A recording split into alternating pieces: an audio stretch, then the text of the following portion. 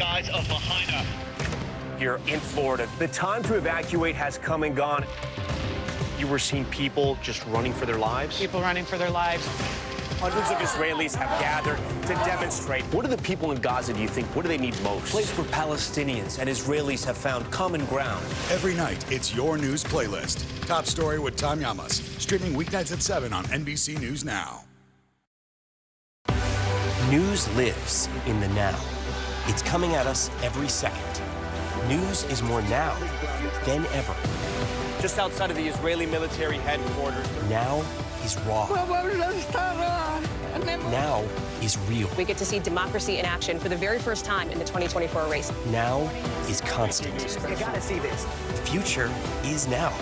News for the generation of now is NBC News Now. Stay on top of breaking news and the biggest stories of the day with NBC News Daily. Thank you so much for joining us. I'm Morgan Radford. I'm Vicki Wynn. I'm Kate Snow. And I'm Zinklea Samwat. Get in-depth reporting from across the country. We have breaking news out of the White House and around the world. Questions about the rebellion inside Russia. And ways you can take care of your health. What are symptoms that people should be on the lookout for? And your wallet. Some really great last-minute deals if you have flexibility. NBC News Daily. Weekdays from 12 to 4 p.m. Eastern on NBC News Now.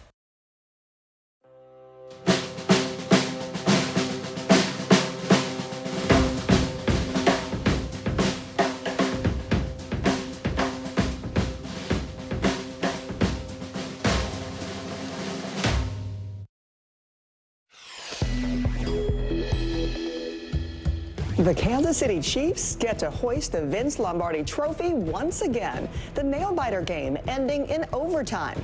From Usher and Taylor to Patrick Mahomes and Brock Purdy, we've got your Super Bowl 58 highlights. Former President Trump under fire this weekend, suggesting he'd encourage Russia to attack allies if they haven't paid enough to support NATO. Our team in D.C. joins us live to break down the presidential candidate's comments. Attacked, vandalized, and lit on fire. See the moment a crowd surrounded this self-driving car in the streets of San Francisco. Could we see a new addition to the happiest place on Earth? Disney ready to invest $60 billion in attractions around the world. What the company's CEO said about rumors of a new theme park. A history-making Oscar nomination for a role honoring an unsung civil rights hero.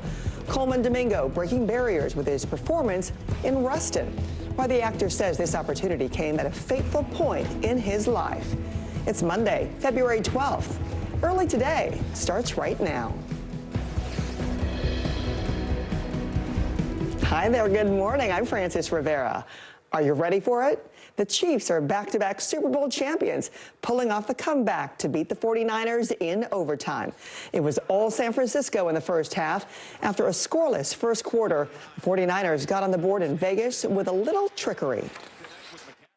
2nd and 10. Juwan Jennings, trick play. Oh, this ball's in the air for a long time. McCaffrey's able to pull it down, and he's going in for the touchdown. Juwan Jennings with a touchdown pass. The defending champions had to settle for field goals for most of the first three quarters. A 16-yard touchdown pass from Patrick Mahomes to receiver Marquez Valdez-Scantling gave KC their first lead of the night.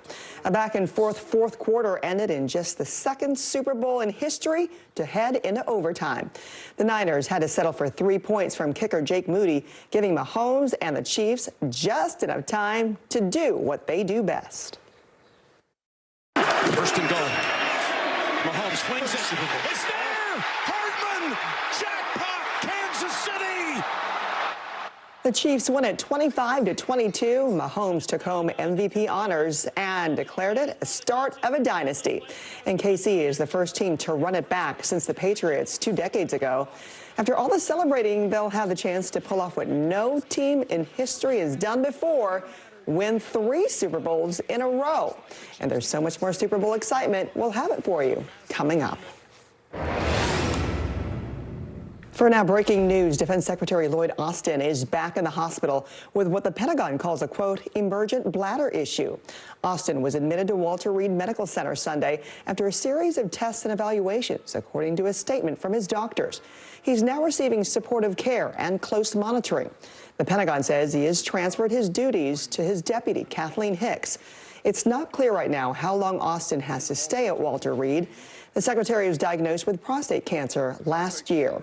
His doctors say the bladder problem is not expected to interfere with Austin's, quote, excellent prognosis.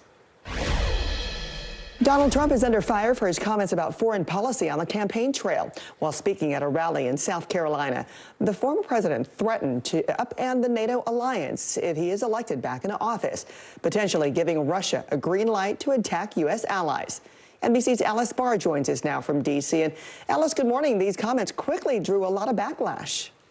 They certainly did, Francis, and good morning to you. Mr. Trump's comments go against a key article in the NATO agreement that an attack on one country within the alliance would be considered an attack on all. Former President Trump has long been critical of NATO, often questioning how much other countries are contributing. But at this rally in South Carolina over the weekend, he went even further and suggested he would encourage Russia to do whatever it wants to our allies who do not pay.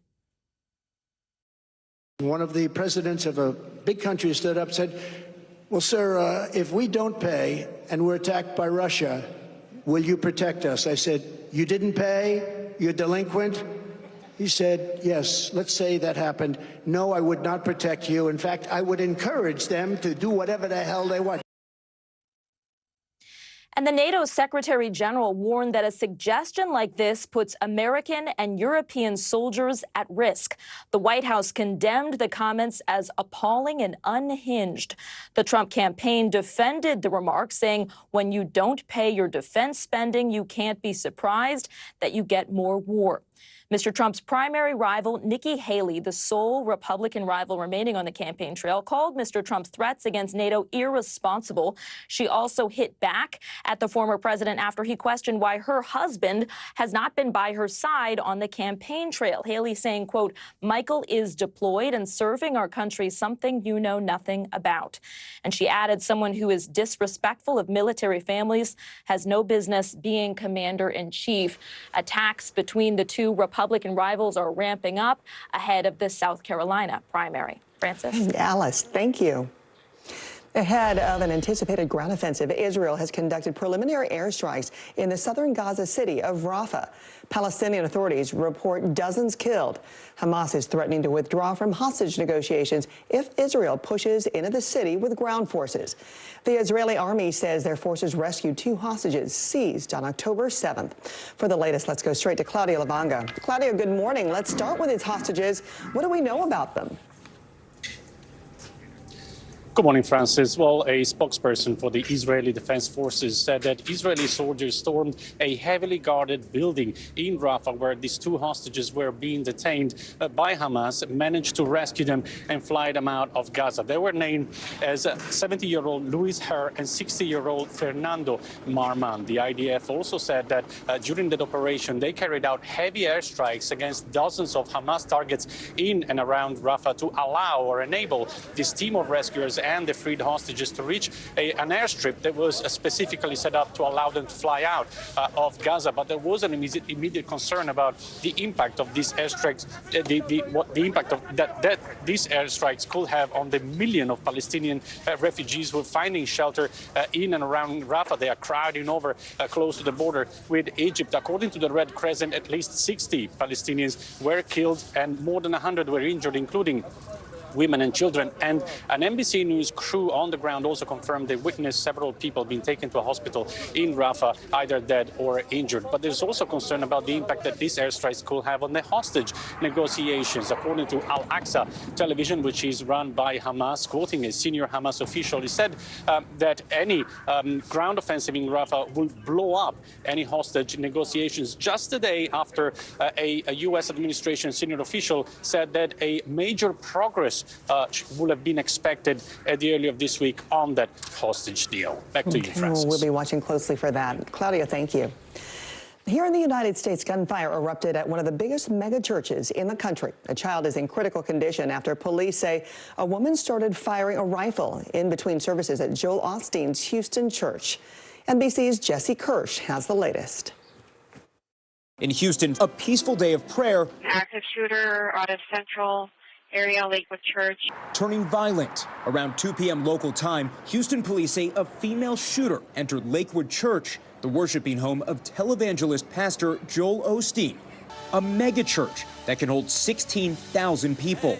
She was armed with a long rifle and a trench coat with a backpack, accompanied by a small child, approximately 4 to 5 years old. Once she entered, at some point she began to fire. All of a sudden we just heard in the backstage, somewhere around the back out there, a few shots fired. This man says he was waiting for a Spanish service to begin when gunshots rang out. Officer and agent engaged, striking the female. Police say the shooter died at the scene, adding the young child with her was hit and is in critical condition. Investigators say a man was shot in the leg, but is not believed to have been involved. Once she went down, officers reported back to us that she threatened that she had a bomb.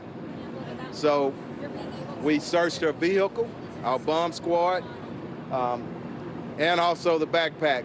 No explosives were found, but she was also spraying some type of substance on the ground. Police blocking off the area with many evacuating. And I thought that I maybe could die. After that, I just sent a message to my husband saying that I love him, and to my daddy saying the same. Authorities believe the incident was isolated. Pastor Osteen speaking out. We're going to continue to move forward, and there are forces of evil, but the forces that are for us, the forces of God, are stronger than that. A community of worship shaken. Jesse Kirsch, NBC News. After a gender reveal gone horribly wrong, a couple has learned their punishment. In 2020, expecting parents set off a smoke bomb that accidentally sparked what became known as the El Dorado fire. The inferno killed one firefighter and injured several others. It destroyed 5 homes and burned over 20,000 acres. The couple reached a plea deal. The husband was sentenced to a year in jail, and both face at least a year of probation and community service. They've also been ordered to pay restitution of over $1.7 million. A new storm could bring fresh snow to New England this week. NBC meteorologist Michelle Grossman has her eye on the system as it moves through the southeast today. Hi, Michelle. Good morning. Good morning, Francis. Yeah, we could see 6 to 12 inches of snow in the interior parts of New England. Could see some snow also in parts of the northeast. We are watching heavy rain, though, this morning. Some strong thunderstorms. We have a tornado watch. That's where you see that pink area. Also severe thunderstorm warnings. You can see these strong storms moving, even seeing a little purple there. That could indicate that we're seeing some hail. Otherwise, we're seeing really heavy rain. That's going to lead to the chance for some flash flooding, and that will be the story throughout this Monday. We have the southeast targeted for some strong storms as we go throughout the day. Lots of alerts this morning. Once again, 30 million under winter alerts throughout portions of the plains into the Ohio Valley, the northeast, also New England. Flood alerts for 18 million, and we could see some flash flooding as we go throughout the day today. So this is what it looks like: an area of low pressure moving from the lower Mississippi Valley, bringing the rain to the southeast. It's going to combine with an area of low pressure off the coast. That's going to bring a nor'easter to portions of the northeast, also New England. It'll be really gusty tomorrow morning in terms of the wind, and also looking at that snow. We'll see that snow quickly exiting tomorrow, and then it's just going to be chilly. That's a look at the big weather story of the day. Here's a closer look at your day ahead. All right, we're looking at temperatures really warm in the southeast, but the bigger story there, we're looking at the chance for some strong storms. That includes the chance for tornadoes as we go throughout this Monday. And then as we head towards the Midwest, it's quiet. We're looking at temperatures in the 30s and 40s. That's your Monday forecast. Okay, we'll see you in just a little bit. Michelle, thank you. Self-driving cars are once again wreaking havoc on streets in San Francisco, but this time Waymo is not to blame. Last night, a group of people surrounded an autonomous cab, breaking the windows and tagging it and then setting it on fire. A spokesperson for Waymo said the car was not carrying any passengers at the time. Officials said a lit firework started the fire inside the car.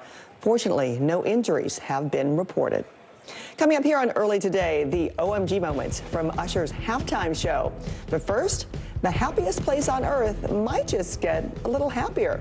The Disney World rumors sending shockwaves for fans. Good morning. Thanks for joining us. I'm Joe Fryer. I'm Savannah Sellers. The latest developments in the war between Israel and Hamas. If you do have points or you have miles, is now a good time to use them. The first woman on a lunar mission. What was it like to get that news? Morning News Now, streaming weekdays at 7. When I think about what the Today Show does, it's not just about the mornings, it's about your whole day. There's a feeling of we're in there with you. Then let's take on this day together. We report live from Tel Aviv, from Juarez, Mexico. Reporting over the skies of Lahaina. Every weeknight, it's your news playlist.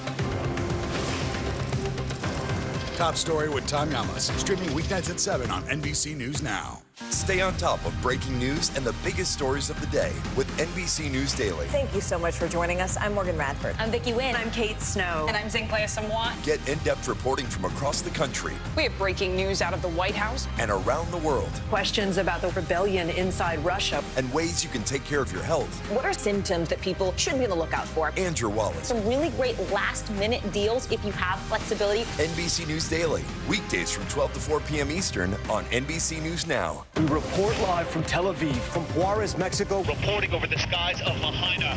Every weeknight, it's your news playlist. Top Story with Tom Llamas, streaming weeknights at 7 on NBC News Now.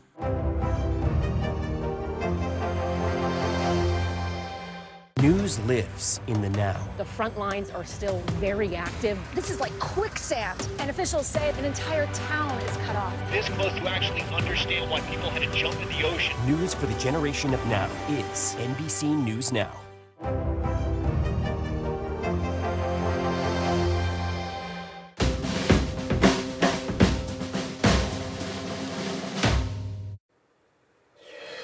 The House of Mouse might be adding a wing to its castle. Disney says it plans to invest $60 billion into its theme parks all around the world. Bob Hazen from our Orlando affiliate reports. You know, we're already hard at work at basically determining where we're going to place our new investments and what they will be. Disney CEO Bob Iger, talking with investors on the first quarter earnings call, said most of the $60 billion they plan to plow into theme parks and the cruise lines will be spread out around the world. You can pretty much conclude that they'll be all over. Executives said the theme park division overall had a record quarter with 10% higher operating income year over year, but Disney World was a drag. The Central Florida parks actually declined. The company chalks it up to inflation and higher wages, plus lower attendance so far this year compared to the big numbers they saw a year ago for the park's 50th anniversary celebration. But they said they expect the new investments to pay off. Some have been speculating Disney's looking to build a fifth theme park here. The company even included a future major theme park in the controversial developer agreement it signed with the Reedy Creek Improvement District back before Governor Ron DeSantis' people took it over. Iger was asked specifically about that fifth gate idea on the call and sidestepped saying anything one way or the other. And we've got a menu of things that will basically start opening in 25, and there'll be a cadence every year of additional investment and increased capacity. And our thanks to Bob Hazen for that report. Still to come, ushering in all the hits, the highlights from the halftime stunner from My Boo to Confessions Part 2. And their love story continues in Vegas. Taylor and Travis celebrate on the field. News lives in the now. It's coming at us every second from all over the world. We have a full team. News is more now than ever. Just outside of the Israeli military headquarters. I've been to Gaza many times before, but never like this. Now is raw.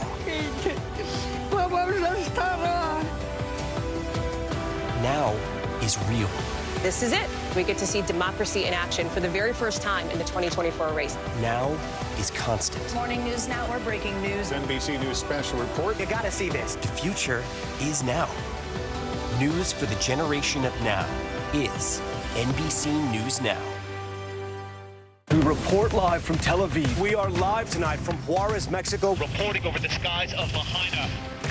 Here in Florida, the time to evacuate has come and gone.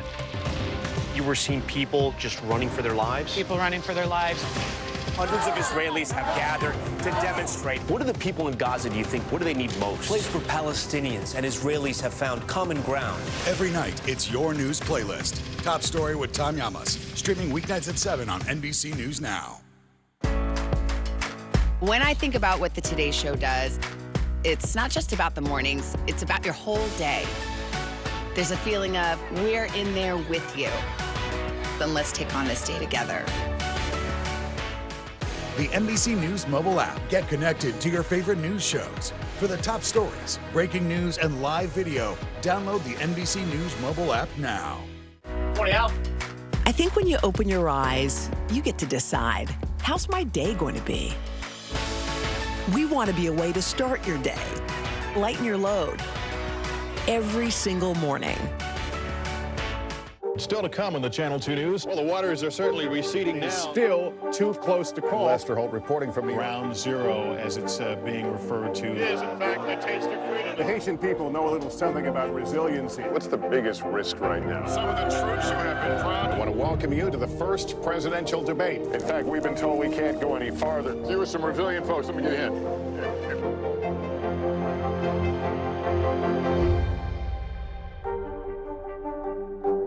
News lives in the now. The horrors of war on full display on both sides of the Israel-Gaza border. Protesters are on the streets here. Most of the time, the Iron Dome works, but a few get through. News for the generation of now is NBC News Now.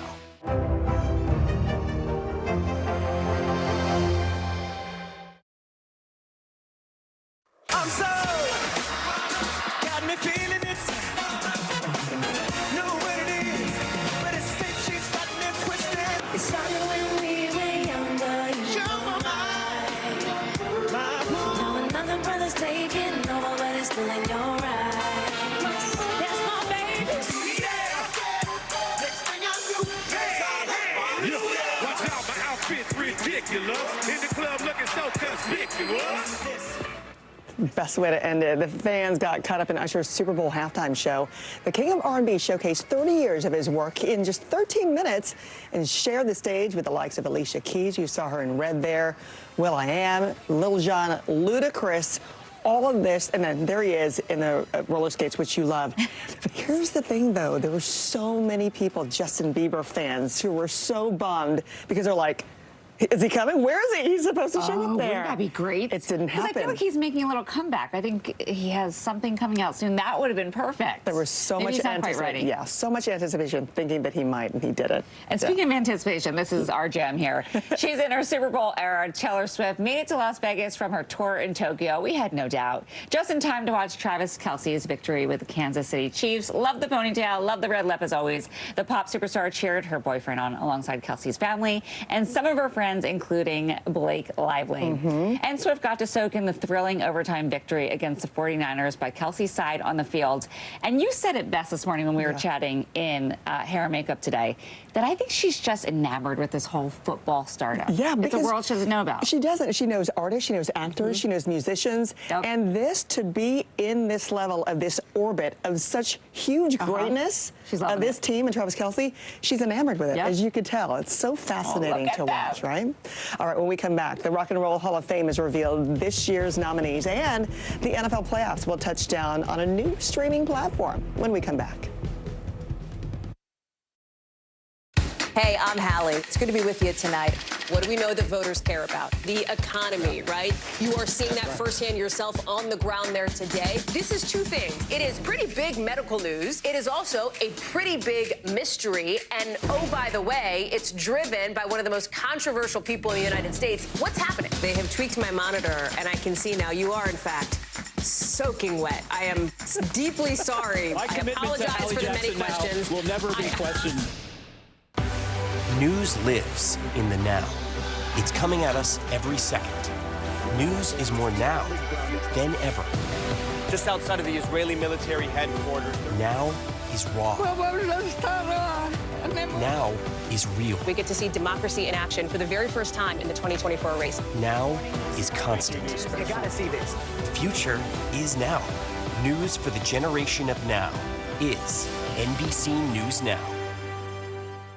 the NBC News mobile app. Get connected to your favorite news shows. For the top stories, breaking news, and live video, download the NBC News mobile app now. News lives in the now. It's coming at us every second. News is more now than ever. Just outside of the Israeli military headquarters. Now is raw. Now is real. We get to see democracy in action for the very first time in the 2024 race. Now is constant. You gotta see this. The future is now. News for the generation of now is NBC News Now. We report live from Tel Aviv, from Juarez, Mexico. Reporting over the skies of Lahaina. Every weeknight, it's your news playlist. Top Story with Tom Yamas, streaming weeknights at 7 on NBC News Now.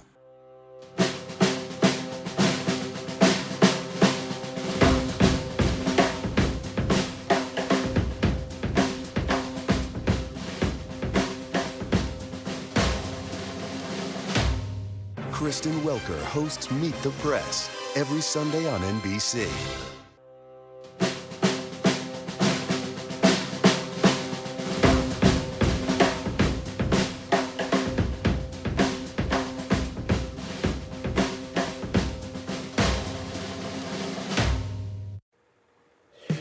We're back with what you need to know early today. The Rock and Roll Hall of Fame unveiled its nominees for the 2024 ballot. Among this year's first-time nominees are Mariah Carey, Cher, and Ozzy Osbourne. Previously nominated artists on the ballot include Mary J. Blige, A Tribe Called Quest. The ceremony is this fall. According to Billboard, Sony has acquired half of Michael Jackson's music and songwriting catalog from his estate. The deal is said to be valued, as far as the King of Pop's assets, at $1.2 billion, making it the most expensive deal for a single artist's work. Amazon Prime Video now has the exclusive rights to stream an NFL playoff game next season. It will be Amazon's first postseason game. And NASA astronauts aboard the space station showed how they geared up for the Super Bowl with a pass. He's got it, and it's out of this world.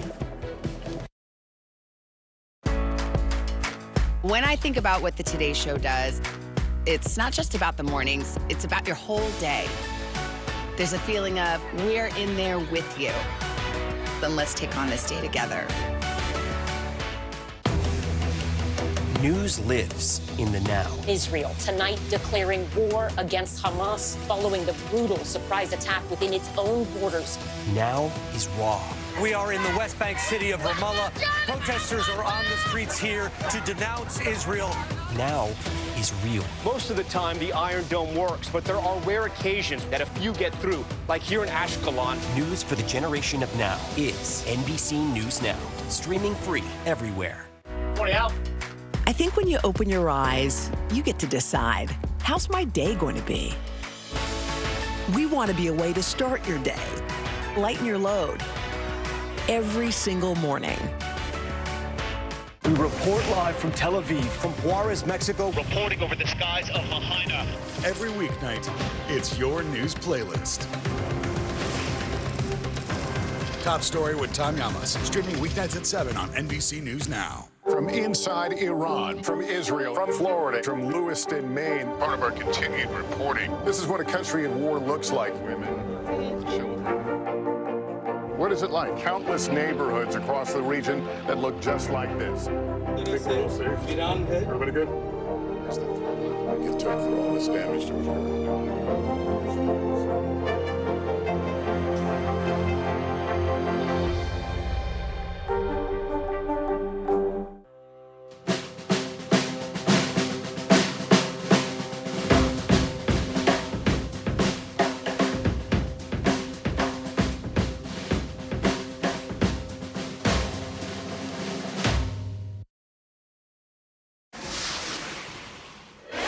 Oscar nominee Coleman Domingo is up for a Best Actor award for his profound performance as Bayard Rustin, a little-known but key leader in the civil rights movement. As part of our series Discover Black Heritage, St. Clay Esima speaks with Coleman about Rustin's legacy. counting on the courts to eradicate racial inequity. That's madness. Coleman Domingo's performance in Rustin is captivating audiences. I'm the one that's been preaching passive resistance. Domingo brings to life the story of unsung civil rights hero Bayard Rustin. The actor, celebrated for his roles in Euphoria. You think you're tough? I'm tougher. And The Color Purple. Don't you move a muscle. Now Oscar nominated for Best Actor in the biopic. There were many years where people said if there was a Bayard Rustin biopic, you should play him. Yeah, I feel like that there has always been sort of a secret society of people who knew about Bayard Rustin. When this opportunity came at 51 years old, and Bayard was 51 years old when he organized the March on Washington, that I had a lot of what I needed to do this film. In terms of life experience? Life experience, leadership skills. I knew I've stored up a lot that I needed. Rustin was a critical force behind the 1963 March on Washington, where around 250,000 people gathered.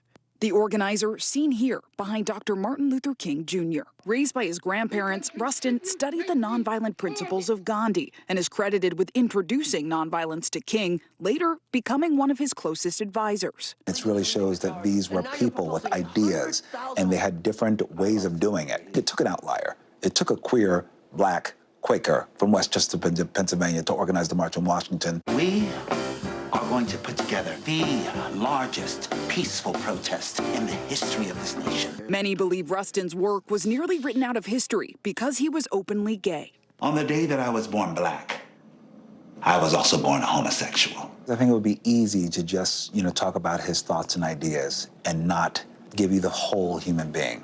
The fact that he was trying to navigate love, romance, sex. Rustin remained committed to the cause. He died in 1987. President Barack Obama, an executive producer of the film, posthumously awarding Rustin the Medal of Freedom in 2013. Domingo says now is the time for Rustin's story to be told. What do you think his legacy is in this country?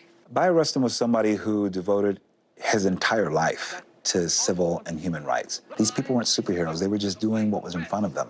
They were ordinary human beings doing things that were extraordinary. What do you say? Zinclair Samoa, NBC News, New York. Thanks for watching Early Today. I'm Frances Rivera. Have a great Monday. See you here tomorrow.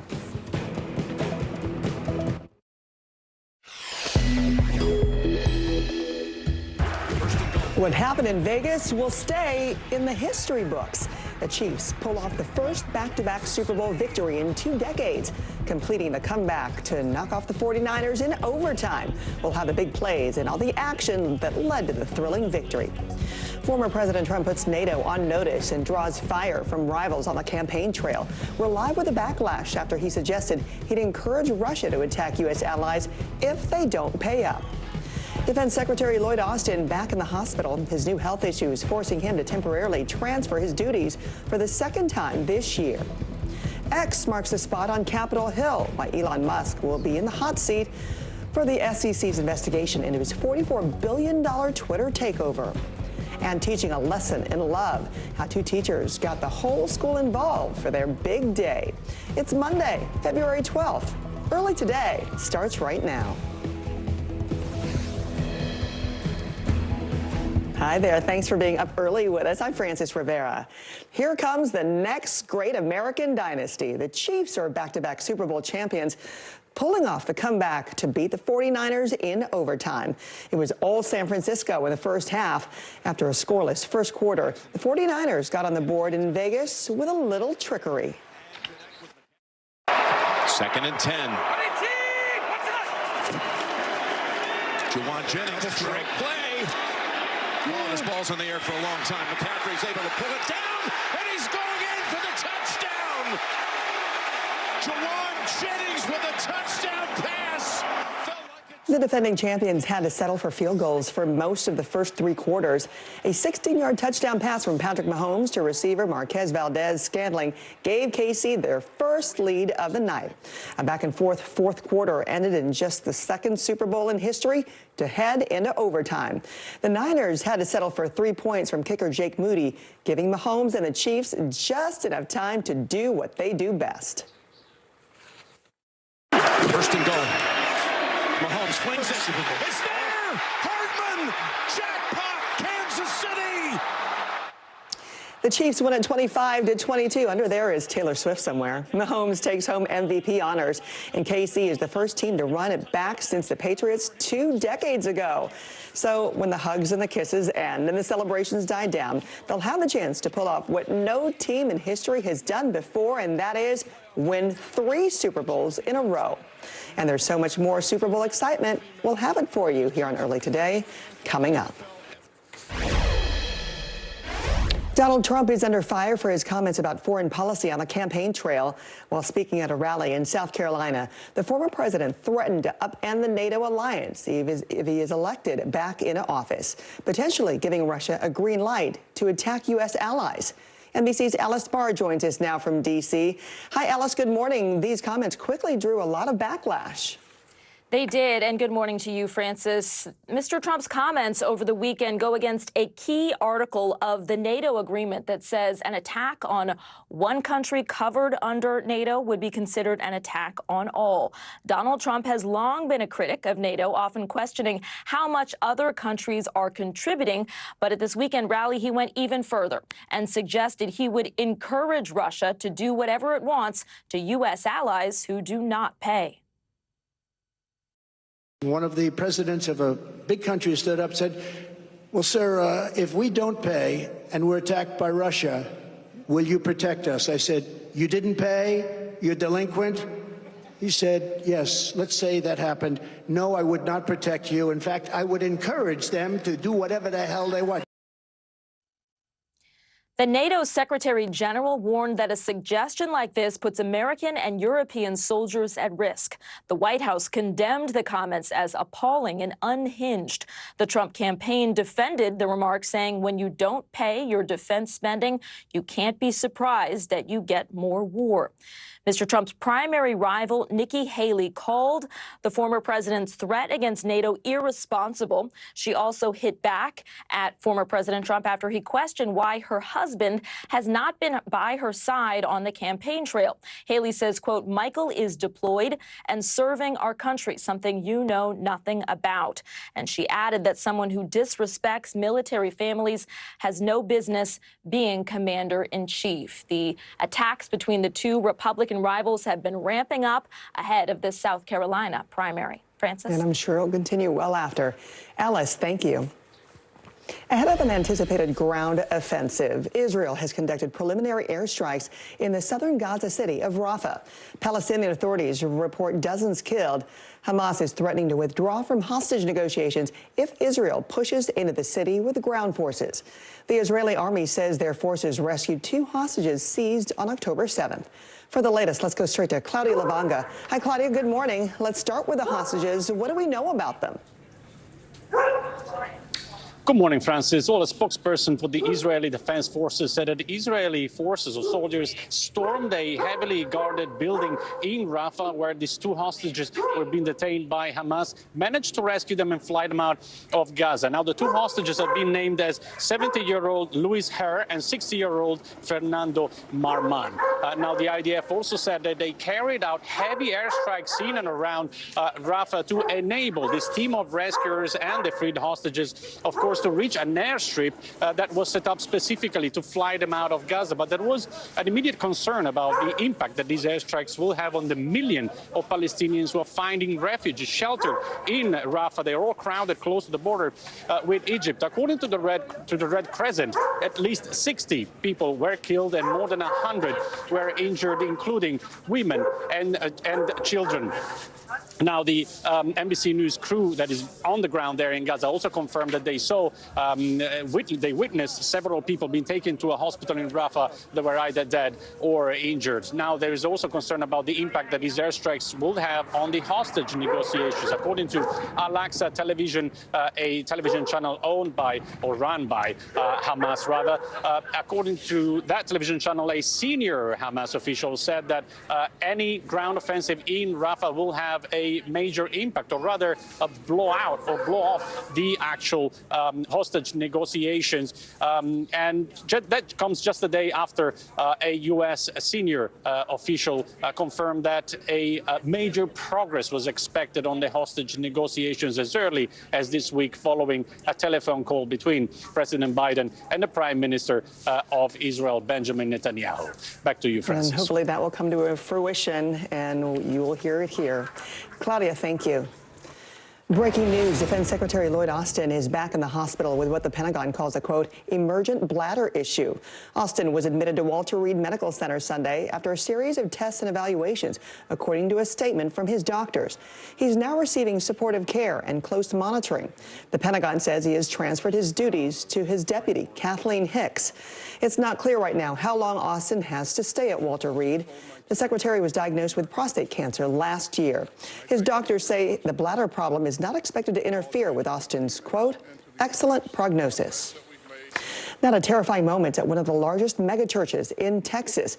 Police say a woman armed with a long rifle began shooting inside the Lakewood Church in Houston. 2 off-duty officers responded, and she was killed. A 5-year-old boy is in critical condition, and a man was shot in the leg. The church's pastor, Joel Osteen, spoke with the press. We're going to stay strong. We're going to continue to move forward. And there are forces of evil, but the forces that are for us, the forces of God, are stronger than that. Osteen also praised the fast response of law enforcement, saying this incident could have been a lot worse. A district judge in Oklahoma has resigned after it was revealed that she spent an excessive amount of her time on her phone during a murder trial. In addition to the scrolling on social media, she texted her bailiff inappropriate remarks about members of the court, including witnesses. Our Morgan Chesky has the story. It's the video evidence from a courtroom camera. Authorities say captures former Judge Tracy Soderstrom on her phone mid-murder trial, texting and scrolling social media. There were some things that I did inappropriately. That admission coming Thursday, after Soderstrom announced her resignation following an investigation accusing her of gross neglect of duty and partiality in office. A judicial conduct complaint against Soderstrom states over the course of a murder trial involving the death of a 2-year-old, the newly elected judge texted her bailiff more than 500 times, mocking the physical appearance of attorneys, jurors, and witnesses. I texted during a trial, and that was inappropriate. The content I am not agreeing to because it doesn't matter. But the complaint cites messages that allegedly show Soderstrom was no longer impartial. At one point, Soderstrom calling a prosecutor gross and a horrible speaker, while praising the defense attorney, texting her bailiff, "Can I clap for her?" And during testimony, texting the state, just couldn't accept that a mom could kill her kid. So they went after the next person available, adding, "Can I please scream liar, liar?" Evidence Soderstrom still denies played a role during the trial. I didn't make up my mind. Even if I had, it wouldn't have mattered because I was not the fact finder. Mid-trial comments went further. Soderstrom allegedly calling a testifying officer pretty, saying she could look at him all day. Authorities tell NBC News the bailiff is no longer a county employee. Meanwhile, Soderstrom has agreed to never seek any state judicial position ever again. Morgan Chesky, NBC News. We are starting the new week off with a new storm system making its way toward New England and the East Coast. NBC meteorologist Michelle Grossman is tracking how soon we can see some snow. Good morning, Michelle. Good morning, Francis. Yeah, we could see some snow, at least in the New York City area, by tomorrow morning. So we have a lot going on with this storm. We have a warm side, a cold side, looking at heavy rain early this morning. Some strong storms. That's going to lead to flash flooding, the heavy rain. But you even see some pink and purple showing up on the map here. That's where we could be seeing some hail right now. We have tornado watches. We have severe thunderstorm warnings. Lots of warm air coming off the Gulf, impacting some of these storms. So we'll see that as we go throughout the day. Waking up to many alerts, too, 30 million under winter alerts. That's where you see the white into portions of the Northeast and New England, and flood alerts because we are looking at that heavy rain continuing throughout the day. Severe risk, 10 million people at risk for severe storms today. Could see damaging winds gusting up to 60 miles per hour. Could see some hail as well. I think we're seeing that right now. And also the chance of a tornado or two. Heavy rain, that's where you're seeing those darker colors, the reds, the oranges, the yellows. snows. That could lead to flash flooding and some flooding as we go throughout the day. And then we are talking snow. The heaviest amounts would be in the interior parts of New England, where we could see 6 inches, even up to a foot. That's a look at the big weather story of the day. Here's a closer look at your day ahead. All right, we're looking at temperatures really warm in the southeast. Also looking at some strong storms possible throughout the day. Could even see a tornado or two. Otherwise, we are dry. We're quiet in the Midwest. Temperatures in the 30s and also 40s. All right, that's your busy Monday forecast. Thank you so much, Michelle. Early today is Back in a Minute with the Instagram announcement leaving the political world reeling, and why a judge is ordering Elon Musk to testify into an SEC Twitter probe. I think when you open your eyes, you get to decide, how's my day going to be? We want to be a way to start your day, lighten your load, every single morning. Good morning, and thanks for joining us. I'm Joe Fryer. And I'm Savannah Sellers. We're going to get started with breaking news. The record number of migrant crossings. The latest developments in the war between Israel and Hamas. A closer look at the good news we got about the economy. If you do have points or you have miles, is now a good time to use them. A lot of people spend a lot of time sitting. 20 minutes of exercise might be able to help out. How does it feel to be an out-college athlete? Freeing the first woman on a lunar mission. What was it like to get that news? Morning News Now, streaming weekdays at 7. News lives in the now. The front lines are still very active. This is like quicksand, and officials say an entire town is cut off. This close to actually understand why people had to jump in the ocean. News for the generation of now is NBC News Now.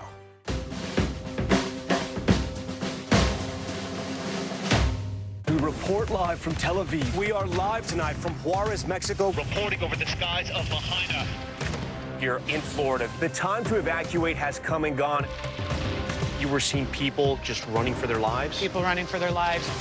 Hundreds of Israelis have gathered to demonstrate. What do the people in Gaza, do you think, what do they need most? Place where Palestinians and Israelis have found common ground. Every night, it's your news playlist. Top Story with Tom Yamas, streaming weeknights at 7 on NBC News Now. When I think about what the Today Show does, it's not just about the mornings, it's about your whole day. There's a feeling of we're in there with you. Then let's take on this day together. News for the generation of now is NBC News Now.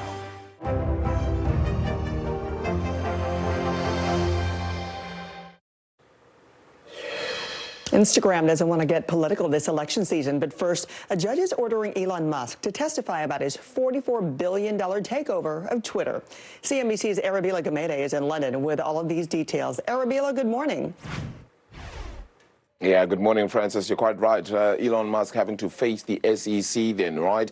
Subpoena then ultimately getting him into a court then to ultimately talk about whether he committed securities fraud when he made that sale of a few of his shares in Tesla in order to be able to buy Twitter then, of course, which was Twitter back then, now called X, of course, for that $44 billion mark then. He has, however, claimed, and according to his lawyers, that it actually is tantamount then to them having just really persistently bothered him quite consistently for a time here. A federal regulator investing with Musk, as I said, committed that securities fraud back in 2022, having completed that $44 billion purchase then of X, formerly known as Twitter. On the other side, then still with social media, as you pointed out as well, Instagram saying it doesn't want to get political, so it will not be pushing through or really just proactively recommending political content then to any of the people within who have accounts, of course, on Twitter. So none of those accounts will actually be pushed through to people in order to try and remain a little bit impartial, shall we say, in this regard. So an interesting development there on the social media front. Okay, Arabella, thank you. Coming up on Early Today, the king of Dunkin' is trying out for a new job and a Super Bowl performance showcasing 30 years of R&B royalty.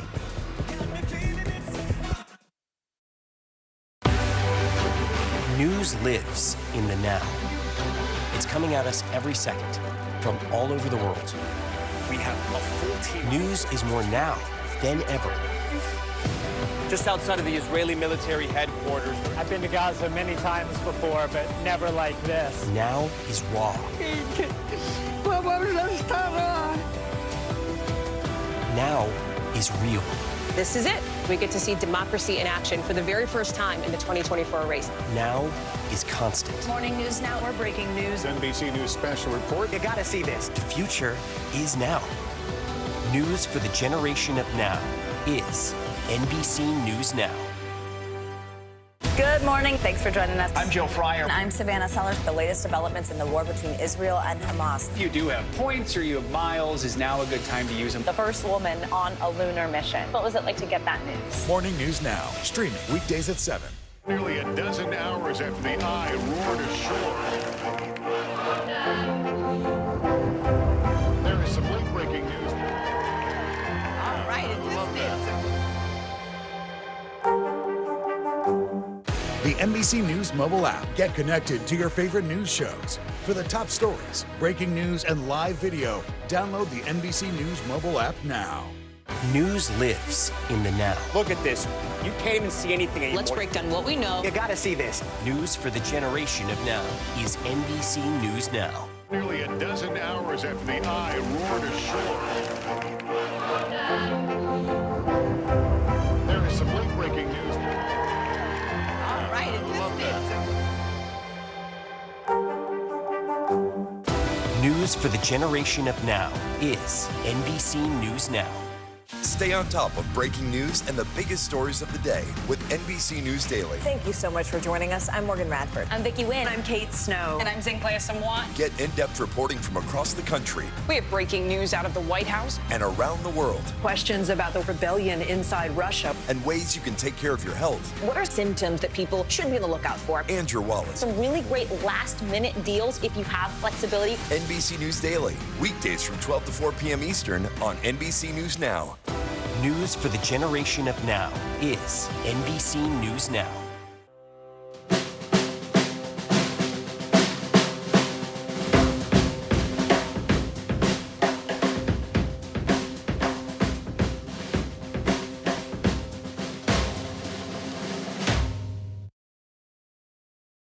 I'm so got me feeling it. Know what it is, but it's since she's got me twisted. It started when we were younger. You show my mind. Now another brother's taking over, but it's still in your eyes.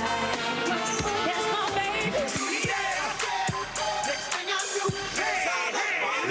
Watch out, my outfit's ridiculous. In the club looking so conspicuous. Fans got caught up in Usher's Super Bowl halftime show. The King of R&B showcased 30 years of his work in 13 minutes and shared the stage with the likes of Alicia Keys. You saw her earlier in red. That was her with her electric guitar. Will.i.am, Ludacris, Lil Jon also ended it strong. That is the way to do it. So one by one, these huge names in R&B and rap and hip hop were coming up. But no Justin Bieber. Yeah, I know, right? And I can't believe it's 30 years. Like, that blows my mind. All right, well, after hinting at a new music in her Verizon Super Bowl ad, Beyonce announced a new album titled Act 2 due out March 29th. Queen Bey also released 2 singles, Texas Hold'em and 16 Carriages on Tidal. They're expected to drop on other streaming services shortly. So, on the heels of Taylor announcing her album, just like the documentary, right? Because that was right after Taylor's and Beyonce's. They're sort of like on the same page. Now that they're using the platform of the Super Bowl to do that, you got the Wicked trailer coming out. Yeah, you know, and your daughter was so excited. R.F. Kennedy, like his ad, just like it's so much more than just products, the commercials. Last year, Ben Affleck showed his love for Dunkin' by working the drive-thru in a Super Bowl ad. And this year, he brewed up a whole little boy band with his, with his best buddies from Boston. Got Matt Damon in this. Tom Brady, too. And they crashed J-Lo's recording session to perform his hot new single. Watch this. The Boston Massacre! The Dunk Kings! Touchdown, Tommy on them keys. Player coach. Got it. I'm open. And needs no introduction, my partner. Sometimes it's really hard to be your friend. You said you were going to support me. Dunk Kings! Don't go away. My heart. Why you dunking me, girl? Why you dunking me? Dunk Kings! My heart. And the Dunk King iced coffee is available today. By far my favorite commercial the entire night. The best, yeah. When we come back, the Rock and Roll Hall of Fame has revealed this year's nominees, and later, from the football field to space, astronauts geared up for the Super Bowl with gravity-free fun. the NBC News mobile app. Get connected to your favorite news shows. For the top stories, breaking news, and live video, download the NBC News mobile app now. We report live from Tel Aviv. We are live tonight from Juarez, Mexico, reporting over the skies of Lahaina here in Florida. The time to evacuate has come and gone. You were seeing people just running for their lives? People running for their lives. Hundreds of Israelis have gathered to demonstrate. What do the people in Gaza, do you think, what do they need most? A place where Palestinians and Israelis have found common ground. Every night, it's your news playlist. Top Story with Tom Llamas. Streaming weeknights at 7 on NBC News Now. We're talking possibly 1 trillion galaxies. Yes. That is a number that is just so hard to compute. Whether it's the moon, whether it's Mars, it feels like we're on the cusp of something big. Fire has grown leaps and bounds. What you see behind me is typical. How you doing? Pretty bad. 20 out. I think when you open your eyes, you get to decide, how's my day going to be? We want to be a way to start your day, lighten your load, every single morning. We report live from Tel Aviv. We are live tonight from Juarez, Mexico, reporting over the skies of Lahaina here in Florida. The time to evacuate has come and gone. You were seeing people just running for their lives? People running for their lives. Hundreds of Israelis have gathered to demonstrate. What do the people in Gaza, do you think, what do they need most? A place where Palestinians and Israelis have found common ground. Every night, it's your news playlist. Top Story with Tom Llamas. Streaming weeknights at 7 on NBC News Now.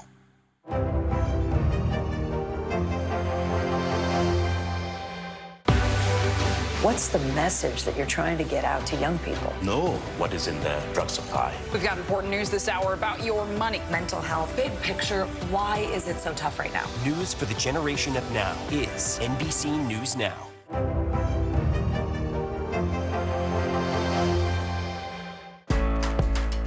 When I think about what the Today Show does, it's not just about the mornings, it's about your whole day.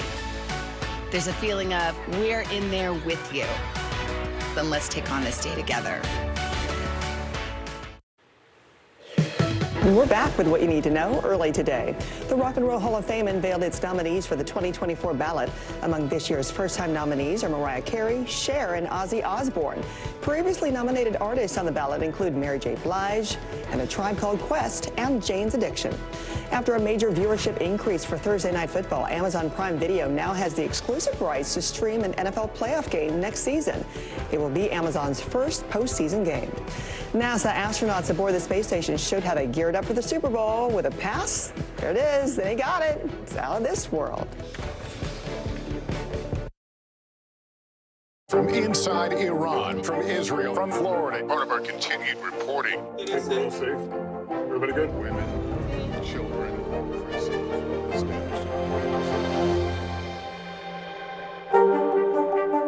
We report live from Tel Aviv, from Juarez, Mexico, reporting over the skies of Lahaina. Every weeknight, it's your news playlist. Top Story with Tom Llamas. Streaming weeknights at 7 on NBC News Now. Hey, I'm Hallie. It's good to be with you tonight.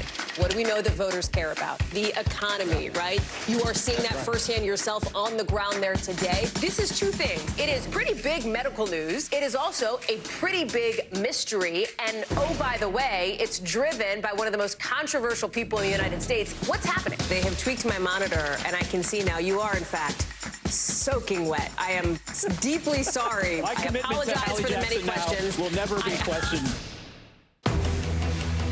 News lives in the now. Israel tonight declaring war against Hamas following the brutal surprise attack within its own borders. Now is raw. We are in the West Bank city of Ramallah. Protesters are on the streets here to denounce Israel. Now is real. Most of the time, the Iron Dome works, but there are rare occasions that a few get through, like here in Ashkelon. News for the generation of now is NBC News Now. Streaming free everywhere. When I think about what the Today Show does, it's not just about the mornings, it's about your whole day. There's a feeling of we're in there with you. Then let's take on this day together.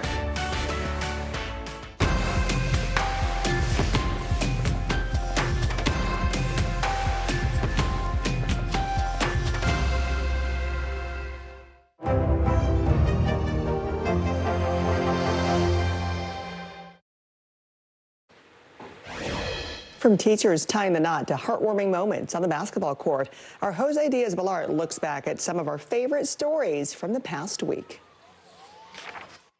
Talk about lessons in love. This couple pulled off a major surprise at Good Shepherd School in Minnesota. Teacher Katie Corkin and her fiancé Kevin got married at the campus church in the middle of the day, inviting all her students. Afterwards, the kids and staff lined the halls to help them celebrate. And this is U.S. Air Force Master Sergeant Jeremy Tedford leaving his family on the day he was deployed. A snapshot of one family's military sacrifice for our country, his little girl bursting into tears of sadness as he leaves. But look at this. When he finally returns, those tears, now tears of joy. Once safely back in the arms of loved ones.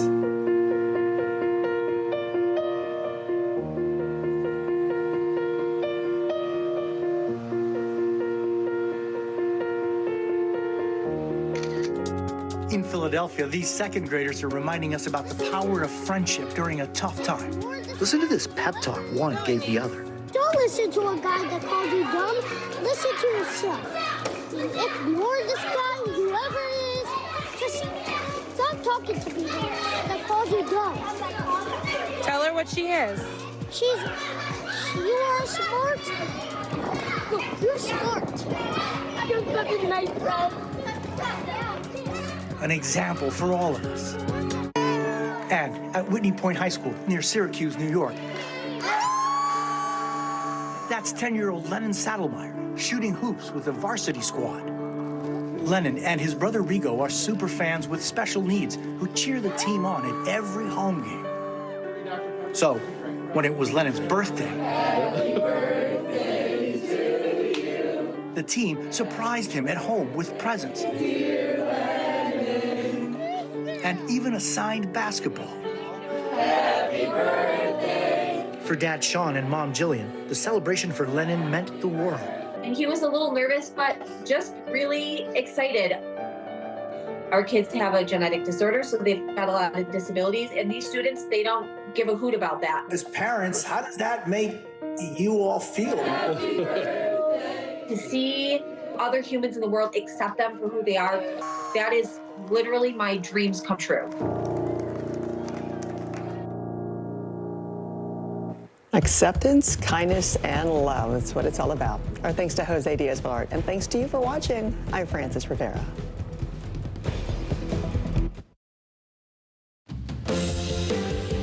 Right now on Morning News Now, playing defense. The White House and allies are blasting a special counsel report that questioned President Biden's age and mental fitness.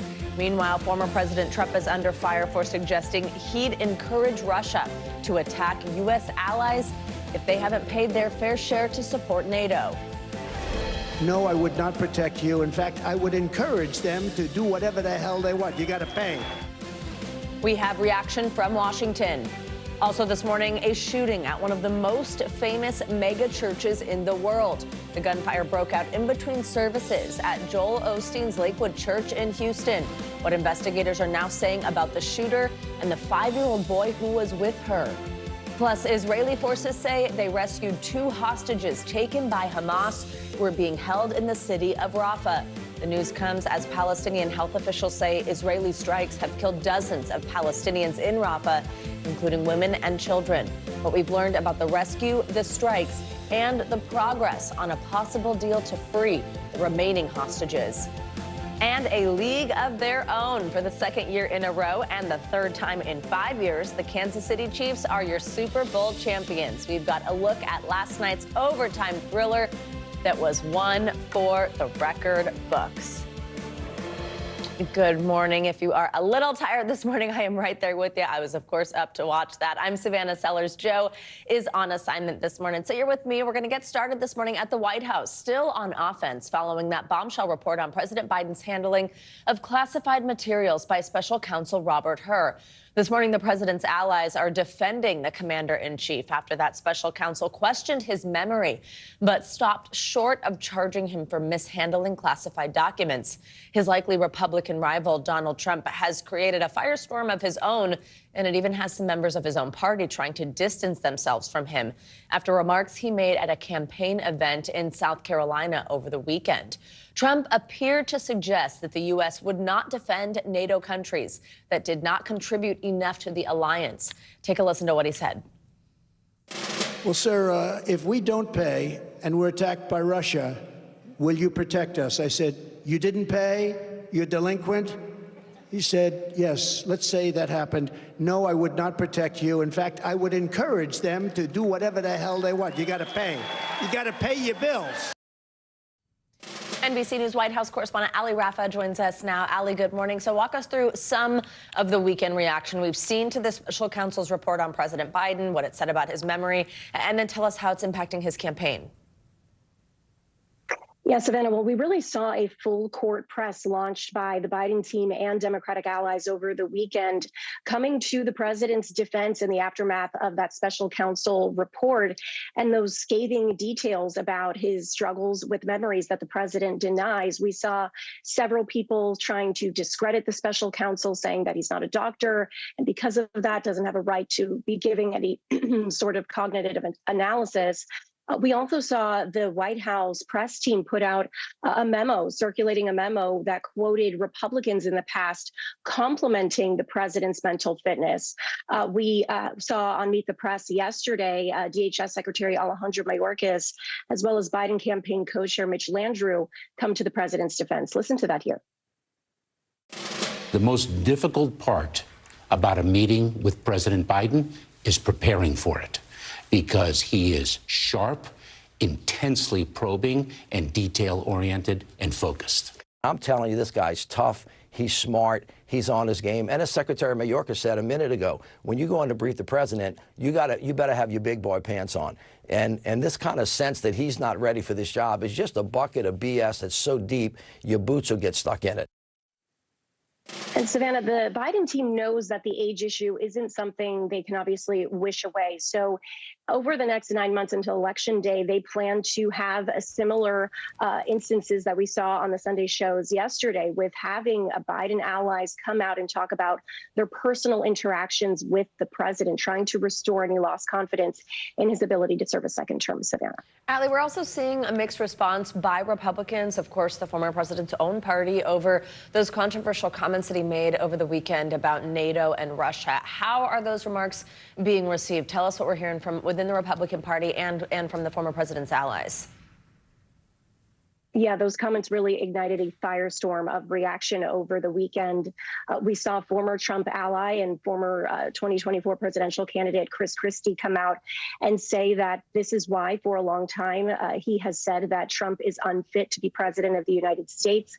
Mr. Trump's lone GOP rival, Nikki Haley, slammed those comments, saying that the last thing we ever want to do is side with Russia.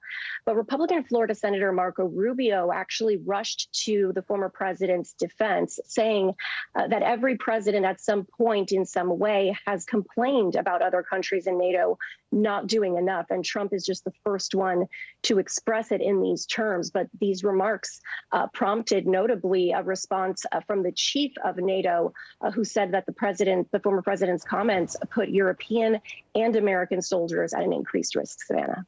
And Ali, while we have you, I do want to ask you about the health of Defense Secretary Lloyd Austin. So on Sunday, he was hospitalized again. So, of course, the last time this happened, Austin had failed to immediately notify the White House as well as the public. That was when he was being treated for prostate cancer and became quite the controversy for him. What do we know about his condition this time? Why is he hospitalized and how's he doing? Yeah, well, the Pentagon says that the defense secretary is back at Walter Reed Medical Center in the critical care unit this morning because of a, quote, emergent bladder issue. Officials are confirming that his duties have been transferred to Deputy Defense Secretary Kathleen Hicks. The Pentagon saying that the White House and Congress were notified within hours of his admittance to the hospital. And of course, unlike, as you mentioned, his previous hospital stay. So this is obviously a very different approach here. And Austin's doctors say that these latest complications are not expected to impact what they anticipate to be a full recovery from his original cancer diagnosis, his prostate cancer diagnosis. but they are not sure how long he will remain hospitalized. The Pentagon, though, vowing to continue updating the public as he remains there. Savannah. All right, Ali Rafa, thank you very much. Well, turning now to Houston, where a child is in critical condition after a shooting at the church of Pastor Joel Osteen. Officials say a woman entered Lakewood Church yesterday in between services with a long rifle and began shooting. The woman threatened that she had a bomb before two off-duty officers opened fire, killing her. The suspect was accompanied by a young child who is now critically injured after being shot. Police are still searching for a motive as to why the woman may have wanted to attack the church. Well, the father of one of 5 U.S. Marines who was killed in a helicopter crash in a remote part of Southern California last week is demanding answers about why the soldiers were flying during a significant weather event. NBC News' Priya Sridhar has more. He just always wanted to be a Marine, and he's very proud to be a Marine. Gregory Davis is struggling to come to terms with the loss of his son, 21-year-old Lance Corporal Donovan Davis. He is probably one of the most soft-spoken, kindest, gentlest people I've ever met. Lance Corporal Davis was one of 5 young Marines, all between the ages of 21 and 28, who lost their lives when the helicopter they were flying from Nevada to California crashed into a forest during one of Southern California's most intense rainstorms in years. It's been probably pretty much the week every parent dreads having. Now Davis, who had a 25-year career as a Navy pilot himself, is demanding answers from the Department of Defense about why his son was flying that day. I've flown that route many times. I was just pretty much in shock that after I'd heard the magnitude of the weather. Are you hoping that something could potentially come out of this investigation that might change the way the Marine Corps makes their decisions? Yeah, if they don't, then these 5 Marines died in vain. A spokesperson for the 3rd Marine Air Wing tells NBC News an investigation into the crash is ongoing. Military experts say leaders are always calculating risks when making decisions. In combat, these aviation units are in bad weather, they're low level, they're at night, they're choosing to fly during those conditions, and they're facing enemy action. So you simply have to get out this envelope and train to what you're going to face. This time, Davis says, the process failed, and now he's struggling to cope with the loss of his beloved son. He was a patriot. He was selfless. He loved flying. He loved doing, being in the Marine Corps, and I guess he died doing what he really loved doing. Trying to make sense of his son's sacrifice. Priya Sridhar, NBC News.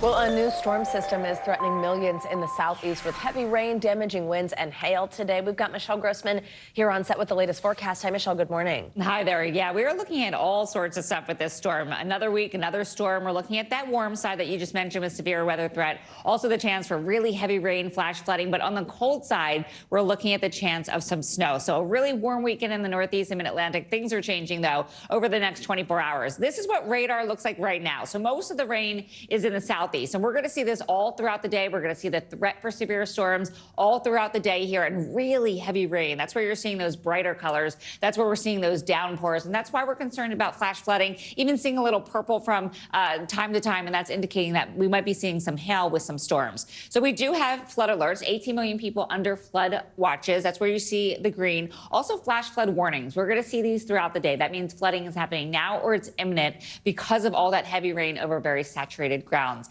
Then as we move a little bit further to the north, we're going to see a transition to snow. We're going to first start out as rain in parts of the Northeast New England. It's going to transition to snow, and it will bring some accumulating snow in spots. So we have 30 million people under winter alerts throughout portions of the Midwest, the Ohio Valley, into the Northeast, and also New England. It looks like the bullseye of really heavy snow will be parts of New England and then the interior parts of the Northeast as well. 30 million people impacted. We have winter storm warnings as well. That's where you see the pink, and that's where we're going to see the heaviest amounts of snow. So let's talk about the severe side first. 10 million people at risk, especially where you see this yellow. So Albany, Savannah, Panama City, Mobile, under the gun for some strong storms. We could see some hail, a few tornadoes as well. Certainly we'll see some damaging winds, and we will see some very heavy rain. We're already seeing that. Where you see this hatched area, that is the likelihood for some really strong storms. Lots of rain with it too. It's all through portions of the southeast into the mid-Atlantic, back through portions of the Tennessee Valley. Again, that bullseye for really heavy rain is where you see those darker colors. And then we're going to see locally up to 4 inches of rain with those really heavy downpours.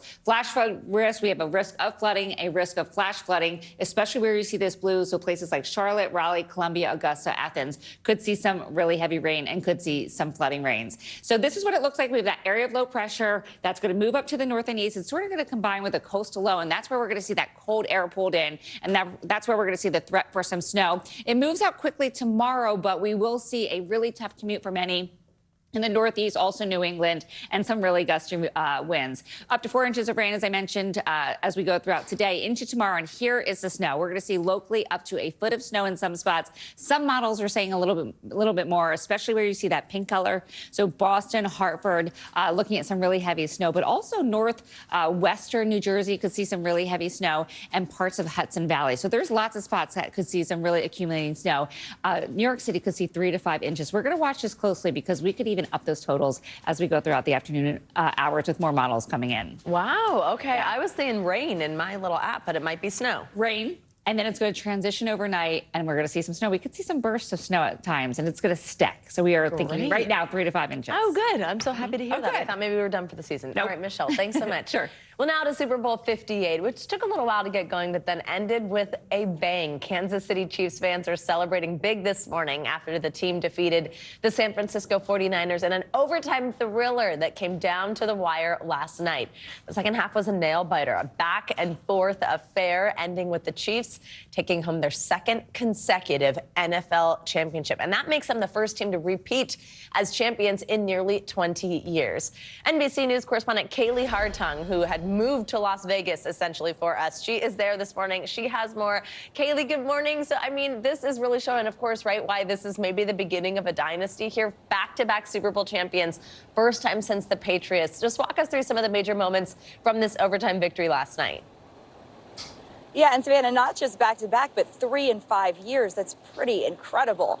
So this one, like you said, it started off slow. It was really a defensive battle in the first half. The 49ers got out to an early lead, a field goal, and then it took a trick play that ended with Christian McCaffrey fresh off being named the offensive MVP of the league in the end zone. And then the Chiefs caught fire, as you know they will. You let those guys stick around long enough, this is bound to happen. Mahomes started ginning up some magic. They'd been down 10, and then before you know it, we're tied in the final minutes of the game, going to overtime. What more can a football fan ask for? We got bonus football in the Super Bowl, Savannah. That is only the second time it's happened in the history of the game. You know, the 49ers, under these new playoff rules, they elected to take the ball first, could only get a field goal. And then it was as if that storybook ending was predetermined right in front of us. McCole Hardman ending up in the end zone then that time for the Chiefs. And that guy, he still can't wipe the smile off his face. He was just on the Today Show. He hasn't slept. He says he blacked out when he caught that ball in the end zone, not even fully recognizing the magnitude of the moment until Mahomes got up in his face and made sure he knew he just won the Super Bowl for him. But listen to more here from Patrick Mahomes. I can't even explain what was going through my mind. I was just extreme joy. Didn't even know where to go. Just it's so excitement, man. I'm so proud of the team, so proud of the guys, and to battle to the very end. I mean, that was a microcosm of our season. I said it, and everybody came together, and we were able to get the win. Savannah, I'm at a loss for words at this point. Like I said, bonus football in the Super Bowl. How cool is that? It was a gift. It truly was. Oh, my gosh, it really was. And we're actually going to have McCole joining us soon, shortly, just 20 minutes or so over here on our show. We're so excited to talk to him. Kaylee, so let's talk about just what it was like inside the stadium, what fans thought. So we have Mahomes named MVP, Chiefs now head coach, 3 Super Bowl wins. How excited were fans? Oh, my gosh. It was absolutely electric. I mean, Savannah, we've been talking all week about how the energy was building in Las Vegas, and it was everything that we expected and more inside Allegiant Stadium. There were stars all over the place, from Lady Gaga to Jimmy Kimmel, Jay-Z, Beyonce, LeBron. It was incredible. And then the fans, my goodness, the 49ers faithful. Heartbreak, absolute devastation and heartbreak for them by the end of this game, but they turned out in droves. But you could hear those Chiefs cheers throughout the night in a way that they are fully recognizing the magnitude of the moment and the greatness that they're experiencing. And it's crazy because we didn't win for 50. Are we playing some fans? Okay, I think we were going to hear from some fans, but I think we're having a little bit of an issue. Kaylee, before I let you go, I got to ask you about what you were just talking about, some of the star power. So obviously Taylor Swift winning in her rookie year, as I like to keep saying. And then we had the Usher halftime show, brought these surprise guests out. He was on rollerblades, which was very impressive to me. Tell us what else happened. Okay, so the roller skates, I have seen his Las Vegas residency show, and that is an act that he started there. It's pretty incredible. No one fell off the stage from as far as I could see, but I was holding my breath, Savannah. It was an incredible show. I mean, you and I, we grew up with Usher, right? His 3 decades-long career. This halftime show was somehow able to span. He had all of the hits. Alicia Keys seemingly came out of nowhere on the piano. What a beautiful duet that was. And then, of course, as we expected, Lil Jon, Ludacris, Jermaine Dupri. Some disappointment there was no Justin Bieber, but I think that would be the only note anyone has on the halftime show. It was everything we hoped it would be. A big shout out to the city of Atlanta, his hometown, who Usher really wanted to represent. And yeah, no notes on that one. Exactly. Also, so Beyonce made this announcement at the big game, kind of part of a commercial she was in, and then everybody's like, wait, this is a real thing. Tell us about that. Yeah, so she released 2 songs from her very highly anticipated album and this follow-up to Renaissance during a Super Bowl commercial and with some help from social media. You know, this all happening while she's right there hanging out at the game with Jay-Z. So that stole, I think, a little bit of Usher's thunder, perhaps, especially on social media. But, you know, the queen will be the queen. Let her go. It's the night of the Super Bowl. All the stars come out and all the big headlines get made. So add it to the list. There you go. And, of course, we saw the post-game celebration with Taylor joining Travis on the field yet again. Things we love to see. Kaylee Hartung, thank you so much. I hope you get some rest. I hope you get to sleep in your own bed soon. We appreciate you all week. Thanks, Savannah. Coming up, after more than 120 days in captivity, Israeli forces say they've rescued 2 hostages, what we know about the mission that brought them home, and the progress on a deal to free the remaining hostages. Stay with us.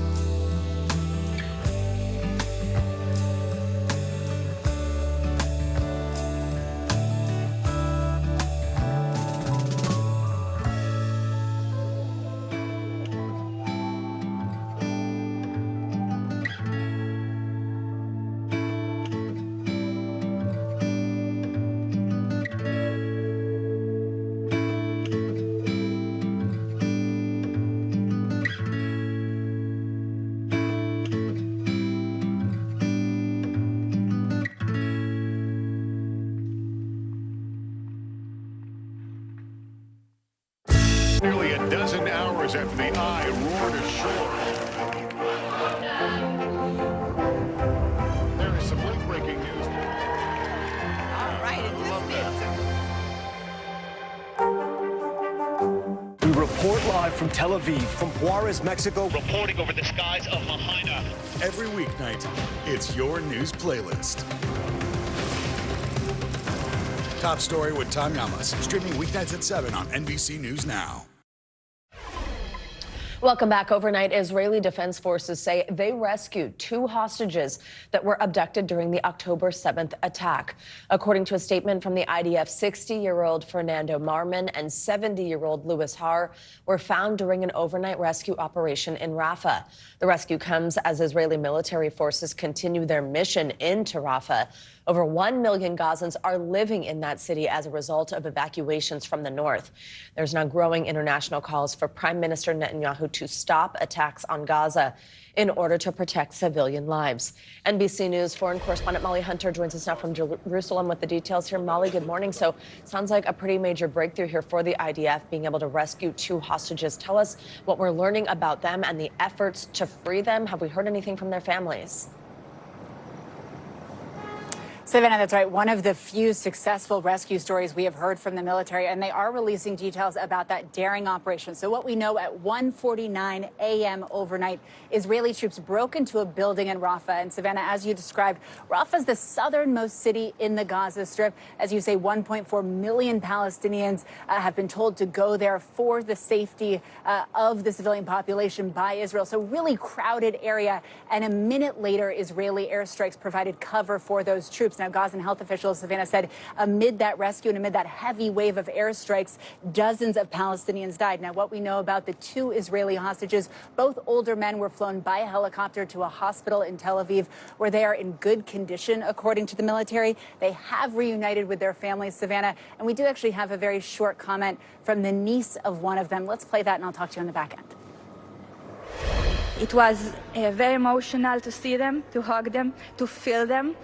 It feels almost unreal. All the families won't stop till all the 134 hostages will be free. We will fight for their freedom. We will do everything we can so this war crime will end. Savannah, very, very good news. And you can see and you can hear the relief in her voice. That was the niece, of Fernando Marman, one of the 2 hostages rescued overnight by the Israeli military. Absolutely. Molly, meanwhile, a senior official tells NBC News that major progress on a deal to free the remaining hostages in Gaza could come as early as this week. This comes after a call yesterday between President Biden and Prime Minister Netanyahu. Where do things stand on this potential deal? That's right. So that it may be nearing kind of that closing deal stage, but gaps remain. We do not know how big or how significant those gaps are. But interestingly, Savannah, we have some new reporting from our colleagues in Washington, D.C. about kind of the growing frustration in the U.S. administration that they have not been able to get Prime Minister Netanyahu to agree to a ceasefire. And the new reporting says that Biden has really sharply criticized Netanyahu in private. 3 people in at least 3 different instances tell NBC News that Biden has actually called the Israeli Prime Minister a, quote, a-hole, and that Netanyahu wants the war to keep going in order to stay in power. We are watching the flurry of diplomatic activity. We know the CIA director is heading to Cairo, so we'll be keeping a very close eye to see if those deal negotiations are actually indeed closing in. Savannah? Molly, this is, of course, going on, as I mentioned before, as there is this operation underway in Rafah. Netanyahu has called for an evacuation from the city, and Israeli forces continue to advance. What is the humanitarian situation at this point for civilians there, of course, where so many people had evacuated to? And what are we hearing from the White House on this particular point? That's right, Savannah. And we've already talked a little bit about this is a very small area in the southern Gaza Strip, rammed up right against the Egyptian border. Quite frankly, international organizations, UNRWA, UN organizations, and other humanitarian organizations are being very clear that there is no other place for people to evacuate. This is where 1.4 million Palestinian civilians already came down because they were told that it would be safe.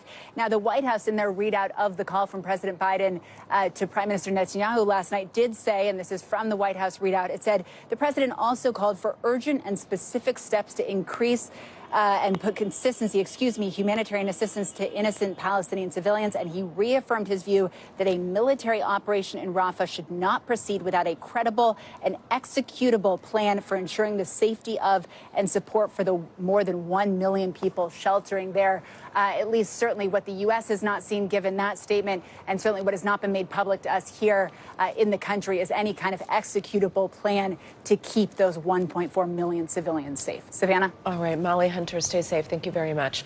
Well, just hours before the Super Bowl on Sunday, senators were in session on Capitol Hill to push forward a $95 billion foreign aid bill. The package that includes funds to Israel, Ukraine, and Taiwan overcame its latest procedural hurdle and the most positive sign yet that a foreign aid bill will have the support needed to pass the chamber. Joining me now is NBC News congressional correspondent Julie Sirkin. Julie, good morning. So this passed with 67 votes yesterday. What did we see in negotiations during a busy weekend for the Senate?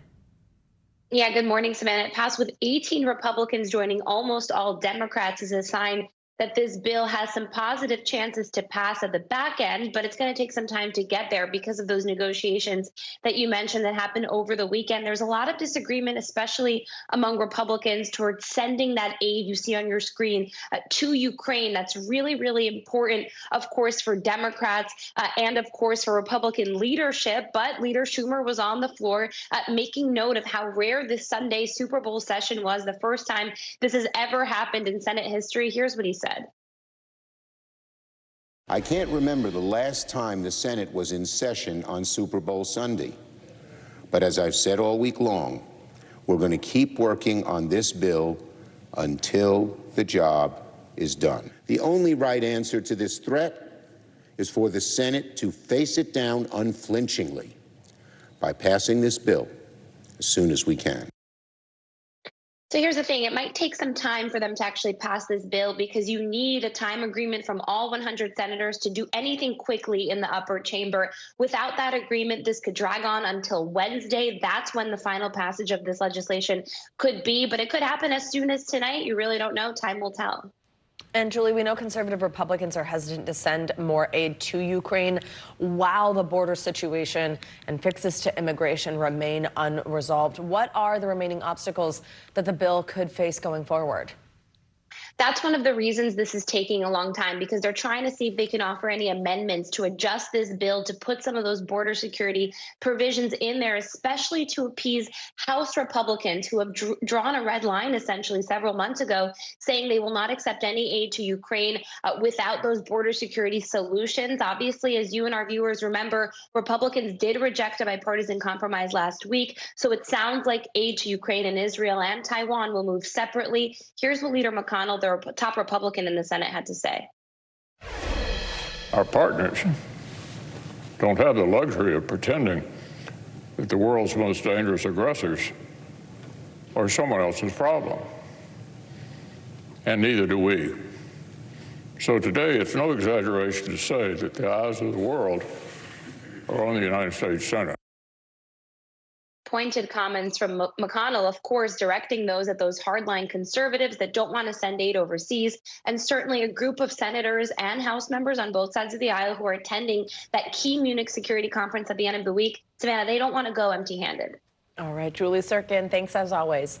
Coming up less than 12 hours ago, he made the game-winning catch in the Super Bowl. Now, Kansas City Chiefs wide receiver Mecole Hardman Jr. is joining us on Morning News Now to talk about the biggest catch of his life. But first, texting while judging, the real-life courtroom drama caught on camera as a judge sent hundreds of questionable texts while presiding over a murder trial. What she is saying now. Stay with us.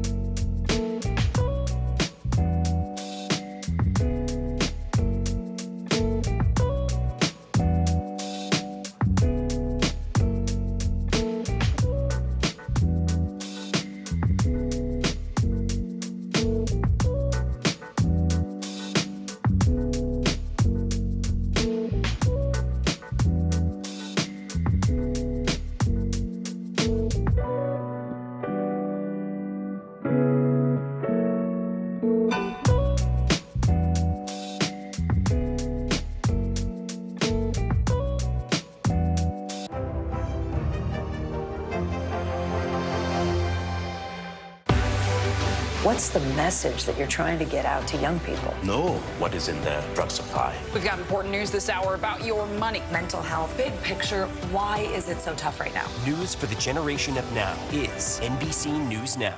The fire has grown leaps and bounds. What you see behind me is typical. How you doing? Pretty bad.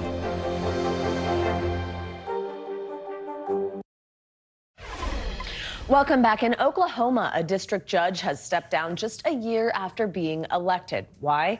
Well, she admitted to sending hundreds of texts from the bench during a murder trial. NBC News correspondent Morgan Chesky has the details. It's the video evidence from a courtroom camera. Authorities say captures former Judge Tracy Soderstrom on her phone mid-murder trial, texting and scrolling social media. There were some things that I did inappropriately. That admission coming Thursday, after Soderstrom announced her resignation following an investigation accusing her of gross neglect of duty and partiality in office. A judicial conduct complaint against Soderstrom states over the course of a murder trial involving the death of a 2-year-old, the newly elected judge texted her bailiff more than 500 times, mocking the physical appearance of attorneys, jurors, and witnesses. I texted during a trial, and that was inappropriate. The content I am not agreeing to because it doesn't matter. But the complaint cites messages that allegedly show Soderstrom was no longer impartial. At one point, Soderstrom calling a prosecutor gross and a horrible speaker, while praising the defense attorney, texting her bailiff, "Can I clap for her?" And during testimony, texting the state, just couldn't accept that a mom could kill her kid. So they went after the next person available, adding, "Can I please scream liar, liar?" Evidence Soderstrom still denies played a role during the trial. I didn't make up my mind. Even if I had, it wouldn't have mattered because I was not the fact finder. Mid-trial comments went further. Soderstrom allegedly calling a testifying officer pretty, saying she could look at him all day. Authorities tell NBC News the bailiff is no longer a county employee. Meanwhile, Soderstrom has agreed to never seek any state judicial position ever again. Morgan Chesky, NBC News. Let's get you international headlines now. Thousands are taking to the streets in Pakistan to protest election results. Claudia Lavanga joins us now from Rome with that and more. Hey, Claudia, good morning. Good morning, Savannah. Well, that's right. Supporters of the now jailed former Prime Minister of Pakistan, Imran Khan, have blocked key highways to protest against alleged rigging of last week's parliamentary elections. Now, Khan could not run in the election, but candidates backed by him won more seats than the political parties who ousted him from power nearly 2 years ago. A government spokesman urged protesters to show grace by accepting defeat and asked them to move away from the highways.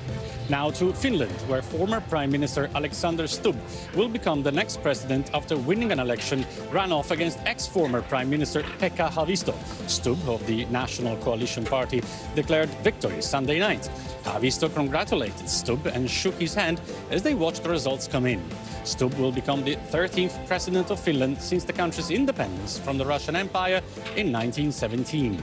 And we end up in Britain, where for the first time since his cancer diagnosis, King Charles III has made his first public comment. The King on Saturday expressed his gratitude in a statement, thanking for all the messages of support he's received in recent days. Now, Charles and his wife Camilla were seen attending church in the east of England on Saturday, his first public outing since the diagnosis. Buckingham Palace has not given any details of his condition, other to say that it is not prostate cancer. Back to you, Sora. All right, Claudia Lavanga, thank you so much. Well, coming up, it's the pop culture phenomenon inside the Super Bowl. From movie trailers to album announcements, we're taking a look at who made the grade and who missed the mark in this year's Super Bowl commercials. But first, Super Bowl hero Nicole Hardman joins us on Morning News Now to talk about what it was like to make the game-winning catch in the Super Bowl. That's up next. Stay with us.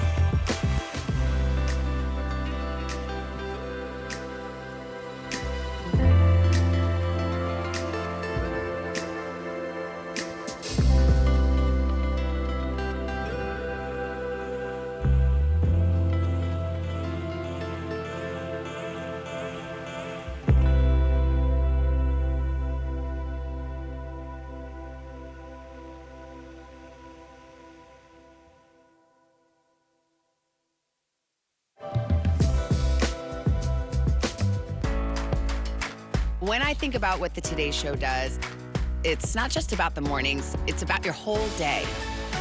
There's a feeling of we're in there with you. Then let's take on this day together. The NBC News mobile app. Get connected to your favorite news shows. For the top stories, breaking news, and live video, download the NBC News mobile app now. Kristen Welker hosts Meet the Press every Sunday on NBC. We are back now with an up-close look at the Kansas City Chiefs' third Super Bowl championship in 5 years. In a back-and-forth game that took every inch to decide a winner, it came down to a game-winning touchdown in overtime to secure back-to-back titles for the Chiefs. And I am thrilled now to welcome the now three-time Super Bowl champion, McCole Hardman, who made that game-winning catch to get his third ring in overtime. McCole, thank you so much for joining us this morning. First, congratulations, of course, Super Bowl champ yet again. How you doing this morning? Have you had a fun night? Some amazing videos of y'all's after party are coming out. Yeah, I appreciate you. Thank you. And yeah, definitely a great night. The other party was lit. Had some people come perform, so definitely enjoyed that. Oh, yeah, it looked like a blast. Okay, I want to hear everything about how this goes down. So when there's 6 seconds left in overtime, Chiefs are losing, you're in the huddle. Tell us about that moment. I mean, what was the play call? Did you know you were going to get the ball? Walk me through it all. Yeah, so they called the personnel in, and it was crazy. I didn't even know they called the personnel. And I seen Coach Reed just looking me dead in my eye, like, "You gonna go out there?" I'm like, "Oh yeah, I'm gonna go out there." And but the play was called Tom and Jerry, and it's like a two-way play, either go to me or the running back, and so it's like a fake jet, and then just come back out, kind of like similar to the play we did last year's Super Bowl in Philly, the one we scored off twice. And so did the fake jet, came back out. I seen the corner bell. I'm like, well, this is gonna be my ball right here. And I caught the ball, blacked out for like 3 seconds, and started celebrating. So when you say you blacked out, you realize you crossed into the end zone? Did you just not realize you won the game? Tell me about exactly what that blackout meant. And then when Patrick was like, "Hello." I don't know. Like I remember everything. Like I knew that we won the game. I knew that it was a walk-off. But when I caught it, I guess just the I don't know, just all the emotions and the magnitude of the moment just got to me, I guess. And then finally, I just see Pat running to me like, "You know you're a champion, right?" I'm like, "Oh yeah," and started celebrating from there. At halftime, it was a different situation, right? A tough first half for y'all. I know that you just told our friends over at the Today Show that Travis was really the one that got you all focused in the locker room at halftime. Tell us a little bit about what he said and what the vibe was like at halftime. Yeah, Travis, he's been very passionate, the last couple of days, and just a lot of energy from him, and definitely coming to the halftime. I can't say exactly what he said, but definitely he said some things that make you, refocus up and get that fire going, and definitely want to go out there and run through a brick wall for what he said. So, you got to be thankful for guys like that, and the guys that passionate about the game and want to win so bad, and guys like that you want to play for, and you want to do your best for. So everything he said got everybody right, and came out with the win. I know Travis, after the game, also said that you're one of his favorite teammates. What's your relationship like with all the guys? I got a great relationship with everybody. I'm a guy that get along with everybody. I try to, talk to everybody and have a relationship, a bond with them. But, me and Trav, we've been at it since 2019, my rookie year. He kind of was the guy that, took me under his wing and kind of taught me the game, and I just learned from him. And, it's crazy that you can watch a tight end, but he moved like a receiver, and how smooth he really is. He really can elevate your game, and he's just a tremendous leader. So guys like that lead by example, and definitely a guy that you'll follow, especially in this league. He's been doing it for a long time. Probably the best tight end to ever do it. So to learn from him, to grow with him, and be his teammate this long is definitely special.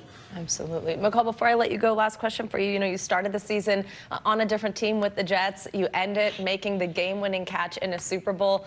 Can you sum up kind of what this season's been like? Yeah, definitely up and down. Like you said, definitely signed with the Jets. definitely had a different vision going into that. And then when that didn't go that way, I'm just grateful that Kansas City was traded back for me to bring me back home to the team that drafted me. And, you know, there was some up and downs as well with KC, especially, you know, the last couple, you know, playoff games. But, you know, now this game, you know, walk it off, I think everything happened like it's supposed to. So I'm definitely grateful for it. They brought you home, and you brought it home for them. Nicole Hardman, thank you so much.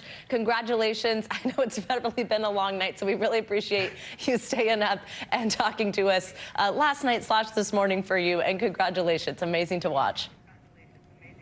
Appreciate it. Thank you so much.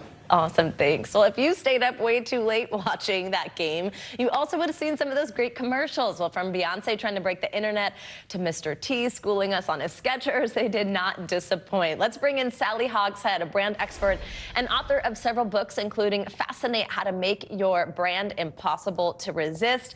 Sally, good morning. So each 30-second spot costs $7 million, right? So tell us, who made the most of their money last night? Yeah, think about that, $200,000 per second.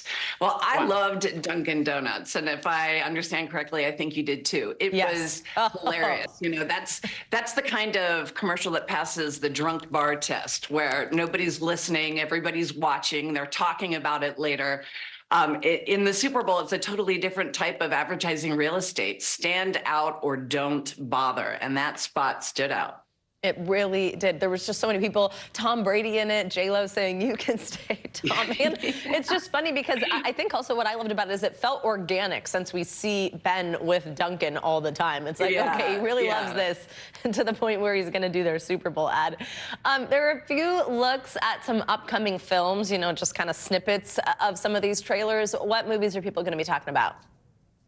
You know, the advertising a movie on the Super Bowl is a little bit different than a traditional brand, because getting people talking about it online in social media, when you went online and you looked at what people were discussing, it really, I think the spots that were about movies were not nearly as impressive. Finally, aliens, interestingly enough, made an appearance in quite a few of these ads, really evident in the Squarespace ad that was actually directed by Martin Scorsese. What was the main takeaway there? Yeah, what's the main takeaway there, and how did it reflect the importance of kind of like messaging in these commercials? That spot had a great story, great premise. It was fun to watch, beautifully directed, of course, by Scorsese. But what really made it awesome was not just the way it was produced, it was the fact that it was different. In the Super Bowl, different is better than better. So that's a spot that we're going to be seeing over and over again. All right, there you go. Sally Hogshead, thank you so much for joining us. Thanks, Savannah. Bye-bye. Let's stay on even more football headlines this morning. Amazon will reportedly stream its first ever playoff game next season. CNBC's Silvana Henao joins us with that and other news. Hey, Silvana, good morning. Savannah, good morning to you. Yes, so Amazon has reportedly won the exclusive rights to stream one NFL playoff game next season on Prime Video. The Wall Street Journal says Amazon had been offered a playoff game this season but passed. NBC Universal snagged the rights for Peacock in a deal valued at $110 million. That game drew 23 million viewers, making it the most streamed U.S. event ever. The Journal says Amazon had a clause as part of its deal to stream Thursday Night Football, allowing it to claim next year's playoff game. A crowd in San Francisco vandalizing and setting fire to a Waymo self-driving car Saturday night. The witness who shot this video you're seeing told Reuters people were celebrating the Lunar New Year by setting off fireworks. Someone jumped onto the hood of the car and broke the windshield while others spray-painted graffiti. Waymo says a firework was thrown inside the car, which wasn't transporting any riders. Police haven't said whether any arrests were made. And cocoa prices are at record highs as we head into Valentine's Day. Now, that's a headache for Hershey, which has warned about weaker profits this year. Cocoa futures have doubled over the past year, with bad weather in West Africa being blamed for damaging crops. Hershey CEO says, given where prices are, the company will use every tool it has to manage the business, Savannah. All right, Silvana Henao, thank you so much. You got it. Valentine's Day is Wednesday and love is in the air, but before you start a new romance, you might want to think about finance, in particular, the sorts of financial red flags that you should watch for in a potential partner. So the roses are the only things that are in the red. You feel me? Joining us now with more on this is Emily Irwin, Managing Director of Advice and Planning for Wells Fargo. Emily, always great to have you with us. Thanks for being here. So they might not be a topic that you really want to broach, especially not on a first date, at least not directly, but when is it a good time to introduce this topic? Good morning, Savannah. It's great to be here. Yeah, introducing the topic of finances into a relationship really can't come soon enough on some level. We know that people would rather talk about religion, politics, even death before they talk about money. And so getting comfortable about it early and often is important. First date material might be something like the expectations of who's going to pay, or what are you even doing on your first date? As you get further into the relationship, you want to start thinking about things like, how are you going to commingle your assets, if at all? Are you going to have any joint purchases made together, even if it's something as benign as a vacation or as something as serious as signing a lease together? And so you want to have conversations early, often, and in safe places where there's low tension and you have the ability to really have a transparent conversation. Wow, even before death, people would rather talk about death than money. Wow, that's really saying something. Our viewers may have just noticed this was already just up on our screen, but tell us some of the top financial red flags people should look out for. Absolutely. Well, financial secrecy is a big one. You know, if someone's not sharing with you their spending habits, their saving habits, even their career goals, their debt on their balance sheet, that is a major red flag. And it's not just a red flag because it could get you into financial trouble as their partner. It's a red flag because it's a trigger for what else could they be hiding? How honest are they going to be about big things in their life? Prioritizing needs over wants. You know, it's great to be able to make that splurge. It's not great to be able to make that splurge if it means you can't pay your rent that month. Ignoring debt is a big one. So debt does not mean it's necessarily bad. In many cases, you've invested in yourself, you're making a purchase. It might be a big one like a home. However, revolving debt, the constant inability to not pay your bills on time, that's a big no-no. And then finally, unattractive frugality. This for me is the ultimate deal breaker. If you're not going to be open to, you know, tipping the wait staff, tipping the Uber Eats driver, you know, making that charitable gift around the holiday season or volunteering your time, you might want to steer clear from that. That's a really good point. It can kind of go both ways here, right? So if somebody does see any of these things you've just mentioned that are these red flags, they don't have to be, I guess maybe I should say, deal breakers. If I suppose you can maybe talk it out. I mean, how should somebody approach that? Yeah, the best way to approach it is to share your own money story. You know, what behaviors and what experiences, either growing up or as an adult, affected how you interact with money? How do you personally feel about kind of the big buckets in your life, the saving, the taking on debt? How do you tie your financial behaviors to your own goals? And then by sharing those, inviting your partner to do the same. That is a wonderful way to be able to start that conversation. And then really just paying attention to those micro behaviors. You know, if you see someone saying something, but they're constantly doing something else, you know, you have to have the strength to be able to say, hey, this doesn't really line up for me. What does this really mean for you? Is this making you uncomfortable? Because you want to be able to dig into that in order to have a healthy relationship. I am certainly not advocating in lieu of chocolates and flowers to bring your W-2 and your net worth statement to your first date, but you have to be willing to go there. There you go. Emily Irwin, as always, great advice. We appreciate you joining us. Thank you. Good to see you. Thanks. Coming up, can they kick it? Yes, they can. From Ozzy Osbourne to Oasis, we're digging into this year's Rock and Roll Hall of Fame inductees, and it's a list for the record books. That is up next.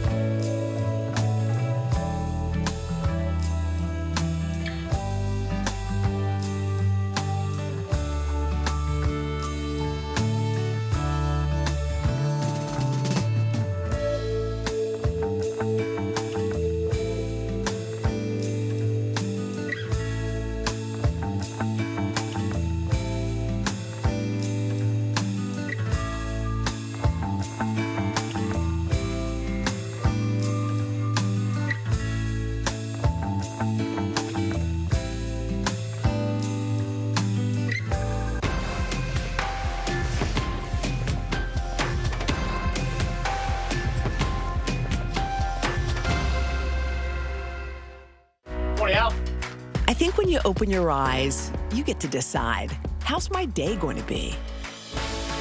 We want to be a way to start your day, lighten your load, every single morning.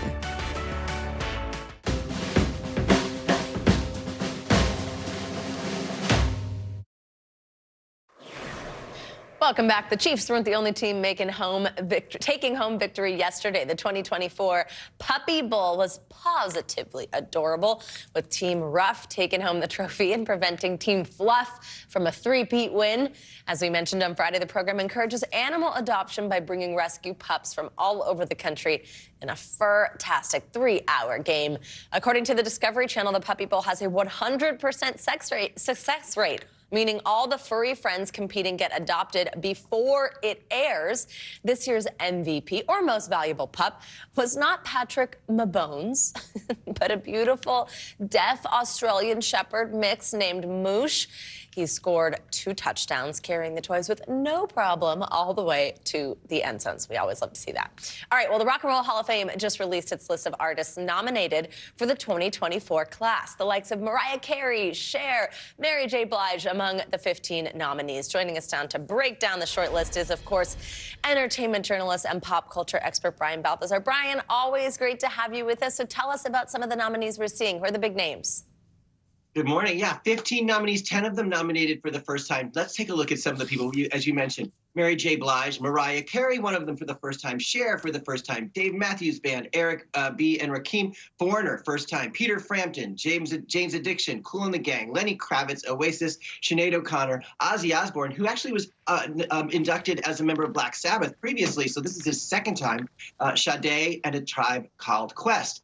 Now, keep in mind, only 5 to 7 of these people or groups usually get inducted or actually into the Hall of Fame, and that takes a procedure here. There's about 1,000 members, more than that actually, musicians, members of the music community, historians that weigh in on things like their contribution to their influence, their impact, their contribution to the music world and community, and obviously their longevity. They have to have had their first commercial single released at least 25 years ago. So that establishes that they're longtime, historic members of this community. But then the voters, they have to agree, 50% of them. Each nominee has to get at least 50% of the vote to then get voted in. Yeah, so Brian, tell us a little bit more. You just kind of broke down how this works. What exactly does it mean at this point for some of these artists when they get nominated? So they had to have been, like you said, certain years, that kind of thing. Like, what are some of those qualifications? Right. Well, the 25-year rule, that basically proves that they've had commercial success, that we still, to be honest, we have to know who they are 25 years after their first commercial release. And those 1,000 plus artists and historians are going to think about what is their legacy? Have they had commercial success? Have they had just fantastic music? And how they impacted the greater music community as a whole? So, Brian, when will they actually announce the class of 2024? So we will find out in April, and then they will televise a big ceremony. It'll actually be streaming live on one of the streaming platforms in the fall. So, of course, the Rock and Roll Hall of Fame in Cleveland is going to be the home of that, and it's always a big party, so it's going to be interesting that we'll be able to live stream it for the first time. Who are you most excited about, Brian? Oh, wow. Okay, wow. Well, I have to say, growing up, I was a Foreigner kid. I know. Don't doubt me. But also let me throw in Cher. Interestingly, remember, Cher was actually kind of offended that she had not been nominated a long time ago and said she didn't even want it anymore. So it's interesting to see how those politics will play into whether or not she actually gets enough votes to be voted in. I'm looking and I'm curious to see how that ends up. Absolutely. All right, Brian Balthazar, I think we're also going to see you in our next hour. We'll be chatting again. Everybody, that's a little tease. Stick around for that. Appreciate it as always, Brian. See you in a little bit. That's going to do it for this hour of Morning News Now. Stay with me, though. The news continues right now.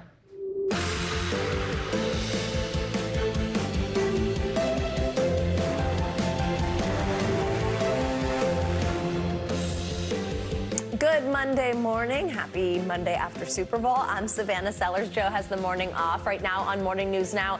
Hail to the Chiefs. After a thriller of a game in Sin City overnight, Kansas City is once again reveling in Super Bowl glory. And yes, of course, Taylor Swift was quick to rush down to the sidelines to congratulate boyfriend Travis Kelce. We've got a full recap for you on this Monday morning. From Usher's slamming spectacle of a halftime performance to a huge surprise announcement from the queen herself, Beyonce. We are also following a shooting this morning at Joel Osteen's Lakewood megachurch in Houston yesterday that ended with 2 people injured, including a child. What we know this morning about the suspected shooter, who police say is now dead. In Washington this morning, the growing fallout from that bombshell special counsel report that put President Biden's mental fitness back into the national spotlight. How the White House is now working to assure Americans he is still right for the job. Plus, former President Trump taking heat this morning for comments he made on allowing Russia to potentially attack U.S. NATO allies. We will bring you the latest. And we are wrapping the hour up back in the world of sports with an NCAA superstar who's got her eye on a history-making feat that'll land her in America's record books. But we are going to get started this hour in Las Vegas, where the Kansas City Chiefs are still in their Super Bowl era. The Chiefs celebrating their 2nd consecutive NFL championship after pulling out an incredible overtime victory against the San Francisco 49ers. NBC News correspondent Kaylee Hartung was at the game last night, and she takes us through some of the night's biggest moments. Hey there, it's as if the Chiefs' entire season was encapsulated in this one game. It started off slow, but in the end delivered unbelievable drama. Only the 2nd time in the history of the Super Bowl that we got overtime. Bonus football in the Super Bowl doesn't get any better than that, as the Chiefs stars Travis Kelce and Patrick Mahomes prove why they are the NFL's next dynasty. The Kansas City Chiefs are champions again. Their overtime victory over the San Francisco 49ers, making them the first team to win back-to-back Super Bowls in almost 20 years.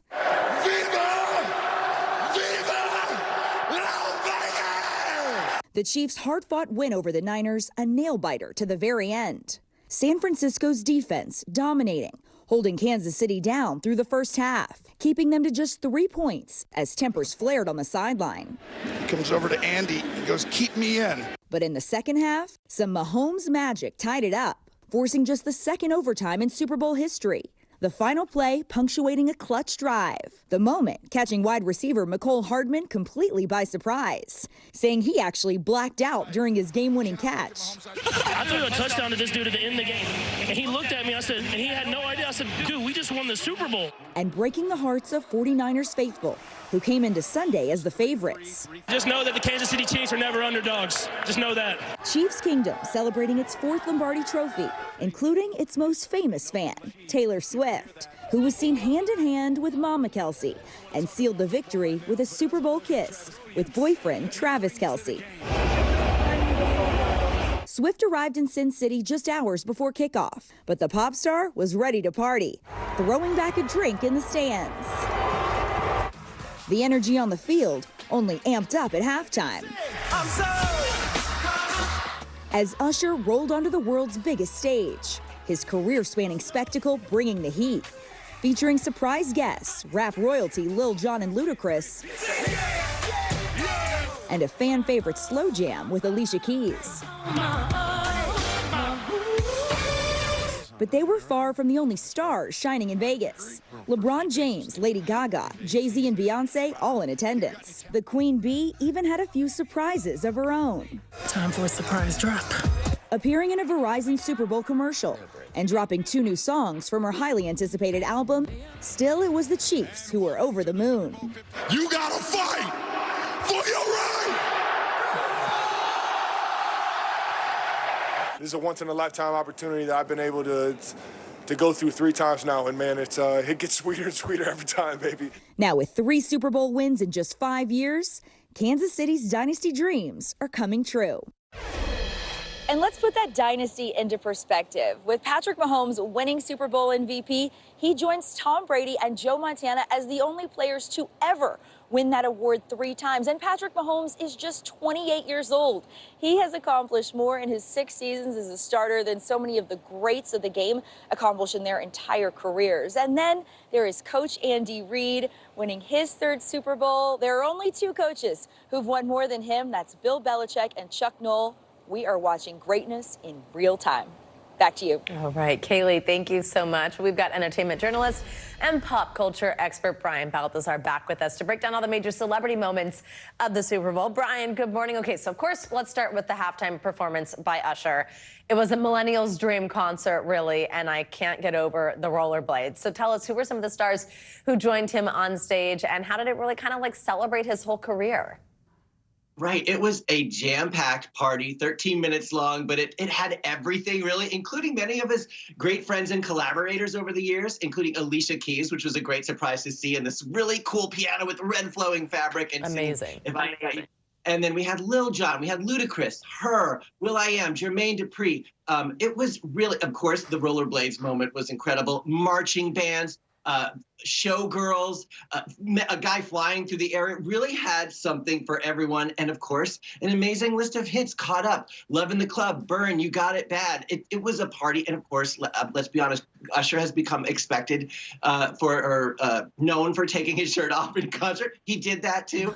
The fact that they have these lights in the crowd that change in tandem with the show. We've seen it before, but it never fails to dazzle us. But it was a great crowd pleaser. I thought everyone really loved it. And people that were there saying it was unlike any live performance they'd ever seen before. Wow, really cool. I liked how it was kind of like a little Vegas theme at the beginning, right? To kind of fit where he was. It was pretty cool. Yeah. Okay, now, of course, time to talk Beyonce. So she announced Act 2 of her Renaissance era last night during her Verizon commercial. I gotta say, I didn't fully get that that's what was going on at the time. And then it was like, oh, whoa, this was real. And it included 2 new tracks. Tell us about this rollout.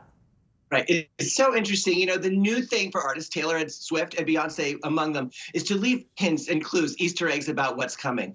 We've seen Beyonce wearing a cowboy hat at a recent award show. She does this commercial for Verizon, and she's trying to break the internet. And there are all these shout outs to prior things that she's done, and then winks to things like her running for Beyonce of the United States. But then at the end, she still hadn't broken the internet. So she says, OK, let's drop the music. And at that moment, 2 singles were dropped on Tidal. Later, after the Super Bowl, on all platforms, one of them called Texas Hold'em, the other called 16 Carriages. These are 2 tracks on her album that's coming out March 29th. That is a country adjacent or country fusion album, which I think people are really excited about. Obviously, these 2 singles are already charting iTunes. And when Beyonce says something, people listen. So I'm excited to see what happens next. Isn't that true? It's always fun, too, when you see an artist switch genres when they are as talented as somebody like Beyonce is. Okay, let's talk about commercials other than Beyonce's Verizon one. My favorite was J.Lo and Ben Affleck. And actually, it seems like a lot of people agreed that was sort of like they were winners on social media with this Dunkin' Donuts ad. By the way, a lot of other people in there, Matt Damon, Tom Brady. Tell us about this commercial. And part of what I liked about it was kind of seeing a different side of their relationship, right? What did you think? Right. I love it because it leans in on what started out as a meme. You know, Ben Affleck carrying Dunkin' Donuts in paparazzi photos. Here we have J.Lo recording a single, and Ben Affleck in his full Boston accent now decides he's going to start a music career and kind of crashes the recording session as the lead singer of the Dunk Kings. Obviously, it's a Dunkin' Donuts commercial. And we have his friends that include, we have Matt Damon over to the side, sort of horrified. There's Tom Brady. It's just the list goes on. We have the Jack Harlow, Fat Joe at the end. So the song is terrible, obviously, but it's it combines the best of celebrity, surprise, the virality of the Dunkin' Donuts meme with him, and just humor. I think it's a great commercial, and it is the one that people are talking about this morning. Oh my gosh, I thought it was hilarious. I was laughing so hard when she tells Tom, you can stay, after she tells Ben to leave. Pretty funny. Right. And we talked about this, Ben. This is not going to happen. Yeah, we talked about this. All right, now, of course, save my fave for last. Taylor Swift. I mean, I like how you're always like, it's funny when you ask me about Taylor Swift because I can tell you everything. So I am going to just make a few of my favorite points, and then I'm going to hand it over to you, Brian, which was obviously this whole girl gang that she's got with her in the suite. So you could tell us about that. It was so fun. Then, of course, seeing her on the field. Then also now there's videos coming out from the after party where the DJs, the Chainsmokers, are playing her songs. They're playing You Belong With Me. Travis is singing it to Taylor. I mean, it's just like, it's like a Taylor Swift song. Right. I mean, first of all, I feel like if you watch the whole game, Taylor Swift was all of us at the end. There was a shot of her biting her nails. no matter what team you were on, this was a nail biter. There was another cutaway while she was chugging a beer, and I don't think she was aware of it. There you see Blake Lively, and I think that's Ice Spice over there to the left. It was, interestingly, she knows the camera's on her constantly, but also just as her authentic self. And, people have talked about the Taylor Swift effect. Everyone was questioning what was going to happen in literally the last 20 seconds of this game. And it was kind of fun to see that jubilance and excitement. And of course, we see the photos of everything that happened on the field. This is just an unusual time in this era, of this generation, of this romance that's happening. And it's kind of fun to watch it happen. I think it's hilarious that people get so fired up about it. It's just music and football. It's okay. No, it's fun. Let's have some fun with it. And I love that they're having fun with it. Could not agree more. And obviously, Taylor Swift had to win in her rookie season. Know what I'm saying, Brian? She doesn't know losing. Great to see you, as always. Thanks for covering it all for us this morning. See you soon, my friend. All right, now it's time to get a check on your morning news now weather. We have Michelle Grossman here in studio with us, and we've got a look ahead, some snow, some rain, a lot going on. Hey, Michelle, good morning. Hi there, good morning. Yeah, a lot going on. We have the threat for severe weather, flooding rains today, some really gusty thunderstorms, and then on the cold side of a storm system, we are looking at some snow. So let's talk about today, because that's the biggest story for today. That storm threat throughout the southeast. We could see really gusty winds. We could see hail, a few tornadoes, but certainly some heavy downpours leading to flooding, some flash flooding as well. This is going to move up the coast. So overnight into Tuesday, we're going to see some rain transitioning to snow in parts of the Northeast and also New England. Further to the west, we're quiet in the middle of the country, mild temperatures throughout the northern plains, parts of the central plains, and then we have some snow falling in portions of the Intermountain West, but relatively quiet out west as well. By Wednesday, we see heavy snow throughout the northern plains, really heavy snow throughout the Intermountain West as well. Bright sunshine, nice temperatures in the south central states, really nice throughout the East Coast as well in terms of any precipitation. We are dry. We're going to see temperatures returning back to normal. It's another mild day today, but a big drastic change as we go throughout Tuesday into Wednesday. And then Friday, lots of snow throughout the middle of the country, the northern part of the country, into the west. We have some rain falling in the west as well by Friday. Gulf rain also on Friday. But this is what it looks like right now. So radar, we're looking at very heavy rainfall, lots of bright colors. That's showing us where this intense rainfall is falling, and that's why we're concerned about flooding and also flash flooding. So we have that powerful storm that's bringing 18 million people with flood alerts. We have flash flood warnings. We also have some winter weather alerts. So as we go throughout the day, we're going to be watching this, especially into tonight into tomorrow. We're going to see that snow transitioning. So 30 million people, Savannah, looking at the chance of some snow. We'll end it with some snowfall totals just because I know we're always looking for numbers. So 30 million people involved in winter alerts. And we could see 3 to 5 inches in New York City, and even further to the north, we're looking at a foot of snow in some spots. I am excited about a little bit more snow, right? Like we're coming to the end of winter one more time. Yes, we need it. At least, yes. At least, yes. All right, Michelle, thank you so much. Sure. Well, this morning, there are new concerns over the health of Defense Secretary Lloyd Austin. The Pentagon says he's back in the hospital, this time for a bladder issue. It comes as President Biden and his allies are on the offensive after last week's special counsel report called his memory into question. NBC News senior White House correspondent Gabe Gutierrez joins us now from Washington with all this. Hi, Gabe. Good morning. Hey there, Savannah. Good morning. It's not clear how long the defense secretary will remain hospitalized, but one notable change from last time, the Pentagon alerted the White House immediately. This morning, Defense Secretary Lloyd Austin in critical care, hospitalized at Walter Reed again yesterday, this time for symptoms of a bladder issue, according to the Pentagon. Overnight, doctors saying that Austin was then admitted to the critical care unit for supportive care and close monitoring. Last month, the defense secretary faced scrutiny for not telling the White House that he underwent surgery for prostate cancer until days later. We did not handle this right, and I did not handle this right. Now, the Pentagon announcing the stay publicly, saying he's transferring duties to his deputy. Concern for Austin coming as President Biden is on defense politically after that special counsel's report saying he faced memory issues. A new poll finds most Americans believe both President Biden and Republican frontrunner Donald Trump are too old for another term. And though he continued to attack Biden over the weekend, Trump himself is now under fire after a wild weekend rally where the former president encouraged Russia to attack U.S. allies if they don't pay their dues in NATO. I would encourage them to do whatever the hell they want. You got to pay. His opponent, Nikki Haley, quickly responding. What bothers me about this is don't take the side of a thug who kills his opponents. Haley also speaking out about Trump's personal attacks on her husband, Michael, at the same rally. What happened to her husband? Where is he? He's gone. Haley writing back, Michael is deployed serving our country, something you know nothing about. Donald Trump clearly doesn't understand that in South Carolina, we love our military men and women. Meanwhile, the White House is slamming former President Trump's comments on NATO, saying that, quote, encouraging invasions of our closest allies by murderous regimes is appalling and unhinged. Savannah? All right, Gabe Gutierrez, thank you so much. Well, turning now to Gaza, where officials are working towards reaching a ceasefire in exchange for the release of hostages being held by Hamas. A senior official tells NBC News a breakthrough could come as early as this week.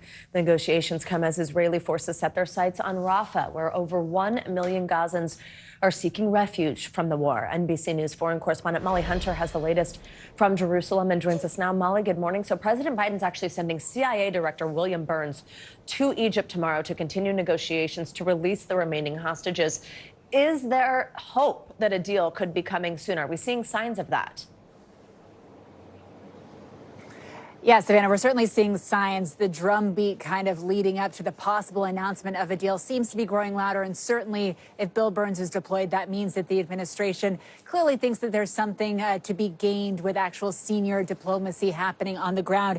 As you mentioned, though, a senior administration official told NBC News it's pretty much there, but gaps remain. How significant exactly those gaps are, we're not sure. But the senior administration official continued to our colleagues in D.C. saying this deal, unlike the November deal, is more complex, that there are significant issues that still have to close. And really, as we know, the U.S. and Israel are looking to get all of those hostages out, not just kind of a first wave, not just the women who remain. And Hamas has been very, very clear, of course, Savannah, they don't want just a pause in fighting. They want a full ceasefire. Savannah? Molly, I know we're also learning new details about a call over the weekend between President Biden and Israel's Prime Minister Netanyahu. The two discussed this looming hostage negotiation deal, but also the ongoing attacks near Rafah again, where several Palestinians had evacuated to, had been told to move to. What more can you tell us about what was discussed on this call? Yeah, Savannah, and just to give you context, and we are hearing kind of growing criticism from the U.S. administration about Prime Minister Netanyahu's plan, or at least announced plans for a possible incursion into Rafah. Rafah is the southernmost city in the Gaza Strip, slammed up against the Egyptian border. And when we see pictures now, it is just a huge tent city. As you mentioned, 1.4 million Palestinian civilians have been told to go there by Israel. These are people who have evacuated from elsewhere in the Gaza Strip, and they were told that this area was the safe zone. Now, in the call last night, we did get a readout from the White House between Prime Minister Netanyahu and President Biden. And in that, they say the president has really reaffirmed that a military operation in Rafah should not proceed without a credible and executable plan for ensuring the safety of and support for more than 1 million Palestinians sheltering there. The plan, or the possible plan, for an incursion into Rafah has been heavily criticized, by international organizations who have been working there on the ground, Savannah. And I do just want to share a little bit more reporting from our team in Washington about the Netanyahu-Biden relationship. There is clearly growing frustration from the Biden administration that they have not been able to convince Netanyahu to accept or to agree to a ceasefire. Well, Biden has said that Netanyahu wants the war to drag on so he can remain in power. And then, according to 3 people in at least 3 instances, Savannah, Biden has even called the Israeli prime minister a, quote, a-hole. Savannah. And Molly, we have a devastating update also. This is something that our viewers may remember. The 6-year-old girl whose phone call to rescue services in Gaza City, it drew attention around the world. Here it is on your screen, the little girl herself. What do we know about this? That's exactly right. This was a major story, of course, that we covered last week. Our network covered, as well as many other international organizations over the weekend. 6-year-old Hind Rajab was fleeing from Gaza City with her family. 6 people kind of smashed into a small civilian car. And those audio recordings suggested that Hind, and she was calling the Palestinian Red Crescent, saying, "Come and get me," suggested that she was the only person still alive in that car. Well, the Palestinian Red Crescent has now been able to reach that area, Savannah. They have found not only the body of Hind and her relatives, their car completely smashed up, bullet-ridden, but also just 50 meters away, this smashed up kind of wreckage of the Palestinian Red Crescent ambulance and the bodies of 2 paramedics, everyone there dead. Savannah? All right, Molly Hunter, heartbreaking update there. Thank you so much. Well, let's turn now to Houston, where police are still searching for answers after a tragic shooting at a packed megachurch yesterday. Police say the female shooter who opened fire at Joel Osteen's well-known Lakewood Church is now dead. NBC News correspondent Morgan Chesky joins us from Houston with the latest. Morgan, good morning. Savannah, a simply terrifying ordeal here inside Houston's Lakewood Church, where Pastor Joel Osteen says they serve about 45,000 people each and every week. Now, this happened just minutes before the beginning of a Spanish service when witnesses say this woman walked inside and opened fire. And today, 2 off-duty officers are credited in fatally shooting her and taking her down after this shooting that's left a large church community shaken to its core. A Sunday service interrupted by a terrifying sound in a house of worship. Gunfire blasting through Lakewood Church's Spanish service. The pastor pausing only to hear more shots ring out. The chaotic scene unfolding after police say an unidentified woman armed with a rifle and wearing a trench coat walked inside and opened fire. We're shooting at Lakewood. 2 people down. We need an ambulance. A young boy in critical condition. Another churchgoer shot in the leg. 2 off-duty officers are credited with fatally shooting the suspect. Suspect is down. Police saying the wounded child arrived at the church with the female shooter, but won't speculate if officers who returned fire were the ones to strike that young victim. If it was, unfortunately, and that female, that suspect, put that baby in danger, I'm gonna put that blame on her. Officers telling NBC News the woman was wearing a backpack and said she had a bomb. They also say she sprayed an unknown substance on the ground, but the bomb squad found no explosives. This is an isolated incident, we believe, at this moment, okay? No further danger to our public. This morning, the shooter's motive is still unclear, but is part of an ongoing investigation. For church member Mariah, who just moved from Colombia, the fear hard to fathom. I thought that I maybe could die. After that, I just sent a message to my husband saying that I love him. Pastor Joel Osteen stressing had it happened just minutes later, even more churchgoers could have been targets. We don't understand why these things happen, but we know God's in control. And this morning, we're still awaiting an update on the condition of that young boy who was wounded and last listed in critical condition. Also, the man wounded in the leg is in stable condition. Investigators also providing some clarification about some of the early theories about this shooting, Savannah. There were originally rumors of 2 gunmen, but police say that is not true and that this woman acted alone. Savannah. All right, Morgan, thank you so much. Well, King Charles has made his first public appearance since his cancer diagnosis was revealed. The British monarch attended a church service yesterday alongside Queen Camilla. NBC News foreign correspondent Megan Fitzgerald joins us from London with the details. Hey, Megan, good morning. Savannah, good morning to you. That's right. We saw King Charles walking to church yesterday. He seemed to be in good form. He was waving and smiling to the crowd, a similar scene that we saw last Sunday, just hours before he announced to the world that he's battling cancer. This morning, a new look at King Charles after being diagnosed with cancer. The king smiling and waving to onlookers as he walked to church service Sunday in Sandringham, his wife, Queen Camilla, by his side. The outing coming a day after Charles's first public statement since the announcement that he's undergoing cancer treatment. The king expressing his gratitude for all the well wishes, saying, "As all those who have been affected by cancer will know, such kind thoughts are the greatest comfort and encouragement. It is equally heartening to hear how sharing my own diagnosis has helped promote public understanding and shine a light on the work of all those organizations which support cancer patients and their families." The palace has not revealed details of Charles's illness, which was discovered after he was admitted to the hospital where he was treated for a benign enlarged prostate, only saying Charles does not have prostate cancer. Queen Camilla speaking out about her husband's status in her first public comments. He's doing extremely well under the circumstances, and he's very touched by all the letters and messages, all the public has been sending from everywhere. And it comes after Princess Kate, who was in the same hospital as the king, is still out of the public eye, recovering from abdominal surgery. Kensington Palace saying she's progressing well. Most British school kids are off this week. Traditionally, William and his family go to the Sandringham estate, a favorite place for school breaks, though they've not been spotted there yet. Not only is there more for the children to do, there's a more active lifestyle, there's fewer prying eyes trying to see what they're up to, but I think it's a bigger house. It's somewhere where Kate can relax. It would be a welcome break for William, now taking on even more responsibilities as the king steps back. And over the weekend, Princess Anne, one of the few active senior royals, seen at a rugby match. She's helping with royal representation, but it's the heir to the throne that's tasked with stepping up.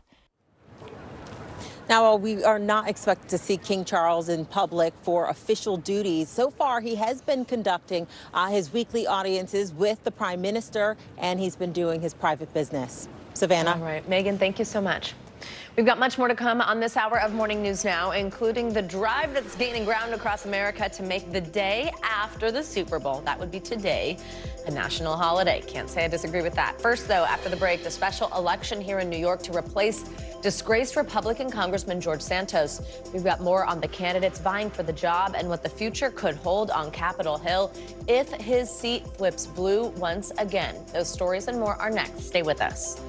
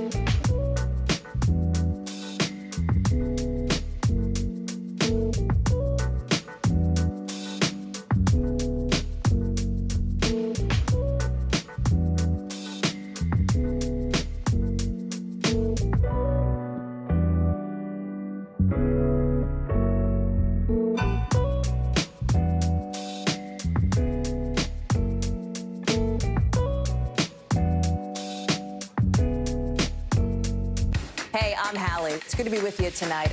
What do we know that voters care about? The economy, right? You are seeing that firsthand yourself on the ground there today. This is two things. It is pretty big medical news. It is also a pretty big mystery. And oh, by the way, it's driven by one of the most controversial people in the United States. What's happening? They have tweaked my monitor, and I can see now you are, in fact, soaking wet. I am deeply sorry. I apologize for the many questions. Will never be questioned. We're back now with some international news. Hungary's first female president has announced her resignation. Claudia Lavanga joins us now from Rome with that and more. Hey, Claudia, good morning.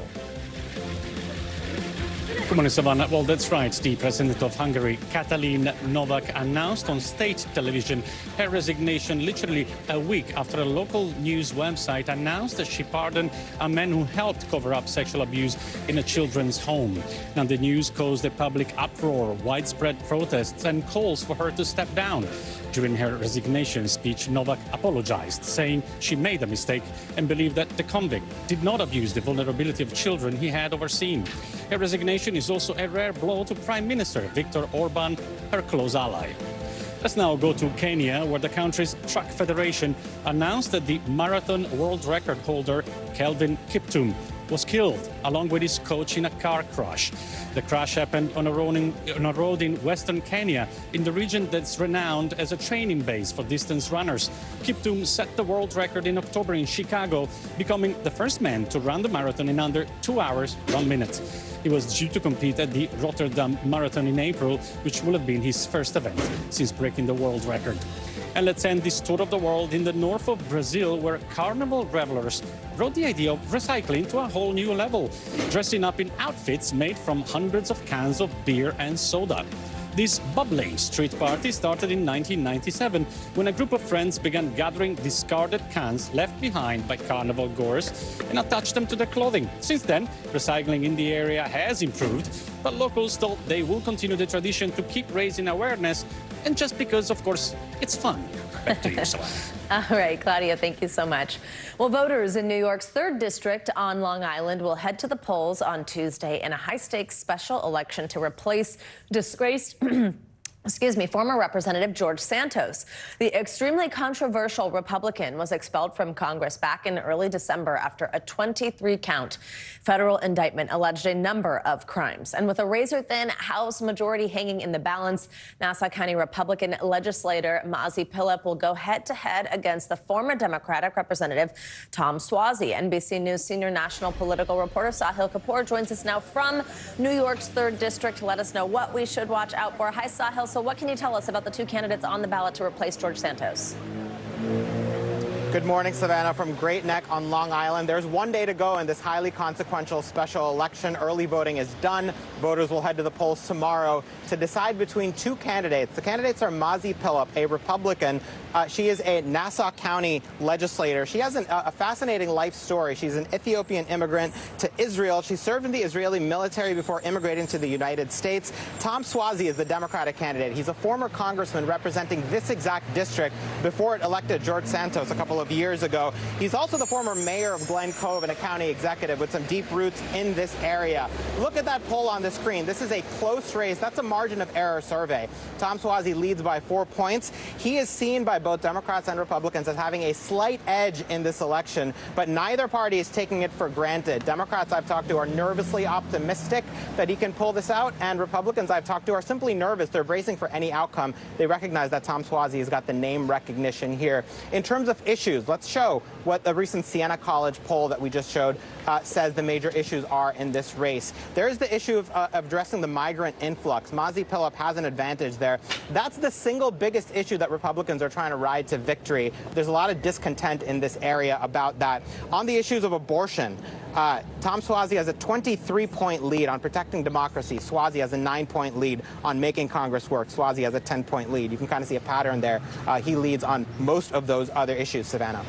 So, Sahil, Republicans hold this razor-thin majority, right? I mean, you need to look no further than the recent failed vote to impeach Homeland Security Secretary Alejandro Mayorkas. How significant could the way this goes be for Congress and the balance of power? Yeah, very significant, Savannah. This has been a wafer-thin majority for House Republicans. They have repeatedly struggled to govern. They currently have 219 seats to Democrats' 212 seats based on medical absences. It's been a 2-vote margin. And we saw just last week when what would have been a historic vote to impeach Alejandro Mayorkas, the DHS secretary, ended up being a historic and spectacular failure for Republicans when they lost just 3 votes. It was a 215 to 215 tie is how that ultimately turned out before one flipped. If Republicans had this seat on Long Island, they would have succeeded on that vote. That's how close the margin is. So when you look at issues like funding the government, reauthorizing the FAA, this election will either put further pressure on that Republican majority, force them to maybe compromise with Democrats, or give them that tiny one-vote cushion that in some cases, as we saw last week, could be the difference between success and failure.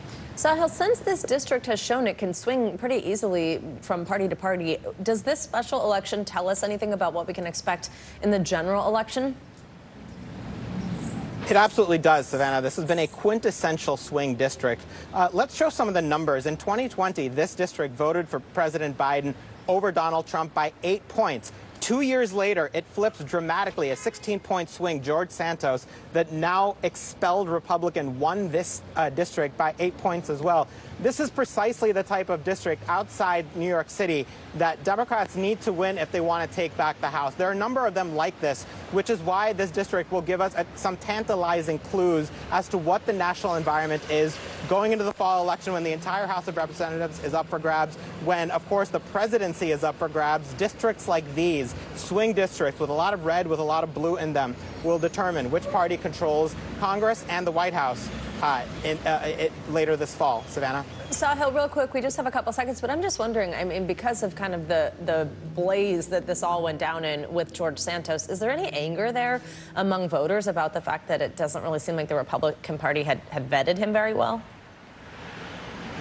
I would say there's more embarrassment than anger. I think Republicans have tried pretty hard to wash the stench of George Santos off their party brand. They want nothing to do with him, especially after his long litany of fabrications in his biography and that 23-count federal indictment on a smorgasbord of alleged crimes came out. It's Republicans in this area, Savannah, who are the clincher in forcing him out, forcing Congress to expel him.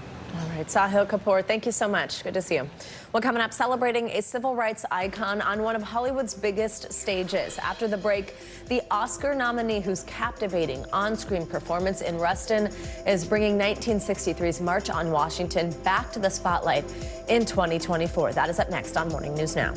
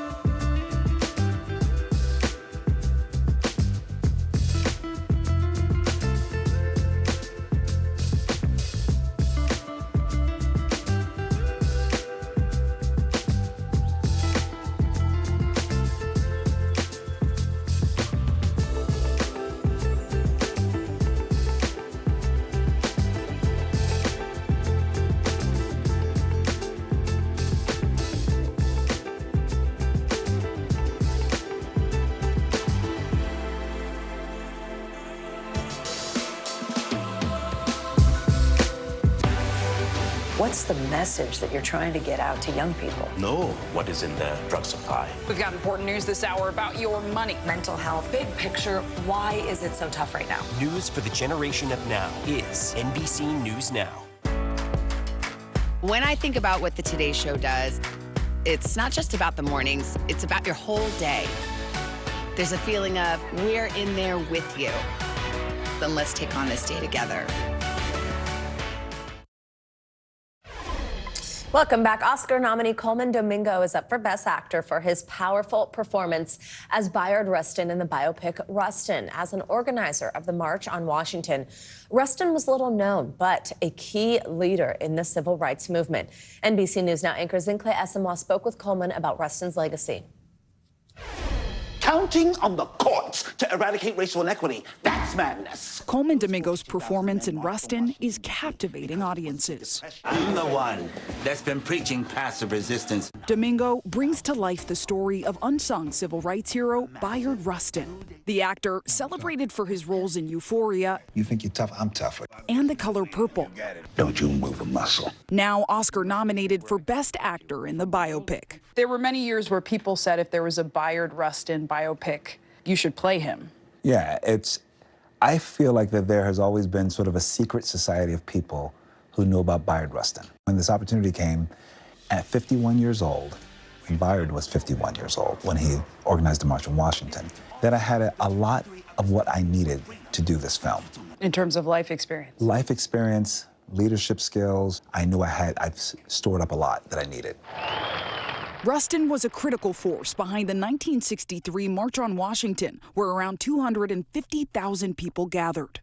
The organizer seen here behind Dr. Martin Luther King Jr. Anything you learn about him surprise you, Rustin?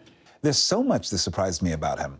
I was surprised at his candor and his wit and how he used language as his weapon. The first demand is that we have effective civil rights legislation. Raised by his grandparents, Rustin studied the nonviolent principles of Gandhi and is credited with introducing nonviolence to King, later becoming one of his closest advisors. Rustin working alongside the likes of A. Philip Randolph, Ella Baker, and John Lewis. There can be a desire to present this kumbaya sentiment when it comes to the civil rights movement. Yet the film is not shy about showing some serious divisions in the movement. It really shows that these were people with ideas, and they had different ways of doing it. It took an outlier. It took a queer, black Quaker from Westchester, Pennsylvania, to organize the March on Washington. We are going to put together the largest peaceful protest in the history of this nation. Many believe Rustin's work was nearly written out of history because he was openly gay.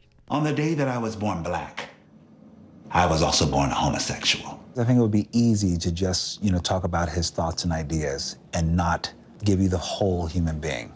The fact that he was trying to navigate love, romance, sex. Rustin remained committed to the cause. He died in 1987.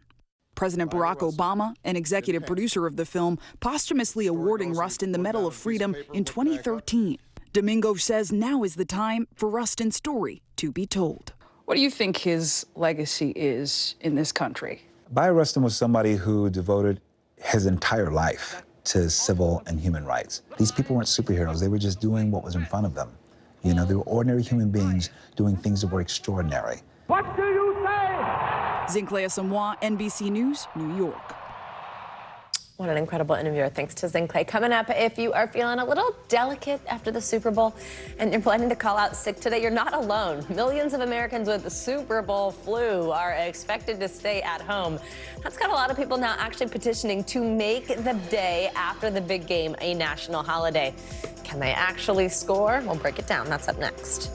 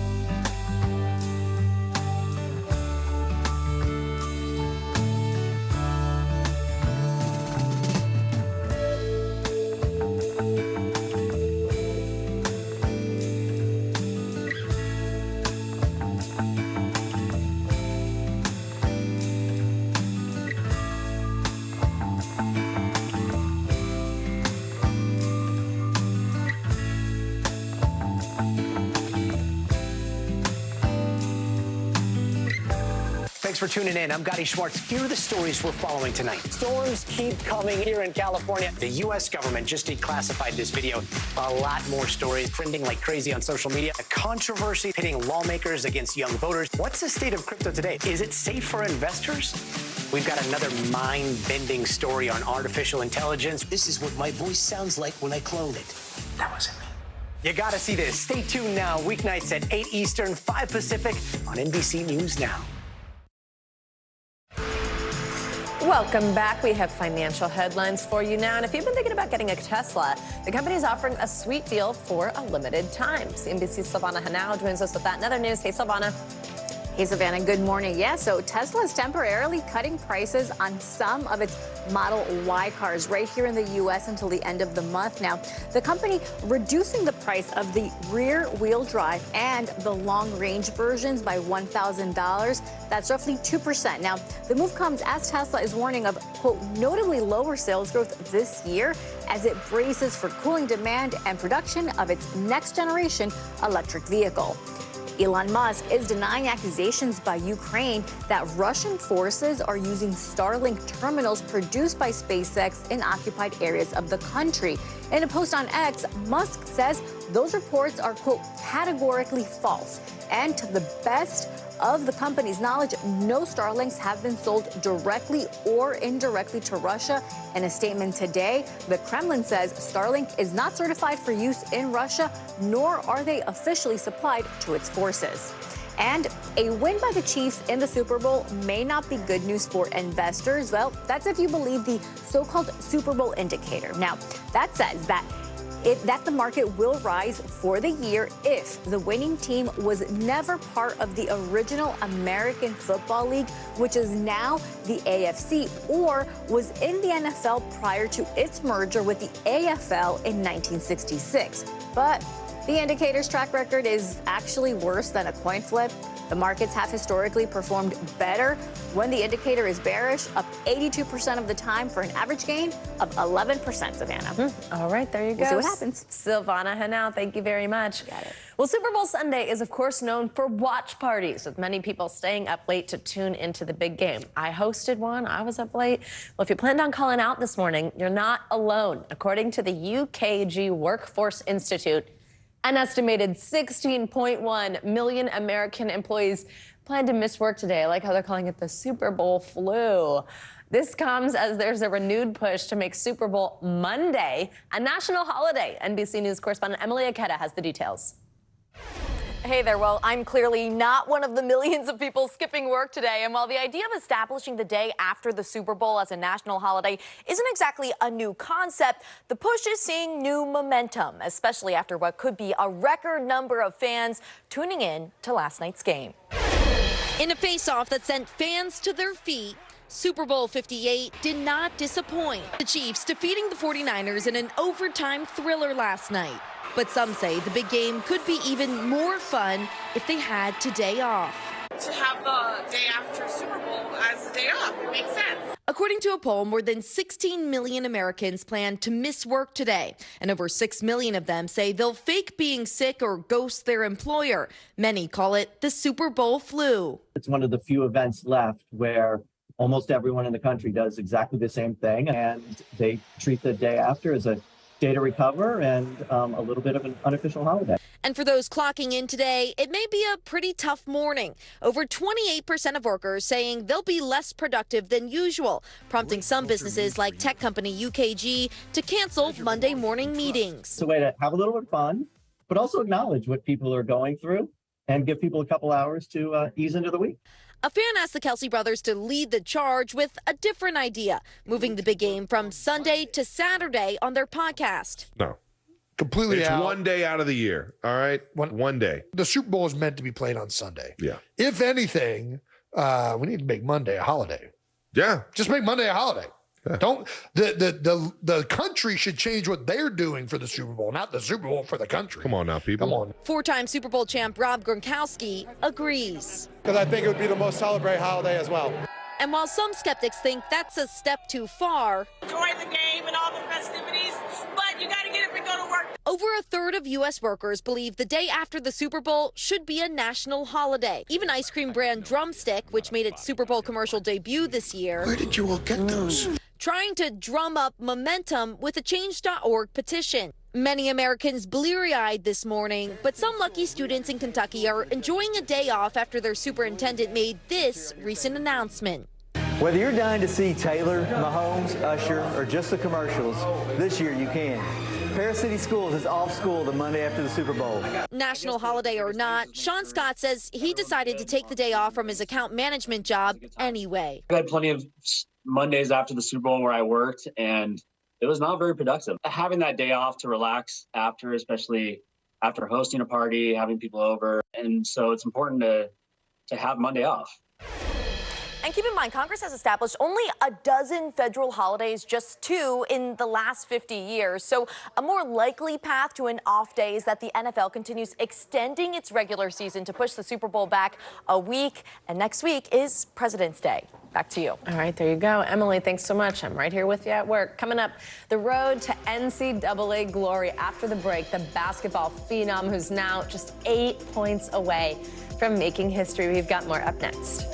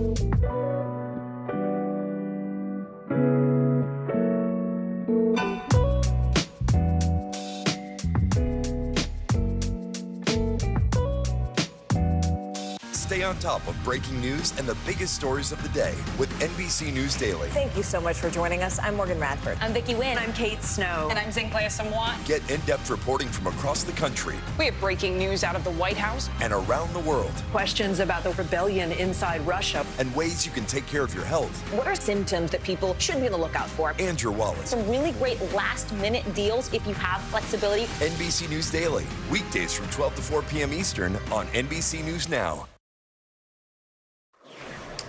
Welcome back. We finally got a look at the stars of the eagerly anticipated Wicked movie during yesterday's Super Bowl. We got the first little teaser for Wicked Part 1, and it shows Ariana Grande and Cynthia Erivo looking very pink and very green, of course, as Glinda and Elphaba. Fans have waited a long time for this movie. It also stars Michelle Yeoh and Jeff Goldblum. Part 1 is coming to theaters on November 24th this year, with Part 2 released a year later. Would you look at that? Well, a star in women's college basketball is on the verge of making NCAA history. I'm talking about University of Iowa's Caitlin Clark. Now, despite coming up short against Nebraska yesterday, the Hawkeyes star put up 31 points. That leaves her now just 8 points shy of breaking the women's Division I all-time scoring record. For more, we are joined by WNBA expert Christina Williams. Christina, thanks for joining us. A major feat we're talking about here. Just tell us about the impact that Clark has had, not only specifically on Iowa's women's basketball program, but women's basketball as a whole. So what makes Caitlin so special is that she's mesmerizing to watch. She plays and exudes confidence on the floor, and she's entertaining with her logo threes and three-point shooting. Caitlin Clark single-handedly put the Iowa program back on the map. She led them to their first Final Four championship game last year. They did fall short to LSU, but she's changing the game in a major way. And we see that happening with the Caitlin Clark effect. She sells out arenas. We saw earlier this season where she packed out over 55,000 fans at the Kinnick Stadium against DePaul University. She's also changing the in-game experience of women's basketball as well. We see broadcasters now, they have the Caitlin Cam where they have TikTok feeds to try to reach younger demographics. And so Caitlin Clark is impacting women's basketball at just the right time as new interest in the game continues to grow and viewership are at record highs. I mean, she's so good. It's not just the scoring that we're talking about. There's another major milestone. She had her 1,000th assist of her college career yesterday. How often do you see this kind of skill in college basketball? Well, Caitlin Clark is just the 6th person to reach such an exclusive club in reaching this assist in women's basketball history. And she joins an elite group of women basketball athletes. But this is just a testament to Caitlin Clark as a player, because not only can she score really well, but also she's a great playmaker and distributor. She makes her teammates better. And I think that this is going to be something that will help her at the next level. She's projected to go #1 at the WNBA draft this year. And so I think that joining that elite club and her 1,000th assist mark, it just shows how great and versatile of a player Caitlin Clark is. Yeah, what do you think this means for the WNBA when she gets there? Oh, she's definitely going to change the style of play that we see happening. She plays with a faster pace. I compare her to a mix of like Stephen Curry with a little bit of Sue Bird and Tisha Panachero. She can score on all 3 levels, which will be very beneficial to the Indiana Fever, who has that #1 pick. I think that she will make an immediate impact on the game. And again, bring those fans over from college into the WNBA. Caitlin Clark is definitely going to be that generational player and talent that changes the game. Oh, absolutely. By the way, what a basket from Steph Curry this weekend with just seconds to go in that game. But that's another story. Christina, we're getting closer to March, which means it's almost tournament time. Who are some other women's college basketball players that you're watching out for this season? There are a few players that stand out this season. I think that we see a lot of players emerging, but one player that I'm keeping my eye on especially is Camila Cardozo. She's on that #1 South Carolina team, and she's a 6'7" center that's expected to go at the top of the draft. A lot of GMs in the WNBA praise her for her great speed and mobility. She can run, she can shot block. She has a nice touch around the rim. And she just actually this week, she missed 2 games due to being with our national team in Brazil. So she's already getting that professional experience. Some other players that I'm taking a look at is Juju Watkins and Hannah Hidalgo. Juju, she's currently playing at USC, and Hannah is playing for Notre Dame. But these 2 freshmen are the best we've seen in a while for their respective programs. Juju and Hannah, they're at the top of the pack. They're 2 players who are just not like living up to the hype as they came in as freshmen, but they're exceeding the expectations. Juju, for me, what stands out is just her scoring and her ability to lead. She's averaging over 27.5 points this season. She's second behind Caitlin Clark. And then Hannah Hidalgo, she's a great two-way player, two-way guard. So the future of women's basketball is definitely in great hands. And then J.C. Sheldon from Ohio State is someone that also stands out. She can change the game with her defense, and she's getting lots of talks of maybe going at 11 to the New York Liberty in this year's draft. Wow. All right. Christina Williams, thank you so much. Good to see you. Well, finally this hour, a surgery that is just 10 minutes long is changing lives in South Sudan. NBC News Now anchor Kate Snow has the details on a team of doctors that are giving people new hope and the gift of sight. For eye surgeon Dr. Lloyd Williams, this moment when the bandages first come off says everything. After a life-changing eye surgery, this woman is seeing again for the first time in years. That moment, repeated over and over again, as people who had surgery the day before adjust to the light. What is that moment for you? When I first saw it happen, I thought, I could do this for the rest of my life and never feel like I wasted a minute. Dr. Williams, an ophthalmologist at Duke University, has traveled with the Himalayan Cataract Project for a decade on a mission to cure blindness. The latest trip in December to South Sudan in Africa, a country with the highest rate of blindness in the world. Dr. Williams worked alongside 2 local eye surgeons. For the most part, I don't even get up. I just sit, do surgery, next, do surgery, next. They call these surgical boot camps, performing nearly 2,000 cataract surgeries in just 10 days. People walked from as far away as 40 miles to be here, some arriving in wheelbarrows, many led by a stick. The results are immediate. 5-year-old Kual, confused at first in this new world of sight, before finally spotting his mom.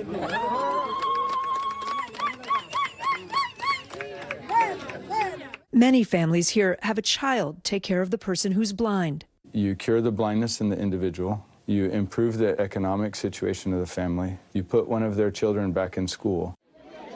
This woman seeing her adult son for the first time in 5 years.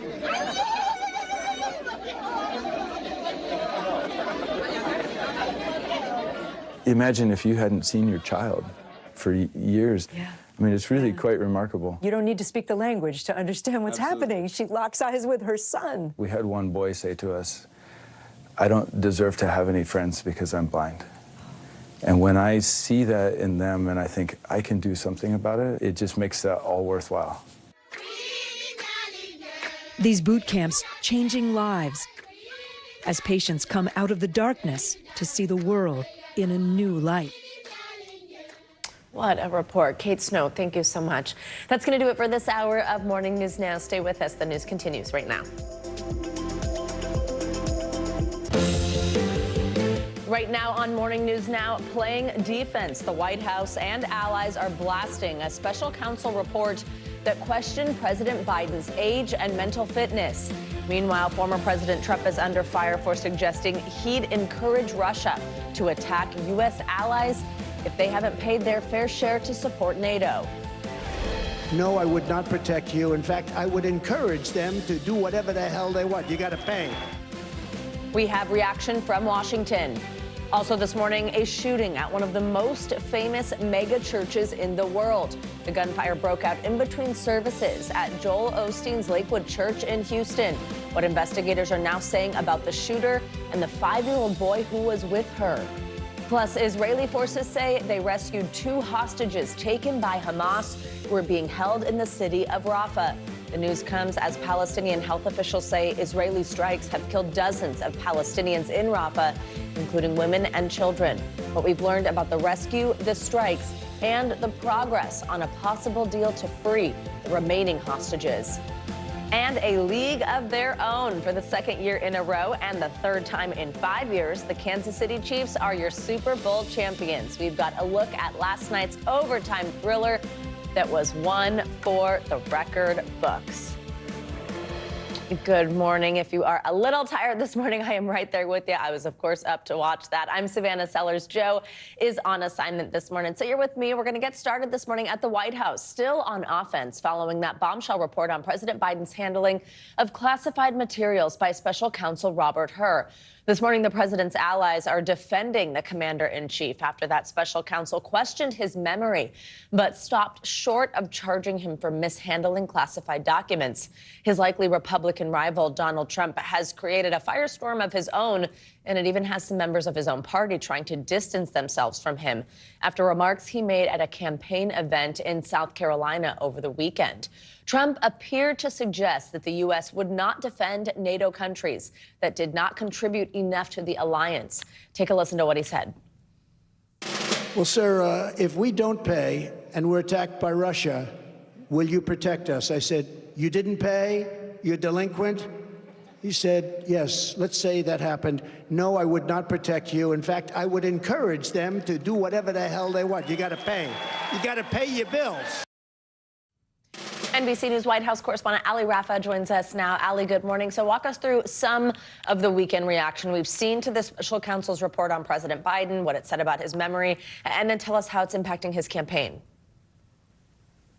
Yeah, Savannah, well, we really saw a full court press launched by the Biden team and Democratic allies over the weekend, coming to the president's defense in the aftermath of that special counsel report and those scathing details about his struggles with memories that the president denies. We saw several people trying to discredit the special counsel, saying that he's not a doctor, and because of that doesn't have a right to be giving any sort of cognitive analysis. We also saw the White House press team put out circulating a memo that quoted Republicans in the past complimenting the president's mental fitness. We saw on Meet the Press yesterday, DHS Secretary Alejandro Mayorkas, as well as Biden campaign co-chair Mitch Landrieu, come to the president's defense. Listen to that here. The most difficult part about a meeting with President Biden is preparing for it, because he is sharp, intensely probing, and detail-oriented and focused. I'm telling you, this guy's tough. He's smart. He's on his game. And as Secretary Mayorkas said a minute ago, when you go in to brief the president, you better have your big boy pants on. And this kind of sense that he's not ready for this job is just a bucket of BS that's so deep, your boots will get stuck in it. And Savannah, the Biden team knows that the age issue isn't something they can obviously wish away. So over the next 9 months until Election Day, they plan to have a similar instances that we saw on the Sunday shows yesterday, with having Biden allies come out and talk about their personal interactions with the president, trying to restore any lost confidence in his ability to serve a second term. Savannah. Allie, we're also seeing a mixed response by Republicans, of course, the former president's own party, over those controversial comments that he made over the weekend about NATO and Russia. How are those remarks being received? Tell us what we're hearing from within the Republican Party and from the former president's allies. Yeah, those comments really ignited a firestorm of reaction over the weekend. We saw former Trump ally and former 2024 presidential candidate Chris Christie come out and say that this is why, for a long time, he has said that Trump is unfit to be president of the United States. Mr. Trump's lone GOP rival, Nikki Haley, slammed those comments, saying that the last thing we ever want to do is side with Russia. But Republican Florida Senator Marco Rubio actually rushed to the former president's defense, saying that every president at some point in some way has complained about other countries in NATO not doing enough. And Trump is just the first one to express it in these terms. But these remarks prompted notably a response from the chief of NATO, who said that the former president's comments put European and American soldiers at an increased risk. Savannah. And Allie, while we have you, I do want to ask you about the health of Defense Secretary Lloyd Austin. So on Sunday, he was hospitalized again. So, of course, the last time this happened, Austin had failed to immediately notify the White House as well as the public. That was when he was being treated for prostate cancer and became quite the controversy for him. What do we know about his condition this time? Why is he hospitalized and how's he doing? Yeah, well, the Pentagon says that the defense secretary is back at Walter Reed Medical Center in the critical care unit this morning because of a, quote, emergent bladder issue. Officials are confirming that his duties have been transferred to Deputy Defense Secretary Kathleen Hicks. The Pentagon saying that the White House and Congress were notified within hours of his admittance to the hospital. And of course, unlike, as you mentioned, his previous hospital stay. So this is obviously a very different approach here. And Austin's doctors say that these latest complications are not expected to impact what they anticipate to be a full recovery from his original cancer diagnosis, his prostate cancer diagnosis. But they are not sure how long he will remain hospitalized. The Pentagon, though, vowing to continue updating the public as he remains there. Savannah. All right, Ali Rafa, thank you very much. Well, turning now to Houston, where a child is in critical condition after a shooting at the church of Pastor Joel Osteen. Officials say a woman entered Lakewood Church yesterday in between services with a long rifle and began shooting.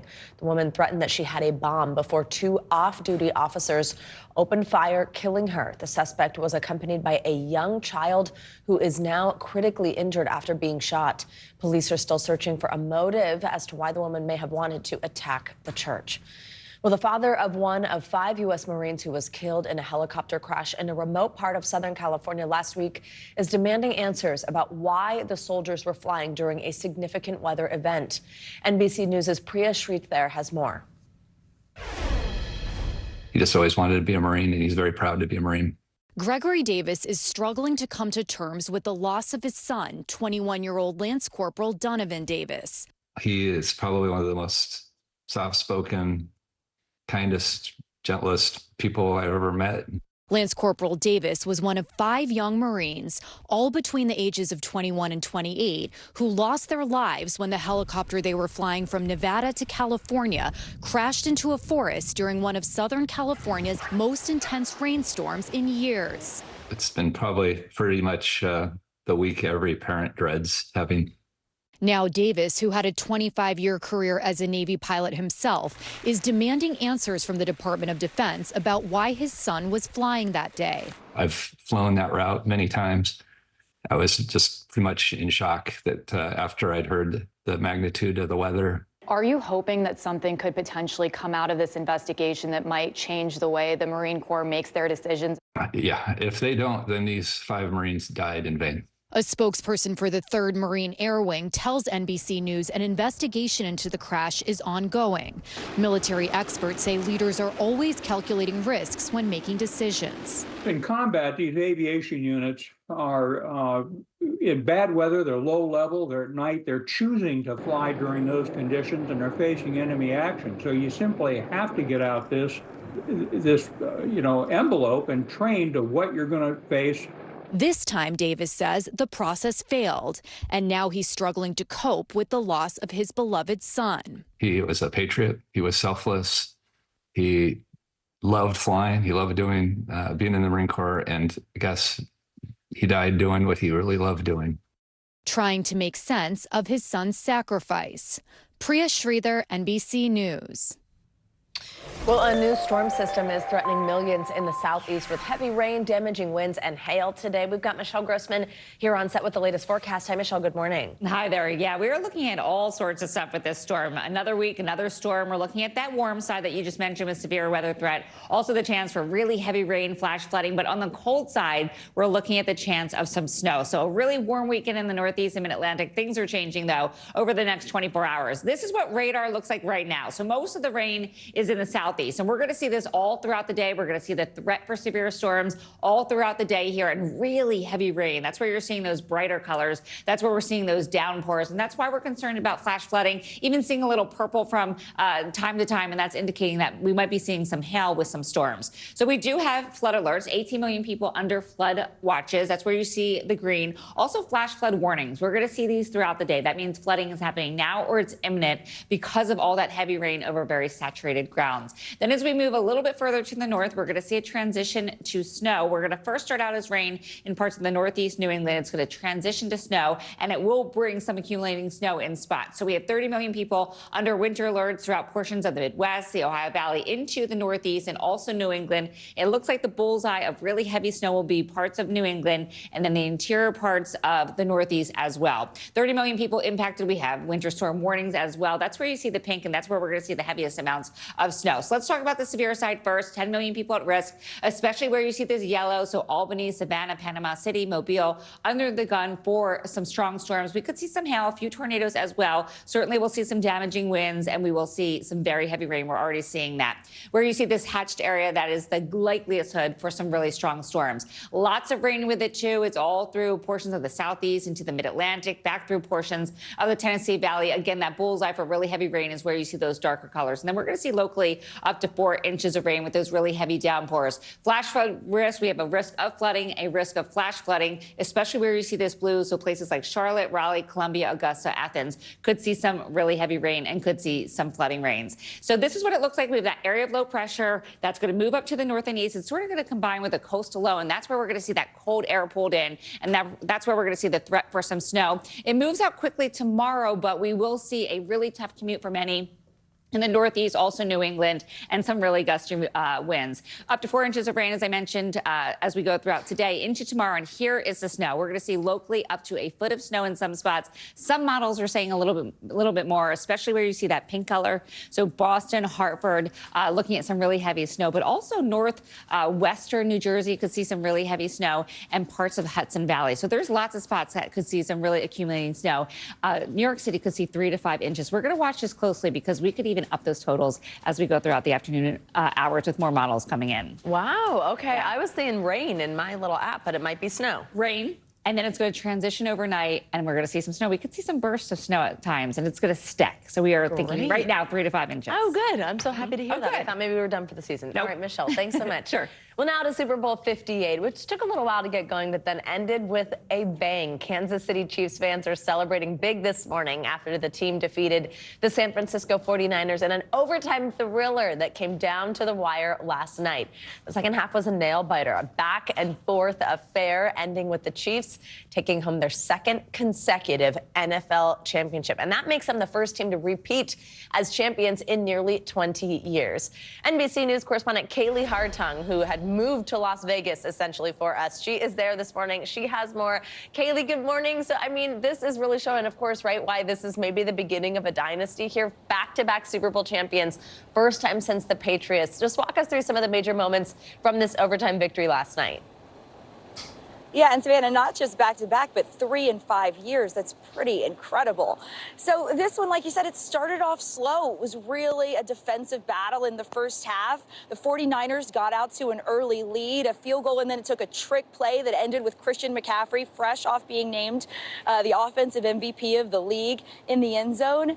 And then the Chiefs caught fire, as you know they will. You let those guys stick around long enough, this is bound to happen. Mahomes started ginning up some magic. They'd been down 10, and then before you know it, we're tied in the final minutes of the game, going to overtime. What more can a football fan ask for? We got bonus football in the Super Bowl, Savannah. That is only the second time it's happened in the history of the game. You know, the 49ers, under these new playoff rules, they elected to take the ball first, could only get a field goal.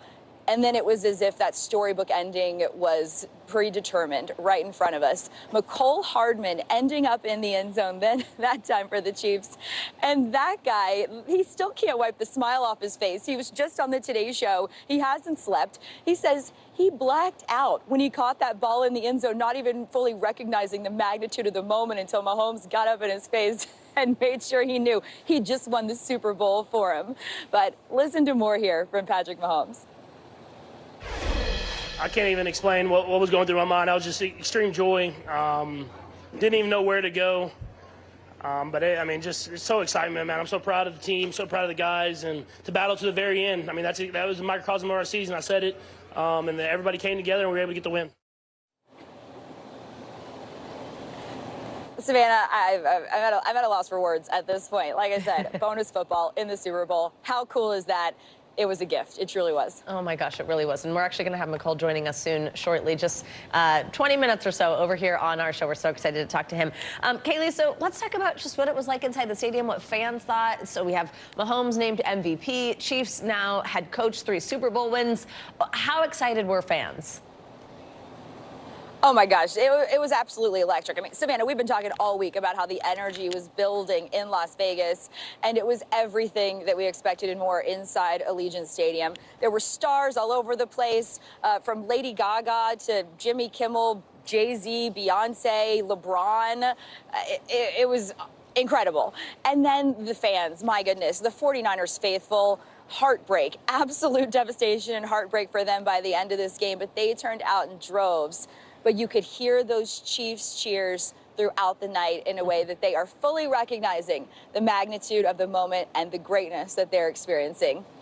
I got to ask you about what you were just talking about, some of the star power. So obviously Taylor Swift winning in her rookie year, as I like to keep saying. And then we had the Usher halftime show, brought these surprise guests out. He was on rollerblades, which was very impressive to me. Tell us what else happened.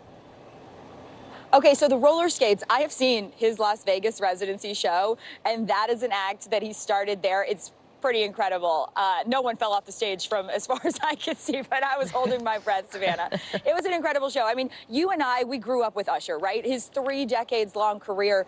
This halftime show was somehow able to span. He had all of the hits. Alicia Keys seemingly came out of nowhere on the piano. What a beautiful duet that was. And then, of course, as we expected, Lil Jon, Ludacris, Jermaine Dupri. Some disappointment there was no Justin Bieber, but I think that would be the only note anyone has on the halftime show. It was everything we hoped it would be. A big shout out to the city of Atlanta, his hometown, who Usher really wanted to represent. And yeah, no notes on that one. Exactly. Also, so Beyonce made this announcement at the big game, kind of part of a commercial she was in, and then everybody's like, wait, this is a real thing. Tell us about that.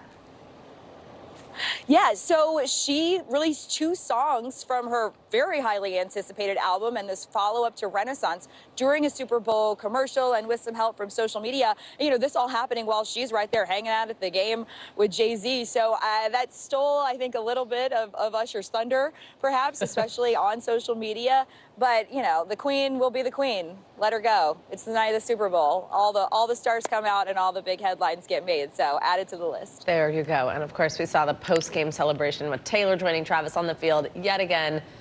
Things we love to see. Kaylee Hartung, thank you so much. I hope you get some rest. I hope you get to sleep in your own bed soon. We appreciate you all week. Thanks, Savannah. Coming up, after more than 120 days in captivity, Israeli forces say they've rescued 2 hostages. What we know about the mission that brought them home and the progress on a deal to free the remaining hostages. Stay with us. News lives in the now. The front lines are still very active. This is like quicksand, and officials say an entire town is cut off. This close to actually understand why people had to jump in the ocean. News for the generation of now is NBC News Now. Good morning, and thanks for joining us. I'm Joe Fryer. And I'm Savannah Sellers. We're going to get started with breaking news. The record number of migrant crossings. The latest developments in the war between Israel and Hamas. A closer look at the good news we got about the economy. If you do have points or you have miles, is now a good time to use them. A lot of people spend a lot of time sitting. 20 minutes of exercise might be able to help out. How does it feel to be an out-college athlete? Freeing the first woman on a lunar mission. What was it like to get that news? Morning News Now, streaming weekdays at 7. News lives in the now. Israel tonight declaring war against Hamas following the brutal surprise attack within its own borders. Now is raw. We are in the West Bank city of Ramallah. Protesters are on the streets here to denounce Israel. Now is real. Most of the time, the Iron Dome works, but there are rare occasions that a few get through, like here in Ashkelon. News for the generation of now is NBC News Now, streaming free everywhere. Thanks for tuning in. I'm Gotti Schwartz. Here are the stories we're following tonight. Storms keep coming here in California. The U.S. government just declassified this video. A lot more stories trending like crazy on social media. A controversy pitting lawmakers against young voters. What's the state of crypto today? Is it safe for investors? We've got another mind-bending story on artificial intelligence. This is what my voice sounds like when I clone it. That wasn't me. You gotta see this. Stay tuned now, weeknights at 8 Eastern, 5 Pacific on NBC News Now. Now is raw. How hard is it to see it like this? Our house is no longer here, but we are here. Now is real. Let's break down what we know and then the big questions still outstanding. News for the generation of now is NBC News Now. When I think about what the Today Show does, it's not just about the mornings, it's about your whole day. There's a feeling of we're in there with you. Then let's take on this day together. Now is raw. How hard is it to see it like this? Our house is no longer here, but we are here. Now is real. Let's break down what we know and then the big questions still outstanding. News for the generation of now is NBC News Now. The NBC News mobile app. Get connected to your favorite news shows. For the top stories, breaking news, and live video, download the NBC News mobile app now. Were you calling the shots, though, Mr. President, ultimately? Do you need to win your home state in order to stay in this race? Is it do or die? Is it clear who's going to govern Gaza once this war is over? If it's Sunday, it's Meet the Press.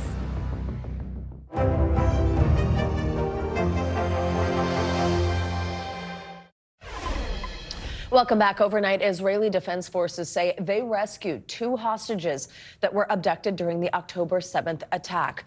According to a statement from the IDF, 60-year-old Fernando Marman and 70-year-old Louis Har were found during an overnight rescue operation in Rafah. The rescue comes as Israeli military forces continue their mission into Rafah. Over 1 million Gazans are living in that city as a result of evacuations from the north. There's now growing international calls for Prime Minister Netanyahu to stop attacks on Gaza in order to protect civilian lives. NBC News foreign correspondent Molly Hunter joins us now from Jerusalem with the details here. Molly, good morning. So sounds like a pretty major breakthrough here for the IDF, being able to rescue 2 hostages. Tell us what we're learning about them and the efforts to free them. Have we heard anything from their families?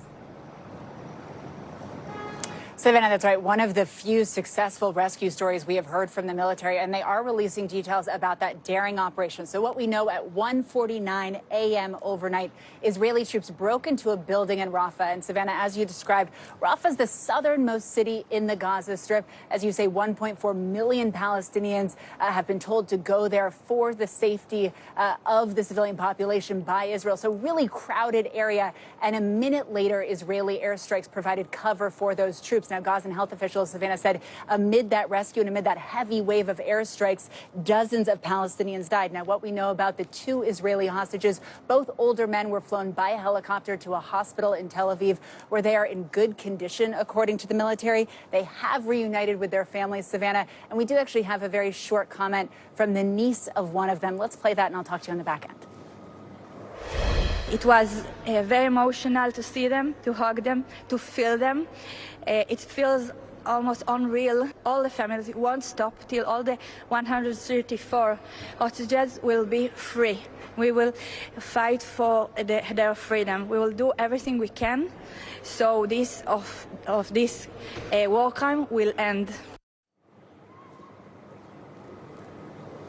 Savannah, very, very good news, and you can see and you can hear the relief in her voice. That was the niece, of Fernando Marman, one of the 2 hostages rescued overnight by the Israeli military. Absolutely. Molly, meanwhile, a senior official tells NBC News that major progress on a deal to free the remaining hostages in Gaza could come as early as this week. This comes after a call yesterday between President Biden and Prime Minister Netanyahu. Where do things stand on this potential deal? That's right. So that it may be nearing kind of that closing deal stage, but gaps remain. We do not know how big or how significant those gaps are. But interestingly, Savannah, we have some new reporting from our colleagues in Washington, D.C. about kind of the growing frustration in the U.S. administration that they have not been able to get Prime Minister Netanyahu to agree to a ceasefire.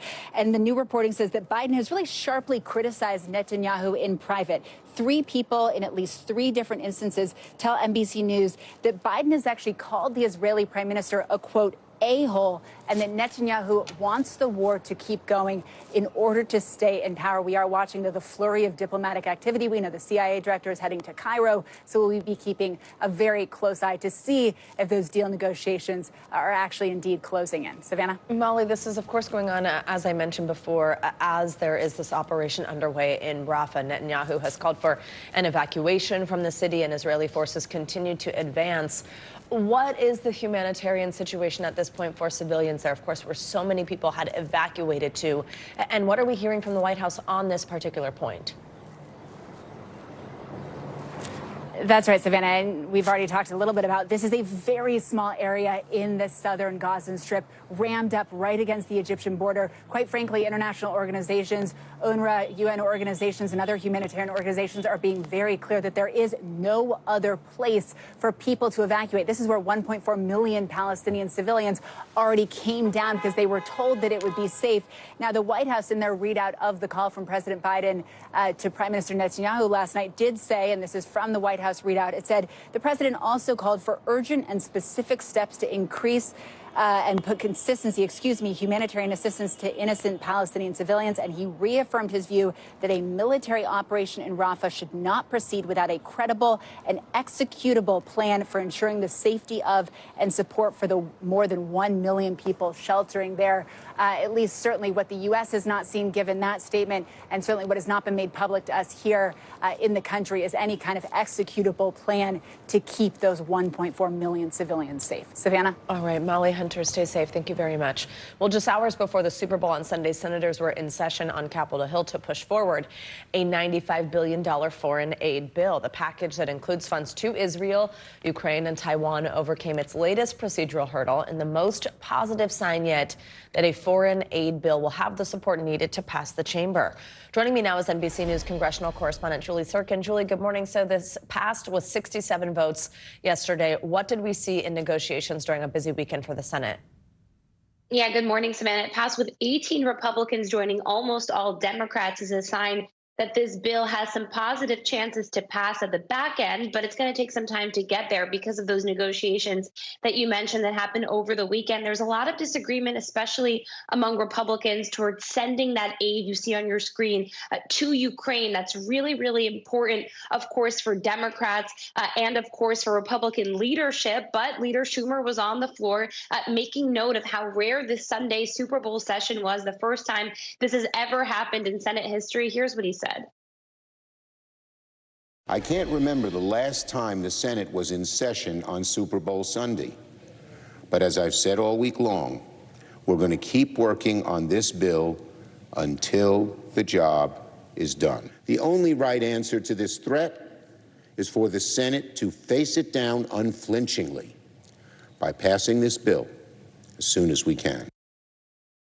So here's the thing, it might take some time for them to actually pass this bill because you need a time agreement from all 100 senators to do anything quickly in the upper chamber. Without that agreement, this could drag on until Wednesday. That's when the final passage of this legislation could be, but it could happen as soon as tonight. You really don't know. Time will tell.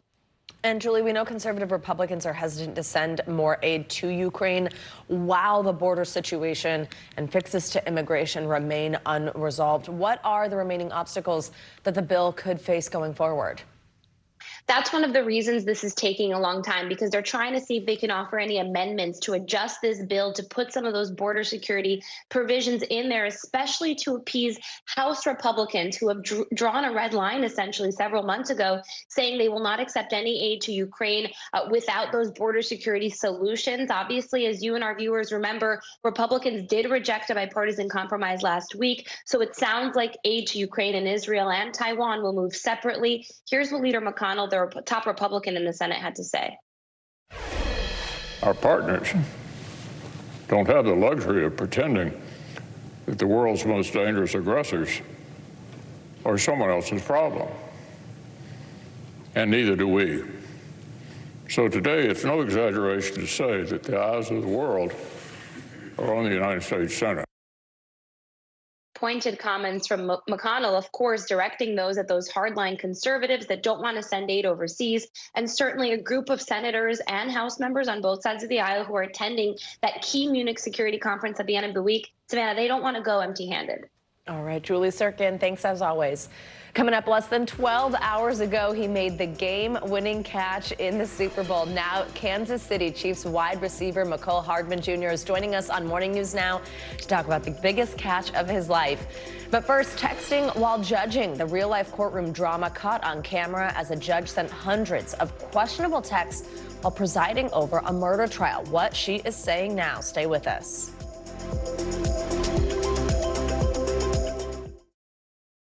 News lives in the now. The front lines are still very active. This is like quicksand, and officials say an entire town is cut off. This close to actually understand why people had to jump in the ocean. News for the generation of now is NBC News Now.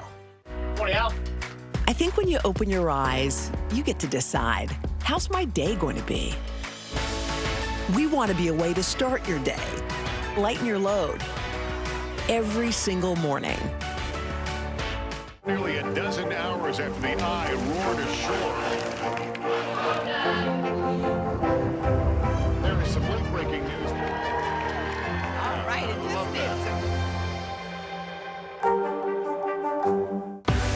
News lives in the now. It's coming at us every second. News is more now than ever. Just outside of the Israeli military headquarters. Now is raw. Now is real. We get to see democracy in action for the very first time in the 2024 race. Now is constant. You gotta see this. The future is now. News for the generation of now is NBC News Now. Thanks for tuning in. I'm Gotti Schwartz. Here are the stories we're following tonight. Storms keep coming here in California. The U.S. government just declassified this video. A lot more stories trending like crazy on social media. A controversy pitting lawmakers against young voters. What's the state of crypto today? Is it safe for investors? We've got another mind-bending story on artificial intelligence. This is what my voice sounds like when I clone it. That wasn't me. You gotta see this. Stay tuned now. Weeknights at 8 Eastern, 5 Pacific on NBC News Now. The fire has grown leaps and bounds. What you see behind me is typical. How you doing? Pretty bad. Kristen Welker hosts Meet the Press every Sunday on NBC. Welcome back. In Oklahoma, a district judge has stepped down just a year after being elected. Why? Well, she admitted to sending hundreds of texts from the bench during a murder trial. NBC News correspondent Morgan Chesky has the details. It's the video evidence from a courtroom camera. Authorities say captures former Judge Tracy Soderstrom on her phone mid-murder trial, texting and scrolling social media. There were some things that I did inappropriately. That admission coming Thursday. after Soderstrom announced her resignation following an investigation accusing her of gross neglect of duty and partiality in office. A judicial conduct complaint against Soderstrom states over the course of a murder trial involving the death of a 2-year-old, the newly elected judge texted her bailiff more than 500 times, mocking the physical appearance of attorneys, jurors, and witnesses. I texted during a trial, and that was inappropriate. The content I am not agreeing to because it doesn't matter. But the complaint cites messages that allegedly show Soderstrom was no longer impartial. At one point, Soderstrom calling a prosecutor gross and a horrible speaker, while praising the defense attorney, texting her bailiff, "Can I clap for her?" And during testimony, texting the state, just couldn't accept that a mom could kill her kid. So they went after the next person available, adding, "Can I please scream liar, liar?" Evidence Soderstrom still denies played a role during the trial. I didn't make up my mind. Even if I had, it wouldn't have mattered because I was not the fact finder. Mid-trial comments went further. Soderstrom allegedly calling a testifying officer pretty, saying she could look at him all day. Authorities tell NBC News the bailiff is no longer a county employee. Meanwhile, Soderstrom has agreed to never seek any state judicial position ever again. Morgan Chesky, NBC News. Let's get you international headlines now. Thousands are taking to the streets in Pakistan to protest election results. Claudia Lavanga joins us now from Rome with that and more. Hey, Claudia, good morning. Good morning, Savannah. Well, that's right. Supporters of the now jailed former Prime Minister of Pakistan, Imran Khan, have blocked key highways to protest against alleged rigging of last week's parliamentary elections. Now, Khan could not run in the election, but candidates backed by him won more seats than the political parties who ousted him from power nearly 2 years ago.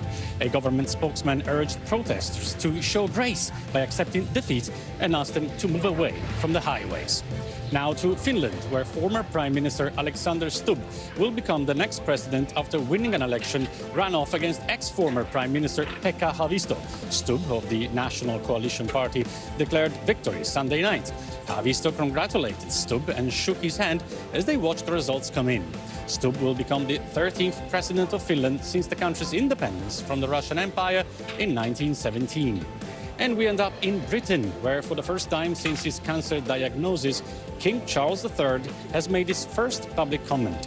The King on Saturday expressed his gratitude in a statement, thanking for all the messages of support he's received in recent days. Now, Charles and his wife Camilla were seen attending church in the east of England on Saturday, his first public outing since the diagnosis. Buckingham Palace has not given any details of his condition, other to say that it is not prostate cancer. Back to you, Sarah. All right, Claudia Lavanga, thank you so much. Well, coming up, it's the pop culture phenomenon inside the Super Bowl. From movie trailers to album announcements, we're taking a look at who made the grade and who missed the mark in this year's Super Bowl commercials. But first, Super Bowl hero Nicole Hardman joins us on Morning News Now to talk about what it was like to make the game-winning catch in the Super Bowl. That's up next. Stay with us.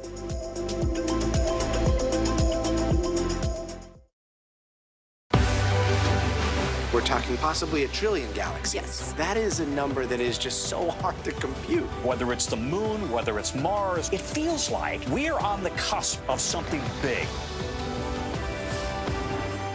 From inside Iran, from Israel, from Florida. Part of our continued reporting. It is safe.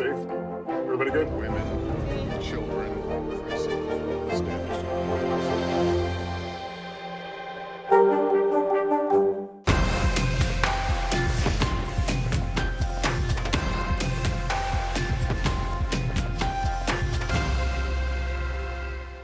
Stay on top of breaking news and the biggest stories of the day with NBC News Daily. Thank you so much for joining us. I'm Morgan Radford. I'm Vicki Wynn. I'm Kate Snow. And I'm Zinklea Samwat. Get in-depth reporting from across the country. We have breaking news out of the White House and around the world. Questions about the rebellion inside Russia. And ways you can take care of your health. What are symptoms that people should be on the lookout for? And your wallet. Some really great last-minute deals if you have flexibility. NBC News Daily. Weekdays from 12 to 4 p.m. Eastern on NBC News Now. People really don't know what's going to happen. Nearly a dozen hours after the eye roared ashore. More good people than bad people, you know, right? 5 seconds. 4. some late-breaking news. 4 hours into the Iowa caucuses. Private Hammer delivered. All right, it just me too. 20 out. I think when you open your eyes, you get to decide, how's my day going to be? We want to be a way to start your day, lighten your load, every single morning. News lives in the now. It's coming at us every second. News is more now than ever. Just outside of the Israeli military headquarters. Now is raw. Now is real. We get to see democracy in action for the very first time in the 2024 race. Now is constant. You gotta see this. The future is now. News for the generation of now is NBC News Now. From inside Iran, from Israel, from Florida. Part of our continued reporting. Is it safe? Everybody good? Women, children,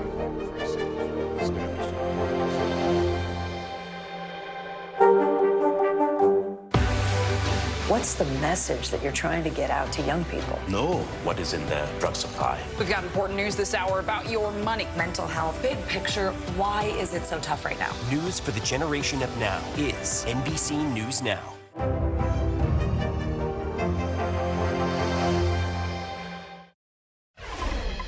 We are back now with an up-close look at the Kansas City Chiefs' third Super Bowl championship in 5 years.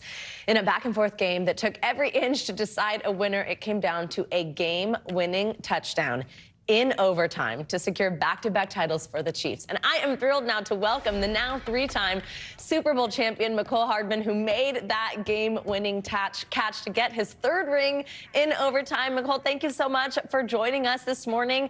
First, congratulations, of course, Super Bowl champ yet again. How you doing this morning? Have you had a fun night? Some amazing videos of y'all's after party are coming out. Yeah, I appreciate you. Thank you. And yeah, definitely a great night. The after party was lit. Had some people come perform, so definitely enjoyed that. Oh, yeah, it looked like a blast. Okay, I want to hear everything about how this goes down. So when there's 6 seconds left in overtime, Chiefs are losing, you're in the huddle. Tell us about that moment. I mean, what was the play call? Did you know you were going to get the ball? Walk me through it all. Yeah, so they called the personnel in, and it was crazy. I didn't even know they called the personnel. And Tassie and Coach Reed just looking me dead in my eye like, you gonna go out there? I'm like, oh yeah, I'm gonna go out there.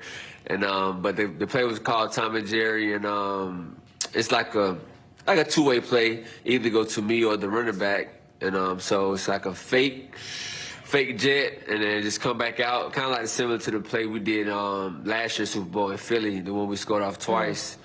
And so did the fake jet, came back out. I seen the corner bell.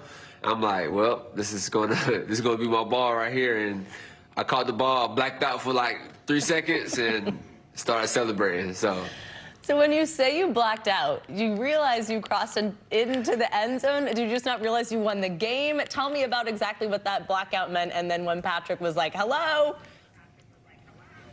I don't know. Like I remember everything. Like I knew that we won the game. I knew that it was a walk-off. But when I caught it, I guess just the I don't know, just all the emotions and the magnitude of the moment just got to me, I guess. And then finally, I just see Pat running to me like, you know, you're a champion, right?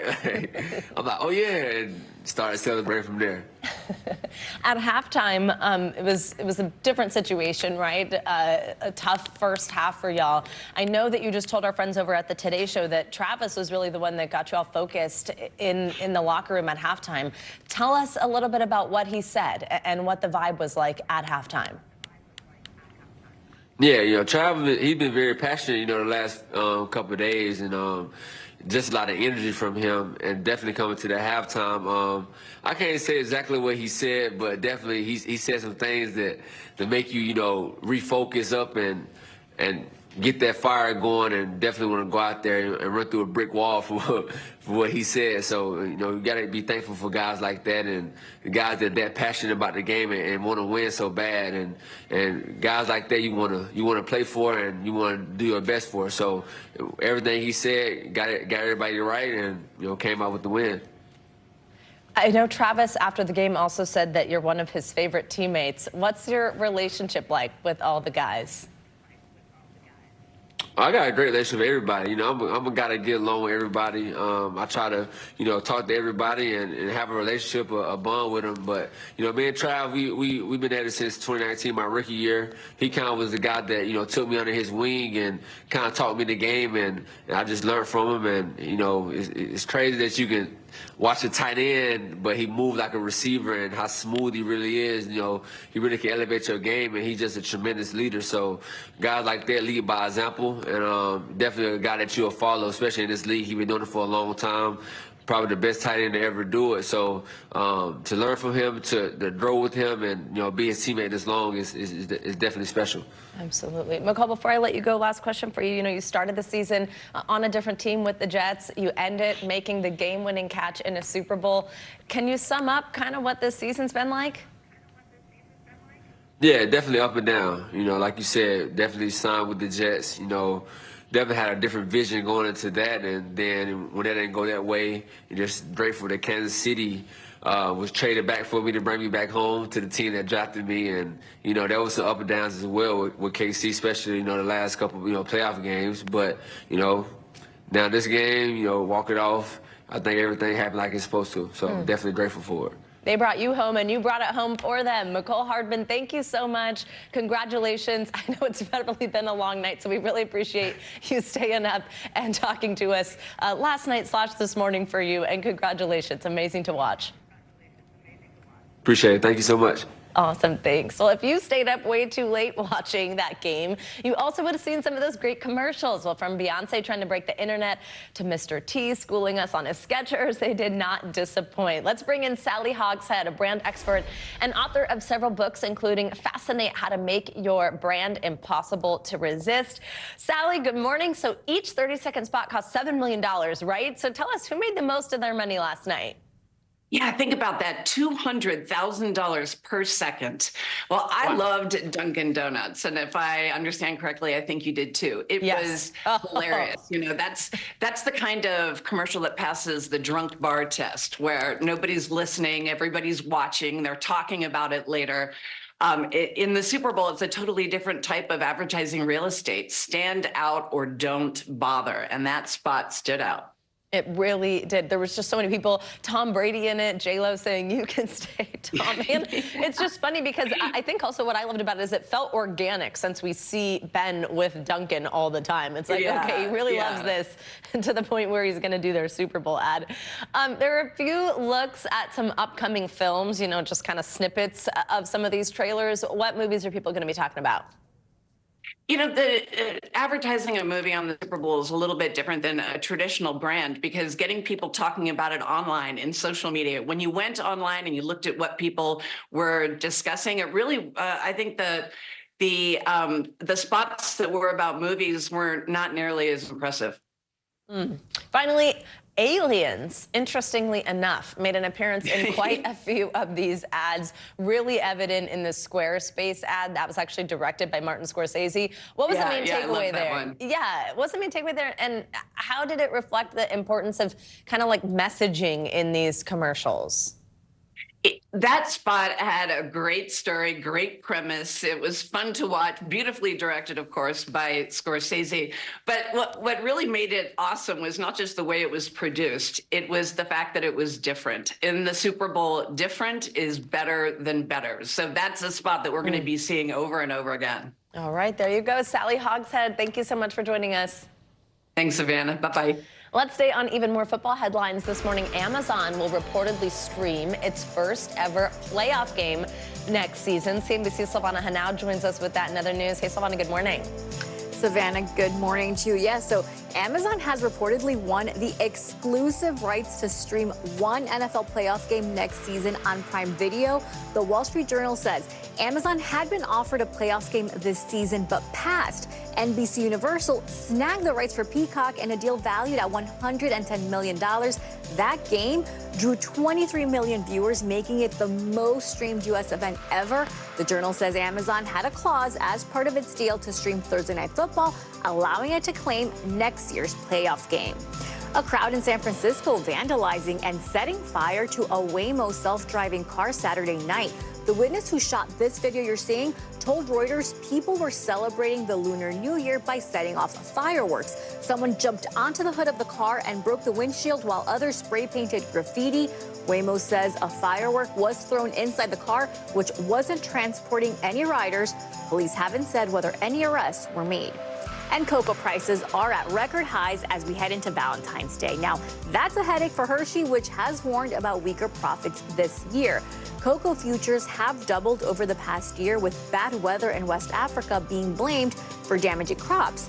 Hershey CEO says, given where prices are, the company will use every tool it has to manage the business, Savannah. All right, Silvana Henao, thank you so much. You got it.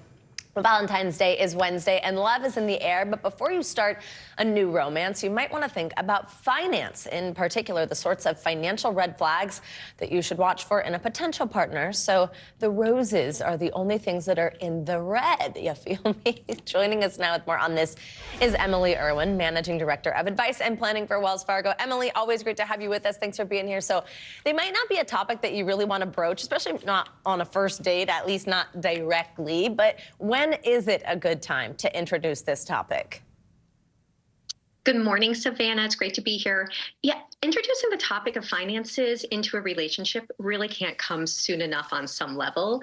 We know that people would rather talk about religion, politics, even death before they talk about money. And so getting comfortable about it early and often is important. First date material might be something like the expectations of who's going to pay, or what are you even doing on your first date? As you get further into the relationship, you want to start thinking about things like, how are you going to commingle your assets, if at all? Are you going to have any joint purchases made together, even if it's something as benign as a vacation or as something as serious as signing a lease together? And so you want to have conversations early, often, and in safe places where there's low tension and you have the ability to really have a transparent conversation. Wow, even before death, people would rather talk about death than money. Wow, that's really saying something. Our viewers may have just noticed this was already just up on our screen, but tell us some of the top financial red flags people should look out for. Absolutely. Well, financial secrecy is a big one. You know, if someone's not sharing with you their spending habits, their saving habits, even their career goals, their debt on their balance sheet, that is a major red flag. And it's not just a red flag because it could get you into financial trouble as their partner. It's a red flag because it's a trigger for what else could they be hiding? How honest are they going to be about big things in their life? Prioritizing needs over wants. You know, it's great to be able to make that splurge. It's not great to be able to make that splurge if it means you can't pay your rent that month. Ignoring debt is a big one. So debt does not mean it's necessarily bad. In many cases, you've invested in yourself, you're making a purchase. It might be a big one like a home. However, revolving debt, the constant inability to not pay your bills on time, that's a big no-no. And then finally, unattractive frugality. This for me is the ultimate deal breaker. If you're not going to be open to, you know, tipping the wait staff, tipping the Uber Eats driver, you know, making that charitable gift around the holiday season or volunteering your time, you might want to steer clear from that. That's a really good point. It can kind of go both ways here, right? So if somebody does see any of these things you've just mentioned that are these red flags, they don't have to be, I guess maybe I should say, deal breakers, if I suppose you can maybe talk it out. I mean, how should somebody approach that?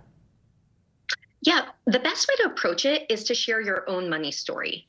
You know, what behaviors and what experiences, either growing up or as an adult, affected how you interact with money? How do you personally feel about kind of the big buckets in your life, the saving, the taking on debt? How do you tie your financial behaviors to your own goals? And then by sharing those, inviting your partner to do the same. That is a wonderful way to be able to start that conversation.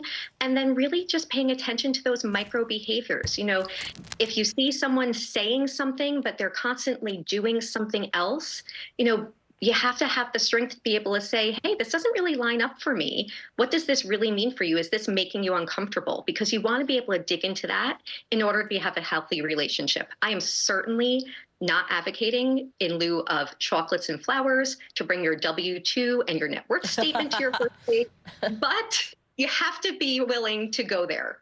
There you go. Emily Irwin, as always, great advice. We appreciate you joining us. Thank you. Good to see you.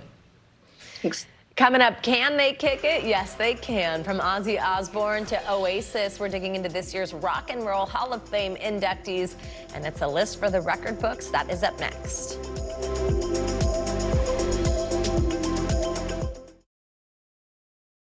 The NBC News mobile app. Get connected to your favorite news shows. For the top stories, breaking news, and live video, download the NBC News mobile app now. Stay on top of breaking news and the biggest stories of the day with NBC News Daily. Thank you so much for joining us. I'm Morgan Radford. I'm Vicki Wynn. I'm Kate Snow. And I'm Zinklaya Samwat. Get in-depth reporting from across the country. We have breaking news out of the White House and around the world. Questions about the rebellion inside Russia. And ways you can take care of your health. What are symptoms that people should be on the lookout for? And your wallet. Some really great last-minute deals if you have flexibility. NBC News Daily. Weekdays from 12 to 4 p.m. Eastern on NBC News Now. Kristen Welker hosts Meet the Press every Sunday on NBC. What is going to happen now? Going back and forth because Go ahead. Nice to see you.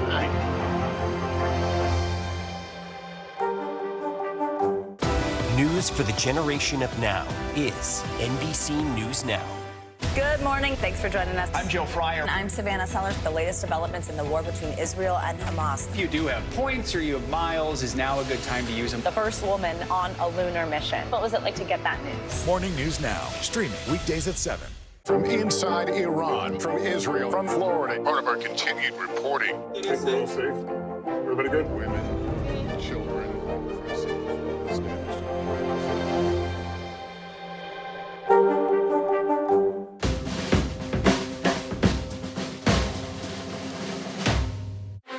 Were you calling the shots, though, Mr. President, ultimately? Do you need to win your home state in order to stay in this race? Is it do or die? Is it clear who's going to govern Gaza once this war is over? If it's Sunday, it's Meet the Press. What is going to happen now? going back and forth because Go ahead. Nice to see you.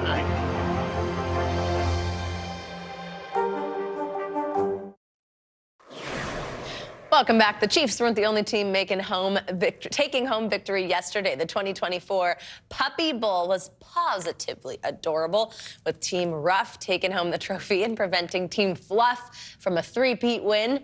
As we mentioned on Friday, the program encourages animal adoption by bringing rescue pups from all over the country in a fur-tastic 3-hour game.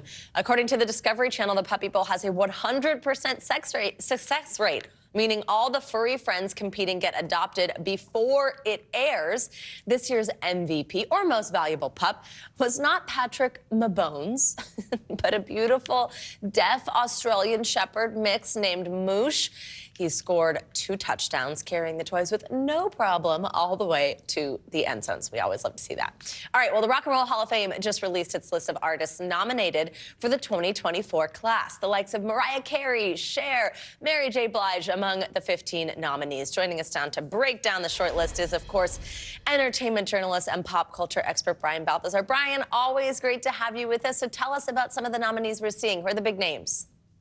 Good morning. Yeah, 15 nominees, 10 of them nominated for the first time. Let's take a look at some of the people, as you mentioned. Mary J. Blige, Mariah Carey, one of them for the first time. Cher for the first time. Dave Matthews Band, Eric B. and Rakim. Foreigner, first time. Peter Frampton, Jane's Addiction, Kool and the Gang, Lenny Kravitz, Oasis, Sinead O'Connor, Ozzy Osbourne, who actually was inducted as a member of Black Sabbath previously, so this is his second time. Sade and A Tribe Called Quest. Now, keep in mind, only 5 to 7 of these people or groups usually get inducted or actually into the Hall of Fame, and that takes a procedure here. There's about 1,000 members, more than that actually, musicians, members of the music community, historians that weigh in on things like their contribution to their influence, their impact, their contribution to the music world and community, and obviously their longevity. They have to have had their first commercial single released at least 25 years ago. So that establishes that they're longtime, historic members of this community. But then the voters, they have to agree, 50% of them. Each nominee has to get at least 50% of the vote to then get voted in. Yeah, so Brian, tell us a little bit more. You just kind of broke down how this works. What exactly does it mean at this point for some of these artists when they get nominated? So they had to have been, like you said, certain years, that kind of thing. Like, what are some of those qualifications?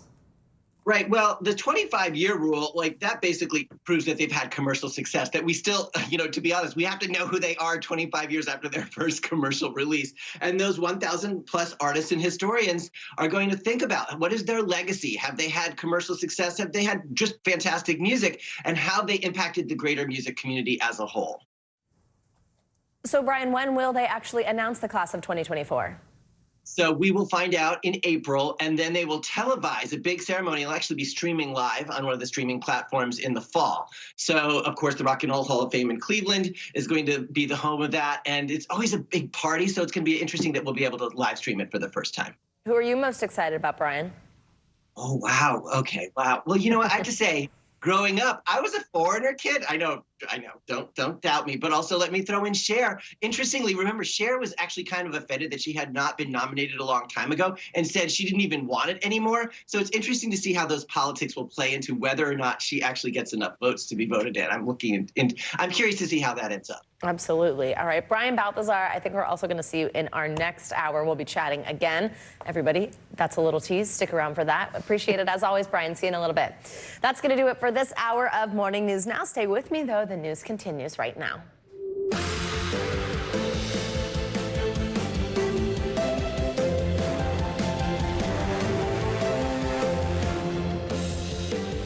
Good Monday morning. Happy Monday after Super Bowl. I'm Savannah Sellers. Joe has the morning off right now on Morning News Now. Hail to the Chiefs. After a thriller of a game in Sin City overnight, Kansas City is once again reveling in Super Bowl glory. And yes, of course, Taylor Swift was quick to rush down to the sidelines to congratulate boyfriend Travis Kelce. We've got a full recap for you on this Monday morning. From Usher's slamming spectacle of a halftime performance to a huge surprise announcement from the Queen herself, Beyonce. We are also following a shooting this morning at Joel Osteen's Lakewood megachurch in Houston yesterday that ended with 2 people injured, including a child. What we know this morning about the suspected shooter, who police say is now dead. In Washington this morning, the growing fallout from that bombshell special counsel report that put President Biden's mental fitness back into the national spotlight. How the White House is now working to assure Americans he is still right for the job. Plus, former President Trump taking heat this morning for comments he made on allowing Russia to potentially attack U.S. NATO allies. We will bring you the latest. And we are wrapping the hour up back in the world of sports with an NCAA superstar who's got her eye on a history-making feat that'll land her in America's record books. But we are going to get started this hour in Las Vegas, where the Kansas City Chiefs are still in their Super Bowl era. The Chiefs celebrating their second consecutive NFL championship after pulling out an incredible overtime victory against the San Francisco 49ers. NBC News correspondent Kaylee Hartung was at the game last night, and she takes us through some of the night's biggest moments. Hey there, it's as if the Chiefs' entire season was encapsulated in this one game. It started off slow, but in the end delivered unbelievable drama. Only the second time in the history of the Super Bowl that we got overtime. Bonus football in the Super Bowl doesn't get any better than that, as the Chiefs stars Travis Kelce and Patrick Mahomes prove why they are the NFL's next dynasty. The Kansas City Chiefs are champions again. Their overtime victory over the San Francisco 49ers, making them the first team to win back-to-back Super Bowls in almost 20 years.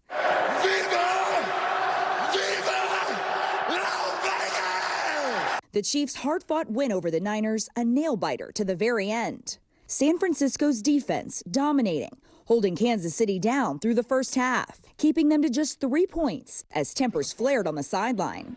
He comes over to Andy and goes, "Keep me in." But in the second half, some Mahomes magic tied it up, forcing just the second overtime in Super Bowl history.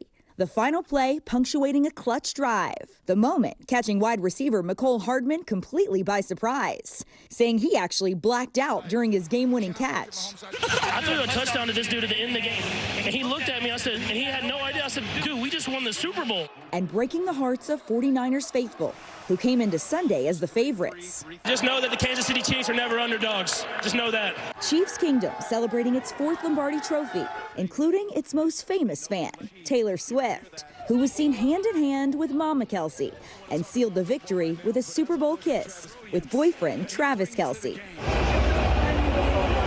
Swift arrived in Sin City just hours before kickoff, but the pop star was ready to party, throwing back a drink in the stands. The energy on the field only amped up at halftime, as Usher rolled onto the world's biggest stage, his career-spanning spectacle bringing the heat, featuring surprise guests, rap royalty Lil Jon and Ludacris,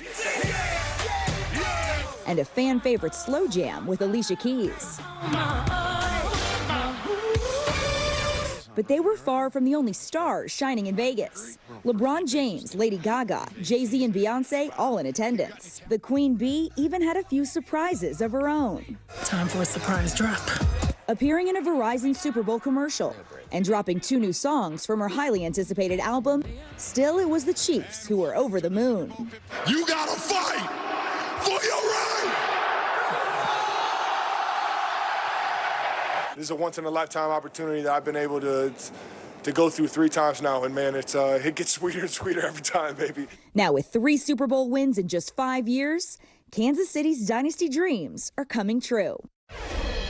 And let's put that dynasty into perspective. With Patrick Mahomes winning Super Bowl MVP, he joins Tom Brady and Joe Montana as the only players to ever win that award 3 times. And Patrick Mahomes is just 28 years old. He has accomplished more in his 6 seasons as a starter than so many of the greats of the game accomplished in their entire careers. And then there is Coach Andy Reid winning his 3rd Super Bowl. There are only 2 coaches who've won more than him. That's Bill Belichick and Chuck Noll. We are watching greatness in real time. Back to you. All right, Kaylee, thank you so much. We've got entertainment journalist and pop culture expert Brian Balthazar back with us to break down all the major celebrity moments of the Super Bowl. Brian, good morning. Okay, so of course, let's start with the halftime performance by Usher. It was a millennial's dream concert, really, and I can't get over the rollerblades. So tell us, who were some of the stars who joined him on stage, and how did it really kind of like celebrate his whole career? Right. It was a jam-packed party, 13 minutes long, but it had everything, really, including many of his great friends and collaborators over the years, including Alicia Keys, which was a great surprise to see, and this really cool piano with red flowing fabric. And amazing. And then we had Lil Jon, we had Ludacris, her, will.i.am, Jermaine Dupri. It was really, of course, the rollerblades moment was incredible. Marching bands. Showgirls, a guy flying through the air. It really had something for everyone. And of course, an amazing list of hits. Caught Up, Love in the Club, Burn, You Got It Bad. It was a party. And of course, let's be honest, Usher has become expected known for taking his shirt off in concert. He did that too. The fact that they have these lights in the crowd that change in tandem with the show. We've seen it before, but it never fails to dazzle us. But it was a great crowd pleaser. I thought everyone really loved it. And people that were there saying it was unlike any live performance they'd ever seen before. Wow, really cool. I liked how it was kind of like a little Vegas theme at the beginning, right? To kind of fit where he was. It was pretty cool. Yeah. Okay, now, of course, time to talk Beyonce. So she announced Act 2 of her Renaissance era last night during her Verizon commercial. I gotta say, I didn't fully get that that's what was going on at the time. And then it was like, oh, whoa, this was real. And it included 2 new tracks. Tell us about this rollout. Right. It's so interesting. You know, the new thing for artists, Taylor and Swift and Beyonce among them, is to leave hints and clues, Easter eggs about what's coming. We've seen Beyonce wearing a cowboy hat at a recent award show. She does this commercial for Verizon, and she's trying to break the internet. And there are all these shout outs to prior things that she's done, and then winks to things like her running for Beyonce of the United States. But then at the end, she still hadn't broken the internet. So she says, OK, let's drop the music. And at that moment, 2 singles were dropped on Tidal. Later after the Super Bowl on all platforms, one of them called Texas Hold'em, the other called 16 Carriages. These are 2 tracks on her album that's coming out March 29th. That is a country adjacent or country fusion album, which I think people are really excited about. Obviously, these 2 singles are already charting iTunes. And what Beyonce says something people listen. So I'm excited to see what happens next. Isn't that true? It's always fun, too, when you see an artist switch genres when they are as talented as somebody like Beyonce is. Okay, let's talk about commercials. Other than Beyonce's Verizon one, my favorite was J.Lo and Ben Affleck. And actually, it seems like a lot of people agreed that was sort of like they were winners on social media with this Dunkin' Donuts ad. By the way, a lot of other people in there, Matt Damon, Tom Brady. Tell us about this commercial. And part of what I liked about it was kind of seeing a different side of their relationship, right? What'd you think? Right. I love it because it leans in on what started out as a meme. You know, Ben Affleck carrying Dunkin' Donuts in paparazzi photos. Here we have J.Lo recording a single, and Ben Affleck in his full Boston accent now decides he's going to start a music career and kind of crashes the recording session as the lead singer of the Dunk Kings. Obviously, it's a Dunkin' Donuts commercial. And we have his friends that include, we have Matt Damon over to the side, sort of horrified. There's Tom Brady. It's just the list goes. We have the Jack Harlow, Fat Joe at the end. So the song is terrible, obviously, but it's it combines the best of celebrity, surprise, the virality of the Dunkin' Donuts meme with him, and just humor. I think it's a great commercial, and it is the one that people are talking about this morning. Oh my gosh, I thought it was hilarious. I was laughing so hard when she tells Tom, you can stay, after she tells Ben to leave. Pretty funny. Right. And we talked about this, Ben. This is not going to happen. Yeah, yeah, we talked about this. All right, now, of course, save my fave for last. Taylor Swift. I mean, I like how you're always like, it's funny when you ask me about Taylor Swift because I can tell you everything. So I am going to just make a few of my favorite points, and then I'm going to hand it over to you, Brian, which was obviously this whole girl gang that she's got with her in the suite. So you could tell us about that. It was so fun. Then, of course, seeing her on the field. Then also now there's videos coming out from the after party where the DJs, the Chainsmokers, are playing her songs. They're playing You Belong With Me. Travis is singing it to Taylor. I mean, it's like a Taylor Swift song. Right. I mean, first of all, I feel like if you watch the whole game, Taylor Swift was all of us at the end. There was a shot of her biting her nails. No matter what team you were on, this was a nail biter. There was another cutaway while she was chugging a beer, and I don't think she was aware of it. There you see Blake Lively. I think that's Ice Spice over there to the left. It was, interestingly, she knows the camera's on her constantly, but also just as her authentic self. And, people have talked about the Taylor Swift effect. Everyone was questioning what was going to happen in literally the last 20 seconds of this game. And it was kind of fun to see that jubilance and excitement. And, of course, we see the photos of everything that happened on the field. This is just an unusual time in this era, of this generation, of this romance that's happening, and it's kind of fun to watch it happen. I think it's hilarious that people get so fired up about it. It's just music and football. It's okay. No, it's fun. Let's have some fun with it. And I love that they're having fun with it. Could not agree more. And obviously, Taylor Swift had to win in her rookie season. Know what I'm saying, Brian? She doesn't know losing. Great to see you, as always. Thanks for covering it all for us this morning. See you soon, my friend. All right, now it's time to get a check on your morning news now weather. We have Michelle Grossman here in studio with us, and we've got a look ahead, some snow, some rain, a lot going on. Hey, Michelle, good morning. Hi there, good morning. Yeah, a lot going on. We have the threat for severe weather, flooding rains today, some really gusty thunderstorms. And then on the cold side of a storm system, we are looking at some snow. So let's talk about today, because that's the biggest story for today. That storm threat throughout the southeast. We could see really gusty winds. We could see hail, a few tornadoes, but certainly some heavy downpours leading to flooding, some flash flooding as well. This is going to move up the coast. So overnight into Tuesday, we're going to see some rain transitioning to snow in parts of the Northeast and also New England. Further to the west, we're quiet in the middle of the country, mild temperatures throughout the northern plains, parts of the central plains. And then we have some snow falling in portions of the Intermountain West, but relatively quiet out west as well. By Wednesday, we see heavy snow throughout the northern plains, really heavy snow throughout the Intermountain West as well. Bright sunshine, nice temperatures in the south central states, really nice throughout the East Coast as well in terms of any precipitation. We are dry. We're going to see temperatures returning back to normal. It's another mild day today, but a big drastic change as we go throughout Tuesday into Wednesday. And then Friday, lots of snow throughout the middle of the country, the northern part of the country, into the west. We have some rain falling in the west as well by Friday. Gulf rain also on Friday. But this is what it looks like right now. So radar, we're looking at very heavy rainfall, lots of bright colors. That's showing us where this intense rainfall is falling, and that's why we're concerned about flooding and also flash flooding. So we have that powerful storm that's bringing 18 million people with flood alerts. We have flash flood warnings. We also have some winter weather alerts. So as we go throughout the day, we're going to be watching this, especially into tonight into tomorrow. We're going to see that snow transitioning. So 30 million people, Savannah, Looking at the chance of some snow, we'll end it with some snowfall totals just because I know we're always looking for numbers. So 30 million people involved in winter alerts, and we could see 3 to 5 inches in New York City, and even further to the north, we're looking at a foot of snow in some spots. I am excited about a little bit more snow, right? Like we're coming to the end of winter one more time. Yes, we need it. At least, yes. At least, yes. All right, Michelle, thank you so much. Sure. Well, this morning, there are new concerns over the health of Defense Secretary Lloyd Austin. The Pentagon says he's back in the hospital, this time for a bladder issue. It comes as President Biden and his allies are on the offensive after last week's special counsel report called his memory into question. NBC News senior White House correspondent Gabe Gutierrez joins us now from Washington with all this. Hi, Gabe. Good morning. Hey there, Savannah. Good morning. It's not clear how long the defense secretary will remain hospitalized, but one notable change from last time, the Pentagon alerted the White House immediately. This morning, Defense Secretary Lloyd Austin in critical care, hospitalized at Walter Reed again yesterday, this time for symptoms of a bladder issue, according to the Pentagon. Overnight, doctors saying that Austin was then admitted to the critical care unit for supportive care and close monitoring. Last month, the defense secretary faced scrutiny for not telling the White House that he underwent surgery for prostate cancer until days later. We did not handle this right, and I did not handle this right.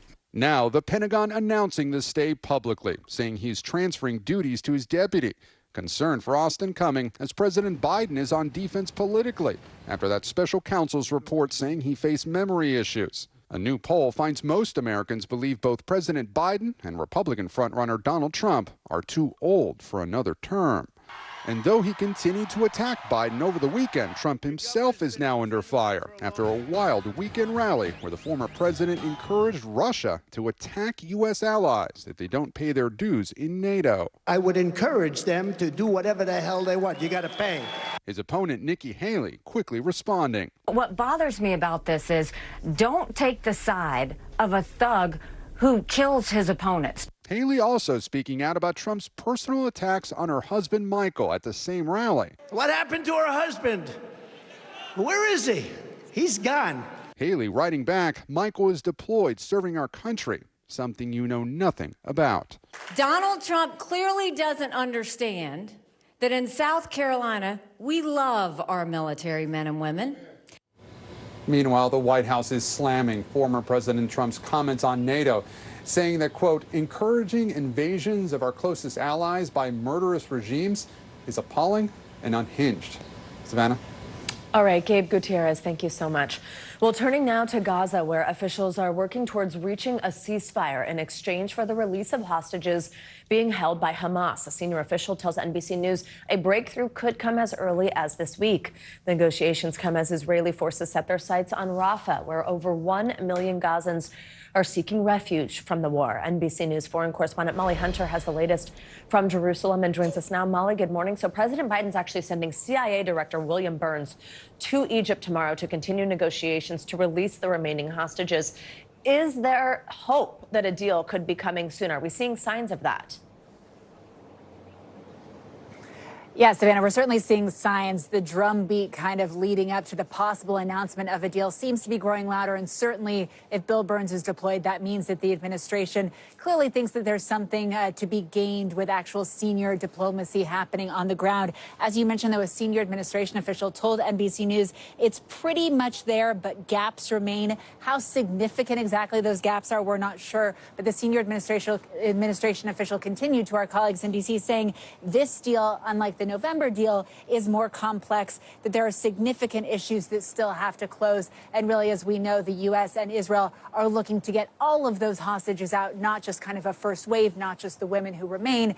And Hamas has been very, very clear, of course, Savannah, they don't want just a pause in fighting. They want a full ceasefire. Savannah? Molly, I know we're also learning new details about a call over the weekend between President Biden and Israel's Prime Minister Netanyahu. The two discussed this looming hostage negotiation deal, but also the ongoing attacks near Rafah again, where several Palestinians had evacuated to, had been told to move to. What more can you tell us about what was discussed on this call? Yeah, Savannah, and just to give you context, and we are hearing kind of growing criticism from the U.S. administration about Prime Minister Netanyahu's plan, or at least announced plans for a possible incursion into Rafah.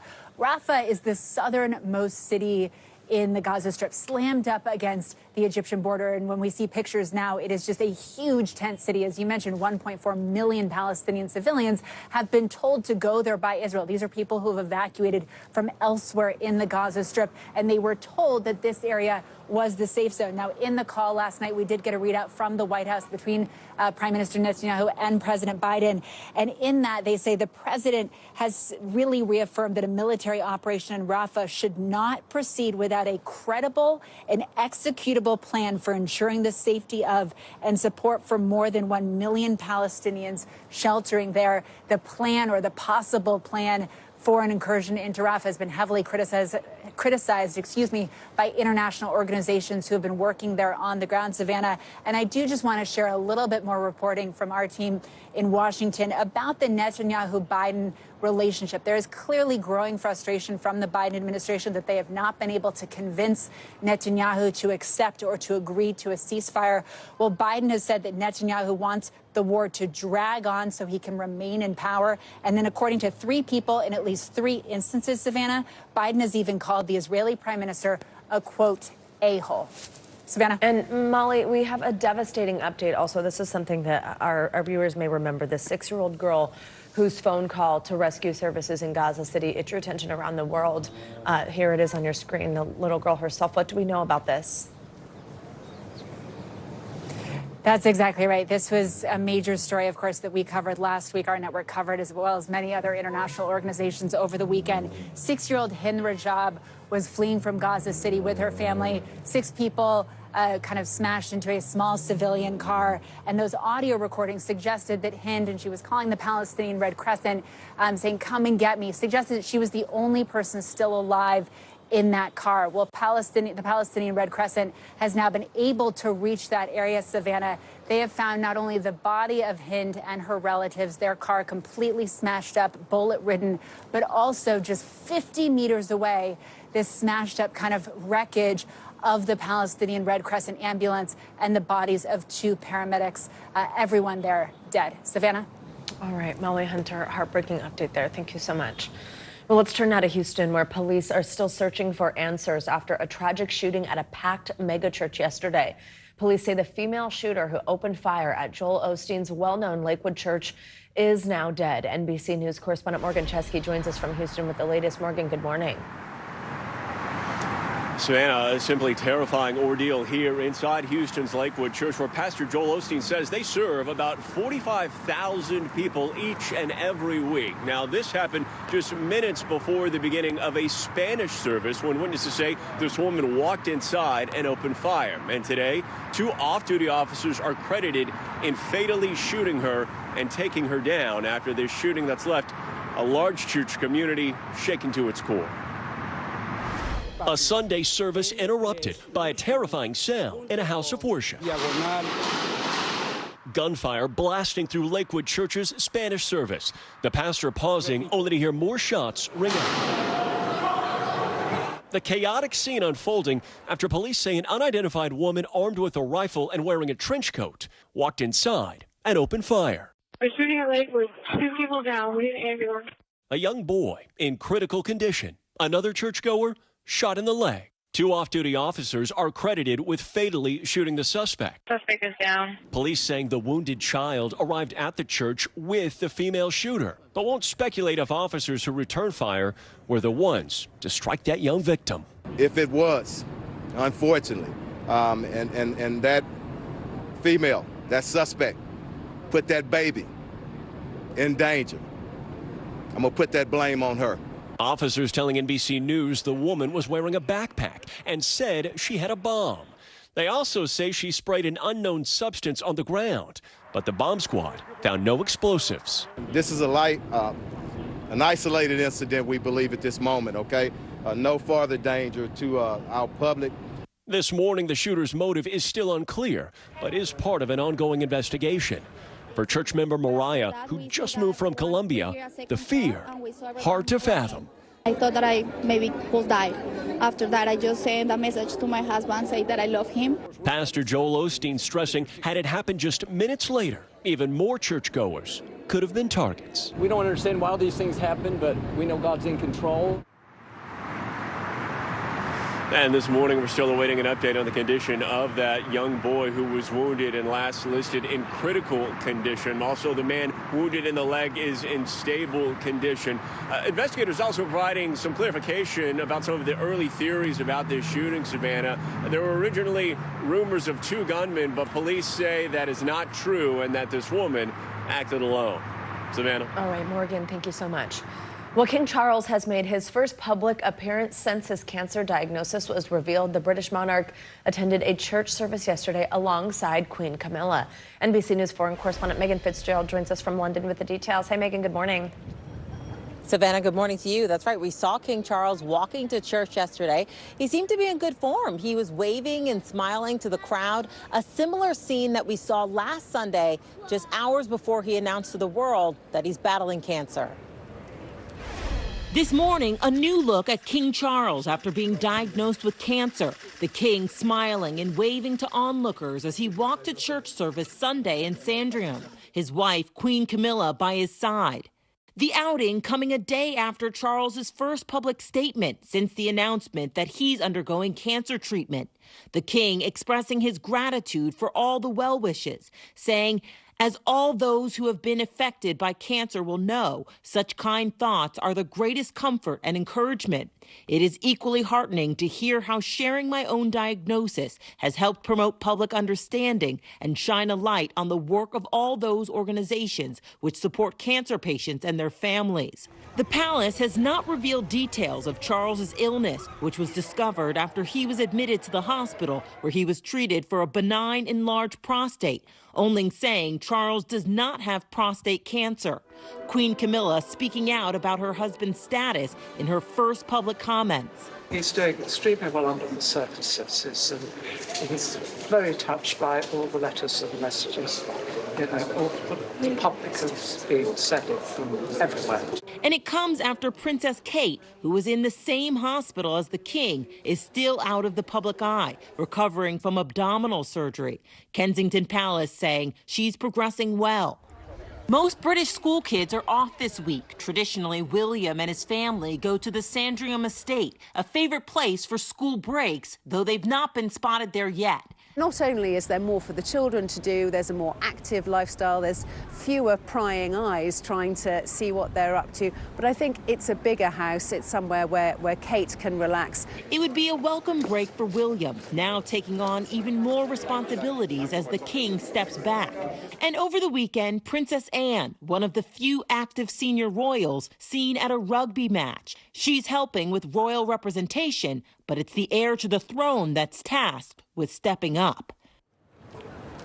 Now, while we are not expected to see King Charles in public for official duties, so far he has been conducting his weekly audiences with the Prime Minister, and he's been doing his private business. Savannah. All right, Megan, thank you so much. We've got much more to come on this hour of Morning News Now, including the drive that's gaining ground across America to make the day after the Super Bowl, that would be today, a national holiday. Can't say I disagree with that. First, though, after the break, the special election here in New York to replace disgraced Republican Congressman George Santos. We've got more on the candidates vying for the job and what the future could hold on Capitol Hill if his seat flips blue once again. Those stories and more are next. Stay with us.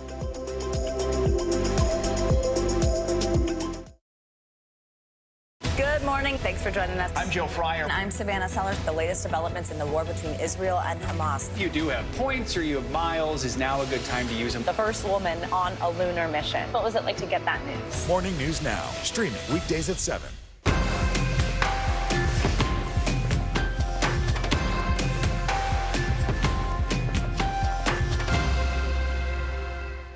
We report live from Tel Aviv, from Juarez, Mexico. Reporting over the skies of Lahaina.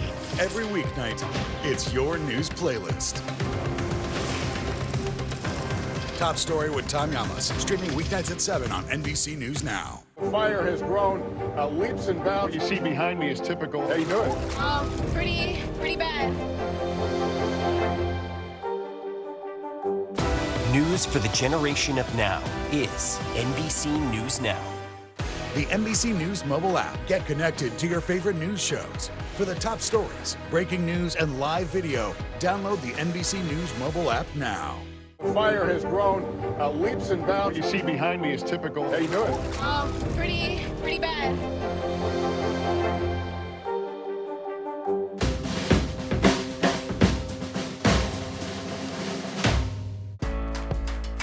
When I think about what the Today Show does, it's not just about the mornings, it's about your whole day. There's a feeling of we're in there with you. Then let's take on this day together. News lives in the now. Look at this.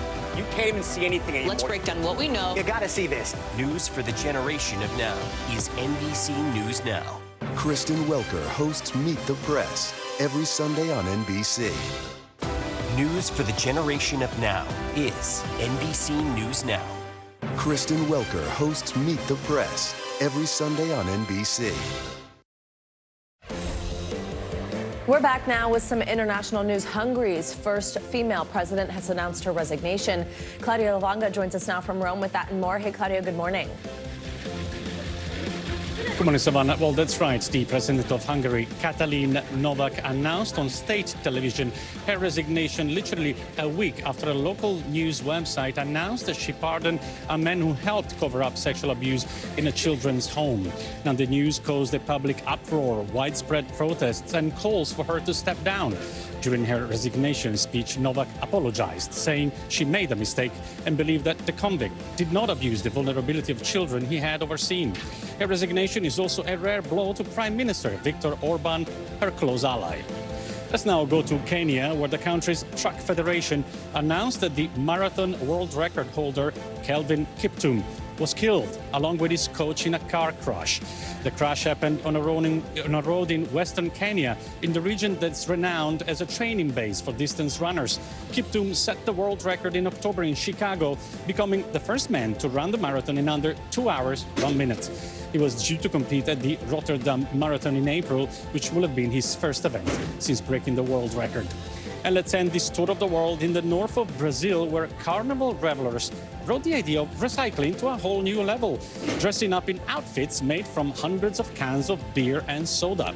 This bubbling street party started in 1997 when a group of friends began gathering discarded cans left behind by carnival goers and attached them to their clothing. Since then, recycling in the area has improved, but locals thought they will continue the tradition to keep raising awareness, and just because, of course, it's fun. Back to you, Savannah. All right, Claudia, thank you so much.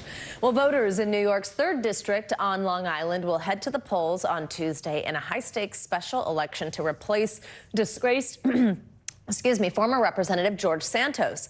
The extremely controversial Republican was expelled from Congress back in early December after a 23-count federal indictment alleged a number of crimes. And with a razor-thin House majority hanging in the balance, Nassau County Republican legislator Mazi Pilip will go head-to-head against the former Democratic Representative Tom Suozzi. NBC News senior national political reporter Sahil Kapoor joins us now from New York's 3rd District to let us know what we should watch out for. Hi, Sahil. So what can you tell us about the two candidates on the ballot to replace George Santos? Good morning, Savannah, from Great Neck on Long Island. There's 1 day to go in this highly consequential special election. Early voting is done. Voters will head to the polls tomorrow to decide between two candidates. The candidates are Mazi Pilip, a Republican. She is a Nassau County legislator. She has a fascinating life story. She's an Ethiopian immigrant to Israel. She served in the Israeli military before immigrating to the United States. Tom Suozzi is the Democratic candidate. He's a former congressman representing this exact district before it elected George Santos a couple of years ago. He's also the former mayor of Glen Cove and a county executive with some deep roots in this area. Look at that poll on the screen. This is a close race. That's a margin of error survey. Tom Suozzi leads by 4 points. He is seen by both Democrats and Republicans as having a slight edge in this election, but neither party is taking it for granted. Democrats I've talked to are nervously optimistic that he can pull this out, and Republicans I've talked to are simply nervous. They're bracing for any outcome. They recognize that Tom Suozzi has got the name recognition here. In terms of issues, let's show what the recent Siena College poll that we just showed says the major issues are in this race. There's the issue of addressing the migrant influx. Mazi Pilip has an advantage there. That's the single biggest issue that Republicans are trying to ride to victory. There's a lot of discontent in this area about that. On the issues of abortion, Tom Suozzi has a 23-point lead on protecting democracy. Suozzi has a 9-point lead on making Congress work. Suozzi has a 10-point lead. You can kind of see a pattern there. He leads on most of those other issues, Savannah. So, Sahil, Republicans hold this razor-thin majority, right? I mean, you need to look no further than the recent failed vote to impeach Homeland Security Secretary Alejandro Mayorkas. How significant could the way this goes be for Congress and the balance of power? Yeah, very significant, Savannah. This has been a wafer-thin majority for House Republicans. They have repeatedly struggled to govern. They currently have 219 seats to Democrats' 212 seats based on medical absences. It's been a 2-vote margin. And we saw just last week when what would have been a historic vote to impeach Alejandro Mayorkas, the DHS secretary, ended up being a historic and spectacular failure for Republicans when they lost just 3 votes. It was a 215 to 215 tie is how that ultimately turned out before one flipped. If Republicans had this seat on Long Island, they would have succeeded on that vote. That's how close the margin is. So when you look at issues like funding the government, reauthorizing the FAA, this election will either put further pressure on that Republican majority, force them to maybe compromise with Democrats, or give them that tiny 1-vote cushion that in some cases, as we saw last week, could be the difference between success and failure. Sahil, since this district has shown it can swing pretty easily from party to party, does this special election tell us anything about what we can expect in the general election? It absolutely does, Savannah. This has been a quintessential swing district. Let's show some of the numbers. In 2020, this district voted for President Biden over Donald Trump by 8 points. 2 years later, it flips dramatically. A 16-point swing. George Santos, the now expelled Republican, won this district by 8 points as well. This is precisely the type of district outside New York City that Democrats need to win if they want to take back the House. There are a number of them like this, which is why this district will give us some tantalizing clues as to what the national environment is going into the fall election when the entire House of Representatives is up for grabs, when, of course, the presidency is up for grabs. Districts like these, swing districts with a lot of red, with a lot of blue in them, will determine which party controls Congress and the White House later this fall. Savannah? Sahil, real quick, we just have a couple seconds, but I'm just wondering, I mean, because of kind of the blaze that this all went down in with George Santos, is there any anger there among voters about the fact that it doesn't really seem like the Republican Party had vetted him very well?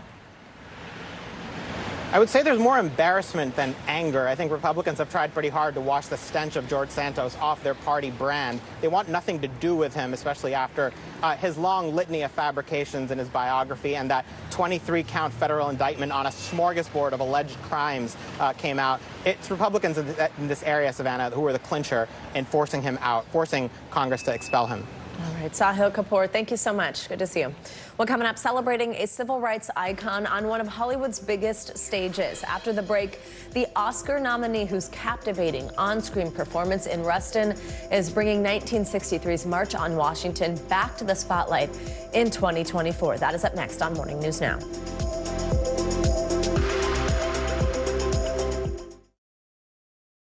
Stay on top of breaking news and the biggest stories of the day with NBC News Daily. Thank you so much for joining us. I'm Morgan Radford. I'm Vicki Wynn. I'm Kate Snow. And I'm Zinclair Samwat. Get in-depth reporting from across the country. We have breaking news out of the White House and around the world. Questions about the rebellion inside Russia. And ways you can take care of your health. What are symptoms that people should be on the lookout for? And your wallet. Some really great last-minute deals if you have flexibility. NBC News Daily. Weekdays from 12 to 4 p.m. Eastern on NBC News Now. News lives in the now. The front lines are still very active. This is like quicksand, and officials say an entire town is cut off. This close to actually understand why people had to jump in the ocean. News for the generation of now is NBC News Now. When I think about what the Today Show does, it's not just about the mornings, it's about your whole day. There's a feeling of we're in there with you. Then let's take on this day together. News lives in the now. Israel tonight declaring war against Hamas following the brutal surprise attack within its own borders. Now is raw. We are in the West Bank city of Ramallah. Protesters are on the streets here to denounce Israel. Now is real. Most of the time, the Iron Dome works, but there are rare occasions that a few get through, like here in Ashkelon. News for the generation of now is NBC News Now. Streaming free everywhere. What is is going to happen now? Going back and forth because they... Oh, yeah, this is it, right?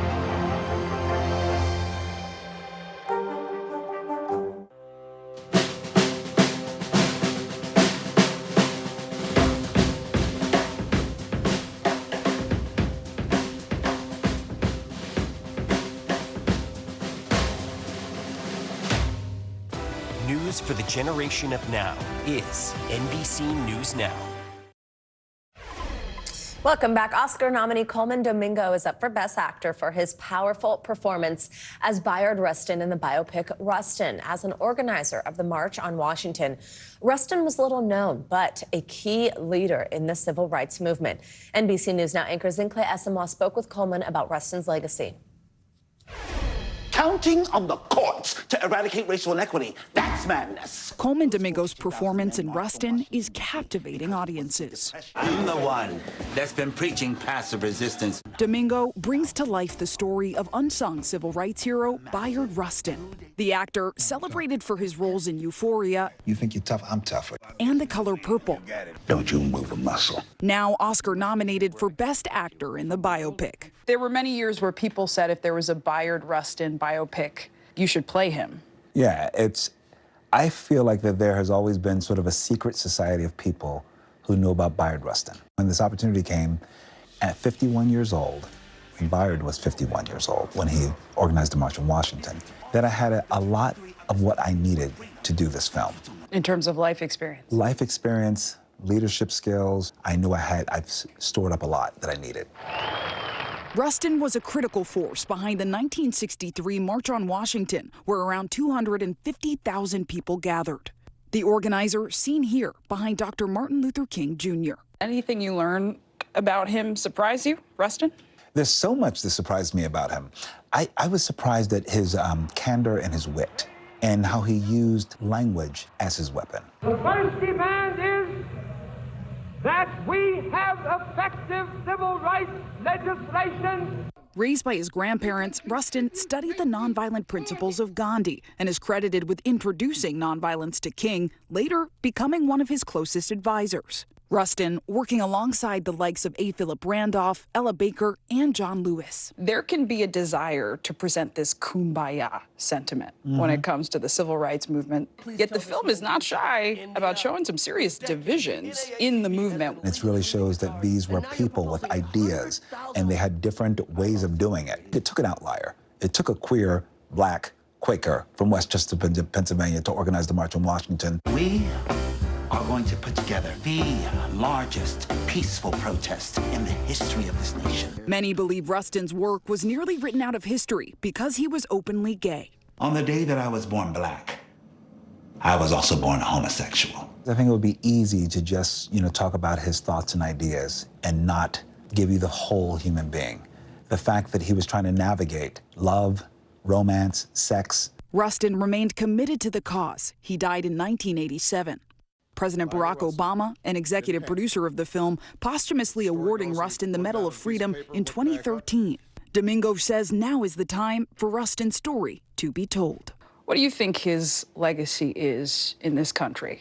Bayard Rustin was somebody who devoted his entire life to civil and human rights. These people weren't superheroes. They were just doing what was in front of them. They were ordinary human beings doing things that were extraordinary. What do you say? Zincle Esamoah, NBC News, New York. What an incredible interview. Thanks to Zincle. Coming up, if you are feeling a little delicate after the Super Bowl and you're planning to call out sick today, you're not alone. Millions of Americans with the Super Bowl flu are expected to stay at home. That's got a lot of people now actually petitioning to make the day after the big game a national holiday. Can they actually score? We'll break it down. That's up next.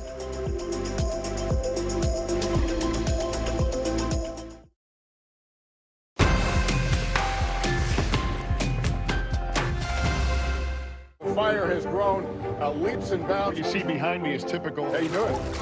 Pretty bad. Good Good morning, and thanks for joining us. I'm Joe Fryer. And I'm Savannah Sellers. We're going to get started with breaking news. The record number of migrant crossings. The latest developments in the war between Israel and Hamas. A closer look at the good news we got about the economy. If you do have points or you have miles, is now a good time to use them. A lot of people spend a lot of time sitting. 20 minutes of exercise might be able to help out. How does it feel to be an out college athlete? Freeing the first woman on a lunar mission. What was it like to get that news? Morning News Now, streaming weekdays at 7.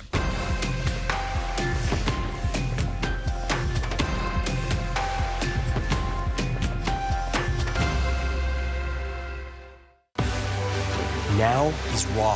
How hard is it to see it like this? Our house is no longer here, but we are here.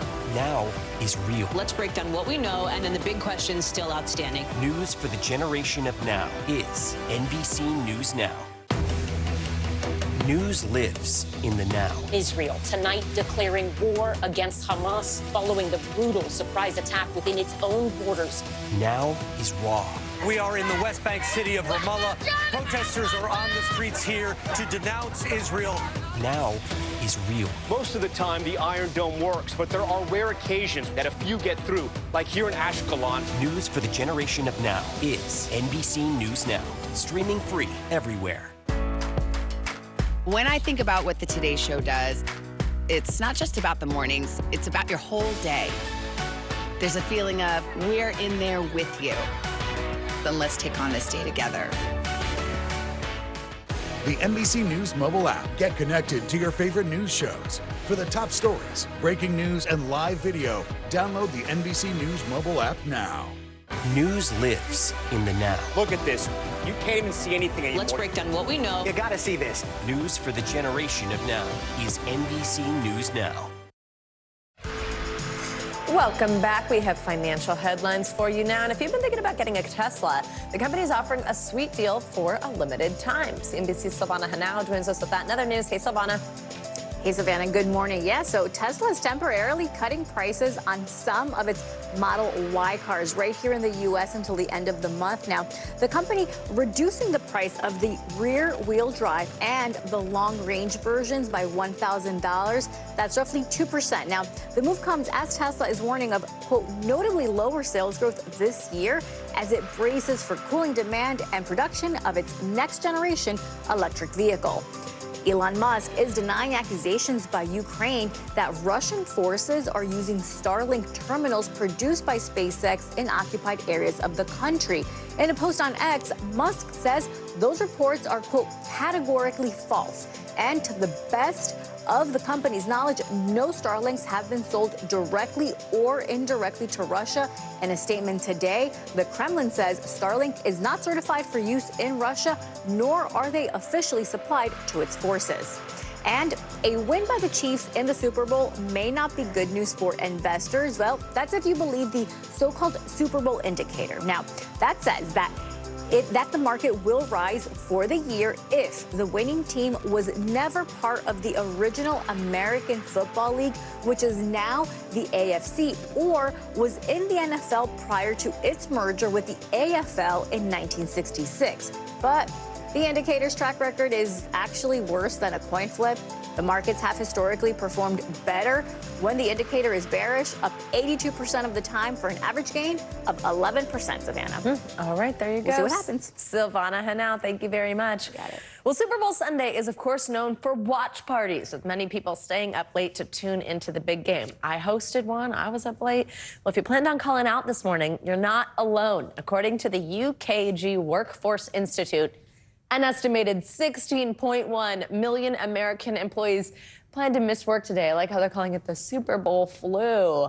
This comes as there's a renewed push to make Super Bowl Monday a national holiday. NBC News correspondent Emily Aketa has the details. Hey there. Well, I'm clearly not one of the millions of people skipping work today. And while the idea of establishing the day after the Super Bowl as a national holiday isn't exactly a new concept, the push is seeing new momentum, especially after what could be a record number of fans tuning in to last night's game. In a face-off that sent fans to their feet, Super Bowl 58 did not disappoint. The Chiefs defeating the 49ers in an overtime thriller last night. But some say the big game could be even more fun if they had today off.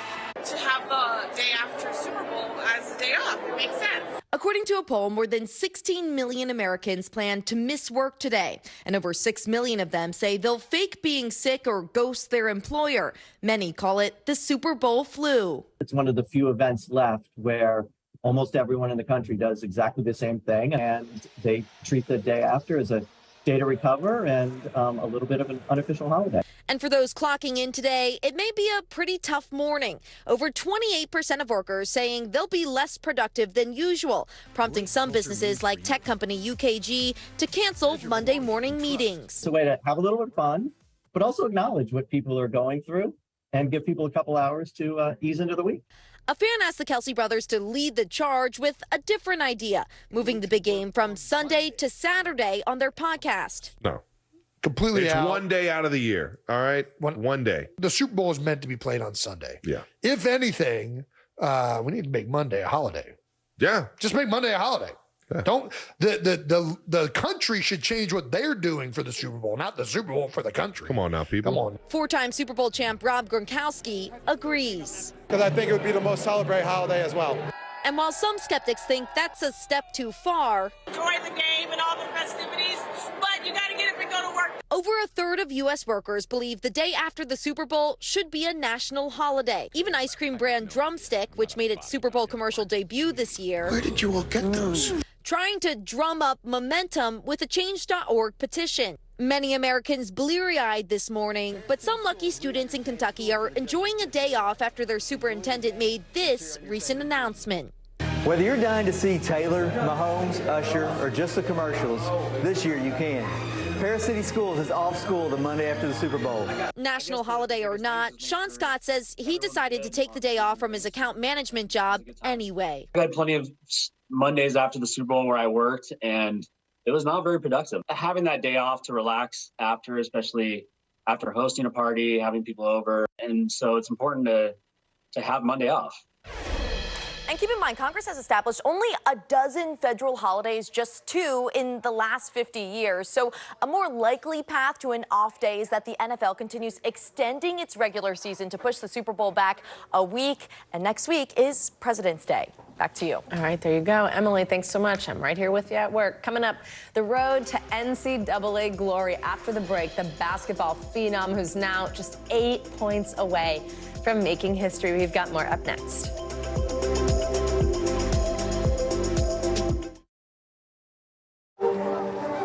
People really don't know what's going to happen. Nearly a dozen hours after the eye roared ashore. More good people than bad people, you know, right? There is some late-breaking news. 4 hours into the Iowa caucuses by the hand delivered. All right, it just fit too.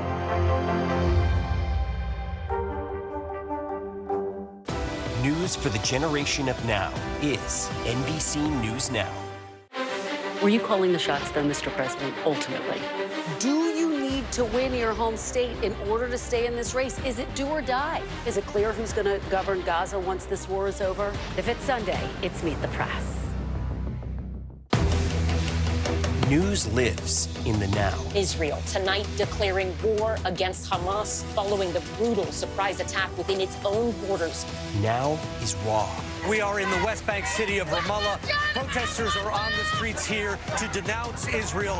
Now is real. Most of the time, the Iron Dome works, but there are rare occasions that a few get through, like here in Ashkelon. News for the generation of now is NBC News Now. Streaming free everywhere. From inside Iran, from Israel, from Florida, from Lewiston, Maine, part of our continued reporting. This is what a country at war looks like. Women, children. What is it like? Countless neighborhoods across the region that look just like this. Everybody good? What's the threat it took for all this damage to occur?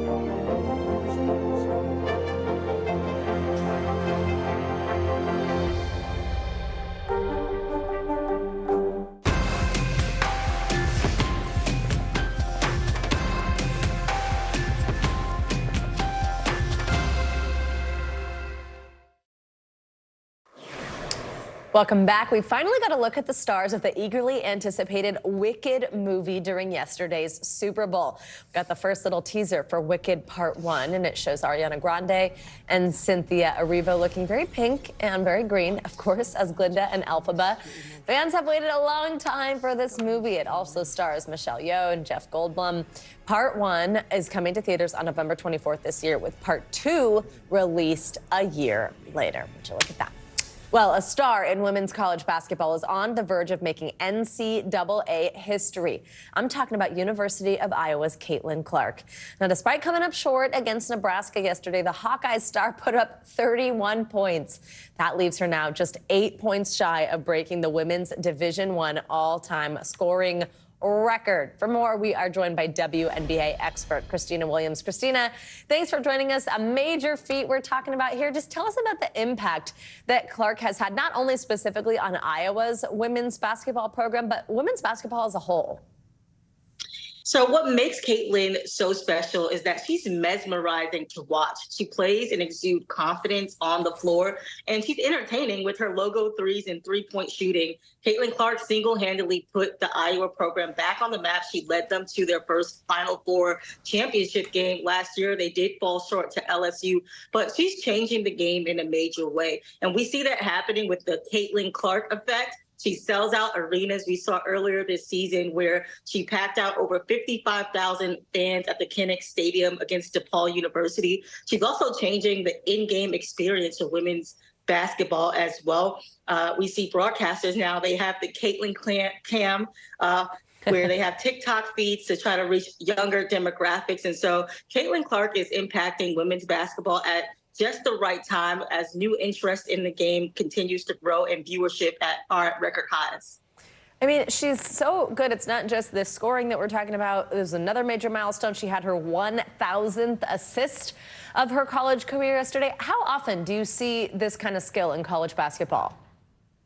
Well, Caitlin Clark is just the sixth person to reach such an exclusive club in reaching this assist in women's basketball history. And she joins an elite group of women basketball athletes. But this is just a testament to Caitlin Clark as a player, because not only can she score really well, but also she's a great playmaker and distributor. She makes her teammates better. And I think that this is going to be something that will help her at the next level. She's projected to go #1 at the WNBA draft this year. And so I think that joining that elite club and her 1,000th assist mark, it just shows how great and versatile of a player Caitlin Clark is. Yeah, what do you think this means for the WNBA when she gets there? Oh, she's definitely going to change the style of play that we see happening. She plays with a faster pace. I compare her to a mix of like Stephen Curry with a little bit of Sue Bird and Tisha Panachero. She can score on all three levels, which will be very beneficial to the Indiana Fever, who has that #1 pick. I think that she will make an immediate impact on the game. And again, bring those fans over from college into the WNBA. Caitlin Clark is definitely going to be that generational player and talent that changes the game. Oh, absolutely. By the way, what a basket from Steph Curry this weekend with just seconds to go in that game. But that's another story. Christina, we're getting closer to March, which means it's almost tournament time. Who are some other women's college basketball players that you're watching out for this season? There are a few players that stand out this season. I think that we see a lot of players emerging, but one player that I'm keeping my eye on especially is Camila Cardozo. She's on that #1 South Carolina team, and she's a 6'7" center that's expected to go at the top of the draft. A lot of GMs in the WNBA praise her for her great speed and mobility. She can run, she can shot block. She has a nice touch around the rim. And she just actually this week, she missed 2 games due to being with her national team in Brazil. So she's already getting that professional experience. Some other players that I'm taking a look at is Juju Watkins and Hannah Hidalgo. Juju, she's currently playing at USC, and Hannah is playing for Notre Dame. But these two freshmen are the best we've seen in a while for their respective programs. Juju and Hannah, they're at the top of the pack. They're two players who are just not like living up to the hype as they came in as freshmen, but they're exceeding the expectations.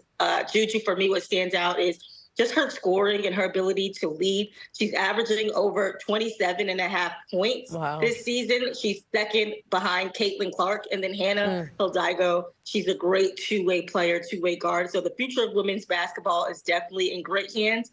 And then JC Sheldon from Ohio State is someone that also stands out. She can change the game with her defense, and she's getting lots of talks of maybe going at 11 to the New York Liberty in this year's draft. Wow. All right, Christina Williams, thank you so much. Good to see you. Well, finally this hour, a surgery that is just 10 minutes long is changing lives in South Sudan.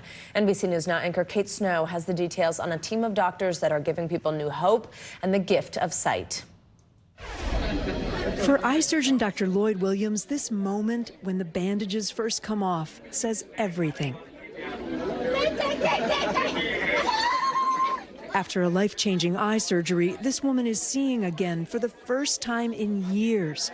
That moment, repeated over and over again, as people who had surgery the day before adjust to the light. What is that moment for you? When I first saw it happen, I thought, I could do this for the rest of my life and never feel like I wasted a minute.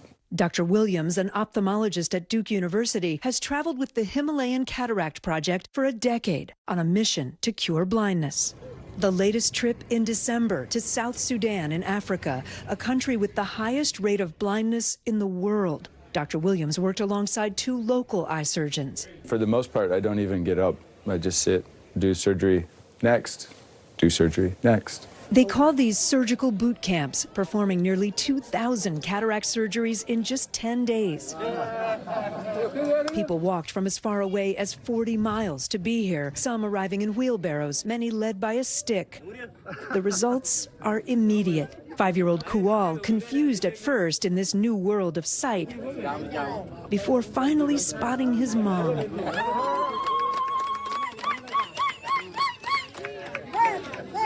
Many families here have a child take care of the person who's blind. You cure the blindness in the individual. You improve the economic situation of the family. You put one of their children back in school. This woman seeing her adult son for the first time in 5 years.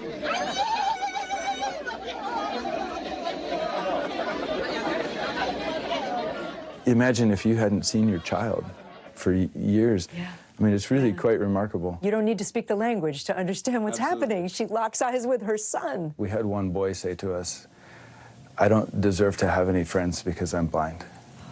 And when I see that in them and I think I can do something about it, it just makes that all worthwhile.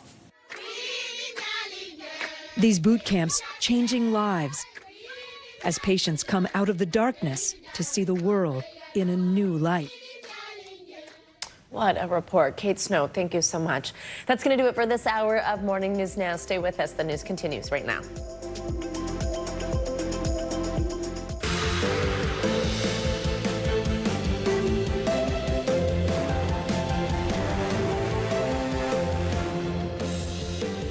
Good Monday morning. Happy Monday after Super Bowl. I'm Savannah Sellers. Joe has the morning off right now on Morning News Now. Hail to the Chiefs. After a thriller of a game in Sin City overnight, Kansas City is once again reveling in Super Bowl glory. And yes, of course, Taylor Swift was quick to rush down to the sidelines to congratulate boyfriend Travis Kelce. We've got a full recap for you on this Monday morning. From Usher's slamming spectacle of a halftime performance to a huge surprise announcement from the Queen herself, Beyonce. We are also following a shooting this morning at Joel Osteen's Lakewood megachurch in Houston yesterday that ended with 2 people injured, including a child. What we know this morning about the suspected shooter, who police say is now dead. In Washington this morning, the growing fallout from that bombshell special counsel report that put President Biden's mental fitness back into the national spotlight. How the White House is now working to assure Americans he is still right for the job. Plus, former President Trump taking heat this morning for comments he made on allowing Russia to potentially attack U.S. NATO allies. We will bring you the latest. And we are wrapping the hour up back in the world of sports with an NCAA superstar who's got her eye on a history-making feat that'll land her in America's record books. But we are going to get started this hour in Las Vegas, where the Kansas City Chiefs are still in their Super Bowl era. The Chiefs celebrating their second consecutive NFL championship after pulling out an incredible overtime victory against the San Francisco 49ers. NBC News correspondent Kaylee Hartung was at the game last night, and she takes us through some of the night's biggest moments. Hey there, it's as if the Chiefs' entire season was encapsulated in this one game. It started off slow, but in the end delivered unbelievable drama. Only the second time in the history of the Super Bowl that we got overtime. Bonus football in the Super Bowl doesn't get any better than that, as the Chiefs stars Travis Kelce and Patrick Mahomes prove why they are the NFL's next dynasty. The Kansas City Chiefs are champions again. Their overtime victory over the San Francisco 49ers, making them the first team to win back-to-back Super Bowls in almost 20 years.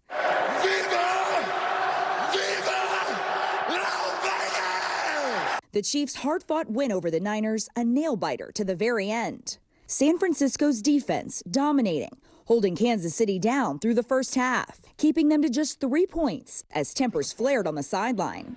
He comes over to Andy. He goes, "Keep me in." But in the second half, some Mahomes magic tied it up, forcing just the second overtime in Super Bowl history. The final play punctuating a clutch drive. The moment catching wide receiver Mecole Hardman completely by surprise, saying he actually blacked out during his game-winning catch. I threw a touchdown to this dude at the end of the game, and he looked at me, I said, and he had no idea. I said, dude, we just won the Super Bowl. And breaking the hearts of 49ers faithful, who came into Sunday as the favorites. Just know that the Kansas City Chiefs are never underdogs. Just know that. Chiefs Kingdom celebrating its 4th Lombardi trophy, including its most famous fan, Taylor Swift, who was seen hand-in-hand with Mama Kelce and sealed the victory with a Super Bowl kiss with boyfriend Travis Kelce. Swift arrived in Sin City just hours before kickoff, but the pop star was ready to party, throwing back a drink in the stands. The energy on the field only amped up at halftime, as Usher rolled onto the world's biggest stage, his career-spanning spectacle bringing the heat, featuring surprise guests, rap royalty Lil Jon and Ludacris, and a fan-favorite slow jam with Alicia Keys. But they were far from the only stars shining in Vegas. LeBron James, Lady Gaga, Jay-Z, and Beyonce all in attendance. The Queen Bee even had a few surprises of her own. Time for a surprise drop. Appearing in a Verizon Super Bowl commercial and dropping 2 new songs from her highly anticipated album, still it was the Chiefs who were over the moon. You gotta fight for your right. This is a once-in-a-lifetime opportunity that I've been able to go through 3 times now, and man, it gets sweeter and sweeter every time, baby. Now with 3 Super Bowl wins in just 5 years, Kansas City's dynasty dreams are coming true. And let's put that dynasty into perspective. With Patrick Mahomes winning Super Bowl MVP, he joins Tom Brady and Joe Montana as the only players to ever win that award 3 times. And Patrick Mahomes is just 28 years old. He has accomplished more in his 6 seasons as a starter than so many of the greats of the game accomplished in their entire careers. And then there is Coach Andy Reid winning his 3rd Super Bowl. There are only 2 coaches who've won more than him. That's Bill Belichick and Chuck Noll. We are watching greatness in real time. Back to you. All right, Kaylee, thank you so much. We've got entertainment journalist and pop culture expert Brian Balthazar back with us to break down all the major celebrity moments of the Super Bowl. Brian, good morning. Okay, so of course, let's start with the halftime performance by Usher. It was a millennial's dream concert, really, and I can't get over the rollerblades. So tell us, who were some of the stars who joined him on stage, and how did it really kind of like celebrate his whole career? Right. It was a jam-packed party, 13 minutes long, but it had everything, really, including many of his great friends and collaborators over the years, including Alicia Keys, which was a great surprise to see, and this really cool piano with red flowing fabric. And amazing. And then we had Lil Jon, we had Ludacris, her, will.i.am, Jermaine Dupri. It was really, of course, the rollerblades moment was incredible. Marching bands, showgirls, a guy flying through the air. It really had something for everyone. And of course, an amazing list of hits. Caught Up, Love in the Club, Burn, You Got It Bad. It was a party. And of course, let's be honest, Usher has become expected known for taking his shirt off in concert. He did that too.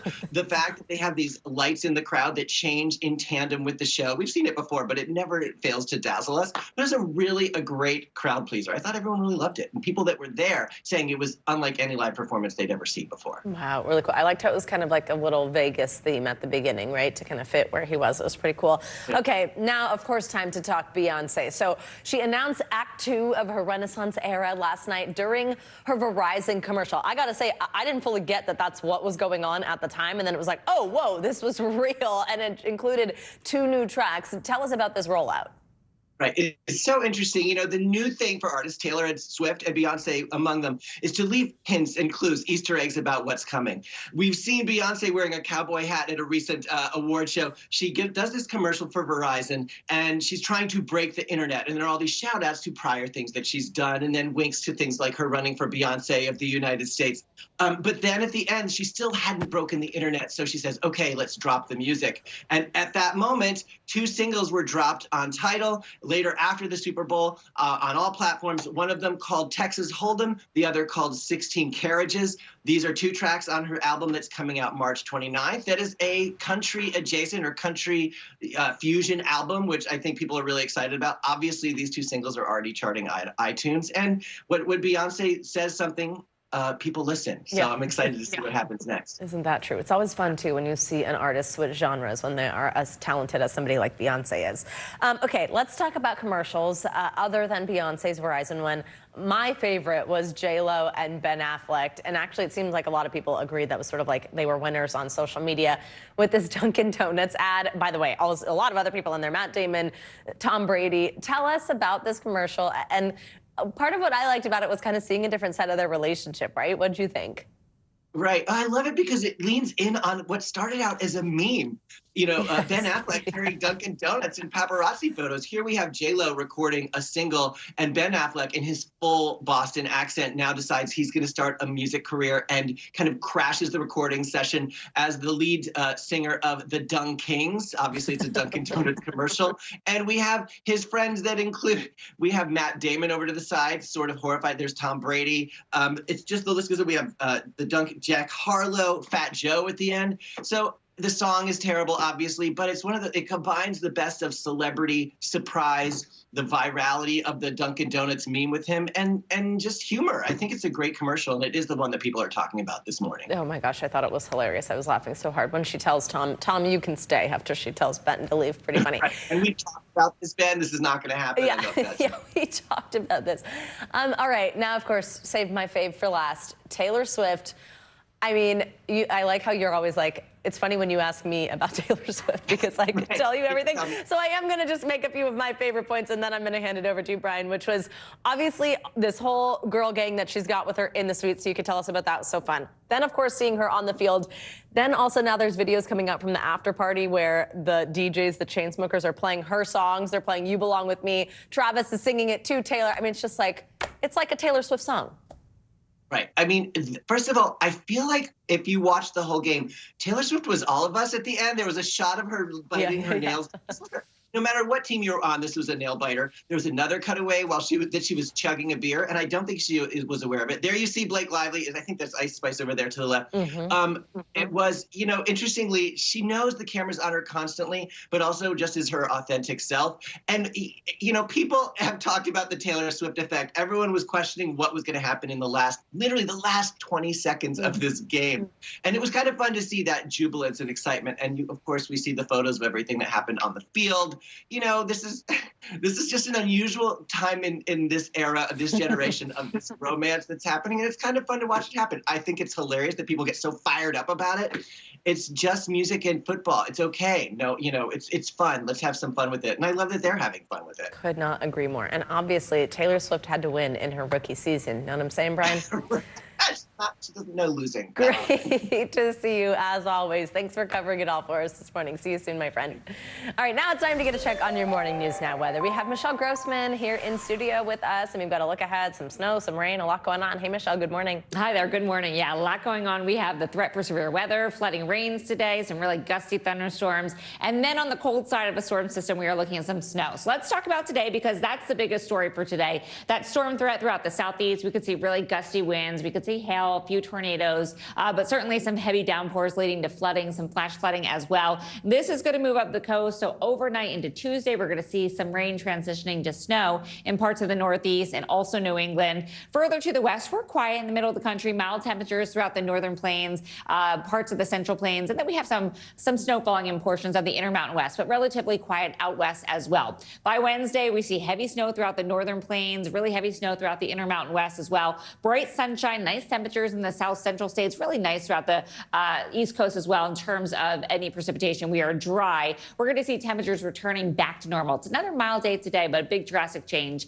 as we go throughout Tuesday into Wednesday. And then Friday, lots of snow throughout the middle of the country, the northern part of the country, into the west. We have some rain falling in the west as well by Friday. Gulf rain also on Friday. But this is what it looks like right now. So radar, we're looking at very heavy rainfall, lots of bright colors. That's showing us where this intense rainfall is falling, and that's why we're concerned about flooding and also flash flooding. So we have that powerful storm that's bringing 18 million people with flood alerts. We have flash flood warnings. We also have some winter weather alerts. So as we go throughout the day, we're going to be watching this, especially into tonight into tomorrow. We're going to see that snow transitioning. So 30 million people, Savannah, looking at the chance of some snow. We'll end it with some snowfall totals just because I know we're always looking for numbers. So 30 million people involved in winter alerts. And we could see 3 to 5 inches in New York City, and even further to the north, we're looking at a foot of snow in some spots. I am excited about a little bit more snow, right? Like we're coming to the end of winter one more time. Yes, we need At least, yes. At least, yes. All right, Michelle, thank you so much. Sure. Well, this morning, there are new concerns over the health of Defense Secretary Lloyd Austin. The Pentagon says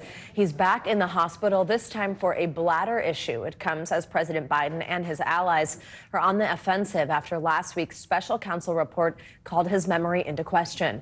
NBC News senior White House correspondent Gabe Gutierrez joins us now from Washington with all this. Hi, Gabe. Good morning. Hey there, Savannah. Good morning. It's not clear how long the defense secretary will remain hospitalized, but one notable change from last time, the Pentagon alerted the White House immediately. This morning, Defense Secretary Lloyd Austin in critical care, hospitalized at Walter Reed again yesterday, this time for symptoms of a bladder issue, according to the Pentagon.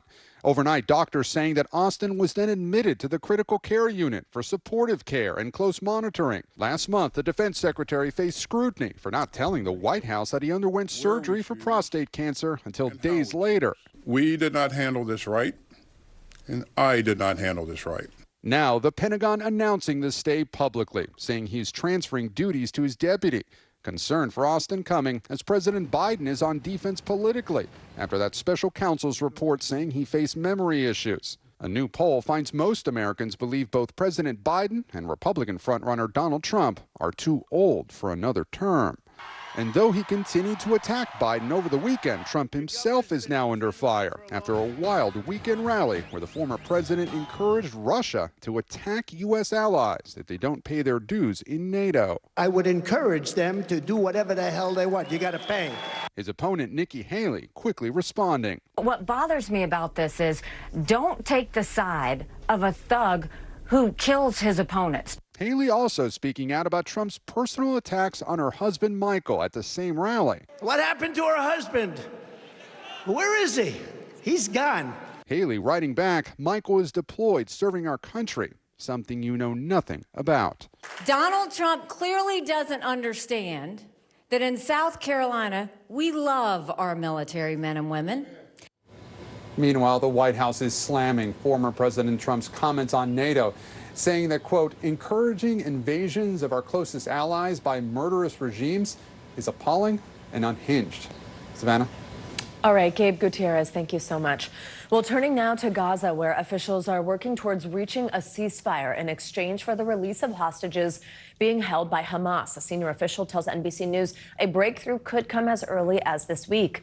The negotiations come as Israeli forces set their sights on Rafah, where over 1 million Gazans are seeking refuge from the war. NBC News foreign correspondent Molly Hunter has the latest from Jerusalem and joins us now. Molly, good morning. So President Biden's actually sending CIA Director William Burns to Egypt tomorrow to continue negotiations to release the remaining hostages. Is there hope that a deal could be coming soon? Are we seeing signs of that? Yeah, Savannah, we're certainly seeing signs. The drumbeat kind of leading up to the possible announcement of a deal seems to be growing louder. And certainly if Bill Burns is deployed, that means that the administration clearly thinks that there's something to be gained with actual senior diplomacy happening on the ground. As you mentioned, though, a senior administration official told NBC News it's pretty much there, but gaps remain. How significant exactly those gaps are, we're not sure. But the senior administration official continued to our colleagues in D.C. saying this deal, unlike the November deal, is more complex, that there are significant issues that still have to close. And really, as we know, the U.S. and Israel are looking to get all of those hostages out, not just kind of a first wave, not just the women who remain. And Hamas has been very, very clear, of course, Savannah, they don't want just a pause in fighting. They want a full ceasefire. Savannah? Molly, I know we're also learning new details about a call over the weekend between President Biden and Israel's Prime Minister Netanyahu. The two discussed this looming hostage negotiation deal, but also the ongoing attacks near Rafah again, where several Palestinians had evacuated to, had been told to move to. What more can you tell us about what was discussed on this call? Yeah, Savannah, and just to give you context, and we are hearing kind of growing criticism from the U.S. administration about Prime Minister Netanyahu's plan, or at least announced plans for a possible incursion into Rafah. Rafah is the southernmost city in the Gaza Strip, slammed up against the Egyptian border. And when we see pictures now, it is just a huge tent city. As you mentioned, 1.4 million Palestinian civilians have been told to go there by Israel. These are people who have evacuated from elsewhere in the Gaza Strip, and they were told that this area was the safe zone. Now, in the call last night, we did get a readout from the White House between Prime Minister Netanyahu and President Biden. And in that, they say the president has really reaffirmed that a military operation in Rafah should not proceed without a credible and executable plan for ensuring the safety of and support for more than 1 million Palestinians sheltering there. The plan, or the possible plan, for an incursion into Rafah has been heavily criticized, by international organizations who have been working there on the ground, Savannah. And I do just want to share a little bit more reporting from our team in Washington about the Netanyahu-Biden relationship. There is clearly growing frustration from the Biden administration that they have not been able to convince Netanyahu to accept or to agree to a ceasefire. Well, Biden has said that Netanyahu wants the war to drag on so he can remain in power. And then, according to 3 people in at least 3 instances, Savannah, Biden has even called the Israeli prime minister a, quote, a-hole. Savannah. And Molly, we have a devastating update also. This is something that our viewers may remember. The 6-year-old girl whose phone call to rescue services in Gaza City, it drew attention around the world. Here it is on your screen, the little girl herself. What do we know about this?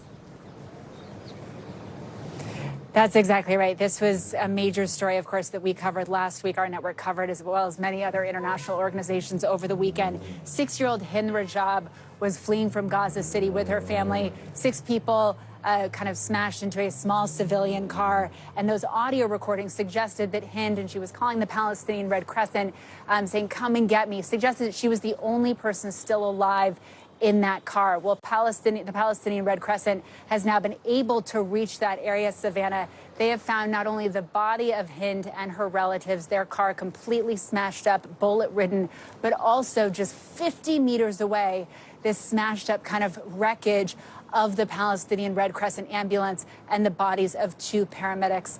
Everyone there dead. Savannah? All right, Molly Hunter, heartbreaking update there. Thank you so much. Well, let's turn now to Houston, where police are still searching for answers after a tragic shooting at a packed megachurch yesterday.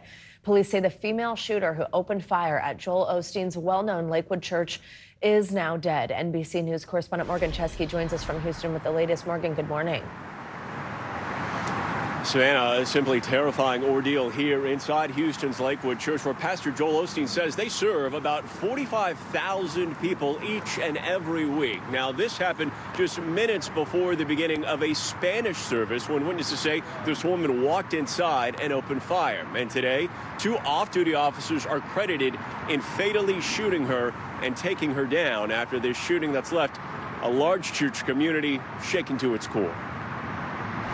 A Sunday service interrupted by a terrifying sound in a house of worship. Gunfire blasting through Lakewood Church's Spanish service. The pastor pausing only to hear more shots ring out.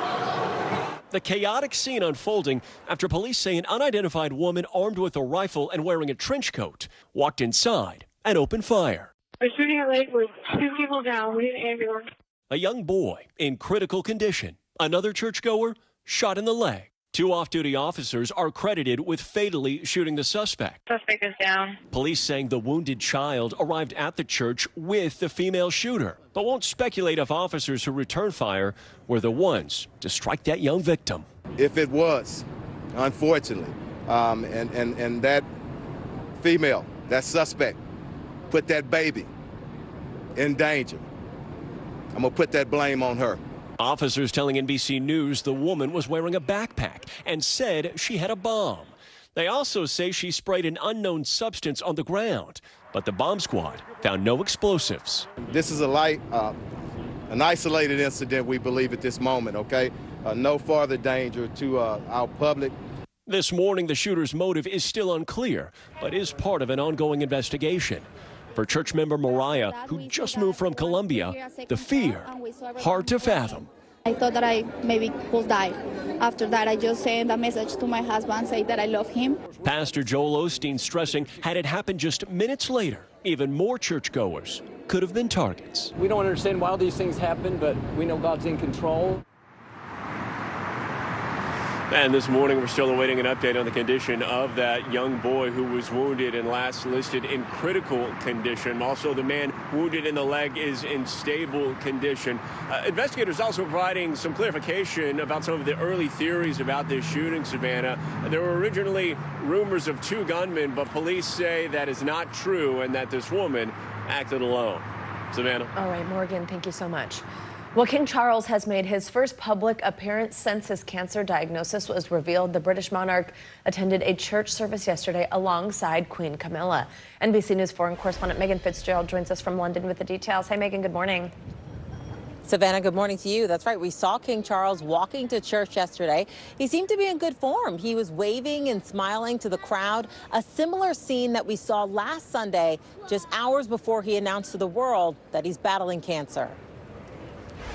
This morning, a new look at King Charles after being diagnosed with cancer. The king smiling and waving to onlookers as he walked to church service Sunday in Sandringham, his wife, Queen Camilla, by his side. The outing coming a day after Charles's first public statement since the announcement that he's undergoing cancer treatment. The king expressing his gratitude for all the well wishes, saying, "As all those who have been affected by cancer will know, such kind thoughts are the greatest comfort and encouragement. It is equally heartening to hear how sharing my own diagnosis has helped promote public understanding and shine a light on the work of all those organizations which support cancer patients and their families." The palace has not revealed details of Charles's illness, which was discovered after he was admitted to the hospital where he was treated for a benign enlarged prostate, only saying Charles does not have prostate cancer. Queen Camilla speaking out about her husband's status in her first public comments. He's doing extremely well under the circumstances, and he's very touched by all the letters and messages, all the public has been sent from everywhere. And it comes after Princess Kate, who was in the same hospital as the king, is still out of the public eye, recovering from abdominal surgery. Kensington Palace saying she's progressing well. Most British school kids are off this week. Traditionally, William and his family go to the Sandringham estate, a favorite place for school breaks, though they've not been spotted there yet.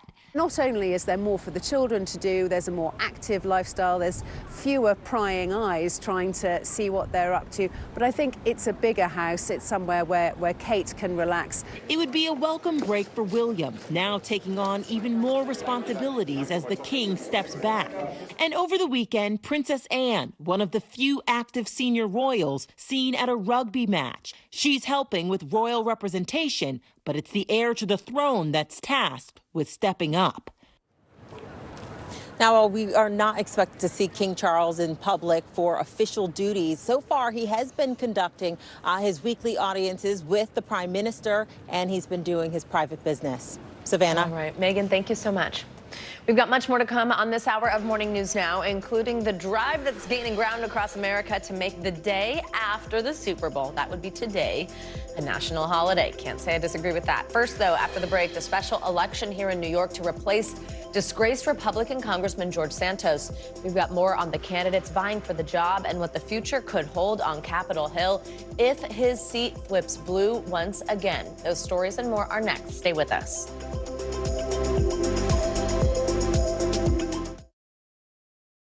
Stay on top of breaking news and the biggest stories of the day with NBC News Daily. Thank you so much for joining us. I'm Morgan Radford. I'm Vicki Wynn. I'm Kate Snow. And I'm Zinklea Samwa. Get in-depth reporting from across the country. We have breaking news out of the White House and around the world. Questions about the rebellion inside Russia. And ways you can take care of your health. What are symptoms that people should be on the lookout for? And your wallet. Some really great last-minute deals if you have flexibility. NBC News Daily. Weekdays from 12 to 4 p.m. Eastern on NBC News Now. News lives in the now. The horrors of the war on full display on both sides of the Israel-Gaza border. Protesters are on the streets here. Most of the time, the Iron Dome works, but a few get through. News for the generation of now is NBC News Now. The NBC News mobile app. Get connected to your favorite news shows. For the top stories, breaking news, and live video, download the NBC News mobile app now. From inside Iran, from Israel, from Florida. Part of our continued reporting. We're all safe. Everybody good? Women, children.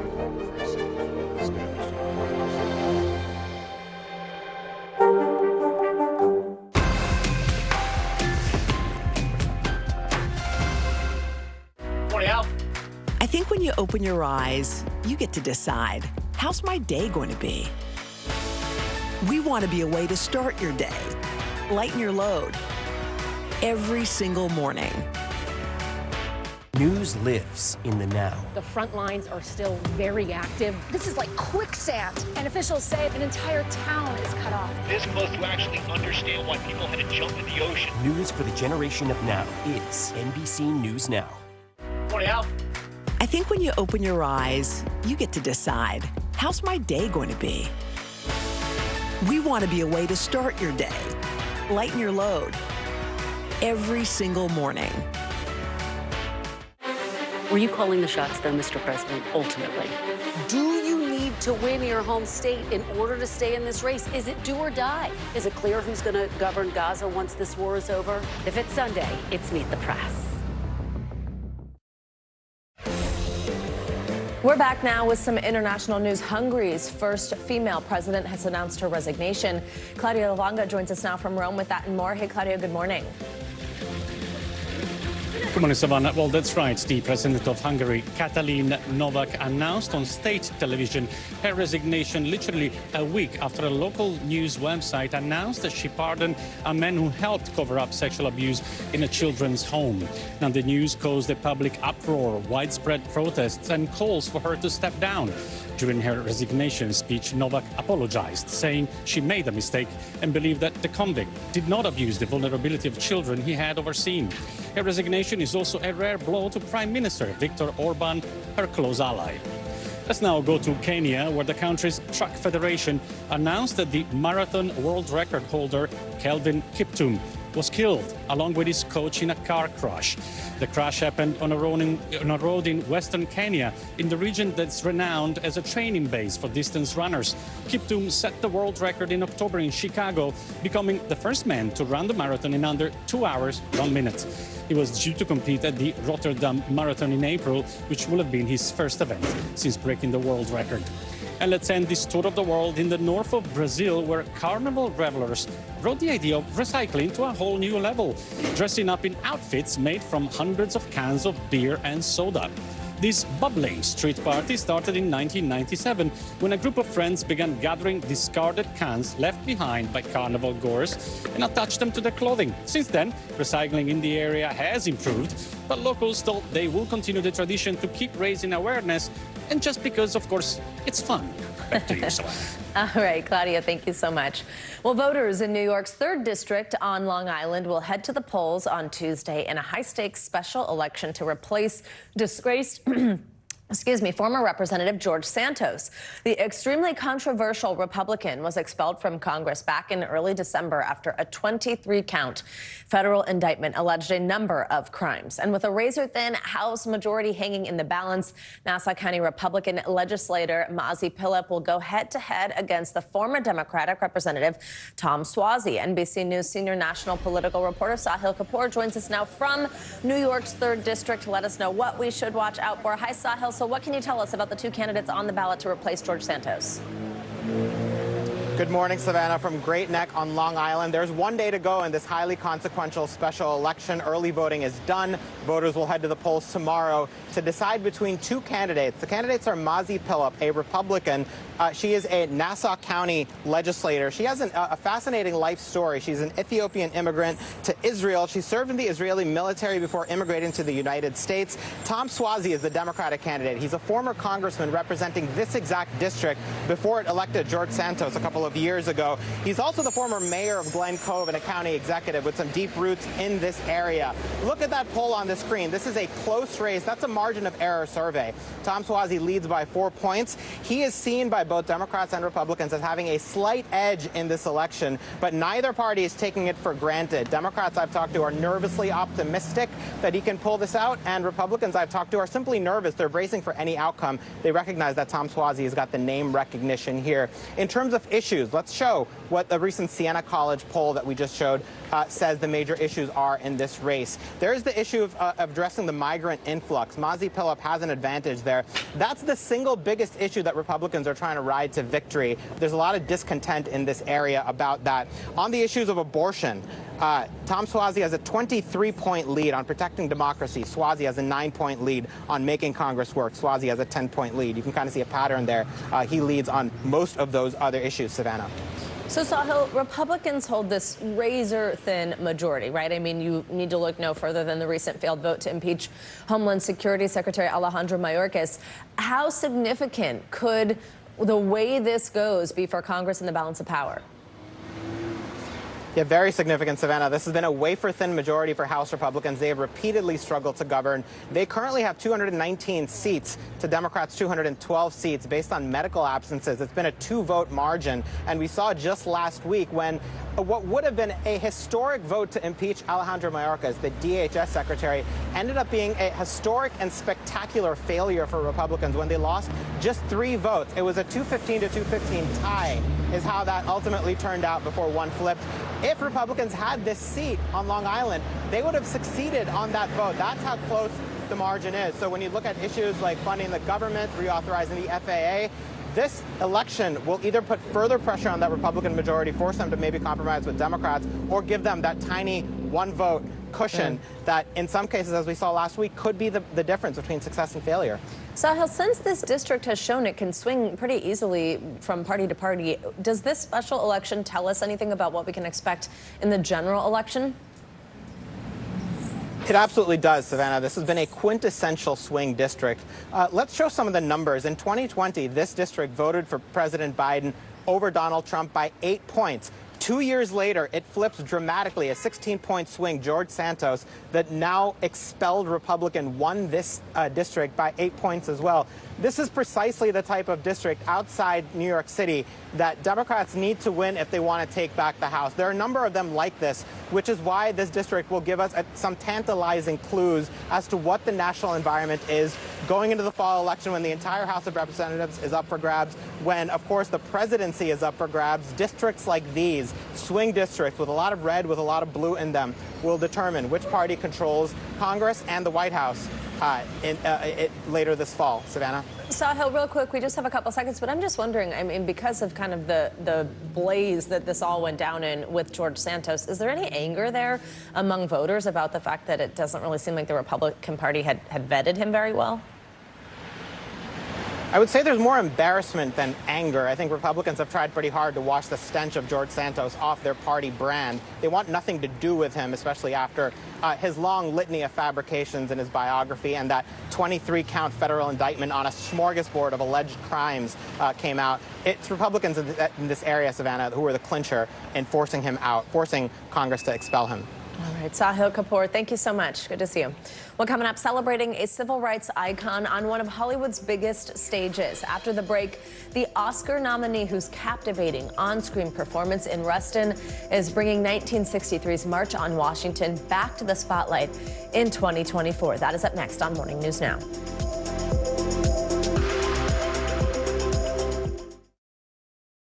We report live from Tel Aviv. We are live tonight from Juarez, Mexico, reporting over the skies of Lahaina here in Florida. The time to evacuate has come and gone. You were seeing people just running for their lives? People running for their lives. Hundreds of Israelis have gathered to demonstrate. What do the people in Gaza, do you think, what do they need most? A place where Palestinians and Israelis have found common ground. Every night, it's your news playlist. Top Story with Tom Llamas. Streaming weeknights at 7 on NBC News Now. From inside Iran, from Israel, from Florida, part of our continued reporting. People all safe? Everybody good? Women, children,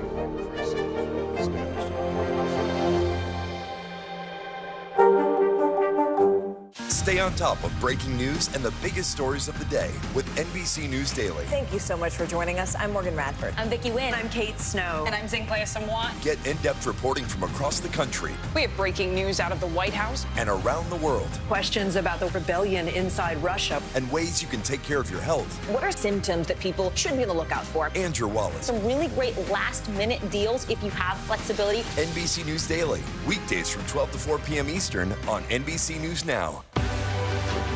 News lives in the now. It's coming at us every second from all over the world. We have a full team. News is more now than ever. Just outside of the Israeli military headquarters. I've been to Gaza many times before, but never like this. Now is raw. Now is real. This is it. We get to see democracy in action for the very first time in the 2024 race. Now is constant. Morning News Now. We're breaking news. NBC News special report. You gotta see this. The future is now. News for the generation of now is NBC News Now.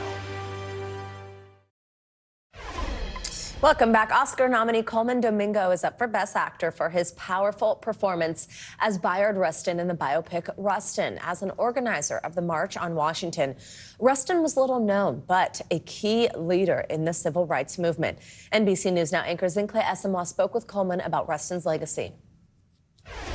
Counting on the courts to eradicate racial inequity, that's madness. Coleman Domingo's performance in Rustin is captivating audiences. I'm the one that's been preaching passive resistance. Domingo brings to life the story of unsung civil rights hero Bayard Rustin. The actor, celebrated for his roles in Euphoria. You think you're tough? I'm tougher. And The Color Purple. Don't you move a muscle. Now Oscar nominated for Best Actor in the biopic. There were many years where people said if there was a Bayard Rustin biopic, you should play him. Yeah, I feel like that there has always been sort of a secret society of people who knew about Bayard Rustin. When this opportunity came at 51 years old, and Bayard was 51 years old when he organized the March on Washington, that I had a lot of what I needed to do this film. In terms of life experience? Life experience, leadership skills. I knew I've stored up a lot that I needed. Rustin was a critical force behind the 1963 March on Washington, where around 250,000 people gathered. The organizer seen here behind Dr. Martin Luther King Jr. Anything you learn about him surprise you, Rustin? There's so much that surprised me about him. I was surprised at his candor and his wit and how he used language as his weapon. The first demand is that we have effective civil rights legislation. Raised by his grandparents, Rustin studied the nonviolent principles of Gandhi and is credited with introducing nonviolence to King, later becoming one of his closest advisors. Rustin working alongside the likes of A. Philip Randolph, Ella Baker, and John Lewis. There can be a desire to present this kumbaya sentiment when it comes to the civil rights movement. Yet the film is not shy about showing some serious divisions in the movement. It really shows that these were people with ideas, and they had different ways of doing it. It took an outlier. It took a queer, black Quaker from Westchester, Pennsylvania to organize the March on Washington. We are going to put together the largest peaceful protest in the history of this nation. Many believe Rustin's work was nearly written out of history because he was openly gay. On the day that I was born black, I was also born a homosexual. I think it would be easy to just, talk about his thoughts and ideas and not give you the whole human being. The fact that he was trying to navigate love, romance, sex. Rustin remained committed to the cause. He died in 1987. President Barack Obama, an executive producer of the film, posthumously awarding Rustin the Medal of Freedom in 2013. Domingo says now is the time for Rustin's story to be told. What do you think his legacy is in this country? Bayard Rustin was somebody who devoted his entire life to civil and human rights. These people weren't superheroes. They were just doing what was in front of them.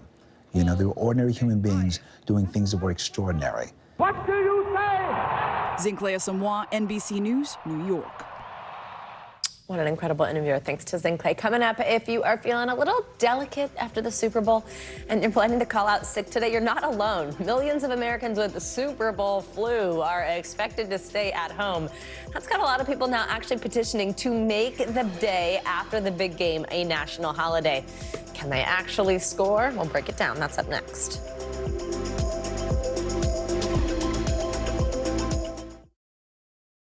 From inside Iran, from Israel, from Florida, part of our continued reporting. We're all safe. Everybody good? Women, children,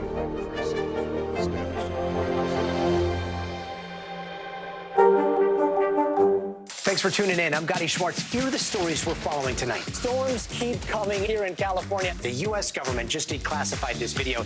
A lot more stories trending like crazy on social media. A controversy pitting lawmakers against young voters. What's the state of crypto today? Is it safe for investors? We've got another mind-bending story on artificial intelligence. This is what my voice sounds like when I clone it. That wasn't me. You gotta see this. Stay tuned now. Weeknights at 8 Eastern, 5 Pacific on NBC News Now. Fire has grown leaps and bounds. You see behind me is typical. How you doing? Pretty bad.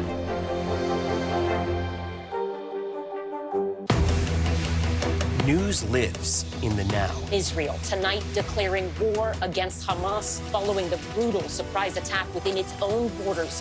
Now is raw. We are in the West Bank city of Ramallah. Protesters are on the streets here to denounce Israel. Now is real. Most of the time, the Iron Dome works, but there are rare occasions that a few get through, like here in Ashkelon. News for the generation of now is NBC News Now, streaming free everywhere. Thanks for tuning in. I'm Gotti Schwartz. Here are the stories we're following tonight. Storms keep coming here in California. The U.S. government just declassified this video. A lot more stories trending like crazy on social media. A controversy pitting lawmakers against young voters. What's the state of crypto today? Is it safe for investors? We've got another mind-bending story on artificial intelligence. This is what my voice sounds like when I clone it. That wasn't me. You gotta see this. Stay tuned now. Weeknights at 8 Eastern, 5 Pacific on NBC News Now.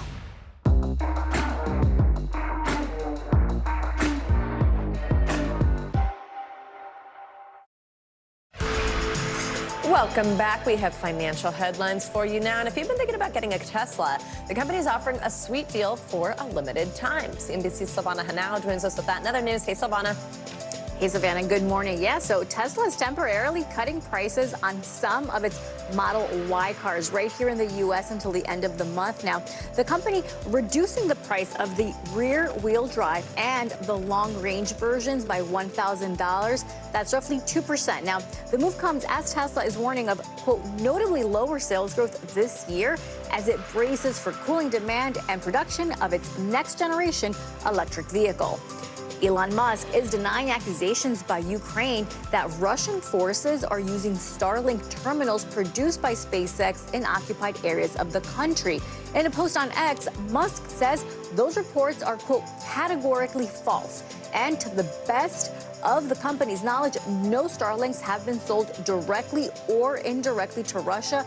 In a statement today, the Kremlin says Starlink is not certified for use in Russia, nor are they officially supplied to its forces. And a win by the Chiefs in the Super Bowl may not be good news for investors. Well, that's if you believe the so-called Super Bowl indicator. Now, that says that that the market will rise for the year if the winning team was never part of the original American Football League, which is now the AFC, or was in the NFL prior to its merger with the AFL in 1966. But the indicator's track record is actually worse than a coin flip. The markets have historically performed better when the indicator is bearish, up 82% of the time for an average gain of 11%, Savannah. All right, there you go. We'll see what happens. Silvana Henao, thank you very much. Got it. Well, Super Bowl Sunday is, of course, known for watch parties, with many people staying up late to tune into the big game. I hosted one. I was up late. Well, if you planned on calling out this morning, you're not alone. According to the UKG Workforce Institute, an estimated 16.1 million American employees plan to miss work today. I like how they're calling it the Super Bowl flu. This comes as there's a renewed push to make Super Bowl Monday a national holiday. NBC News correspondent Emily Aketa has the details. Hey there. Well, I'm clearly not one of the millions of people skipping work today. And while the idea of establishing the day after the Super Bowl as a national holiday isn't exactly a new concept, the push is seeing new momentum, especially after what could be a record number of fans tuning in to last night's game. In a face-off that sent fans to their feet, Super Bowl 58 did not disappoint. The Chiefs defeating the 49ers in an overtime thriller last night. But some say the big game could be even more fun if they had today off.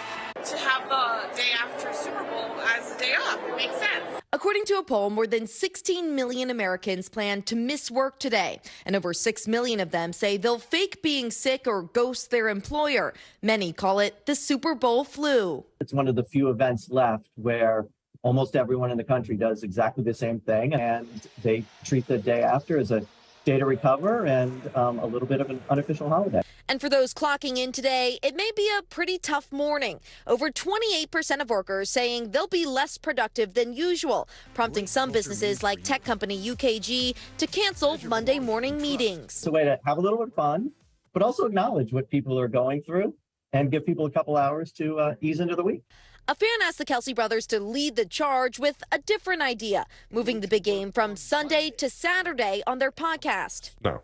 Completely it's out. one day out of the year, all right? One day. The Super Bowl is meant to be played on Sunday. Yeah. If anything, we need to make Monday a holiday.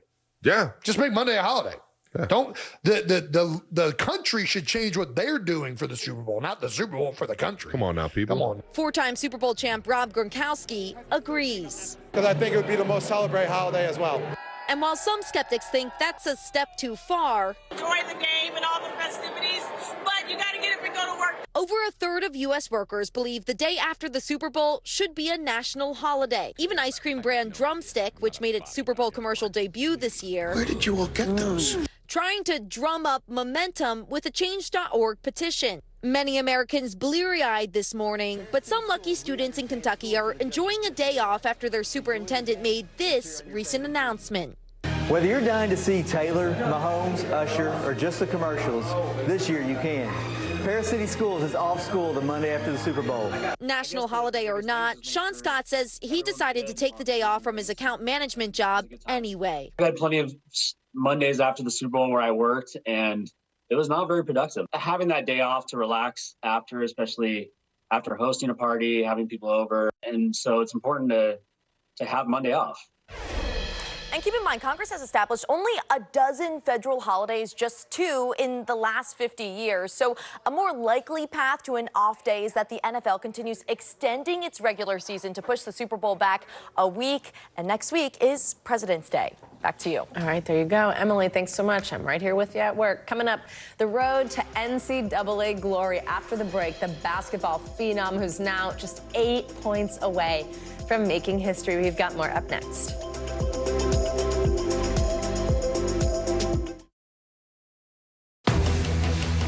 News lives in the now. Israel tonight declaring war against Hamas following the brutal surprise attack within its own borders. Now is raw. We are in the West Bank city of Ramallah. Protesters are on the streets here to denounce Israel. Now is real. Most of the time, the Iron Dome works, but there are rare occasions that a few get through, like here in Ashkelon. News for the generation of now is NBC News Now, streaming free everywhere.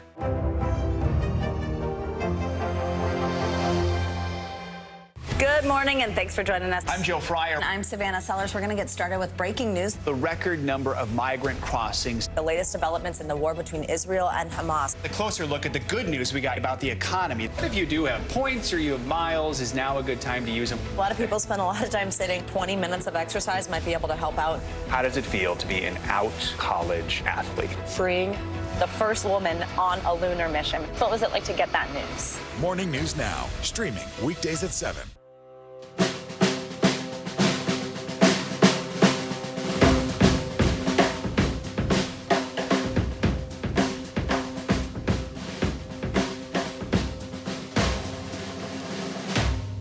Good morning, and thanks for joining us. I'm Joe Fryer. I'm Savannah Sellers. We're going to get started with breaking news. The record number of migrant crossings. The latest developments in the war between Israel and Hamas. A closer look at the good news we got about the economy. If you do have points or you have miles, is now a good time to use them. A lot of people spend a lot of time sitting. 20 minutes of exercise might be able to help out. How does it feel to be an out college athlete? Freeing the first woman on a lunar mission. What was it like to get that news? Morning News Now, streaming weekdays at 7.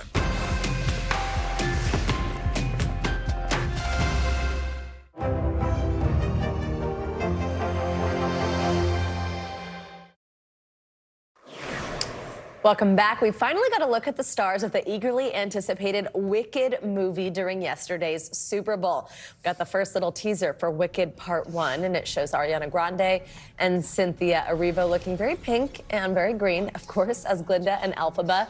Fans have waited a long time for this movie. It also stars Michelle Yeoh and Jeff Goldblum. Part 1 is coming to theaters on November 24th this year, with Part 2 released a year later. Would you look at that? Well, a star in women's college basketball is on the verge of making NCAA history. I'm talking about University of Iowa's Caitlin Clark. Now, despite coming up short against Nebraska yesterday, the Hawkeyes star put up 31 points.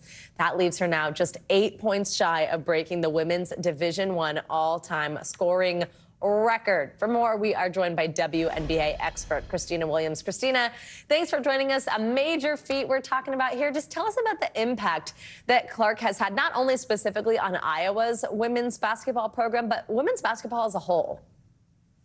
So what makes Caitlin so special is that she's mesmerizing to watch. She plays and exudes confidence on the floor, and she's entertaining with her logo threes and three-point shooting. Caitlin Clark single-handedly put the Iowa program back on the map. She led them to their first Final Four championship game last year. They did fall short to LSU, but she's changing the game in a major way. And we see that happening with the Caitlin Clark effect. She sells out arenas. We saw earlier this season where she packed out over 55,000 fans at the Kinnick Stadium against DePaul University. She's also changing the in-game experience of women's basketball as well. We see broadcasters now, they have the Caitlin Cam, where they have TikTok feeds to try to reach younger demographics. And so Caitlin Clark is impacting women's basketball at just the right time as new interest in the game continues to grow and viewership are at record highs. I mean, she's so good. It's not just the scoring that we're talking about. There's another major milestone. She had her 1,000th assist of her college career yesterday. How often do you see this kind of skill in college basketball? Well, Caitlin Clark is just the sixth person to reach such an exclusive club in reaching this assist in women's basketball history. And she joins an elite group of women basketball athletes. But this is just a testament to Caitlin Clark as a player, because not only can she score really well, but also she's a great playmaker and distributor. She makes her teammates better. And I think that this is going to be something that will help her at the next level. She's projected to go #1 at the WNBA draft this year. And so I think that joining that elite club and her 1,000th assist mark, it just shows how great and versatile of a player Caitlin Clark is. Yeah, what do you think this means for the WNBA when she gets there? Oh, she's definitely going to change the style of play that we see happening. She plays with a faster pace. I compare her to a mix of like Stephen Curry with a little bit of Sue Bird and Tisha Panachero. She can score on all three levels, which will be very beneficial to the Indiana Fever, who has that #1 pick. I think that she will make an immediate impact on the game. And again, bring those fans over from college into the WNBA. Caitlin Clark is definitely going to be that generational player and talent that changes the game. Oh, absolutely. By the way, what a basket from Steph Curry this weekend with just seconds to go in that game. But that's another story. Christina, we're getting closer to March, which means it's almost tournament time. Who are some other women's college basketball players that you're watching out for this season? There are a few players that stand out this season. I think that we see a lot of players emerging, but one player that I'm keeping my eye on especially is Camila Cardozo. She's on that #1 South Carolina team, and she's a 6'7" center that's expected to go at the top of the draft. A lot of GMs in the WNBA praise her for her great speed and mobility. She can run, she can shot block. She has a nice touch around the rim. And she just actually this week, she missed 2 games due to being with her national team in Brazil. So she's already getting that professional experience. Some other players that I'm taking a look at is Juju Watkins and Hannah Hidalgo. Juju, she's currently playing at USC, and Hannah is playing for Notre Dame. But these 2 freshmen are the best we've seen in a while for their respective programs. Juju and Hannah, they're at the top of the pack. They're 2 players who are just not like living up to the hype as they came in as freshmen, but they're exceeding the expectations. Juju, for me, what stands out is just her scoring and her ability to lead. She's averaging over 27.5 points this season. She's second behind Caitlin Clark, and then Hannah Hidalgo. She's a great two-way player, two-way guard. So the future of women's basketball is definitely in great hands. And then JC Sheldon from Ohio State is someone that also stands out. She can change the game with her defense, and she's getting lots of talks of maybe going at 11 to the New York Liberty in this year's draft. Wow. All right. Christina Williams, thank you so much. Good to see you. Well, finally this hour, a surgery that is just 10 minutes long is changing lives in South Sudan. NBC News Now anchor Kate Snow has the details on a team of doctors that are giving people new hope and the gift of sight. For eye surgeon Dr. Lloyd Williams, this moment when the bandages first come off says everything. After a life-changing eye surgery, this woman is seeing again for the first time in years. That moment, repeated over and over again, as people who had surgery the day before adjust to the light. What is that moment for you? When I first saw it happen, I thought, I could do this for the rest of my life and never feel like I wasted a minute. Dr. Williams, an ophthalmologist at Duke University, has traveled with the Himalayan Cataract Project for a decade on a mission to cure blindness. The latest trip in December to South Sudan in Africa, a country with the highest rate of blindness in the world. Dr. Williams worked alongside 2 local eye surgeons. For the most part, I don't even get up. I just sit, do surgery, next, do surgery, next. They call these surgical boot camps, performing nearly 2,000 cataract surgeries in just 10 days. People walked from as far away as 40 miles to be here, some arriving in wheelbarrows, many led by a stick. The results are immediate. 5-year-old Kual, confused at first in this new world of sight, before finally spotting his mom.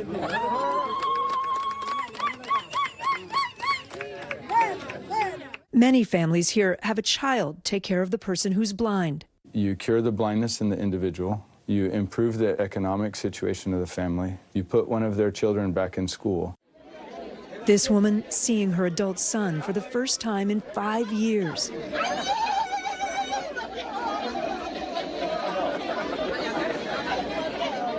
Imagine if you hadn't seen your child for years. Yeah. I mean, it's really quite remarkable. You don't need to speak the language to understand what's happening. She locks eyes with her son. We had one boy say to us, I don't deserve to have any friends because I'm blind. And when I see that in them and I think I can do something about it, it just makes that all worthwhile. These boot camps changing lives as patients come out of the darkness to see the world in a new light. What a report. Kate Snow, thank you so much. That's going to do it for this hour of Morning News Now. Stay with us. The news continues right now.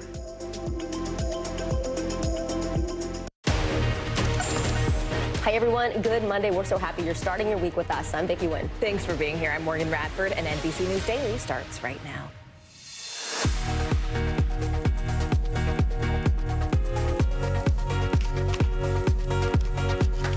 Today is Monday, February 12th. Tragic shooting. Police say a suspect is dead after opening fire at a well-known mega church in Houston.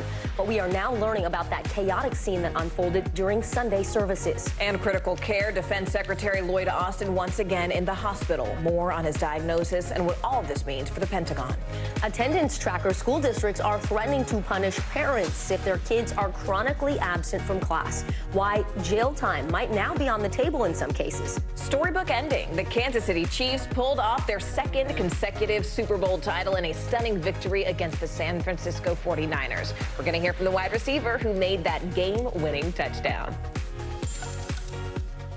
All right, welcome to NBC News Daily. We're going to start with a church shooting in Texas. Police are looking into a possible motive after a shooter opened fire inside Joel Osteen's Lakewood Church in Houston.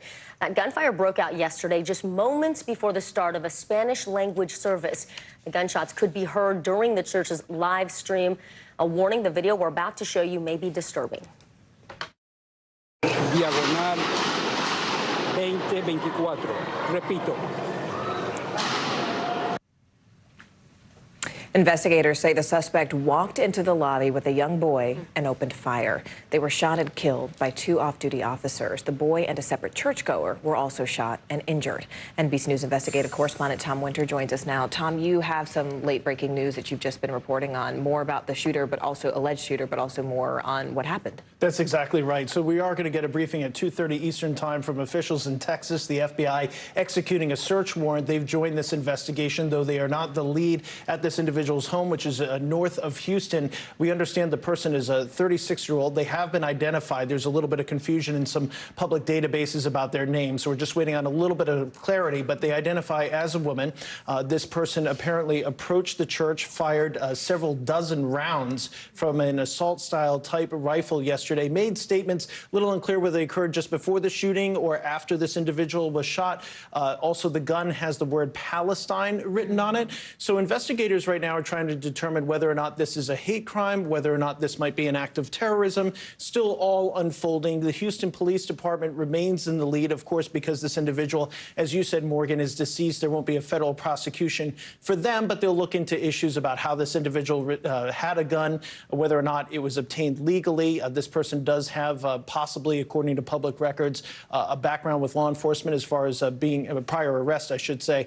So that'll be something that will be looked at as well. And as you said, their child, their son was with them, and this is somebody who is now in critical condition. So it appears that if not for these two off-duty officers, we would have looked at a very, very tragic situation at that church yesterday, which, as you both know, is a mega church. There are thousands upon thousands of people there.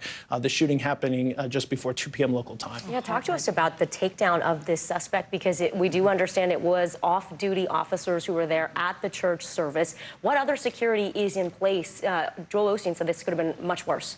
Yeah, and I think he is absolutely right about it. As we start to learn the details and the timeline of what exactly happened here, I do know from prior reporting on this particular congregation and church that they do employ security, physical security on site, so they are certainly aware, and typically former members of law enforcement, people that are prepared to take action. Whether or not these two were specifically part of that security detail or were just churchgoers, that's something we're looking to get a little bit more detail on at this hour, but it does appear that that either way, somebody acted yesterday and stopped this from getting much, much worse. Yeah, thousands of people attend that very popular church. All right. NBC News investigative correspondent Tom Winter. Tom, as always, thank you so much. Meanwhile, Defense Secretary Lloyd Austin is in critical care at Walter Reed Hospital, admitted Sunday evening for a bladder issue, according to doctors at the medical center. The Pentagon says Austin has temporarily transferred his duties to the Deputy Defense Secretary and notified the White House, Joint Chiefs, as well as Congress. The secretary has faced intense scrutiny after being hospitalized back in December with complications from a procedure for his prostate cancer. Now, at that point, Austin had failed to notify President Biden for several days. NBC News Pentagon correspondent Courtney Kuby joins us now. Courtney, we're now learning that Austin has canceled his trip to Brussels that was scheduled for later on this week. What do we know about the secretary's current condition? Yeah, that's right. And this was an important meeting that he had scheduled in Brussels, actually two different meetings. One was the Ukraine Defense Contact Group, where a group of about 50 allies all come together and they discuss weapons and ammunition, various things, equipment that that Ukraine needs to fight the war. And it's a very critical time for that conversation while the U.S. is still trying to figure out if they're going to fund any more weapons and ammunition equipment for Ukraine right now. So in addition to that, he was also scheduled to go to NATO for a defense minister's briefing or conference. So now he will conduct those meetings virtually. We just learned that moments ago, Morgan. But we now know that Secretary Austin, he went to the hospital, Walter Reed, on Sunday afternoon. About 3 hours after he got there, about 5 p.m. last night, he transferred his authority, his duties to the Deputy Secretary, Kathleen Hicks. But we don't exactly know why. He was later admitted to Walter Reed. The doctors put out a statement saying that he had some signs of an emergent bladder issue. Now, of course, this comes weeks after he was diagnosed with prostate cancer. He received treatment, a surgery, in late December for that prostate cancer, which, according to the doctor's statements that we've received since then, he was treated successfully for. But he's had a series of complications since then, including his hospitalization on New Year's Day that you referenced, Morgan, that we found out only days later that he was even in the hospital. We're still waiting to hear exactly how long this current hospitalization could last, but we do know he is in critical care now, Morgan. Yeah, I want to pick up right where you left off there. We talked about the last time that Secretary Austin was in the hospital and failed to notify the president and his deputy about his condition, ultimately in a timely manner. But what was the communication like this time, Courtney? I mean, just briefly, how soon could Austin return to the job?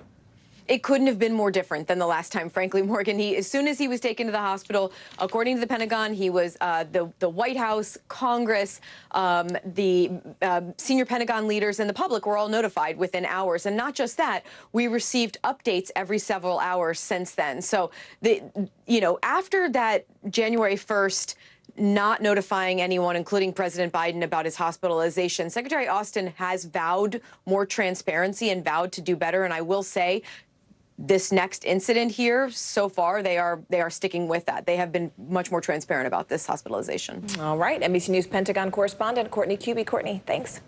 Thanks. Well, Morgan, New York is holding a special election tomorrow that could shrink Republicans' already slim majority in the House. Residents in the state's 3rd district on Long Island will be voting to replace ousted Congressman George Santos, who you may remember was expelled from Congress last year over a host of alleged ethics violations. NBC News senior national political reporter Sahil Kapoor joins us now from Great Neck, a town in New York's 3rd district. Sahil, great to see you. So this has historically been a very competitive district. How could this race impact the balance of power in the House, and what might it tell us about what could happen in November? Hey, Vicki. Well, what the voters do here on Long Island and the slice of Queens could have major implications both for Congress and the national environment. In Congress, Republicans are sporting this wafer-thin majority that showed itself last week when they tried to impeach DHS Secretary Alejandro Mayorkas, and it ended up in a deadlocked vote. Having that one extra vote from here would have made all the difference between that historic, embarrassing failure and what would have been a historic impeachment of a cabinet secretary for the first time in 150 years. This also has major implications for November because this is a bellwether district that has tracked the national mood pretty closely. It voted for Joe Biden in 2020 by 8 points. 2 years later, it voted for George Santos by 8 points, a 16-point swing from the Democrats to the Republican Party. Talking to voters here, a couple of things stands out. Neither Biden nor Trump is particularly popular. Both party brands are weak. Let's play some of what voters had to say about that. How important is it to you which party controls Congress? The both of them need to work together. I don't know. I want a middle. One is too far left, one is too far right. I think that both of the parties are not focused with a clear intention of the majority of the people of this country at this point.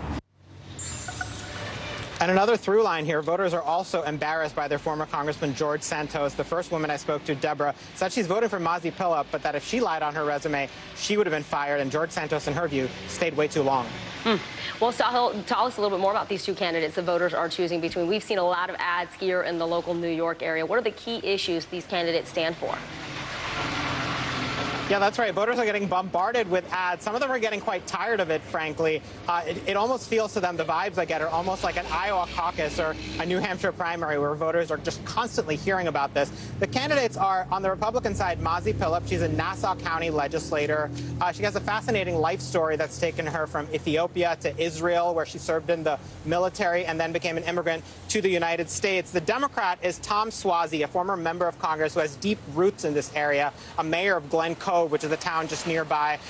The special election, the Siena College poll showed Suozzi leading 48% to 44% for Pilip. That is just inside the margin of error. It is a very close race. Among the issues, Pilip has that lead, that 9-point lead on the migrant crisis. Pay attention to that. That is turning out to be a major issue for voters here who are looking at border security, crime, immigration, all through this lens of public safety that many of them are nervous about. It's one of the reasons this area has trended from blue to red. We'll find out if that persists or if Democrats can flip it back. Vicki. Very close race. NBC News senior national political reporter Sahil Kapoor. Sahil, thanks. Well, it's time now for our CNBC Money Minute. Billionaire Jeff Bezos is selling nearly 12 million shares of Amazon stock. And this sale, valued at $2 billion, is Bezos' first major unloading of stock in the company since 2021. CNBC Tech Check anchor Deirdre Bosa joins us now. Deirdre, we know Bezos plans to sell even more Amazon shares by the end of this year. What is he signaling? Yeah, that's right. So he may not be done because in a separate filing, he listed the proposed sale of another 50 million shares valued at $8.4 billion since stepping down as CEO of Amazon back in 2021. Bezos has been spending more of his time on his space company, Blue Origin, and his philanthropic efforts. So that could be a likely place for at least some of the money to go to. And a new law is now in effect in New York that requires businesses to inform customers of credit card subcharges at the register. The mandate started on Sunday and requires businesses to provide the total checkout cost that includes the cost of surcharges, and debit cards are exempt from that new law. And Elton John is auctioning off over 900 items from his Atlanta home that he sold in October. Previews began on Friday at Auction House Christie's of the collection, including artwork, jewelry, and a conservatory grand piano that Elton John played for family and friends. The auction will start on February 21st, and it's expected to bring in over $10 million. And it looks like clothes, too. He's got some of the best performing outfits, any kind of outfits around. Yeah, some epic clothes. Yeah, I was say pretty incredible, iconic, if you will. CNBC Tech Check anchor Deirdre Bosa for us there. Deirdre, thanks. Coming up, why some schools are threatening jail time for parents in an effort to crack down on kids who are chronically absent. Stay with us. You're watching NBC News Daily.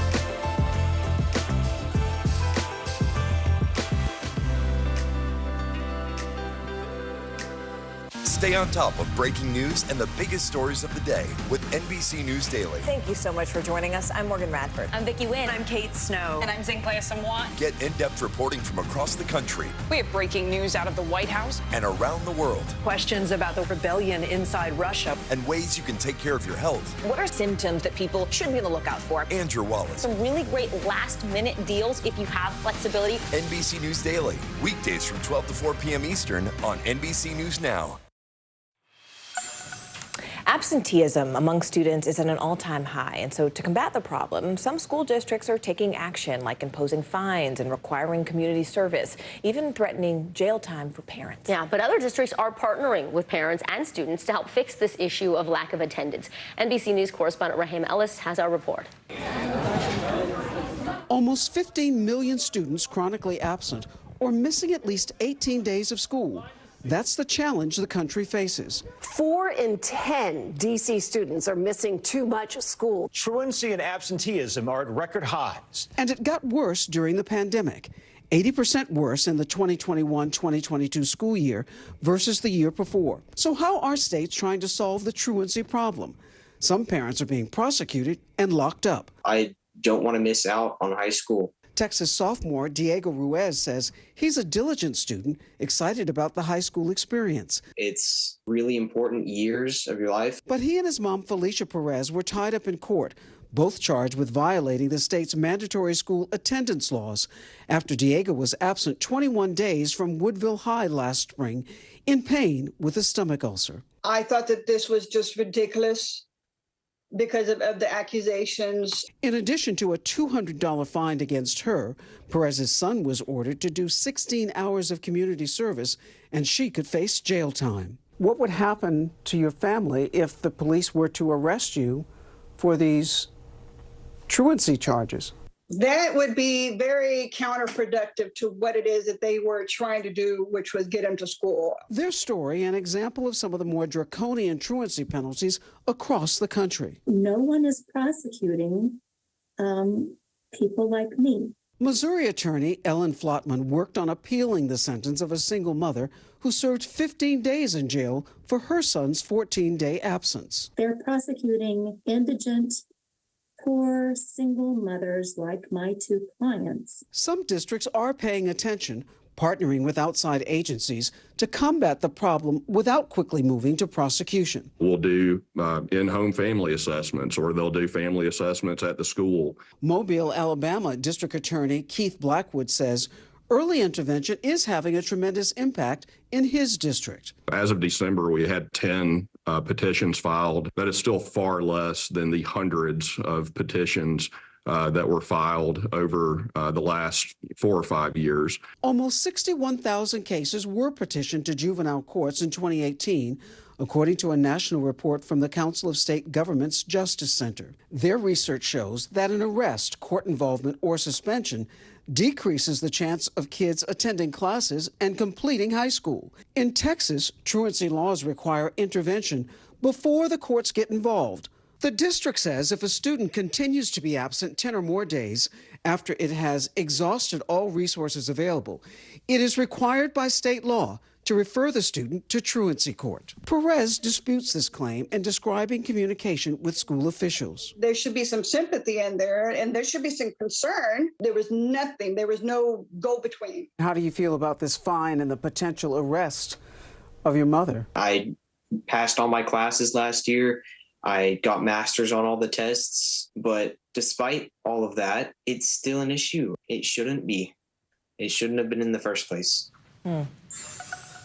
Really fascinating. Rahima is with us now. So Rahima, tell us a little bit more about how schools determine whether a student is a truancy case, whether their parent might be subjected to this, especially because sometimes they seem to have legitimate excuses for missing school, like medical reasons. Well, it looks like it's a state-to-state issue. There's not a federal mandate on how to handle this, and it can go from 5 to 10 and sometimes longer than that days before a student is identified as truant. In the case of the mother whom we spoke to, she was up against some unforeseen life circumstances. She had just divorced and moved into a new house, a new school, and a new community, and she was just overwhelmed. The school, she said, didn't get to her in time. She didn't get to the school in time. And the next thing you know, she's facing $200 fines. She couldn't pay that, and it just spiraled, and it got worse. And her kid didn't get to school because it was punishment. Yeah. It wasn't help. No, it's heartbreaking. NBC News correspondent Rahema Ellis-Forrest. Rahema, that was excellent. Thank you. Stay with us. You're watching NBC News Daily.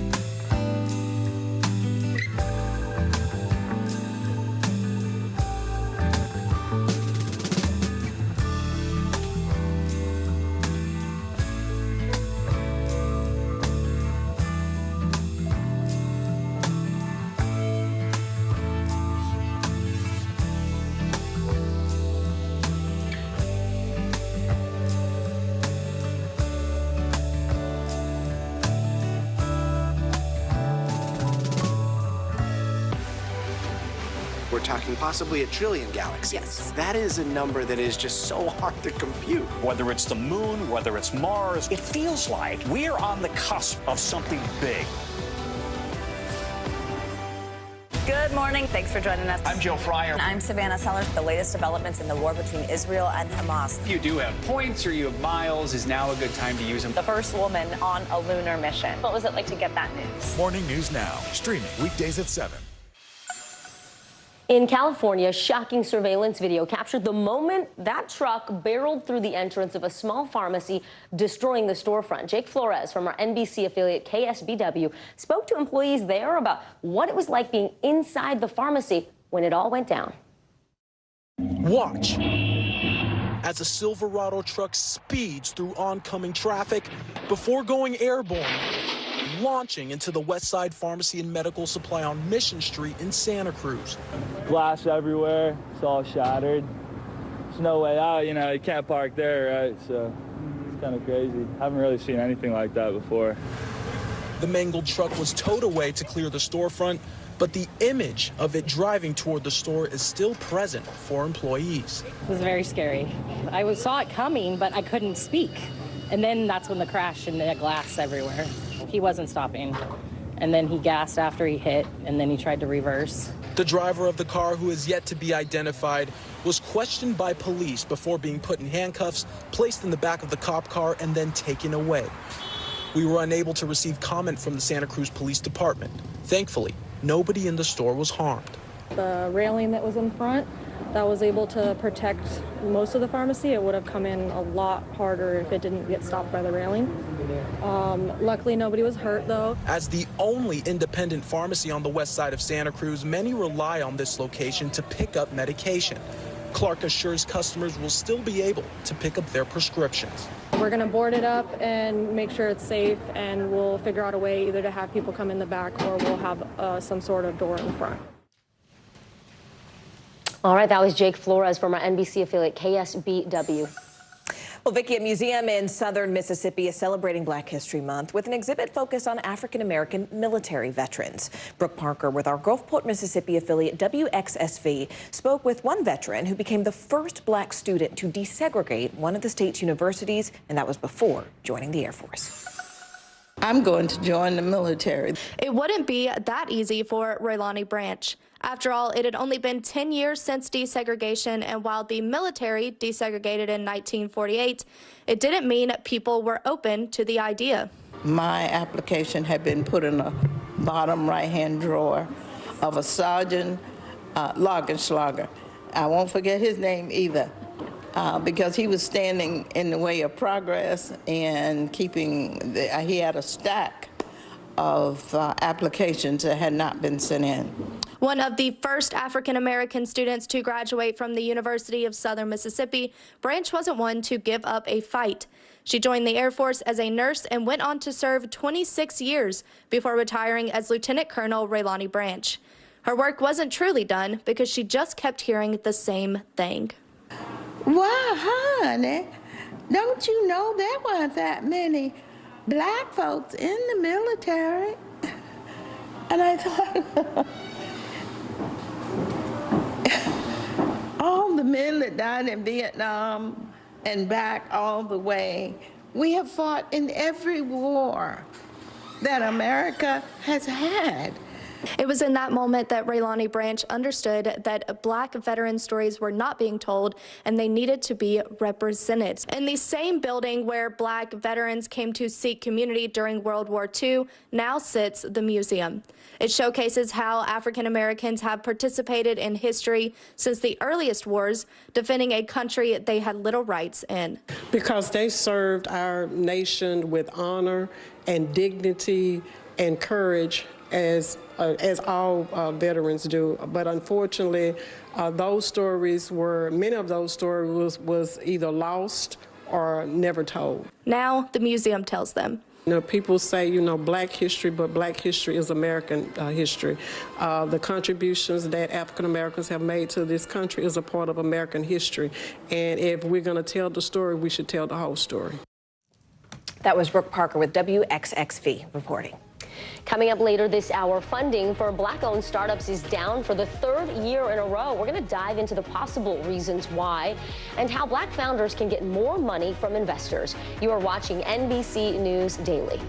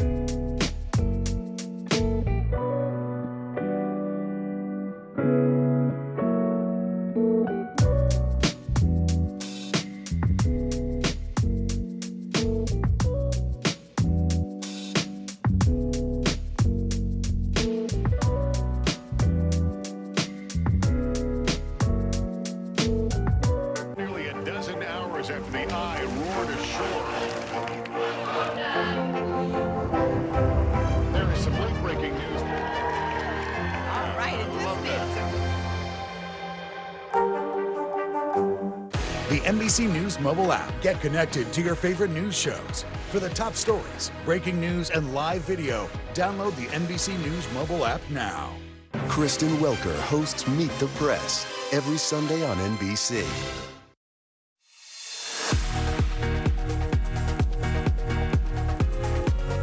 We are so happy you could be with us again. It's 12:30 here in New York. I'm Morgan Radford. I'm Vicki Nguyen. Here's what's making news right now. At least 54 people are dead in the Philippines after a landslide struck last week. Government officials there released the updated death toll yesterday as rescue efforts continue for the estimated 63 people still missing. The landslide hit a mountain village last Tuesday after weeks of torrential rain forced more than 1,000 families to evacuate. And Frigidaire is recalling more than 380,000 refrigerators over potential safety hazards. The recall affects thousands of models of its side-by-side fridges with slim iced buckets. The Consumer Product Safety Commission says the models have a component which can break off into the ice bucket, creating a choking hazard. And Beyonce is coming out with a new album. She made the announcement yesterday on Instagram after her Super Bowl ad for Verizon aired, teasing her new music. 2 songs already dropped last night. The rest of the album, called Act 2, is set to be released on March 29th. Let's go overseas right now, where Israeli forces say they rescued 2 hostages during an overnight operation in the southern Gaza Strip. Israel's military released this video and highlighted the troops in that blue circle there on your screen, where they say they carried out the mission in Rafah. Now, Rafah, to be clear, is a city right there in the south. It's near the Egyptian border, where more than 1 million people have been sheltering from the fighting that was happening in the northern part of the country. But a spokesman for the Hamas-run health ministry in Gaza says Israel just launched airstrikes there that killed nearly 70 Palestinians. Now fears are growing as Israel prepares for a possible ground assault in Rafah aimed at eliminating Hamas. NBC News foreign correspondent Molly Hunter joins us now from Jerusalem. Molly, it is good to see you. So we are told that these 2 hostages are Israeli, that they're in good condition. What more do we know, and where do things stand right now with the negotiations for the remaining hostages? Hey guys, good to be with you both. And we're getting more details from the Israeli military about this daring overnight hostage rescue. And I do just want to give a little bit more context to Rafah, the southernmost city, as Morgan said, where more than 1.4 million Palestinians are sheltering. But not only just sheltering, they were told to go there by the Israeli military because they were told that that area would be safe. But what we know about this specific rescue, 2 older men, both Israeli hostages, 1:49 a.m. last night, Israeli troops broke into a building in Rafah. It was a civilian building. They were being held on the 2nd floor. And then about a minute later came those waves of airstrikes. And that is when Gaza health officials say that dozens and dozens of Palestinian civilians were killed. And actually just minutes ago, you guys, we did get a statement from the militant arm of Hamas, who says, and NBC News has not confirmed this, that 3 other Israeli hostages were also killed in last night's raid. Now, we do have, and you're seeing this amazing video right now, the reunion between the families and the hostages. We do have some sound actually from the niece of one of the hostages. Let's take a listen to her, and I'll talk to you on the back end. It was very emotional to see them, to hug them, to feel them. It feels almost unreal. All the families won't stop till all the 134 hostages will be free. We will fight for their freedom. We will do everything we can so this war crime will end. You can hear it in her voice. She's overwhelmed, but you've got 2 very happy Israeli families tonight, but a lot, more than 100 hostages remain inside Gaza. So I think the question that we've been trying to parse through today is whether this kind of victory, whether this rescue operation for Netanyahu makes him more likely, more comfortable to make a deal, or whether it emboldens him to walk away or hold out for something else, guys. Yeah, Molly, that's why I really appreciate the context you gave at the beginning, sort of laying the scene for us here, because multiple sources tell NBC News right now that President Biden is getting pretty frustrated with Israeli Prime Minister Benjamin Netanyahu and has been criticizing him privately. Molly, what did he say? But also, what's the threshold for moving this private criticism to public policy change? Do we think there's going to be a change because of this private feeling? It's been really interesting, Morgan, watching in the last couple of days, listening to Secretary of State Blinken last week, then Biden last night, in the readout that we got from the White House about the call between Prime Minister Netanyahu and President Biden. You heard this public criticism a little bit more louder, a little bit harsher, and it's specifically around this possible or planned incursion into Rafah. I'm going to send it back to you guys because I know we're running out of time here. Yeah, but still incredible important reporting there on the ground. NBC News foreign correspondent Molly Hunter there. Molly, thank you as always. We really appreciate it. Well, King Charles was seen in public this weekend for the first time since news of his cancer diagnosis. He also released a statement thanking the public for their support. NBC News foreign correspondent Megan Fitzgerald has more on the royal family and how they're coping with the king's diagnosis. A new look at King Charles after being diagnosed with cancer. The king smiling and waving to onlookers as he walked to church service Sunday in Sandringham. His wife, Queen Camilla, by his side. The outing coming a day after Charles's first public statement since the announcement that he's undergoing cancer treatment. The king expressing his gratitude for all the well wishes, saying, "As all those who have been affected by cancer will know, such kind thoughts are the greatest comfort and encouragement. It is equally heartening to hear how sharing my own diagnosis has helped promote public understanding and shine a light on the work of all those organizations which support cancer patients and their families." The palace has not revealed details of Charles's illness, which was discovered after he was admitted to the hospital where he was treated for a benign enlarged prostate, only saying Charles does not have prostate cancer.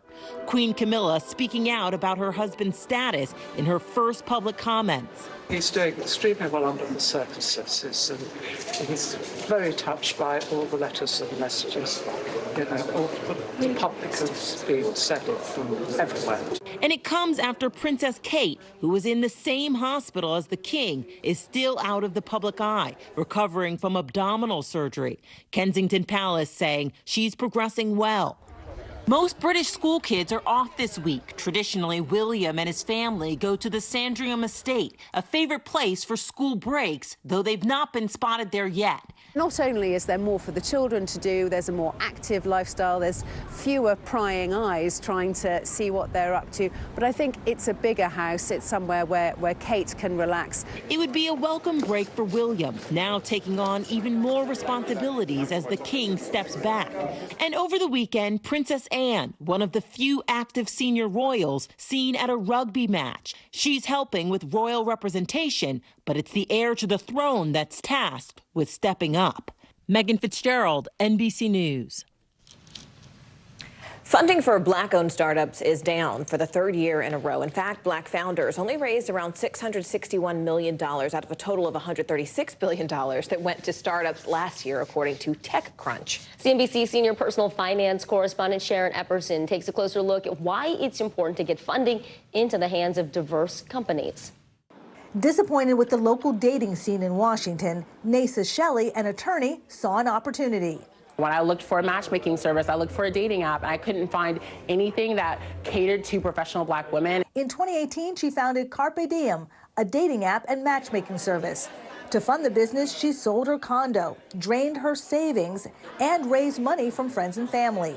The growth and revenue potential is massive. As the business has grown, Shelley has raised nearly $2 million and continues to make her case to investors for funding to enhance marketing, hire more matchmakers, and expand into other cities. I can't understate the value of getting capital into the hands of minorities and especially women of color to help them fuel their businesses. I think there's a unique drive for success because of a lack of resources and the necessity to drive optimal outcomes with less support and less capital. Matching investors with opportunity prompted Jason Ray to start his own wealth management firm based in Philadelphia in 2019. Many of his clients invest in early-stage businesses. The first thing people should think about is how it frames into their investment policy or financial plan and why they're investing in startups. If clients want to invest, he advises they know how the company operates and its competitive advantage, evaluate the management team and its track record, and most importantly, understand the terms of the investment. If the valuation on the company is too high and you as an investor are not getting enough rights or ownership or control or whatever it may be, that may not be the right deal for you, even if the management team and the company has great competitive advantages. Carpe Diem seized the moment and now has a revenue-generating business. We have customers, we have members. It makes it a little bit easier coming to the table and advocating for additional funding from investors. It is so important to fund these diverse-owned businesses. Sharon, what do you think in terms of what experts have to say? What's causing this decrease in startup funding for Black owners? Well, there are a number of factors that have caused a decrease in funding over the last couple of years, starting with higher interest rates, inflation, and the fact that it's more expensive to borrow than it was, say, in 2020 when interest rates were near zero. The other factor is that a lot of folks are not seeing the same type of profit growth that they have seen in past years. And so all of those factors make it less appealing for some people to go out and fund these startup companies. All right, CNBC senior personal finance correspondent Sharon Epperson, a great story. And to get more financial expert tips around your money, you can join Sharon at the free virtual CNBC Women and Wealth event on March 5th. It's at 1 p.m. Eastern. Mark your calendars. You can open your camera right now and scan that QR code to register, or go to cnbcevents.com/womenandwealth for more information. Well, the Kansas City Chiefs are Super Bowl champions once again. The Chiefs took down the San Francisco 49ers. Vicki shaking her head. I'm wearing black. I'm in mourning. I'm in mourning. Tough day for Vicki. It was a tough This all loss. happened in overtime, becoming the first team in 20 years to win back-to-back titles. And I'm happy for the Chiefs because it is exciting for them 3 times in the last 5 years. But for us, the faithful, but you're a it was tough. Swiftie, And we had to so stay it's up kind of a win later. for you I either know. way, right? Yeah, you win. It was tough. It was tough. But Chiefs wide receiver McCole Hardman scored the winning touchdown. But he says he blacked out after that catch. Hardman spoke to Today co-anchors Savannah Guthrie and Hoda Kotb about that special play. First of all, I know that you're out there celebrating. How does it feel to be Super Bowl champs? Hey, man, it feels great. That indescribable feeling. Yeah, that's all you really can say about it. It definitely feels great. It's so incredible, that moment. It's the thing that every little kid probably dreams of. I'm going to be the guy who catches the game-winning touchdown in overtime in the Super Bowl. So we heard from Patrick Mahomes that you kind of blacked out. Is it coming back to you now? Do you really not remember that key moment? I don't remember none of it. Like, literally, when I caught the pass, I blacked out for a second. And it's just like, I guess that the magnitude of the moment just like got to me. But all I can remember is after I caught it, I just seen Pat running to me like, "You're a champion." I'm like, "Oh, we won. Okay, bet." And I just started celebrating. So I definitely don't remember nothing after I caught the ball. I love it. It all seemed to play out in slow motion in overtime, which was such a dramatic end to the game. At halftime, things weren't looking good. I guess Coach Andy Reid probably had something to say to you guys at halftime that helped kind of turn the beat around. What did he say? Well, it really wasn't Coach Reid. It really Trav. Travis really said something in there just to get us focused and just let them know that we're being ourselves. Because obviously we didn't play our best half, and the defense was doing everything they needed to do, but as the offense, we wasn't producing. So Trav kind of gave a little heartfelt speech at halftime that kind of got the fire going. Well, whatever he said, it worked. I got a question. What have you been doing tonight? Because I know that you have not slept, so give us a little rundown. What happens going in on, Vegas? Nicole? Well, you know, they say what happens in Vegas stays in Vegas, right? So, but it's been a little party. We had an after party with the team after the game, and I kind of ventured off and did a little something here and there, but I'm here though, so I like I'm how here talking to y'all. You phrased it like I've been out and about, and you deserve every single second of it. We're super proud of you. You were right on time for us, even though it's 3 o'clock in the morning there. McCole, enjoy every bit of it. You've certainly earned it, and we made everybody proud. Thank you. Congratulations.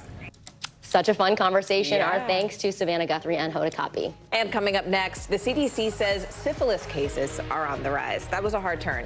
How you can make sure you're staying on top of your sexual health. More NBC News Daily just after this. Don't go anywhere.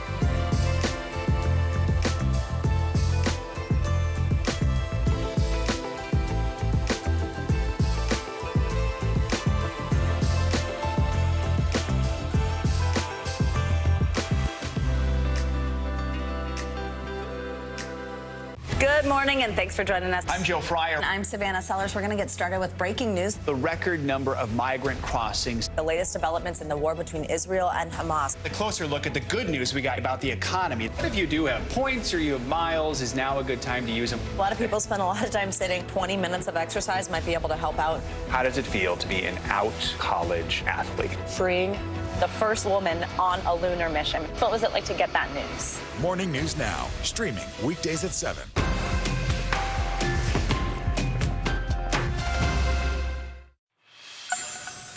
All right, well, we often talk about prioritizing good physical or mental health, but what about your sexual health? Yeah, this is important because between 2018 and 2022, syphilis cases in the U.S., they rose 80%. And on any given day in 2018, the CDC said 1 in 5 people had an STI or sexually transmitted infection. So here to discuss, we have NBC News medical contributor, Dr. Vin Gupta. Dr. Gupta, thank you for joining us.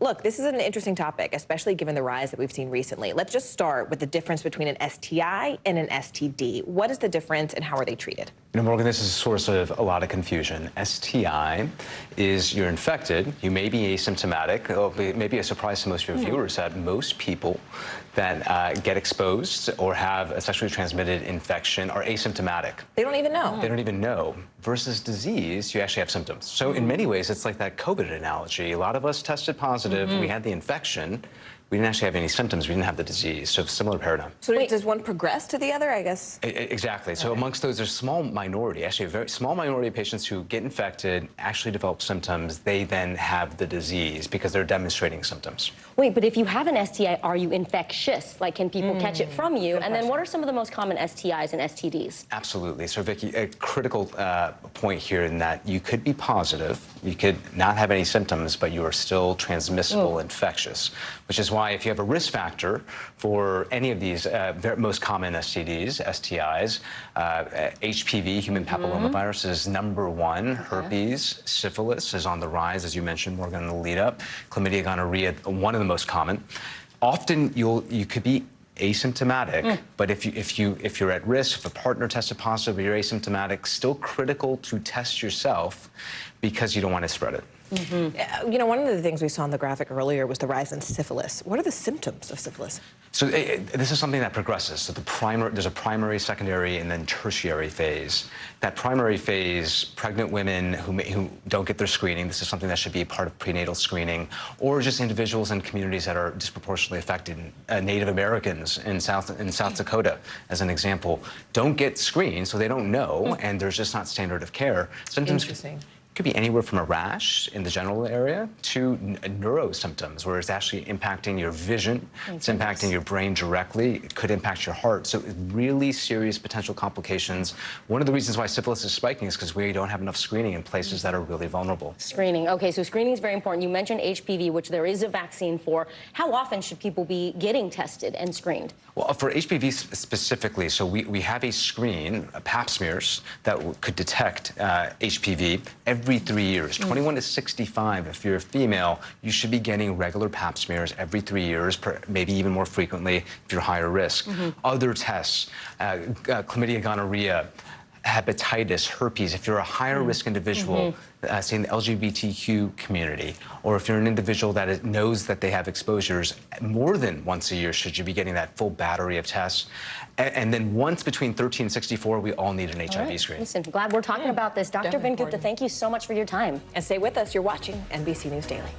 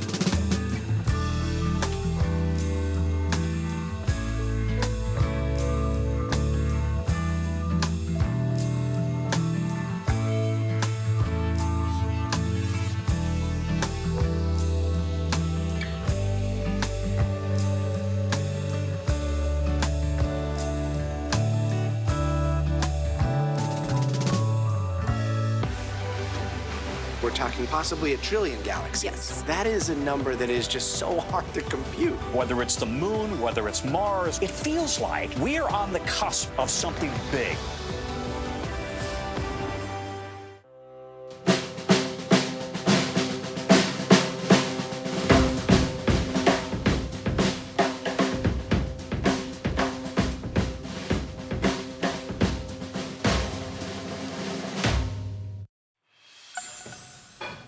Actor Catherine O'Hara has been an icon on the big and the small screen for decades, from Home Alone to Schitt's Creek. I just love her. Yeah. Sunday Today host Willie Geist had a great conversation with O'Hara to discuss her latest role in the action thriller movie Argylle and her early comedy career.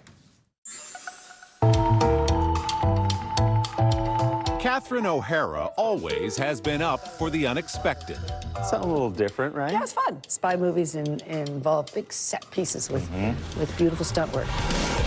What happens next? It's called a cliffhanger, Mother. For the first time in her legendary career, O'Hara is wading into the world of espionage in the new Matthew Vaughn-directed movie Argylle, whose details, appropriately, are shrouded in secrecy. Oh my God. Oh my God. Oh my God. Your character, we can say at least, who Ruth is. No, I can't. Is in the movie. That's all we're saying. Wow, this is going to be a brief interview. Well, I'll say it's stunt casting because I've had about 70 children on film. So I guess I think Matthew Vaughn hired me because I'm known as a mother. Kevin! What do you want? Just to be near you.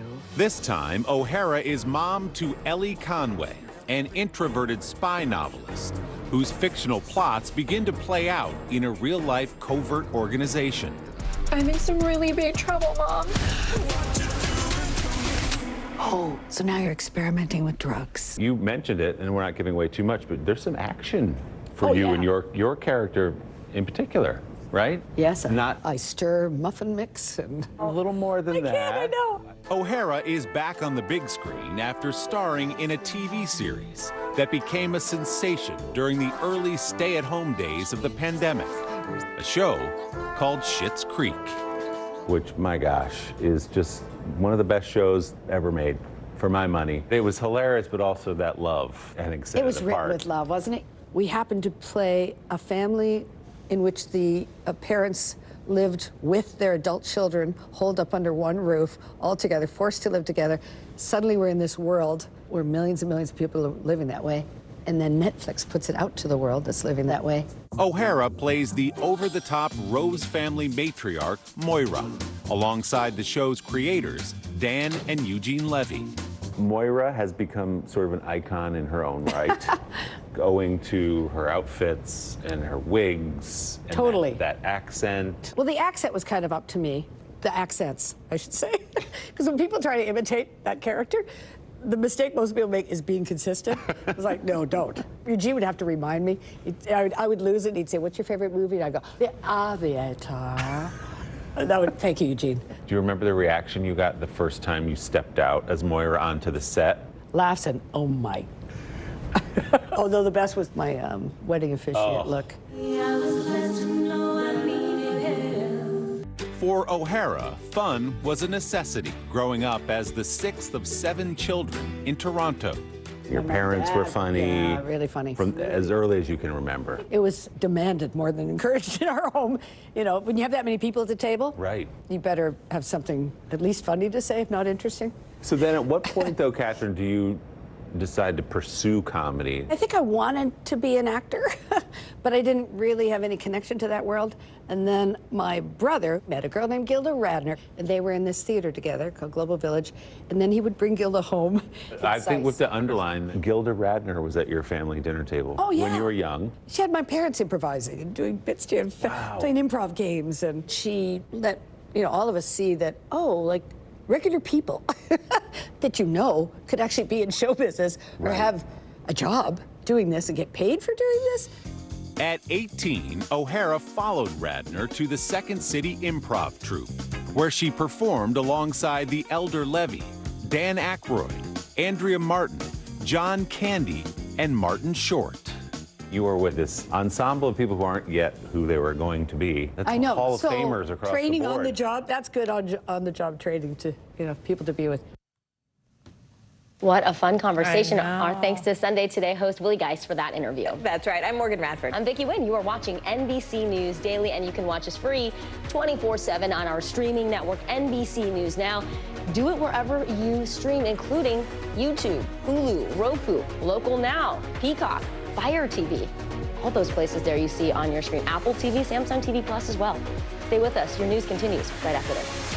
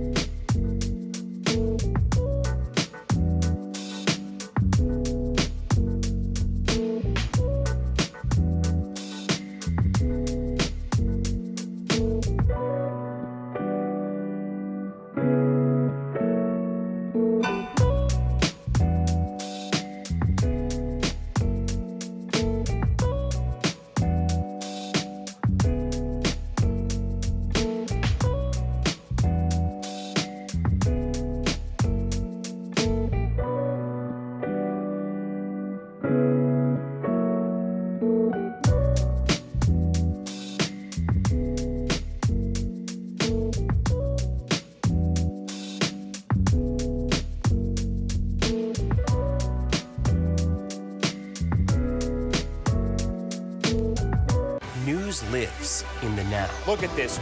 You can't even see anything anymore. Let's break down what we know. You gotta see this. News for the generation of now is NBC News Now.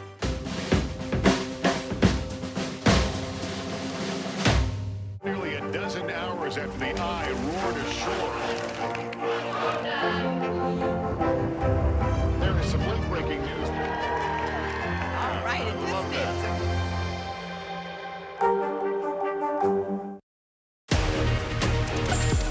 Hi, everyone. Thank you so much for joining us this Monday. I'm Morgan Radford. I'm Vicki Wynn. NBC News Daily starts right now.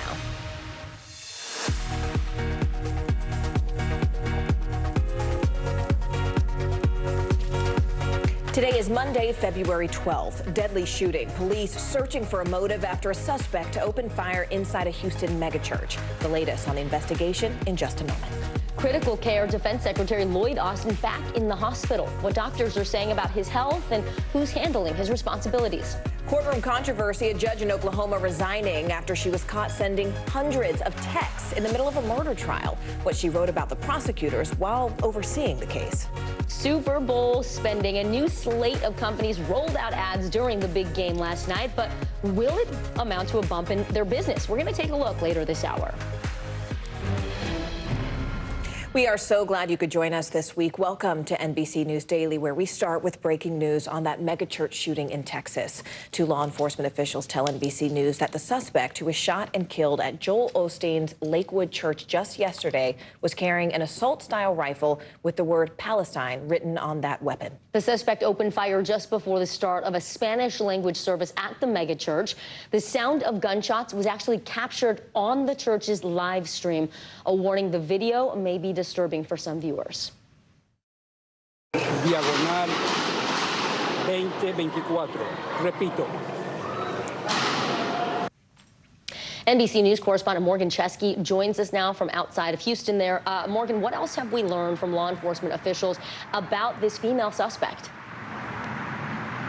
Yeah, details are coming in by the hour. I want to go through some of what you mentioned. These are all according to two senior law enforcement officials who were briefed on this very much ongoing investigation that federal investigators have been a part of since in the early morning hours, where they conducted at least one search warrant on a home about 30 minutes away from where we're standing, where we believe this lone suspect lived.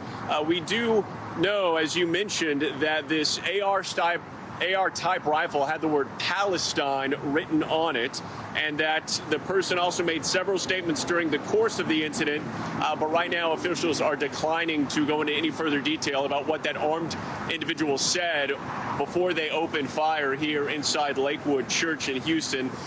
This suspect, who was killed at the scene, is transgender and identified as a woman, and also brought a young son with him to the church. Important to note here that over the course of this brief incident, they also said that they had a bomb with him as well, but that claim was unfounded. And they do know that authorities say the vehicle search yielded no sign of any explosive device. All of this happening just minutes before a 2 p.m. Spanish service on Sunday afternoon here at Lakewood Church. And just to put it in perspective for you, Joel Osteen's church here sees upwards of 45,000 people that come through over the course of a week. The sanctuary alone can hold 16,000 people inside it. And I want you to hear from one individual who was there when they heard that horrifying sound of gunshots ring out. Take a listen. They were repetitive, boom, boom, boom, boom, boom, boom, boom, boom, boom, boom, boom, boom, boom, boom, and I yelled, "Mom!" The first thing that I thought, I was like, I need to hold my kids really hard, and I thought that I maybe would die. Now, we do know that, of course, those two off-duty officers were the ones who almost immediately engaged the suspect, fatally killing them. Right now, they've been placed on paid administrative leave, pending the results of this investigation. Over the course of this, we do know that that young boy was wounded at last check. He's listed in critical condition. Guys? Morgan, you mentioned Joel Osteen and how popular this church was. Have we heard anything from Osteen? The pastor did make a brief statement following the end of the incident yesterday, whenever that suspect was killed here at the scene. Of course, acknowledging that his heart go out to all the victims. I do want to share a statement, however, that is from the church saying our community is devastated by today's events, and we're grateful for the swift actions of law enforcement. May the healing hands of God touch the lives of everyone involved and provide comfort during this difficult time. We do not know when the church will be reopening for normal operations, but authorities stressing that this does very much remain an active investigation. Yeah, Guys? our thoughts certainly with that community there. NBC News correspondent Morgan Chesky. Morgan, thanks. Well, Morgan, doctors say Defense Secretary Lloyd Austin is in critical care right now at Walter Reed Hospital. He's being treated for a bladder issue, and he transferred his powers to Deputy Defense Secretary Kathleen Hicks. This is all coming after his December hospital stay for complications from a procedure for prostate cancer. Now, during that hospital stay, Austin was criticized for waiting days before notifying the president. NBC News Pentagon correspondent Courtney QB joins us now. So, Courtney, we know Austin was admitted to the hospital yesterday, but was then taken to critical care after his condition worsened. What do we know about how he's doing right now, how long he might be in the hospital? So we still don't know exactly when he may be released from the hospital. We're actually hoping to get a little bit more detail at from a briefing here today with General Pat Ryder about 2:30. But so far, we know that he was admitted to the hospital on Sunday evening. Now, initially, when he went there, he did not go in an ambulance. He went through a series of tests, and it was a couple of hours before he decided to transfer his authorities to his Deputy Secretary, Kathleen Hicks. Now, generally, that occurs when the secretary either has to undergo some sort of general anesthesia or is taking some sort of medication that could alter his decision-making to the point where he transfers his authorities to someone else. And I point that out because in the very first statement we got about him being taken to Walter Reed yesterday, Pat Ryder pointed out that he had classified and unclassified communication systems with him so he could continue to fulfill the duties of his office. Now, we know that he transferred those authorities last night. He's in critical care, and this is all related to some sort of an emergent bladder issue. Now, it's all, according to officials, tied back to his diagnosis with prostate cancer back in December, and then the surgery that he had in late December, right before the holidays, to remove or treat that prostate cancer. Since then, Vicki, he has had a series of complications. We're waiting to now find out exactly what his condition is now, though. Well, Courtney, not surprising, we're learning that Austin has canceled his trip later this week to Belgium. He was supposed to attend meetings for NATO and Ukraine. Will the deputy go in his stead? Yeah, that's a good question. As of now, it's expected that he will participate virtually, but that's another thing that we're waiting to hear exactly how that's going to unfold. This is a pretty critical week for Secretary Austin, for him to be, under the weather and in the hospital. The Ukraine Defense Contact Group is supposed to meet at a very critical time when the U.S. is still discussing whether they will fund more weapons, ammunition, and equipment for Ukraine. Secretary Austin has really led the charge for months now among these allies of the need to fund Ukraine, to give them the weapons that they need to defeat Russia, and not having him there at that meeting would be a real blow to that that overall effort, Vicki. Yeah, he's really key in that discussion. NBC News Pentagon correspondent Courtney QB. Courtney, thank you so much. Let's stay in politics for a minute. President Biden and his allies are on the offensive after that special counsel report called his memory into question. Now, all of this comes as former President Donald Trump draws new backlash for his comments about NATO. NBC News senior White House correspondent Gabe Gutierrez has the latest on the race for the White House. President Biden's allies are aggressively slamming last week's special counsel report.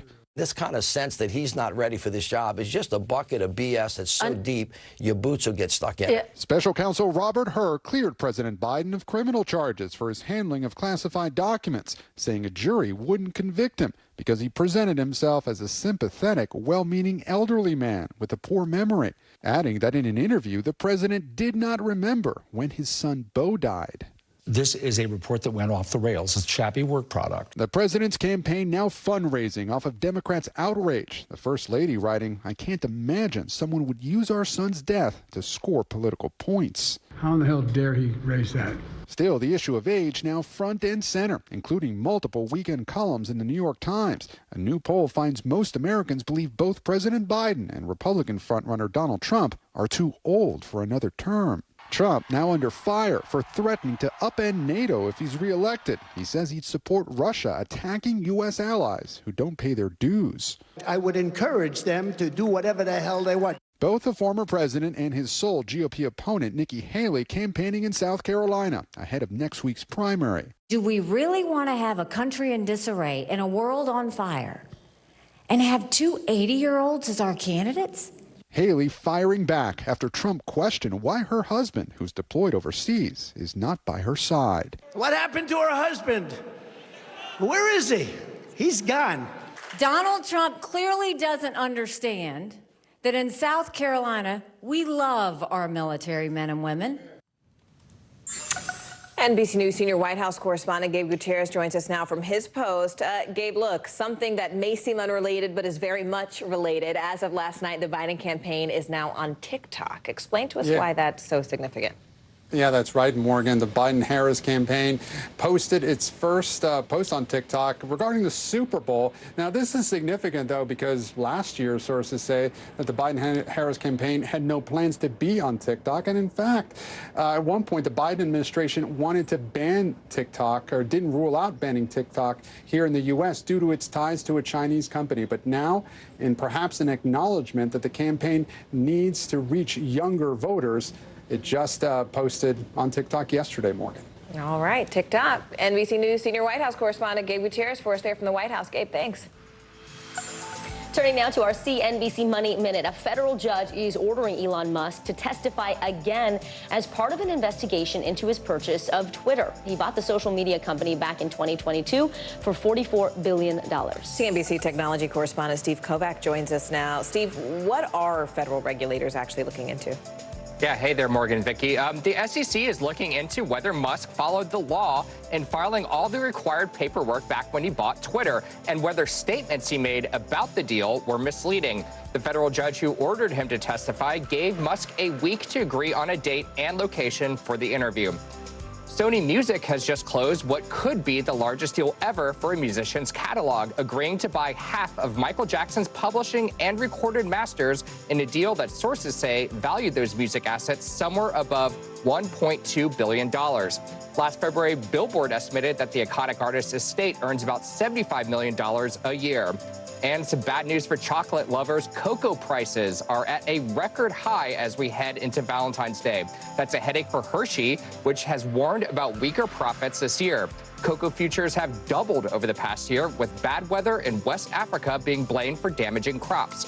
Hershey CEO says given where prices are, the company will use every tool it has to manage the business. Morgan, Vicky, I'll send it back over to you. Good luck. Hopefully, if you've already bought, you're safe for tomorrow. Yeah. Is it tomorrow? Exactly. No, 2 days. 2 days. 2 days, from now. Yeah. You can tell I've been married for a while. All right, CNBC technology correspondent Steve Kovac. Thanks, Steve. And coming up, grief and anger. New questions raised by loved ones after the death of 5 service members near San Diego. Stay with us. You're watching NBC News Daily.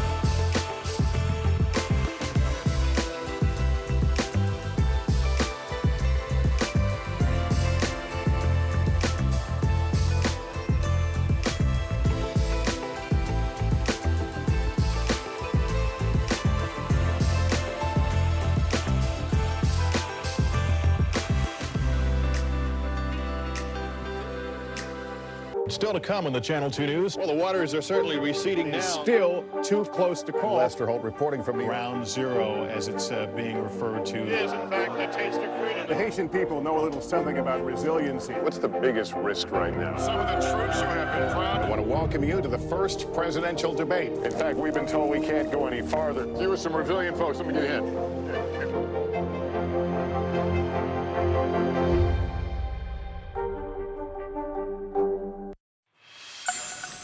An Oklahoma judge has stepped down from the bench after she was caught on camera texting in the middle of a murder trial. And it wasn't just once. She was seen texting more than 500 times. NBC News correspondent Morgan Chesky has more on the courtroom drama. It's the video evidence from a courtroom camera. Authorities say captures former Judge Tracy Soderstrom on her phone mid-murder trial, texting and scrolling social media. There were some things that I did inappropriately. That admission coming Thursday, after Soderstrom announced her resignation following an investigation accusing her of gross neglect of duty and partiality in office. A judicial conduct complaint against Soderstrom states over the course of a murder trial involving the death of a 2-year-old, the newly elected judge texted her bailiff more than 500 times, mocking the physical appearance of attorneys, jurors, and witnesses. I texted during a trial, and that was inappropriate. The content I am not agreeing to because it doesn't matter. But the complaint cites messages that allegedly show Soderstrom was no longer impartial. At one point, Soderstrom calling a prosecutor gross and a horrible speaker, while praising the defense attorney, texting her bailiff, "Can I clap for her?" And during testimony, texting the state, just couldn't accept that a mom could kill her kid. So they went after the next person available, adding, "Can I please scream liar, liar?" Evidence Soderstrom still denies played a role during the trial. I didn't make up my mind. Even if I had, it wouldn't have mattered because I was not the fact finder. Mid-trial comments went further. Soderstrom allegedly calling a testifying officer pretty, saying she could look at him all day. Authorities tell NBC News the bailiff is no longer a county employee.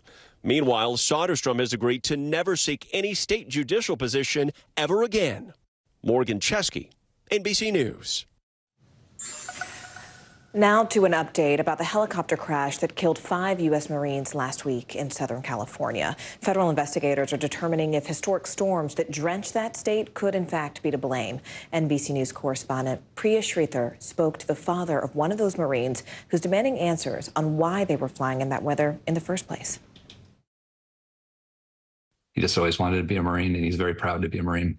Gregory Davis is struggling to come to terms with the loss of his son, 21-year-old Lance Corporal Donovan Davis.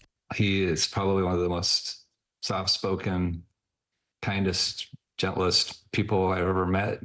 Lance Corporal Davis was one of 5 young Marines, all between the ages of 21 and 28, who lost their lives when the helicopter they were flying from Nevada to California crashed into a forest during one of Southern California's most intense rainstorms in years. It's been probably pretty much the week every parent dreads having.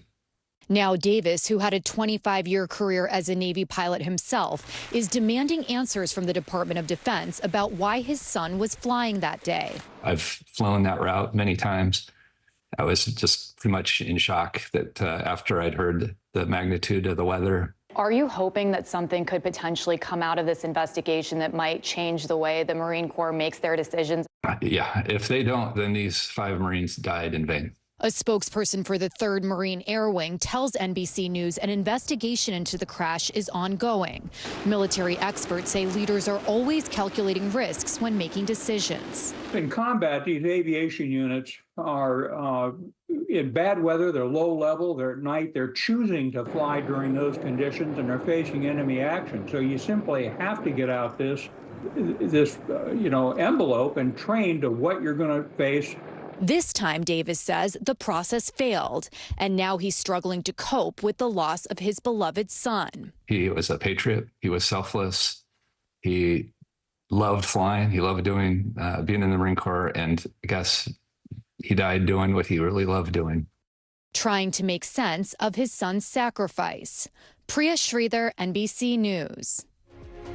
Coming up, ending the Santos saga, looking ahead to tomorrow's special election here in New York that could have a serious impact in Washington. You're watching NBC News Daily.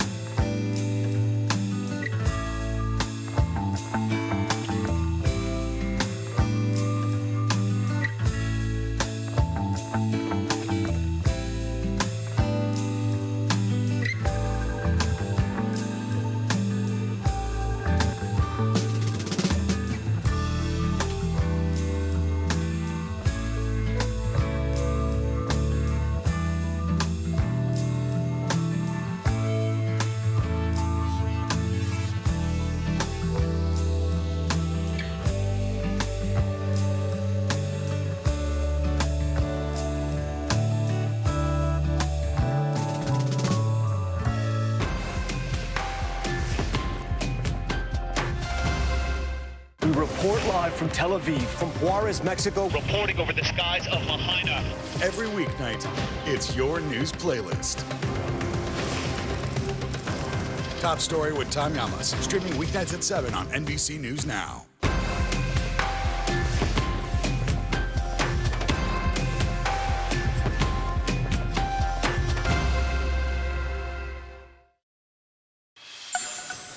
In California, shocking surveillance video captured the moment that truck barreled through the entrance of a small pharmacy, destroying the storefront. Jake Flores from our NBC affiliate KSBW spoke to employees there about what it was like being inside the pharmacy when it all went down.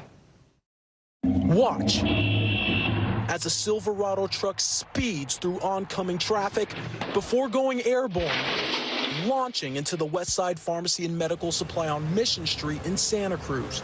Glass everywhere, it's all shattered. There's no way out, you know, you can't park there, right? So it's kind of crazy. Haven't really seen anything like that before. The mangled truck was towed away to clear the storefront, but the image of it driving toward the store is still present for employees. It was very scary. I saw it coming, but I couldn't speak. And then that's when the crash and the glass everywhere. He wasn't stopping. And then he gassed after he hit, and then he tried to reverse. The driver of the car, who is yet to be identified, was questioned by police before being put in handcuffs, placed in the back of the cop car, and then taken away. We were unable to receive comment from the Santa Cruz Police Department. Thankfully, nobody in the store was harmed. The railing that was in front, that was able to protect most of the pharmacy. It would have come in a lot harder if it didn't get stopped by the railing. Luckily, nobody was hurt, though. As the only independent pharmacy on the west side of Santa Cruz, many rely on this location to pick up medication. Clark assures customers will still be able to pick up their prescriptions. We're going to board it up and make sure it's safe, and we'll figure out a way either to have people come in the back or we'll have some sort of door in the front. All right, that was Jake Flores from our NBC affiliate KSBW. Well, Vicki, a museum in southern Mississippi is celebrating Black History Month with an exhibit focused on African-American military veterans. Brooke Parker with our Gulfport, Mississippi affiliate WXSV spoke with one veteran who became the first Black student to desegregate one of the state's universities, and that was before joining the Air Force. I'm going to join the military. It wouldn't be that easy for Raylani Branch. After all, it had only been 10 years since desegregation, and while the military desegregated in 1948, it didn't mean people were open to the idea. My application had been put in the bottom right-hand drawer of a Sergeant Lagerschlager. I won't forget his name either. Because he was standing in the way of progress and keeping, he had a stack of applications that had not been sent in. One of the first African-American students to graduate from the University of Southern Mississippi, Branch wasn't one to give up a fight. She joined the Air Force as a nurse and went on to serve 26 years before retiring as Lieutenant Colonel Raylani Branch. Her work wasn't truly done because she just kept hearing the same thing. Why, honey, don't you know there weren't that many Black folks in the military? And I thought,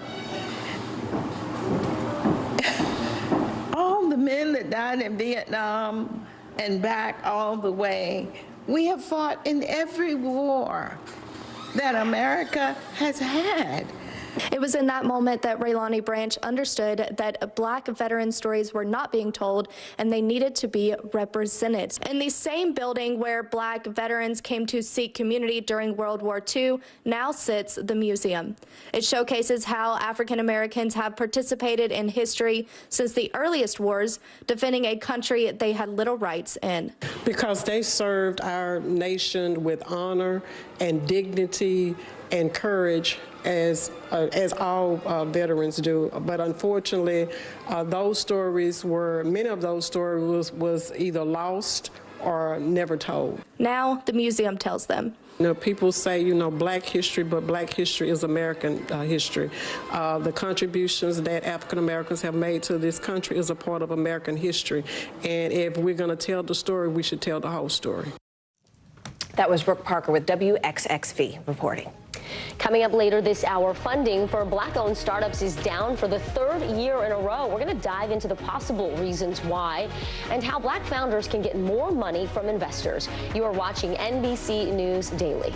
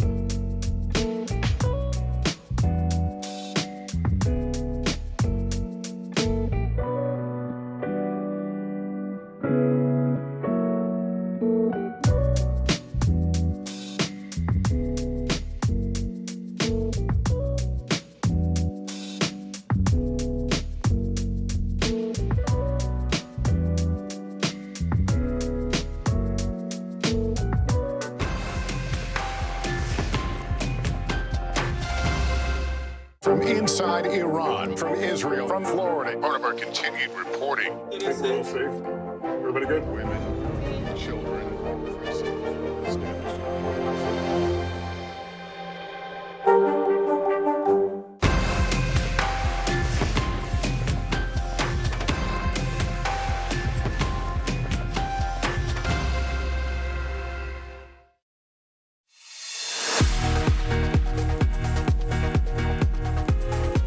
Welcome back. Thanks for being with us. I'm Vicki Wood. I'm Morgan Radford, and here's what's making news right now. Marathon world record holder Kelvin Kiptum has died along with his coach after car crash in Kenya. Kenyan police say the long-distance runner was driving when he lost control of the car and hit a tree.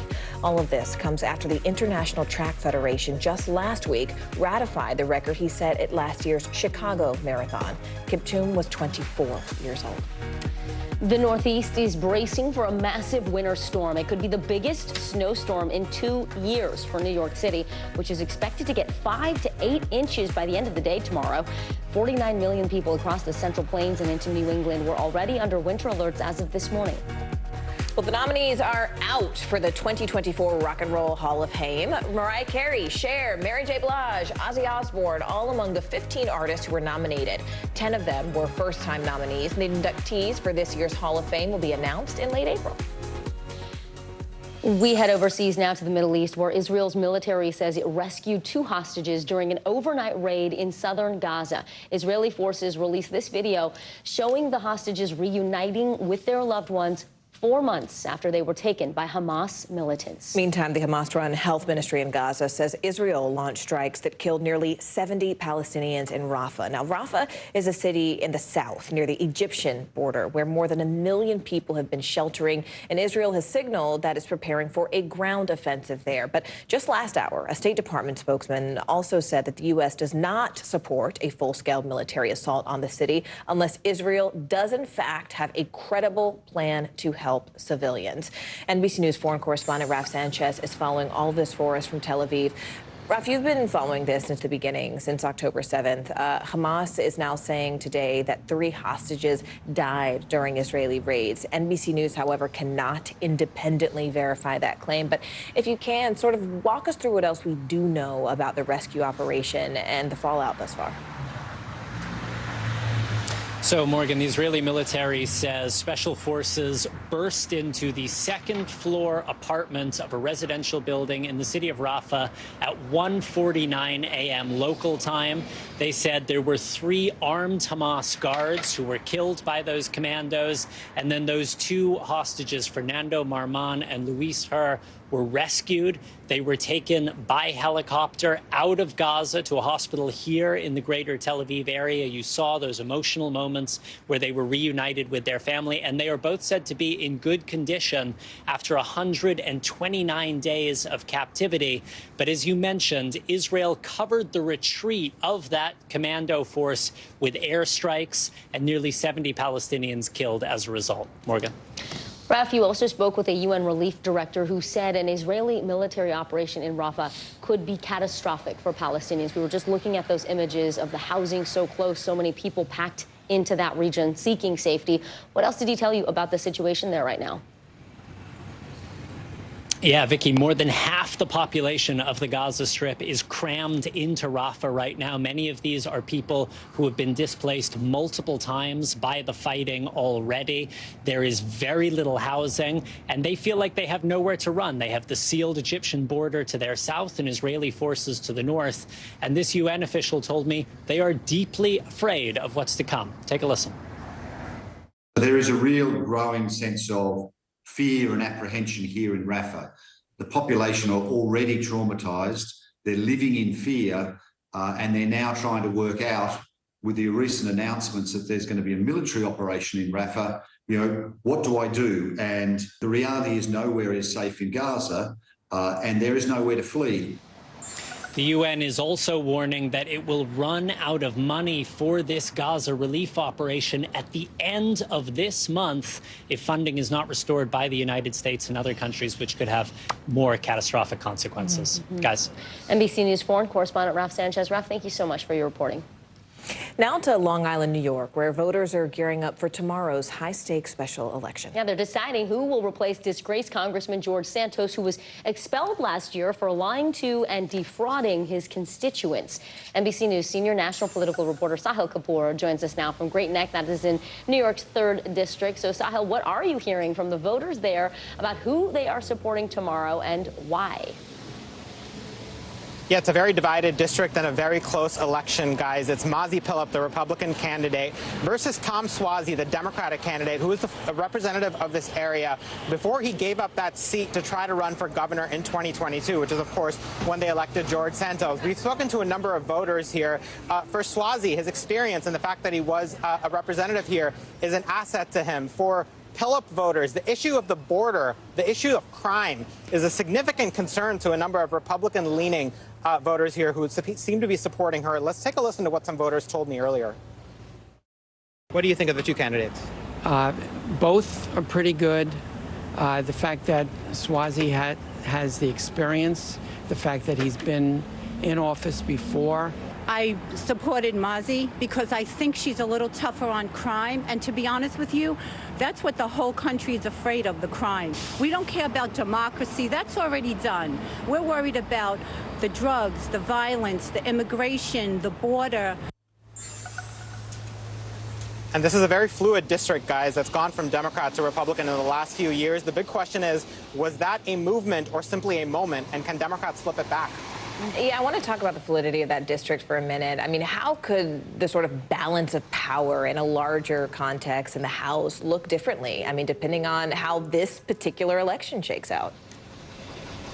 Yeah, there are major implications for the balance of power. Right now, there's a wafer-thin majority that Republicans control in the House of Representatives, 219 to 212. Last week, with some vacancies, this ended up being a 2-vote margin when they tried to impeach DHS Secretary Alejandro Mayorkas. They fell short by 1 vote.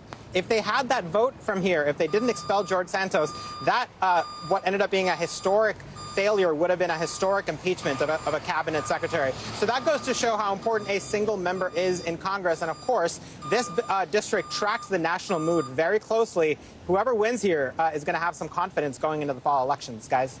All right, NBC News senior national political reporter Sahil Kapoor. Thanks so much, Sahil. Well, funding for Black-owned startups is down for the third year in a row. In fact, Black founders only raised around $661 million out of a total of $136 billion that went to startups last year. This is according to TechCrunch. CNBC senior personal finance correspondent Sharon Epperson talked to one CEO about how her company is holding up during this pretty sharp decline.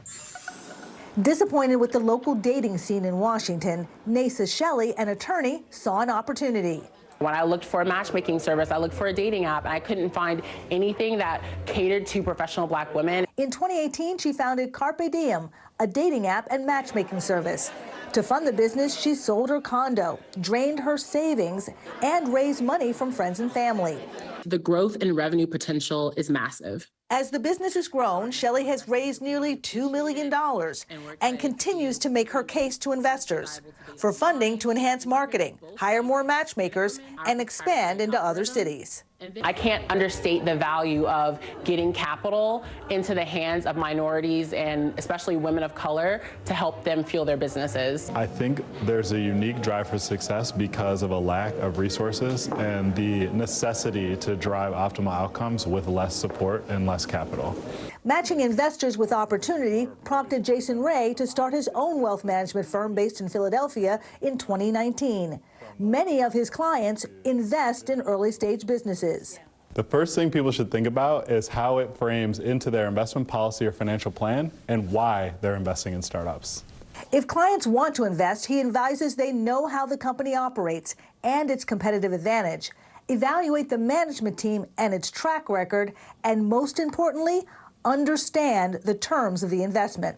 If the valuation on the company is too high and you as an investor are not getting enough rights or ownership or control or whatever it may be, that may not be the right deal for you, even if the management team and the company has great competitive advantages. Carpe Diem seized the moment and now has a revenue-generating business. We have customers, we have members. It makes it a little bit easier coming to the table and advocating for additional funding from investors.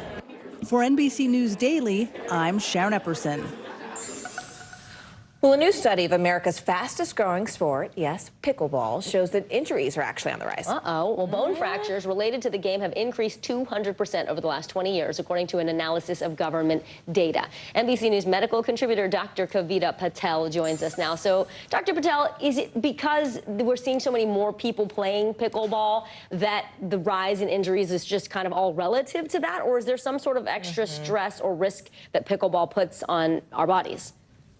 It's not just that it's the most popular sport and the fastest growing sport in the United States. There are some things that make it much more prone to injury and things that happen as we age. And we know that a demographic playing pickleball is over the age of 50. So we'll talk about that, what injuries they're getting. Speaking of which, Dr. Patel, I mean, what are the most common injuries we're seeing from pickleball?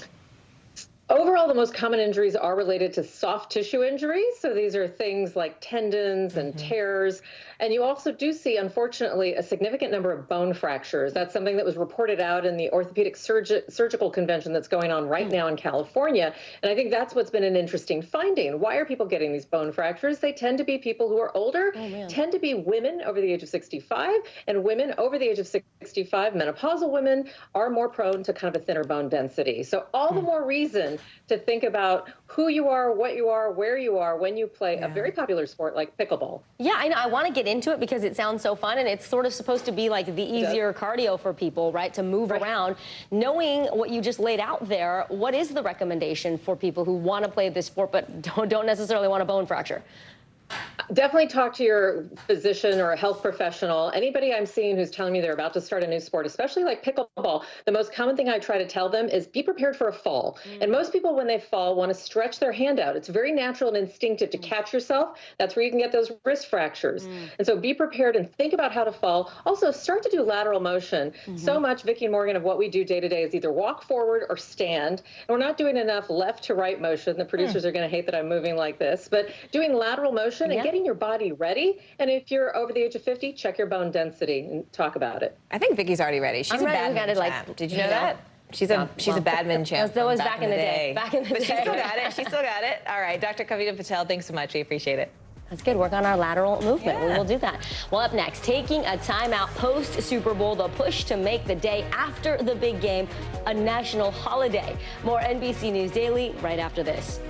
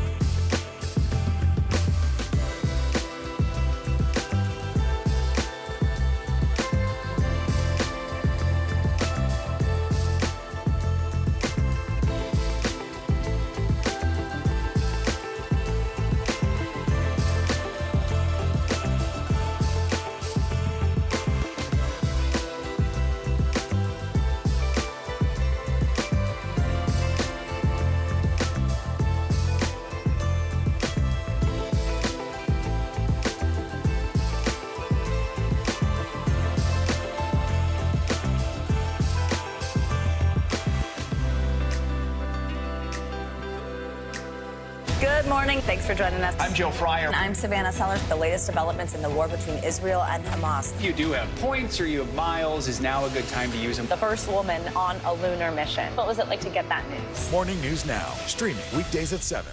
News lives in the now. The horrors of the war on full display on both sides of the Israel-Gaza border. Protesters are on the streets here. Most of the time, the Iron Dome works, but a few get through. News for the generation of now is NBC News Now.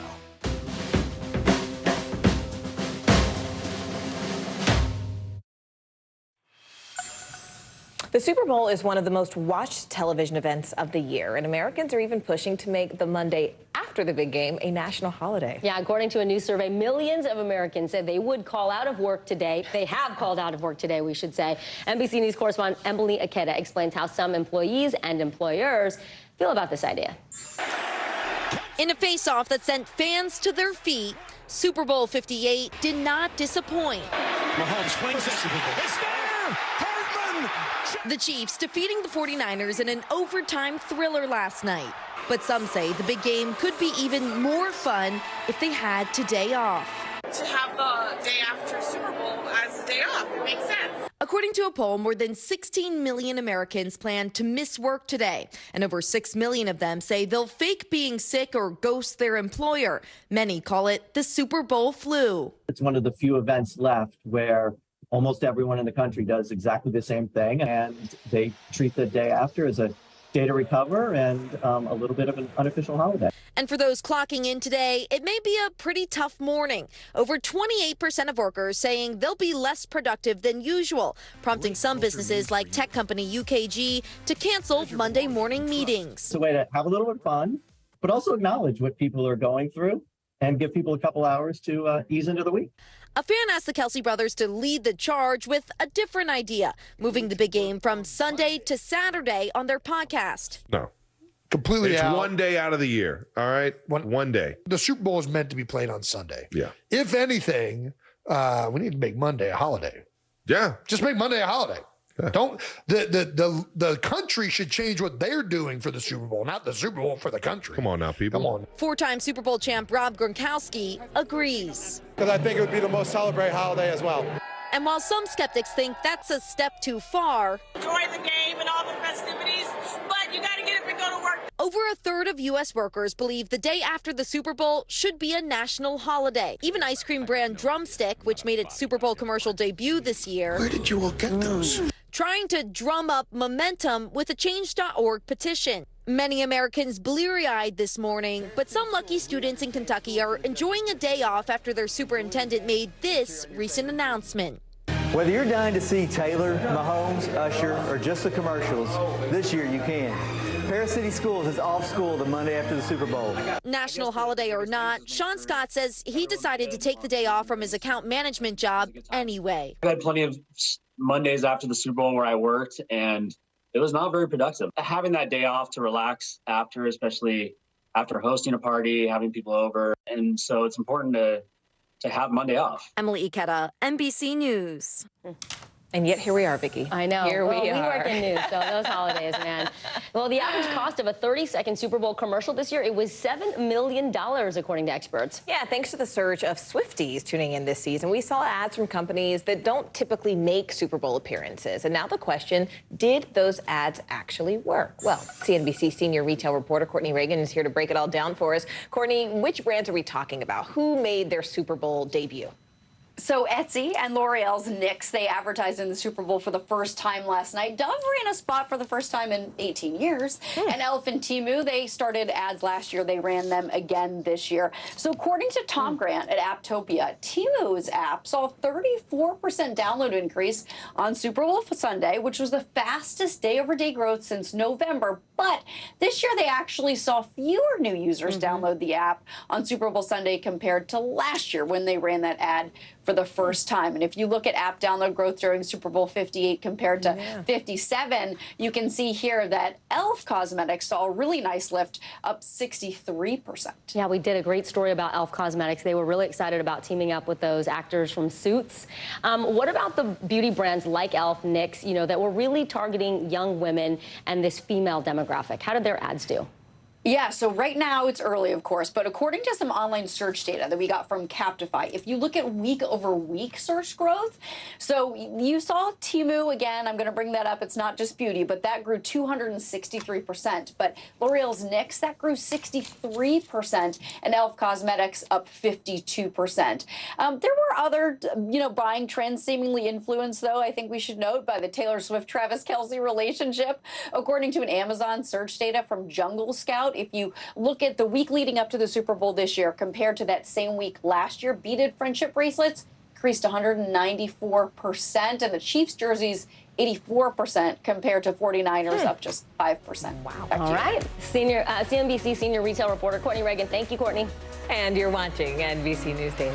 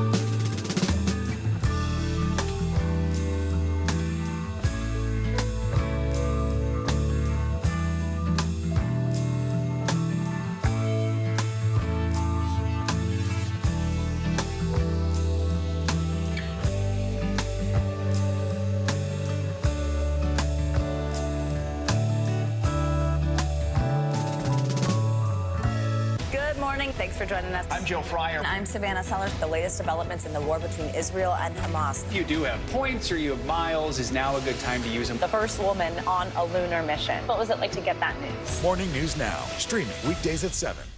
Morning, Al. I think when you open your eyes, you get to decide, how's my day going to be? We want to be a way to start your day, lighten your load, every single morning.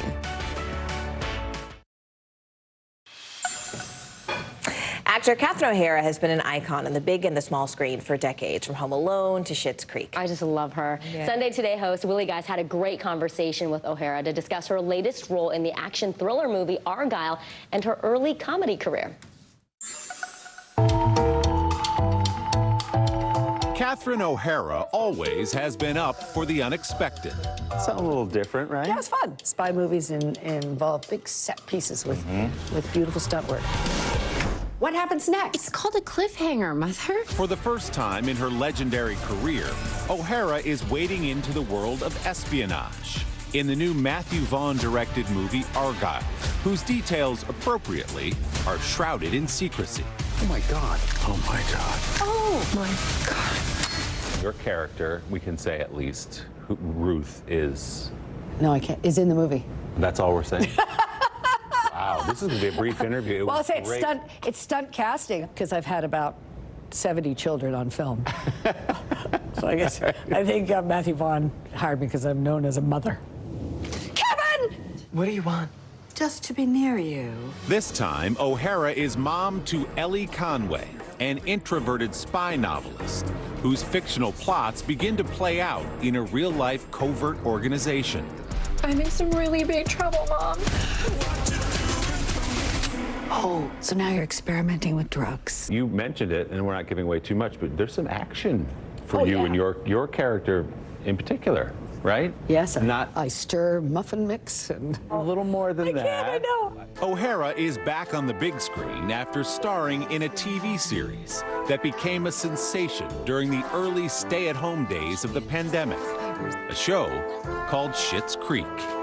Which, my gosh, is just one of the best shows ever made, for my money. It was hilarious, but also that love, I think, set it was apart. written with love, wasn't it? We happened to play a family in which the parents lived with their adult children, holed up under one roof, all together, forced to live together. Suddenly we're in this world where millions and millions of people are living that way. And then Netflix puts it out to the world that's living that way. O'Hara plays the over-the-top Rose family matriarch, Moira, alongside the show's creators, Dan and Eugene Levy. Moira has become sort of an icon in her own right, owing to her outfits and her wigs. And totally. That accent. Well, the accent was kind of up to me. The accents, I should say. Because when people try to imitate that character, the mistake most people make is being consistent. I was like, no, don't. Eugene would have to remind me. I would lose it, and he'd say, what's your favorite movie? And I'd go, The Aviator. Thank you, Eugene. Do you remember the reaction you got the first time you stepped out as Moira onto the set? Laughs and, oh my. Although the best was my wedding officiant look. For O'Hara, fun was a necessity growing up as the sixth of 7 children in Toronto. Your parents were funny. Yeah, really funny. From as early as you can remember. It was demanded more than encouraged in our home. You know, when you have that many people at the table, right, you better have something at least funny to say, if not interesting. So then at what point, though, Catherine, do you decide to pursue comedy? I think I wanted to be an actor, but I didn't really have any connection to that world. And then my brother met a girl named Gilda Radner, and they were in this theater together called Global Village. And then he would bring Gilda home.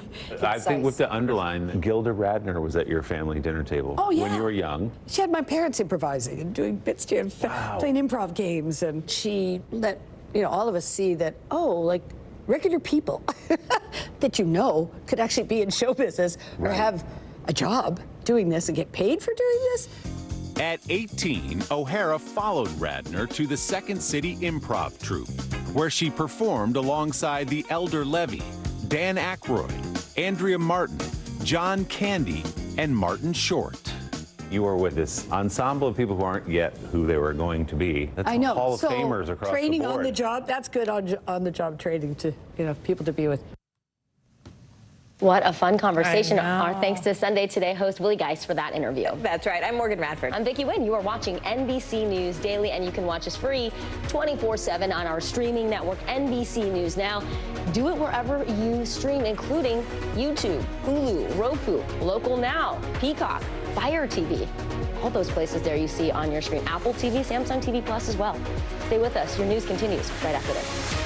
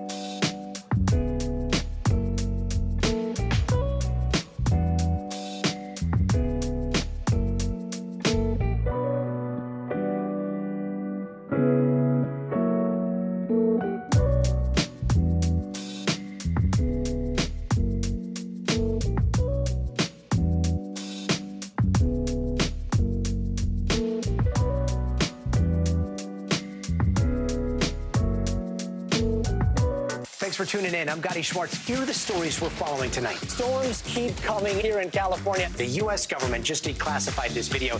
A lot more stories trending like crazy on social media. A controversy pitting lawmakers against young voters. What's the state of crypto today? Is it safe for investors? We've got another mind-bending story on artificial intelligence. This is what my voice sounds like when I clone it. That wasn't me. You gotta see this. Stay tuned now. Weeknights at 8 Eastern, 5 Pacific on NBC News Now. Hello, everyone. I'm Kate Snow. And I'm Zinclair Samoa. NBC News Daily starts right now.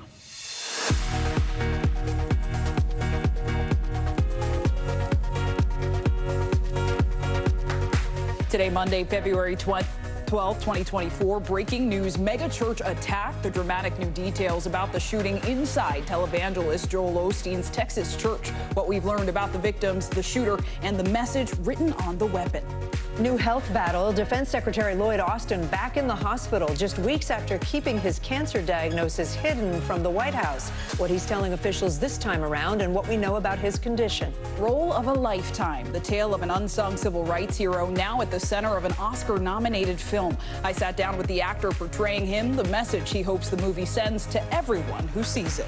And hail to the Chiefs. The Kansas City Chiefs cement their status as an NFL dynasty with back-to-back Super Bowl wins. How fans are celebrating today, plus the ads everybody's talking about. Can't wait to get to that. I stayed up way too late last night, along with probably most of you watching that. So thanks for waking up for us. We're going to start this hour, though, with that breaking news. We're learning new details about a shooting inside a popular megachurch in Texas. Authorities are expected to give an update at the bottom of the hour, and we will bring you an NBC News special report when that happens. Here's what we know right now. According to 2 senior law enforcement officials briefed on the matter, the shooter is described as a 36-year-old and Hispanic. They walked into the church with their young son and an assault-style type rifle, which had the word Palestine written on it. They claimed to have a bomb as well, but authorities did not find any evidence of explosives. Investigators have searched the shooter's house, but no motive is known just yet. We do know that all of this happened yesterday, just before a Spanish service was set to take place at Pastor Joel Osteen's megachurch in Houston. The gunshots were heard on the church's live stream, and we do want to warn you, it may be disturbing for some viewers. Diagonal 2024. Repito. Terrifying moments there. NBC's Morgan Chesky is following the latest for us outside that church in Houston. Morgan, we understand we just got some more details about the shooter. What have we learned and what do we know about the victims?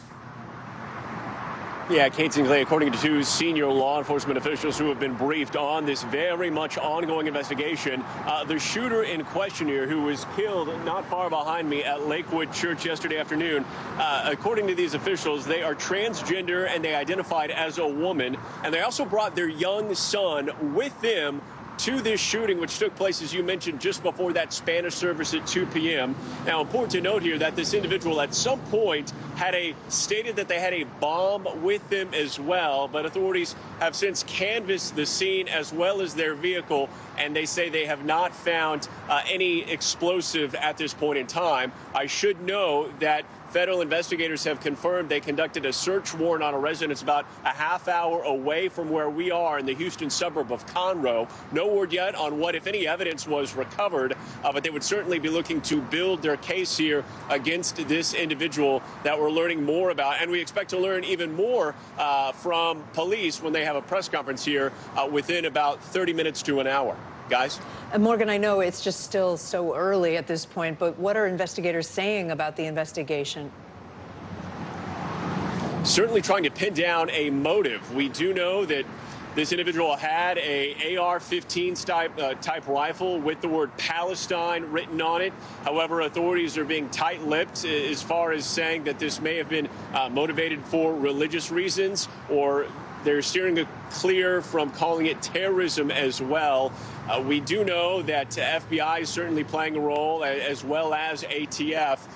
Houston police, of course, first on the scene. It was two off-duty officers who, in fact, immediately engaged this armed individual here at Lakewood, fatally shooting them.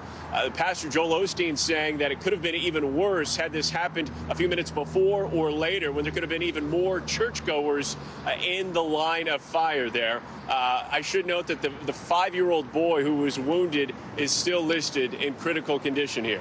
Guys? Morgan Chesky for us. Morgan, thank you. And as we mentioned, law enforcement is scheduled to hold a news conference at 2:30 p.m. Eastern time. When that begins, we'll bring you an NBC News special report.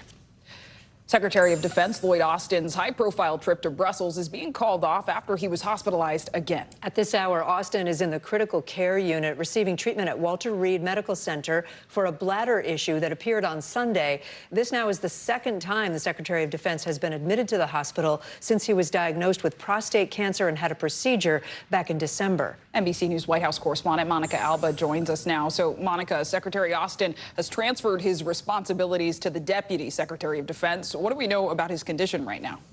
Yeah, he is in that critical care unit, Zinclay and Kate, and we know that this is related to what the Department of Defense called an emergent bladder issue. He did go to Walter Reed Hospital yesterday where he underwent some tests, and then he was admitted and kept there because of that issue. And this is related to that prostate cancer diagnosis from back in December. He was then, of course, in the ICU in January, and we understand, according to the Department of Defense, that he is still working in some capacity. He has access to some communications, but not all of the classified information he might need to make decisions, and that is why he transferred those authorities to a deputy.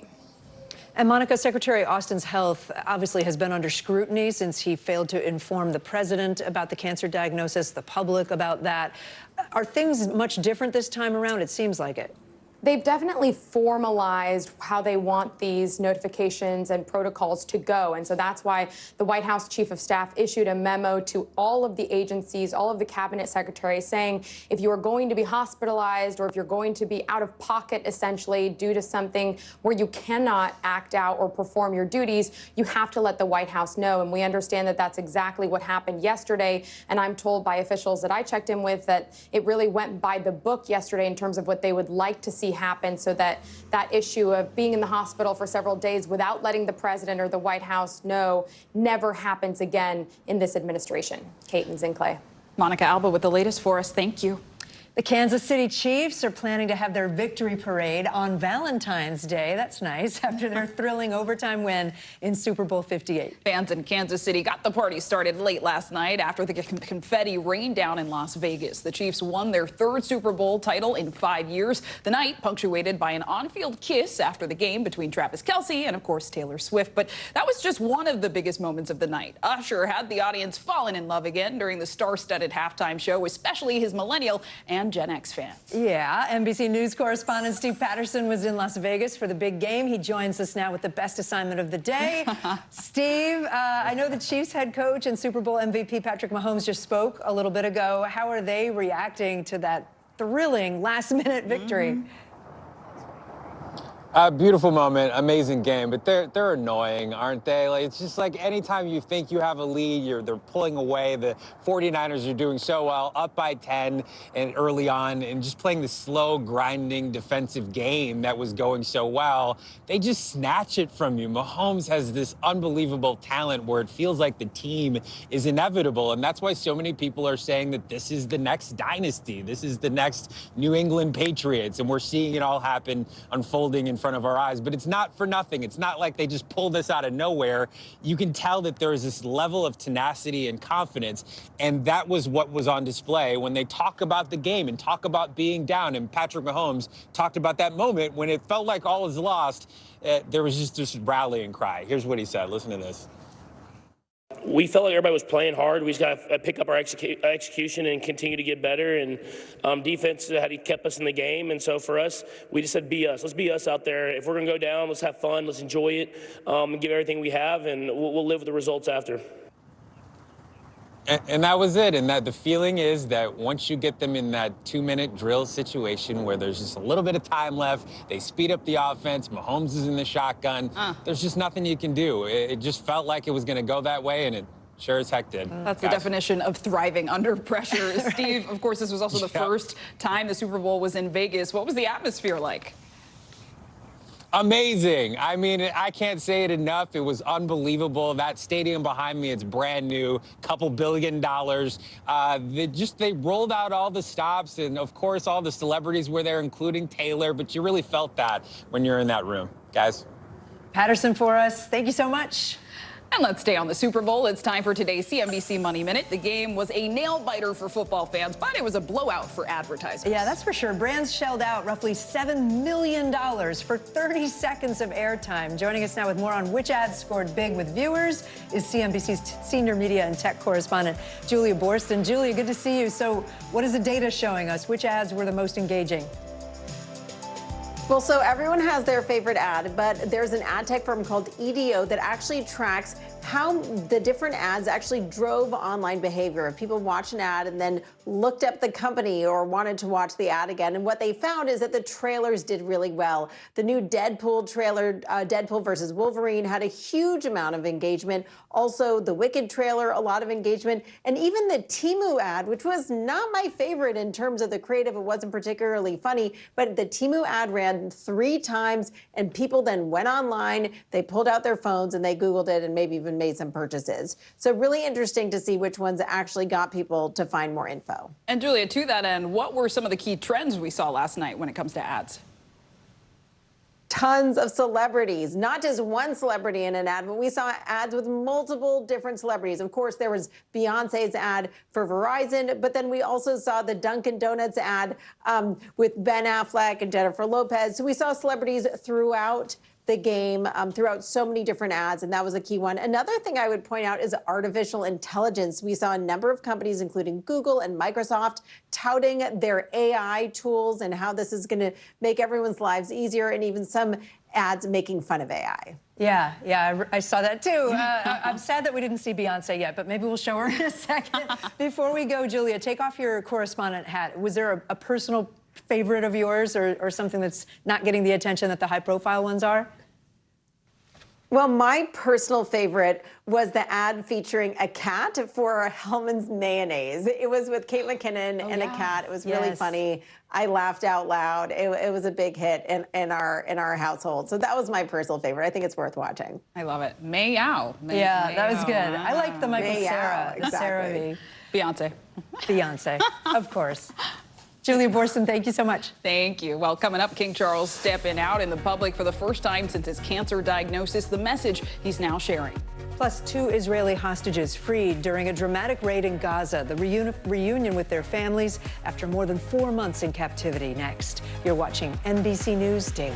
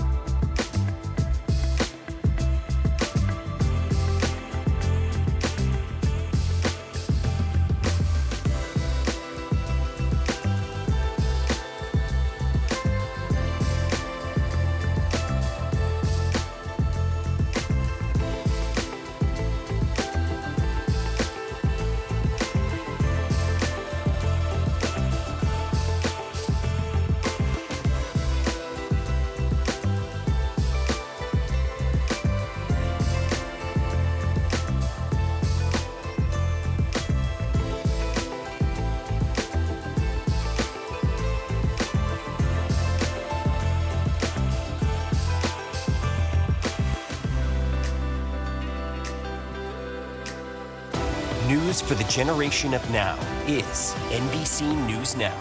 From inside Iran, from Israel, from Florida. Part of our continued reporting. It we're all safe. Everybody good? Women, children,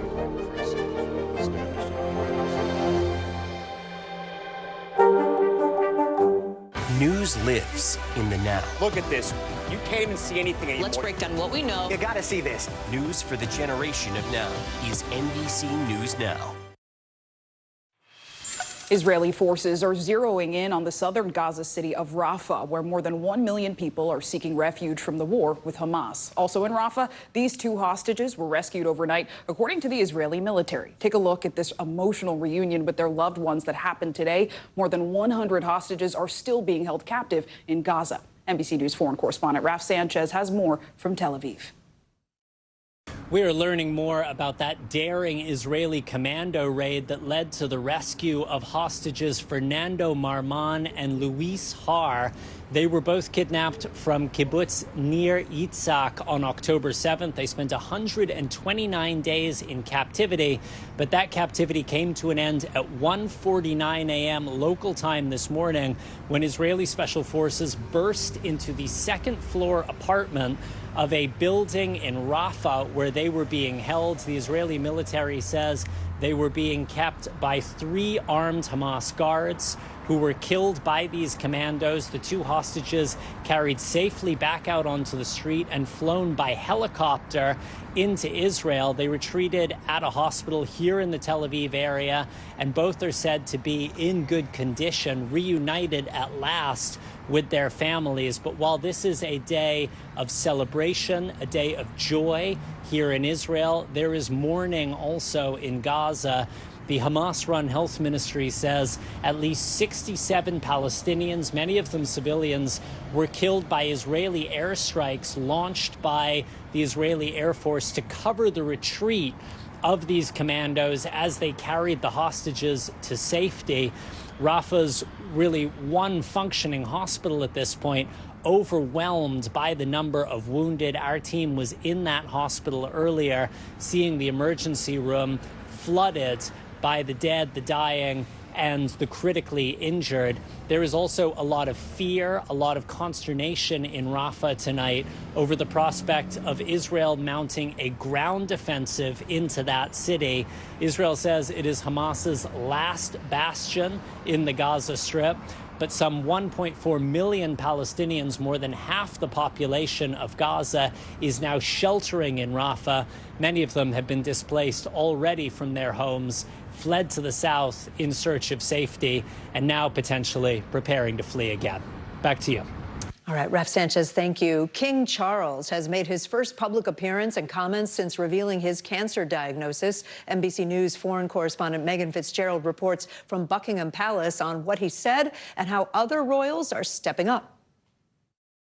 A new look at King Charles after being diagnosed with cancer. The king smiling and waving to onlookers as he walked to church service Sunday in Sandringham, his wife, Queen Camilla, by his side.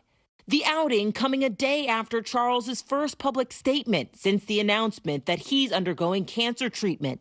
The king expressing his gratitude for all the well wishes, saying, "As all those who have been affected by cancer will know, such kind thoughts are the greatest comfort and encouragement.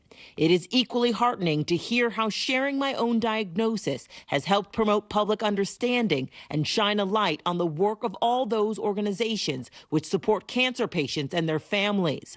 The palace has not revealed details of Charles's illness, which was discovered after he was admitted to the hospital where he was treated for a benign enlarged prostate, only saying Charles does not have prostate cancer. Queen Camilla speaking out about her husband's status in her first public comments. He's doing extremely well under the circumstances, and he's very touched by all the letters and messages. You know, all the public has been sending from everywhere.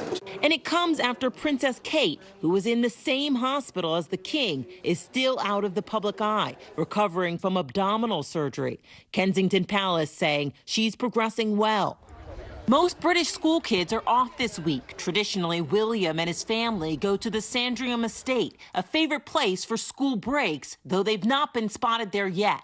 Not only is there more for the children to do, there's a more active lifestyle, there's fewer prying eyes trying to see what they're up to, but I think it's a bigger house. It's somewhere where Kate can relax. It would be a welcome break for William, now taking on even more responsibilities as the king steps back. And over the weekend, Princess Anne, one of the few active senior royals, seen at a rugby match. She's helping with royal representation, but it's the heir to the throne that's tasked with stepping up. Megan Fitzgerald, NBC News.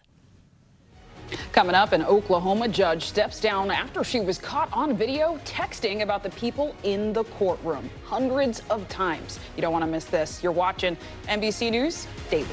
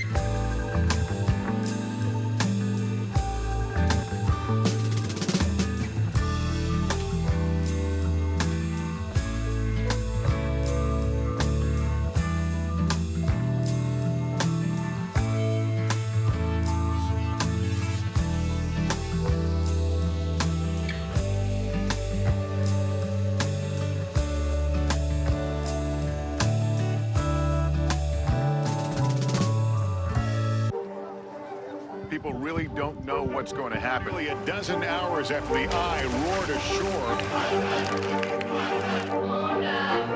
More good people than bad people, I know, right? 5 seconds. 4, 3. There is some late-breaking news 4 hours into the Iowa caucuses. All right, it just me too.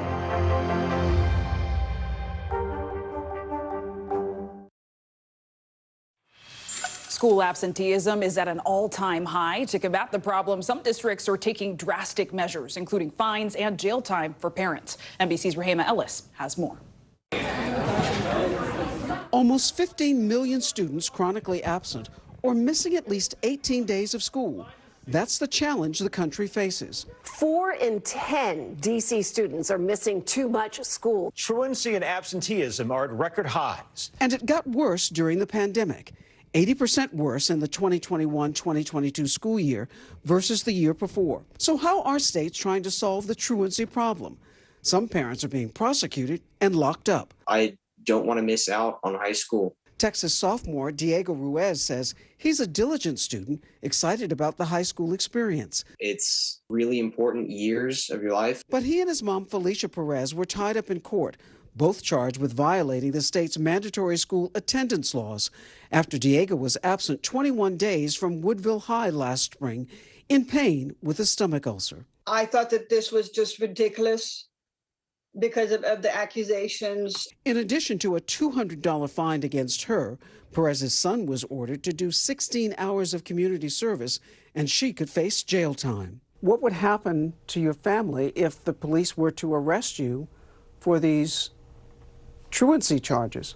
That would be very counterproductive to what it is that they were trying to do, which was get them to school. Their story, an example of some of the more draconian truancy penalties across the country. No one is prosecuting people like me. Missouri attorney Ellen Flotman worked on appealing the sentence of a single mother who served 15 days in jail for her son's 14-day absence. They're prosecuting indigent, poor single mothers like my 2 clients. Some districts are paying attention, partnering with outside agencies to combat the problem without quickly moving to prosecution. We'll do in-home family assessments, or they'll do family assessments at the school. Mobile, Alabama District Attorney Keith Blackwood says early intervention is having a tremendous impact in his district. As of December, we had 10 petitions filed. That is still far less than the hundreds of petitions that were filed over the last 4 or 5 years. Almost 61,000 cases were petitioned to juvenile courts in 2018, according to a national report from the Council of State Governments Justice Center. Their research shows that an arrest, court involvement, or suspension decreases the chance of kids attending classes and completing high school. In Texas, truancy laws require intervention before the courts get involved. The district says if a student continues to be absent 10 or more days after it has exhausted all resources available, it is required by state law to refer the student to truancy court. Perez disputes this claim in describing communication with school officials. There should be some sympathy in there, and there should be some concern. There was nothing. There was no go-between. How do you feel about this fine and the potential arrest of your mother? I passed all my classes last year. I got masters on all the tests, but despite all of that, it's still an issue. It shouldn't be. It shouldn't have been in the first place. Rahema Ellis, NBC News. Wow, really fascinating report. And a lot of the data is actually showing that those numbers went up after the pandemic. So it's interesting to see how schools and families are still trying to bounce back. Yeah, and there's that balance between how much of it should be on the parents versus how much of it is on the kid. Yeah. Well, coming up, if you're feeling a little extra tired today, I'm with you and you're not alone. What if the Monday after the Super Bowl were a national holiday? The push to make that happen ahead on NBC News Daily. But first, time for today's Daily Snapshot. shot, and it's a pup party. Brazil's Carnival Festival has officially kicked off this weekend. Carnival is a cultural celebration ahead of the Catholic Lenten season. And just away from the main celebration in Rio, over 200,000 people gathered to watch, as you see, dogs parade in costume. The outfits range from a literal hot dog to, as you can see, a pair of Minnie Mouses. They're so cute. Organizers distributed water and goodie bags with treats to help people and pets alike deal with some very extreme heat. Not a bad summer in Brazil, right? Yeah. Okay, I bet the pets are hot too. I love this though, so sweet. I love the picture. And yeah, Lent is just around the corner, who knew? And it's clear that everyone had a doggone good time. You just had to get that in. You gotta sneak it, you gotta throw it in there. More NBC News Daily after this.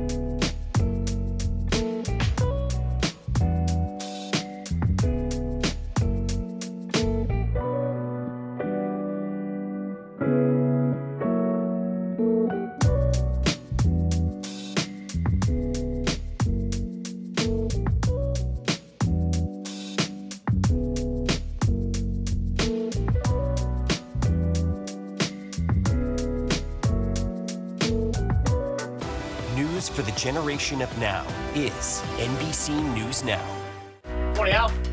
I think when you open your eyes, you get to decide, how's my day going to be? We want to be a way to start your day, lighten your load, every single morning. What is going to happen now? Going back and forth because Oh, yeah, this is it, right?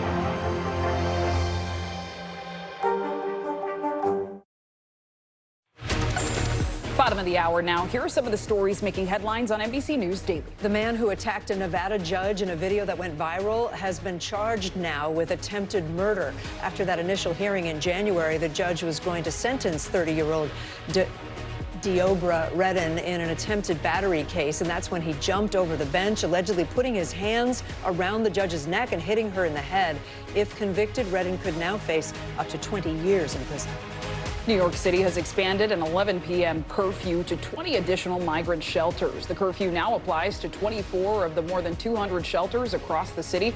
The expansion comes after a series of violent incidents attributed to migrant shelter residents. The most recent was a shooting in Times Square that injured a tourist and led to the arrest of a 15-year-old from Venezuela. A marathon world record holder from Kenya and his coach have died in a car crash. Police say 24-year-old Calvin Kiptum was driving with his coach when their car went off the road and into a ditch before it hit a tree. Kiptum was expected to be a top contender for gold in the marathon at the Paris Olympics this summer. He broke the men's marathon world record at last year's Chicago Marathon. That is a loss. Yeah, it is. Well, millions of people on the East Coast are bracing for another round of major winter weather. Places like Boston could see up to a foot of snow. The city's public school district has already canceled classes tomorrow. So is New York's. The city's public schools will be moving to remote learning tomorrow. New York could see the most snow it's gotten in years. Meteorologist Bill Cairns is tracking this system closely. So, Bill, when and where is all of this expected to hit? It looks like the I-95 corridor, at least portions of it, are finally going to have a snowstorm. First time in 2 years from some of these areas. The storm itself has been through the south. We've been dealing with isolated severe weather. We've had some flash flood problems early today in Alabama. Now that heavy shield of rain is moving out of areas of Georgia and heading into South Carolina. We are watching, for the most part, though, the worst impacts, guys, will be in southern New England. All right, Bill, let's join a special report now about what happened in Texas yesterday. This is an NBC News special report. Here's Hallie Jackson. Good day. In any moment now, we expect an update from law enforcement in Houston on that shooting at Lakewood Church, the mega church where televangelist Joel Osteen is the pastor. A man and child were hurt and the shooter killed in that incident that happened between Sunday services. We're learning more today about the shooter, who officials say was carrying an assault-style rifle with the word Palestine written on it. That little boy who was hurt, now in critical condition, is believed to be the suspect's son. NBC News has also learned law enforcement found chemicals during a search at the shooter's home overnight. They're trying to determine whether they could have been used to make explosives. Let's listen in now to this news conference. One, that it is our highest priority to have total transparency. As we stand before you today, you will know what we know as we learn it. I want to speak to our diverse community.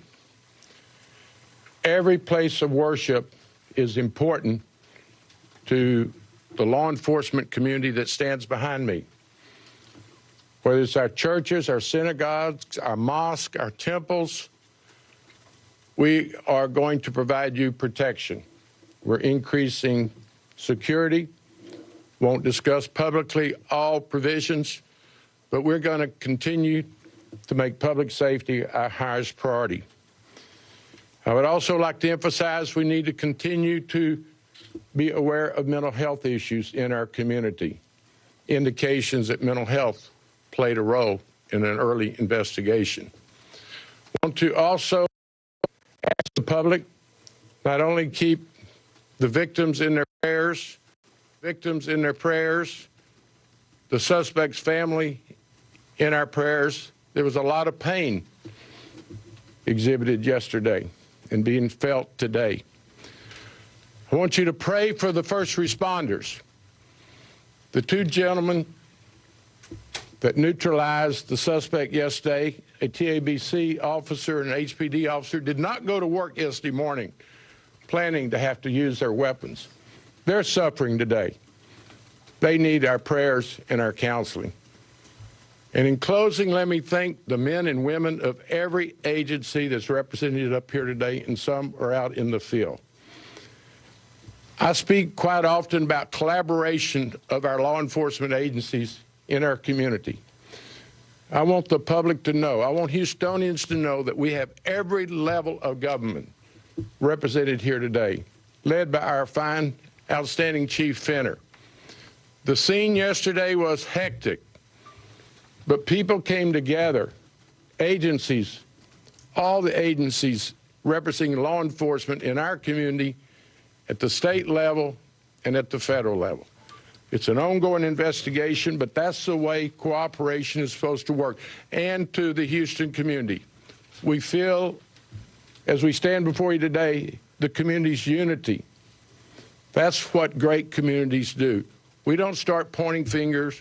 We don't worry about who's going to get credit for work. We come together. This is a great community, great people, but with the first responders that showed up at the scene and have worked all night long and have an ongoing investigation.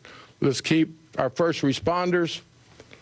We want to assure Reverend Osteen's church that we understand the trauma that they went through to those families.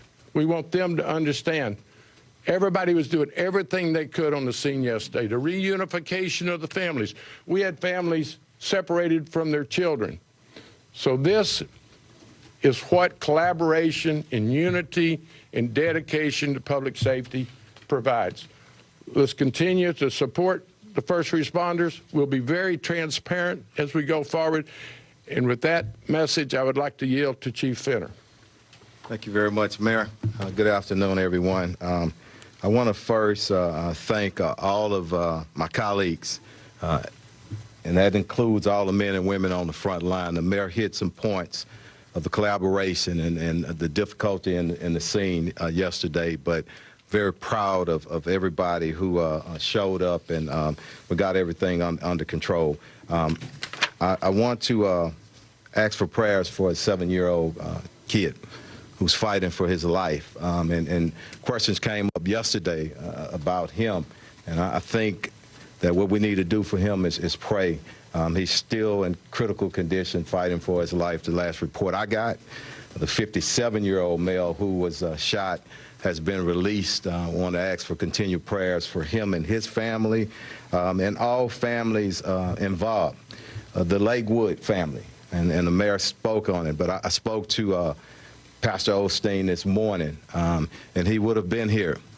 But his duty, his heart is with his congregation right now, trying to start the healing process. And we want to pray for them and our entire community. But as I said yesterday, I'll say it again. We go through tragic moments, but we're going to stand up as Houstonians, as like we always do with any tragedy. But we wanted to come here and provide an update on the incident of yesterday, and I just want to go over a few things, a few individuals who are here. Mayor Whitmire already spoke. I'm speaking, and Chief Pena will speak. The FBI SAC, Douglas Williams, will say a few words. TABC Director Kevin Lilly will make some remarks. The update on the actual investigation is going to come from our commander of homicide, Hasek. We're going to follow up in Spanish with Commander Hector Garcia. We'll probably just summarize everything that everybody's saying up here briefly. And then we'll go to question and answers. Also want to acknowledge the director of DPS, Gerald Brown, is here. Thank you.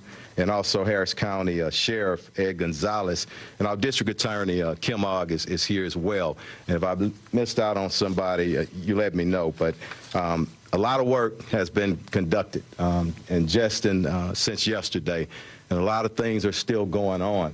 We will not be able to answer every question. Information that we do have, we'll share it with you if we can, but let's just take that into consideration.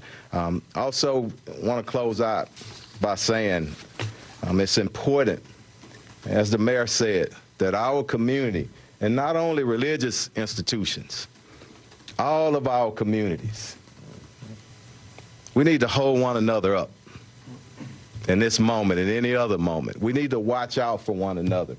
And you'll see us out there, more visible presence.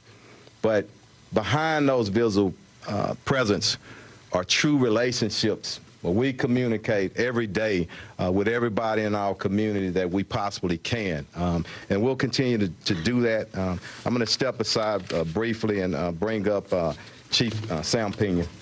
Thank you, Troy. Thank you, Troy. And thank you, Mayor, for bringing this group together. I want to first extend my gratitude as well to all the agencies that participated in this incident, the ones that we collaborate on a day-to-day basis, because again, it's about those relationships that are built ahead of time that ensures an efficient response to these types of incidents when needed. Also, again, our prayers to the young child that was injured, our community. That is suffering. It's traumatic for our community as well when these incidents happen. So, but the purpose of my briefing here today is just to allay some of the fears that may be out there in regards to any possible exposure to chemicals that may or may not have been present at the scene. As we mentioned yesterday, in collaboration with the Houston Police Department's bomb squad, our hazmat task force and decontamination task force were on scene conducting tests on any of the products that may have been at the location. The tests were completed, the preliminary tests were completed on scene. I can safely say that there is no risk of exposure to any chemical or product that may have been present to anybody that was at the facility, at the church, any of the first responders, anybody that came in contact or in the general vicinity, and certainly no danger to our community in terms of any hazmat products. The products on their own are benign, and they're common products that we would see in other applications. So I want to make sure that we communicated that to our community. There was no risk of exposure or ill effect or hazard to our community as a result of any product that was out there. And we're going to continue our partnership with law enforcement, certainly my partner in public safety, Troy Finner, and his team, until we complete this investigation. So I'll turn it back to you, Chief. Thank you. Thank you. FBI SAC Special Agent in Charge, Williams. Gotcha. Thank you, Chief. Gotcha. Thanks. Thank you, Chief. Appreciate it. I'd first like to start by thanking all of the partners who are here today for a seamless response to the incident yesterday. Good afternoon. My name is Doug Williams. I'm the Special Agent in charge of the FBI's Houston Field Office.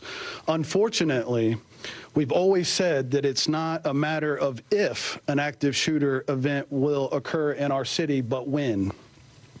That when was Sunday afternoon, just before a service at one of the largest congregations, not just in Houston or Texas, but in the United States. We are extremely thankful for the quick response of the two officers working security at the church at the time that engaged the shooter. I think all of us here would agree that if it weren't for them, the number of casualties and victims would have been much higher. There is no doubt that their heroic actions saved lives. The FBI has been assisting our partners at the Houston Police Department with the investigation of the shooting at Lakewood Church since it immediately happened. We'll continue to assist them for as long as needed. The FBI is working with HPD to follow all logical investigative leads related to the shooting. As the Chief just said, it's way too early to determine a motive for the shooter's actions, and we're not in the business of speculating. Our work is based on facts and evidence, and we're still in the process of collecting those facts and evidence. That process will take time.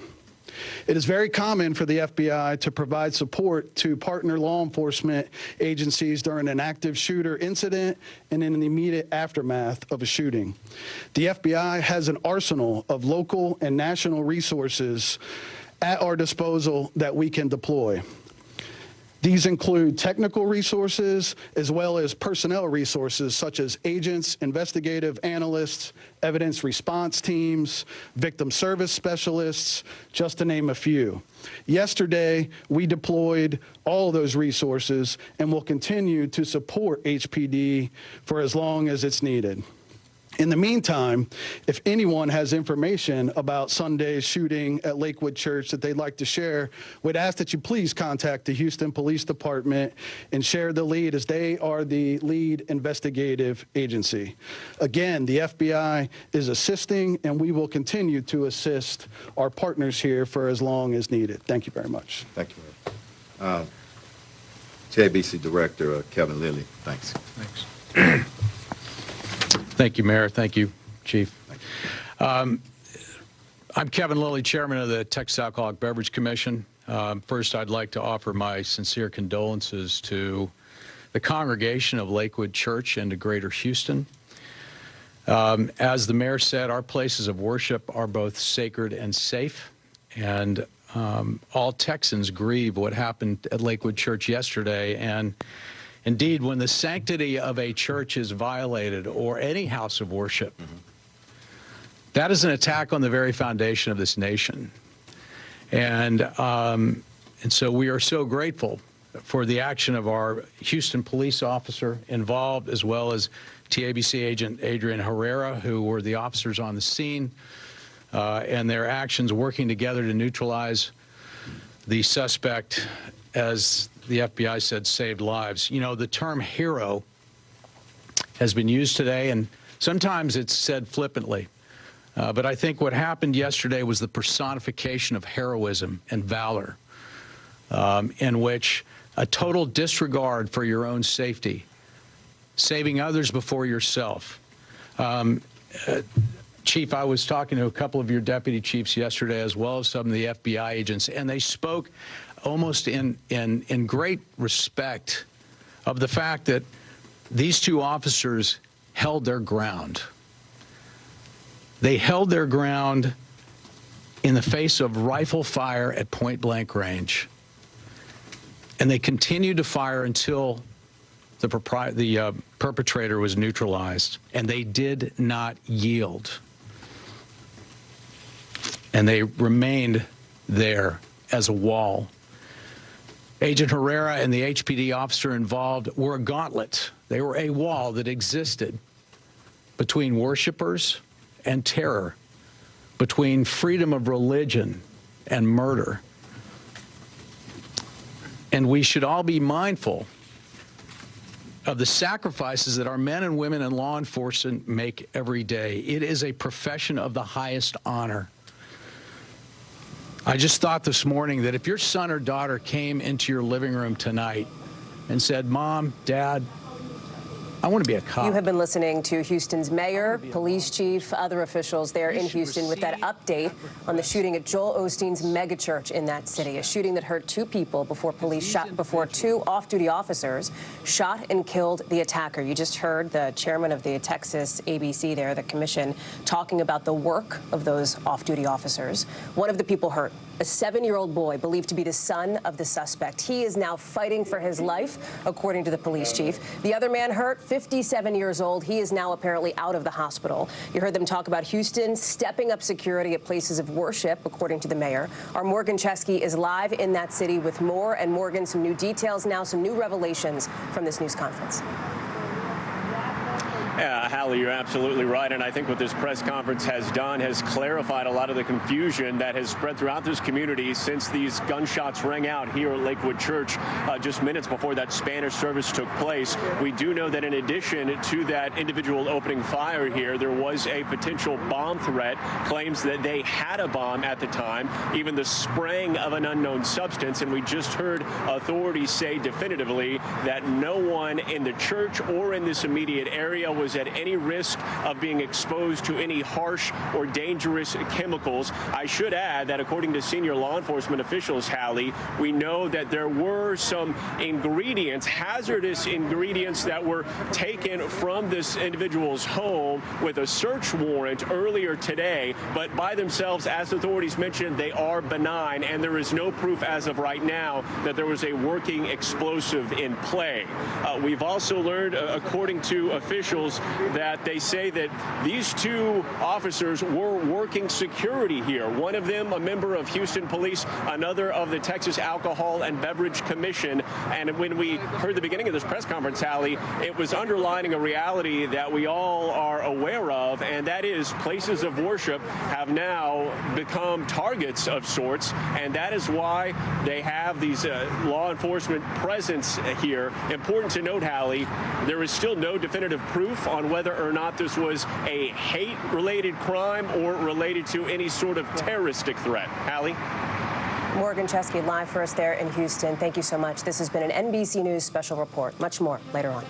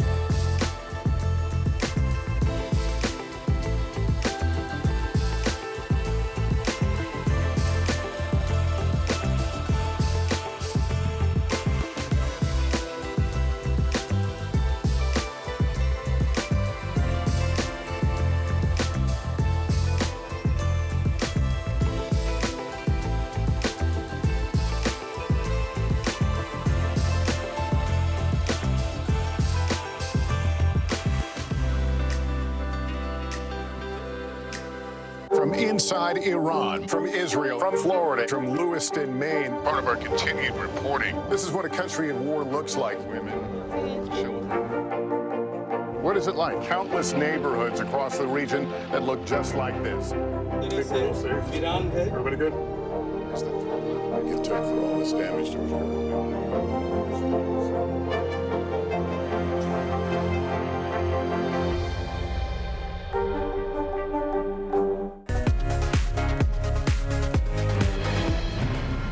Welcome back to NBC News Daily. Law enforcement just held a news conference on the mega church shooting in Houston, Texas yesterday. We learned from authorities that a 7-year-old boy who was shot there is in critical condition and, according to the police chief, is fighting for his life. A 57-year-old man who was shot has now been released from the hospital. We also heard that 2 officers who were at that church as security guards engaged with the shooter at point-blank range and were a wall between worshipers and terror. According to 2 senior law enforcement officials briefed on the matter, the shooter is described as a 36-year-old and Hispanic. That person walked into the church with their 7-year-old son and an assault-style type rifle, which had the word Palestine written on it. At the press conference, the FBI special agent in charge said it's too early to determine a motive. Let's bring in NBC News law enforcement analyst and retired Seattle Police Chief Carmen Best. She's with us now. And I think we also have Morgan Chesky with us. Is that correct? Morgan, you hear me? I can, Kate. Morgan, can you just give us Yeah, go ahead. This press conference, what it did was clarify some of the confusion that surrounded this shooting that took place here at Lakewood on just minutes before this Spanish service on Sunday afternoon. And what we did hear from authorities is that in addition to the gunfire, there was also the potential threat of explosives, of a potential bomb. We know this individuals claimed that they had one at the time, and they were seen by witnesses spraying an unknown substance in the church area that they were in shortly before opening fire. Authorities stressing that nobody, either in the church or in the nearby vicinity of this community, was it placed at risk for coming in contact with any hazardous materials. We do know that, according to senior law enforcement officials, some chemicals, some materials were recovered from the residence of this suspect in a home about 30 minutes away from where we are. But authorities stated that these by themselves are benign substances, and there's no definitive proof right now that there was any working explosive at play here. In addition to that, as you mentioned, Kate, while the word Palestine was written on this rifle that was used by this armed individual, they are still saying it is too early to make the claim that this is terrorism related or that this is any sort of hate crime right now, although they are saying that this is very much an active case, and they're calling on the public who may have any information about what took place here or about this armed individual in question to please come forward to potentially shed more insight on why this happened. Kate? Morgan on the ground there for us. Thank you. Carmen, let's bring you in here. You've been listening to this press conference, and we heard authorities there say there's no doubt the heroic actions of those officers saved lives. What's your impressions of what you've heard and what we know about the law enforcement response? Yeah, well, I absolutely agree that but for those officers being there, this could have been a much worse tragedy than what we're seeing today. And I think everybody recognizes that. And unfortunately, the truth of the matter is that we have had other places of faith that have been, attacked or people have died. I myself was in Charleston 2 weeks ago at the Mother Emanuel Church, and there were many others. So it's a sad situation, but, in this day and age, there is potential for gun violence anywhere that you are. So thankful that those 2 officers were there, and the police response was absolutely, in itself wonderful that the officers got there quickly. It was a joint response by local and federal agencies. Carmen, how would you go about determining a motive at this stage? Well, I'm sure that they will be looking into the history of the woman involved, talking to any families and friends they can find out, if they can figure out how she got there, her vehicle, maybe who was registered to, or if others, have access to that. They'll look at any other kind of communication to figure out what was going on there, whether it was a coordinated thing or, a mental issue or what. We just don't know at this time, but they'll be ferreting out all that information. Yeah. Yeah, and a lot more information to come as the investigation continues. And of course, we know that 7-year-old remains in critical condition, fighting for their life. Yeah, the mayor did reference, by the way, that there was indication that mental health played a role. Yeah. Carmen Best, Morgan Chesky, thank you. And thanks for watching NBC News Daily.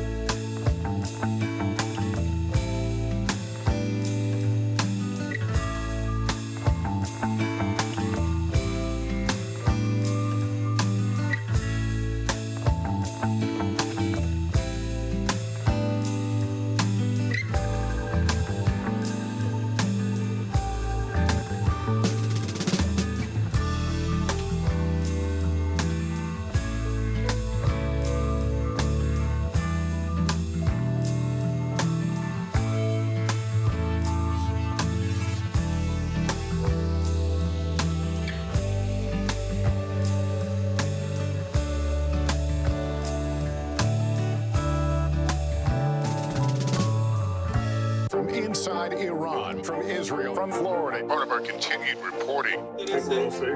Everybody good? Women, children.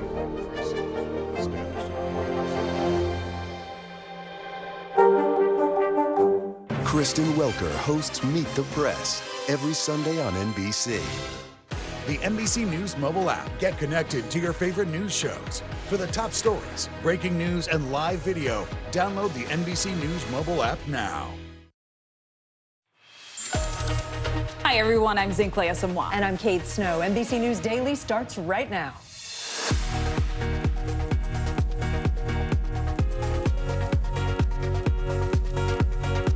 Today, Monday, February 12, 2024, breaking news, mega church shooting. New details about those injured after a gunman opened fire at a televangelist Joel Osteen's church in Texas. Worshippers forced to flee Sunday services. What we're learning about the victims, shooter, and who's being credited with saving lives. Safe and sound, 2 Israeli hostages are back home, rescued during an intense raid in Gaza. What it took to get them out. Critical care. Secretary of Defense Lloyd Austin is back in the hospital, his second time being admitted in a matter of weeks when he's expected back on the job. And top spots, the Kansas City Chiefs weren't the only winners after last night's game. You remember when I told you I'd do anything for you? This is anything. Chill. They're naming a drink after us. We'll show you the commercials that scored biggest with the viewers. And don't get me started about that halftime show, folks. Oh, yeah, Usher. Yeah, it was fantastic. Yes. I was up really late last night, but we do have a lot of breaking news this hour to begin with. We'll start with Houston authorities providing an update just moments ago about a shooting inside a megachurch in Houston, Texas over the weekend. Here's what we've learned so far. Investigators say the shooter walked into Joel Osteen's church yesterday with their young son and an assault-style rifle and started shooting. That gun had a sticker on it that said Palestine, and authorities also said they found anti-Semitic writings as well, but stressed it was too early in the investigation to draw conclusions about the motive. They also found a second gun in the shooter's bag, but that was never fired. They stressed that they believe this was a lone wolf act. Joining us now, NBC's Morgan Chesky, following the latest from Houston. Morgan, what else did we learn from that press conference, and what else do we know about the shooter? Yeah, Kate and Zink Clay, some pretty illuminating facts here about the history in various degrees of this individual who opened fire here yesterday, just minutes before this Spanish service took place. In addition to what you just mentioned, authorities also confirmed something else that we had been alluded to by authorities, but just now confirmed, and that is a well-documented history of mental health issues. Specifically, back in 2016, this individual was put under an emergency detention order by Houston police. And we also know that authorities have confirmed at least 6 prior arrests, one of them being for unlawful possession of a firearm. These are just a few of the troubling details that have come to light less than 24 hours after this tragedy took place here, when, according to witnesses, right as this service was beginning to start, this armed woman walked inside Lakewood Church and started opening fire, where they were almost immediately engaged by 2 off-duty officers working security at the church, a member of Houston Police and a member of the Texas Alcohol and Beverage Commission, both of whom opened fire, fatally shooting them.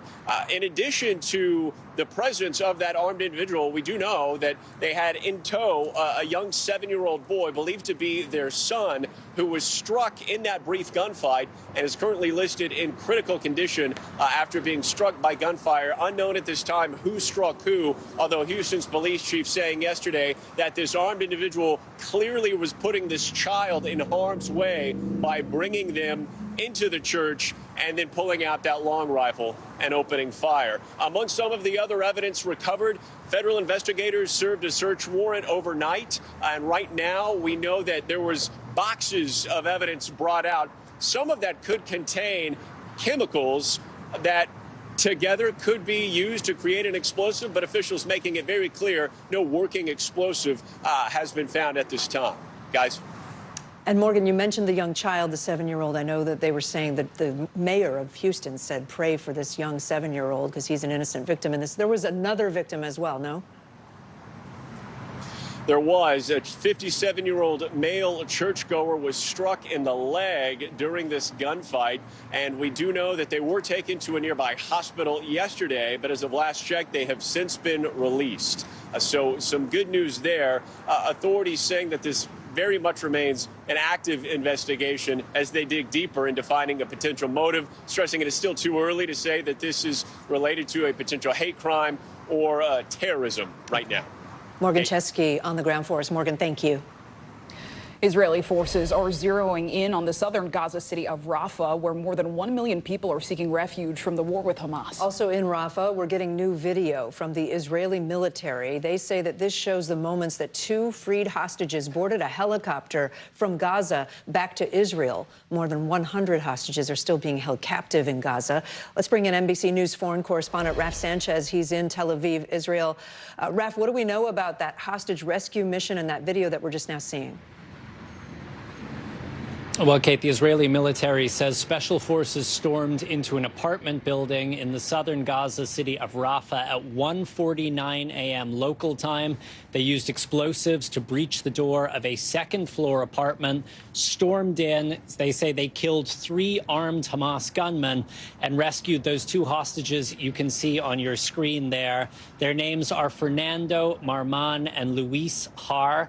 They were both kidnapped from the same kibbutz. They spent 129 days in captivity inside of Gaza, but earlier this morning they were reunited with their families at a hospital here in the greater Tel Aviv area. They are said to be in good condition at this point, but the Israeli military also launching a wave of airstrikes in that city of Rafah to cover the retreat of these special forces as they headed out with those 2 rescued hostages. The Hamas-run health ministry says at least 67 people were killed in those airstrikes, many of them civilians. And our team in Gaza were in the emergency room of the Al-Kuwaiti hospital, where doctors were just overwhelmed by the number of wounded being rushed in as a result of those strikes. Guys. And Raf, as that rescue happened overnight in Rafah, the city is also a major focus for the Israeli military. What's going on in that area right now? Yeah, Zinkley. So Israel says that Rafah, the southernmost city in Gaza, wedged right up against the Egyptian border, is Hamas's last bastion inside of Gaza. But it is also where more than half the population of the Strip, some 1.4 million people, are sheltering. Many of them displaced from their homes in the north by earlier fighting. They fled south to Rafah, thinking that it would be safe there. And now Israel says it is preparing to launch a major ground assault on that city. I spoke to a senior UN official in Rafah earlier. He said people are terrified. They are asking him, where should we go for safety? And he has no answer at this point. And this has been a major source of tension between the White House and the Israeli government. The Biden administration saying they support Israel's right to go after Hamas, but they will not support an assault on Rafah without a credible plan to get civilians out of harm's way. Guys. We know you'll stay on it as the story develops. Raf Sanchez, thank you. Let's turn to some happier news now. The Kansas City Chiefs planning to have their victory parade on Valentine's Day Wednesday after their thrilling overtime win in Super Bowl 58. Fans in Kansas City got the party started late last night after the confetti rained down on Las Vegas. The Chiefs won their third Super Bowl title in 5 years. The night punctuated by an on-field kiss after the game between Travis Kelce and, of course, Taylor Swift. But that was just one of the biggest moments of the night. Usher had the audience falling in love again during the star-studded halftime show, especially his millennial and Gen X fans. NBC News correspondent Steve Patterson was in Las Vegas for the big game, joins us now. I don't know if you got any sleep, Steve, but thanks for being with us. The Chiefs head coach and Super Bowl MVP Patrick Mahomes spoke just a short time ago. How are they and the team reacting today to this victory? You know, I think the point of all this is when you win 3 titles in 5 years, that's a dynasty. And I think being a dynasty is more than just you're good at football, right? There's sort of this aura of inevitability. And even before the game started, a lot of the players were talking about their Super Bowl week routines. Like, it's just such a normal occurrence that they have a set things that they do during a Super Bowl, which was once this small market team that found this gem in the rough quarterback has now become a dynasty. And this quarterback, who was already great, is now being in the conversation of being considered legendary. Part of that is the tenacity that they have, and part of that is even when they're down 10 points, 7 points, 3 points, 14 points, they always find a way back. This is the conversation that they were having in the locker room during halftime when they were down again. Here's what Mahomes said about their tenacity and the conversation that they had to get back into it. Listen to this. We felt like everybody was playing hard. We just got to pick up our execution and continue to get better. And defense had kept us in the game. And so for us, we just said, be us. Let's be us out there. If we're going to go down, let's have fun. Let's enjoy it and give everything we have. And we'll live with the results after. So a couple more historic tidbits, right? This is the second of only 2 overtime games in a Super Bowl. Would have been the first game to go to double overtime. The field goal situation, nobody's talking about this, but the record length of a field goal was set in this game, 55 yards, and then it was broken at 57 yards in the same game. Unbelievable to see. Super lucky I was there in the stands to watch it all happen. And an amazing game in the city of Las Vegas, too. So just quickly, we don't have a lot of time. Paint us a little picture. Imagine, you know, already the excess of Vegas and dial it up, you know, times 40. Everybody was on point. They rolled out the red carpet for this thing. That stadium is brand new. Celebrities everywhere, including, of course, what everybody was talking about, Taylor Swift. All eyes on her the entire game. Guys. What happens in Vegas stays in Vegas unless you're Taylor Swift, then you're everywhere, I guess. This is Steve Patterson. And Beyonce was there, too. Don't forget it. Steve Patterson, thank you. That's true. Time now for today's CNBC Money Minute. A judge is ordering Elon Musk to testify. And you may have trouble getting a ride to your Valentine's Day date. Pippa Stevens joins us now. Hey, Pippa. Hey, Kate and Zinkley. Well, a federal judge has ordered Elon Musk to testify in the SEC probe of his $44 billion Twitter takeover, giving both sides a week to agree on a date and location for the interview. The SEC is looking into whether Musk followed the law in filing all the required paperwork to buy Twitter, and if statements he made about the deal were misleading. Energy rivals Diamondback and Endeavor Energy will merge for about $26 billion. Both companies are big players in the largest oil patch in the country between Texas and New Mexico. It's the latest deal in the industry in the past several months. after ExxonMobil bought Pioneer for $60 billion and Chevron snapped up Hess for more than $50 billion. And a potential Valentine's Day strike for ride-sharing drivers from Uber, Lyft, and DoorDash. That's according to driver advocacy groups who say they are striking for fair pay and will refuse midday airport rides in 10 U.S. cities. Kate and Sinclair, back to you. That could put a damper on your Valentine's Day. Ooh, don't be late. Pippa Stevens, thank you. Thank you. Coming up, funding for Black-owned startups is down. How you can invest and what to know before you do. Plus, a new study shows pickleball injuries are on the rise. Who's most at risk? You're watching NBC News Daily.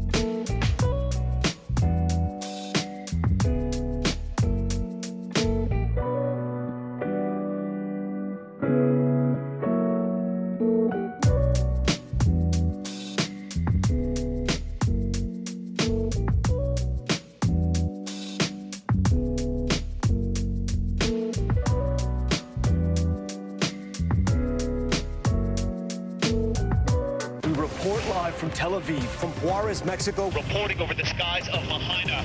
Every weeknight, it's your news playlist.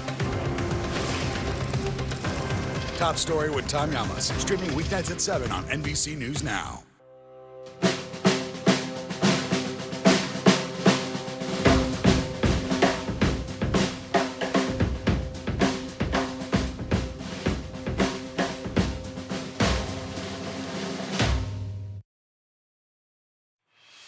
Secretary of Defense Lloyd Austin is recovering at this hour after treatments to deal with a bladder issue. Doctors at Walter Reed Medical Center say Austin had to go under general anesthesia for non-surgical procedure. You'll remember Secretary Austin was hospitalized back in December for complications following a treatment for his recently diagnosed prostate cancer. Let's get right to it with NBC News Pentagon correspondent Courtney Cubey. So, Courtney, the Pentagon just gave an update about all of this. What's the latest? Yeah, so we know that Secretary Austin completed this medical procedure. He's expected to resume his duties as early as tomorrow. This is a busy week for him, Sinclair. He was supposed to travel to Brussels tomorrow to take part, to host, really, a Ukraine Defense Contact Group on Wednesday in Brussels. That's a meeting of a bunch of allies where they get together and they discuss support for Ukraine. Of course, that comes, as you know, at a very critical time this week where the U.S. is fighting over whether the U.S. will continue to fund weapons and support for Ukraine. Now that is going to be virtual, and it's not even clear at this point whether he will take part in it or whether the senior policy person here in the Pentagon, Celeste Wallander, will take his place. But we now know that he's made it through these medical procedures that are related to this emergent bladder issue. And one thing that we just heard in the briefing that candidly was pretty surprising to me was the press secretary here, Major General Pat Ryder, could not say whether the Secretary Austin's prostate cancer surgery in December and the complications that he faced for weeks throughout all of January are related to this emergent bladder issue or not. He took the question. It stands to reason that they would all be related, but frankly, Clay, I was surprised to hear him say that Secretary Austin, these may be separate issues that the secretary is facing right now. Okay, so still some lingering questions there, Courtney. And it feels notable that this new trip to Walter Reed was handled much differently than his previous hospitalization. Yeah, literally couldn't be more different than the hospitalization on New Year's Day, where the secretary went via ambulance. Nobody was notified here in the Pentagon that night. In fact, several people were notified the next day. But President Biden was not told until 4 days later on Thursday evening. Very different. In this case, the Pentagon notified the White House before the secretary went to Walter Reed yesterday. They also told the Hill, Congress, senior Pentagon leaders, and even the public, Clay. All right, we'll see how this next round of recovery goes. Courtney Cupie, thank you. The father of one of 5 U.S. Marines killed in a helicopter crash in California last week is speaking out. A veteran himself, he's now demanding answers as to why the Marines were flying during bad weather in the first place. Here's NBC News' Priya Sridhar. He just always wanted to be a Marine, and he's very proud to be a Marine. Gregory Davis is struggling to come to terms with the loss of his son, 21-year-old Lance Corporal Donovan Davis. He is probably one of the most soft-spoken, kindest, gentlest people I've ever met. Lance Corporal Davis was one of 5 young Marines, all between the ages of 21 and 28, who lost their lives when the helicopter they were flying from Nevada to California crashed into a forest during one of Southern California's most intense rainstorms in years. It's been probably pretty much the week every parent dreads having. Now Davis, who had a 25-year career as a Navy pilot himself, is demanding answers from the Department of Defense about why his son was flying that day. I've flown that route many times. I was just pretty much in shock that after I'd heard the magnitude of the weather. Are you hoping that something could potentially come out of this investigation that might change the way the Marine Corps makes their decisions? Yeah, if they don't, then these 5 Marines died in vain. A spokesperson for the 3rd Marine Air Wing tells NBC News an investigation into the crash is ongoing. Military experts say leaders are always calculating risks when making decisions. In combat, these aviation units are in bad weather, they're low level, they're at night, they're choosing to fly during those conditions, and they're facing enemy action. So you simply have to get out this envelope and train to what you're going to face. This time, Davis says, the process failed, and now he's struggling to cope with the loss of his beloved son. He was a patriot. He was selfless. He loved flying. He loved doing being in the Marine Corps, and I guess he died doing what he really loved doing. Trying to make sense of his son's sacrifice. Priya Sridhar, NBC News. Coming up, a civil rights hero now at the center of one of this year's top films. I'll talk to the star next on Dateline.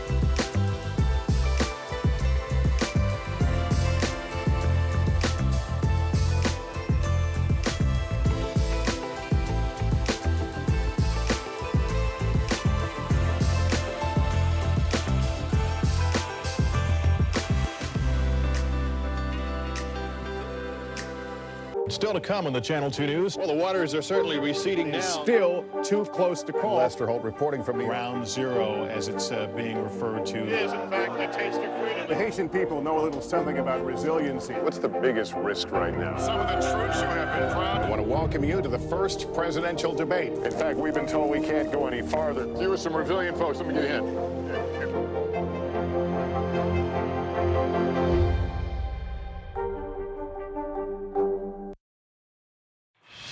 School absenteeism is at an all-time high. To combat the problem, some districts are taking drastic measures, including fines and jail time for parents. NBC's Rahima Ellis has more. Almost 15 million students chronically absent or missing at least 18 days of school. That's the challenge the country faces. 4 in 10 D.C. students are missing too much school. Truancy and absenteeism are at record highs. And it got worse during the pandemic. 80% worse in the 2021-2022 school year versus the year before. So how are states trying to solve the truancy problem? Some parents are being prosecuted and locked up. I don't want to miss out on high school. Texas sophomore Diego Ruiz says he's a diligent student, excited about the high school experience. It's really important years of your life. But he and his mom, Felicia Perez, were tied up in court, both charged with violating the state's mandatory school attendance laws after Diego was absent 21 days from Woodville High last spring in pain with a stomach ulcer. I thought that this was just ridiculous because of the accusations. In addition to a $200 fine against her, Perez's son was ordered to do 16 hours of community service, and she could face jail time. What would happen to your family if the police were to arrest you for these truancy charges? That would be very counterproductive to what it is that they were trying to do, which was get them to school. Their story, an example of some of the more draconian truancy penalties across the country. No one is prosecuting people like me. Missouri attorney Ellen Flotman worked on appealing the sentence of a single mother who served 15 days in jail for her son's 14-day absence. They're prosecuting indigent, poor single mothers like my 2 clients. Some districts are paying attention, partnering with outside agencies to combat the problem without quickly moving to prosecution. We'll do in-home family assessments, or they'll do family assessments at the school. Mobile, Alabama District Attorney Keith Blackwood says early intervention is having a tremendous impact in his district. As of December, we had 10 petitions filed. That is still far less than the hundreds of petitions that were filed over the last 4 or 5 years. Almost 61,000 cases were petitioned to juvenile courts in 2018, according to a national report from the Council of State Governments Justice Center. Their research shows that an arrest, court involvement, or suspension decreases the chance of kids attending classes and completing high school. In Texas, truancy laws require intervention before the courts get involved.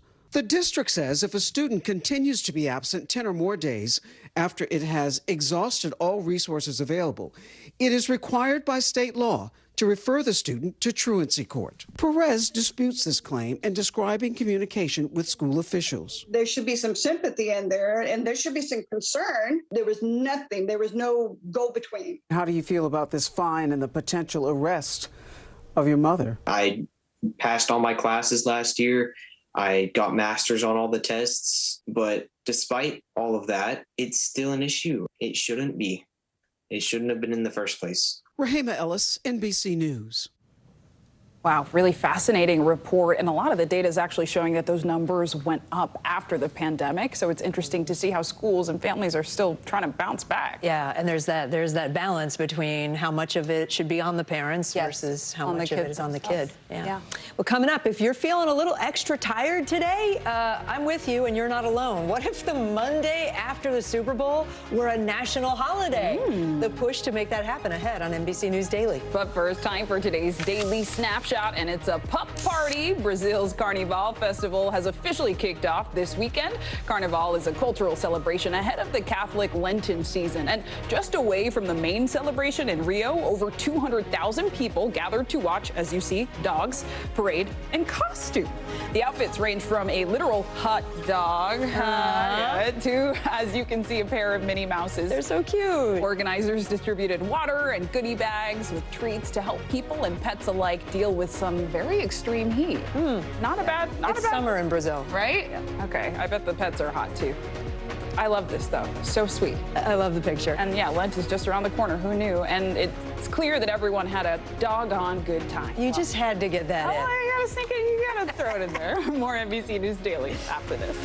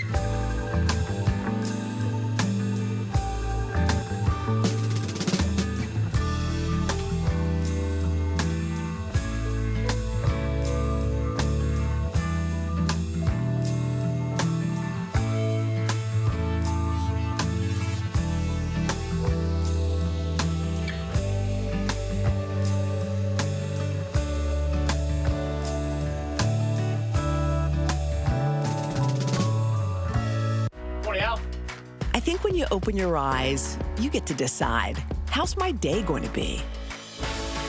We want to be a way to start your day, lighten your load, every single morning. From inside Iran, from Israel, from Florida, part of our continued reporting. Everybody safe? Everybody good? Women, children,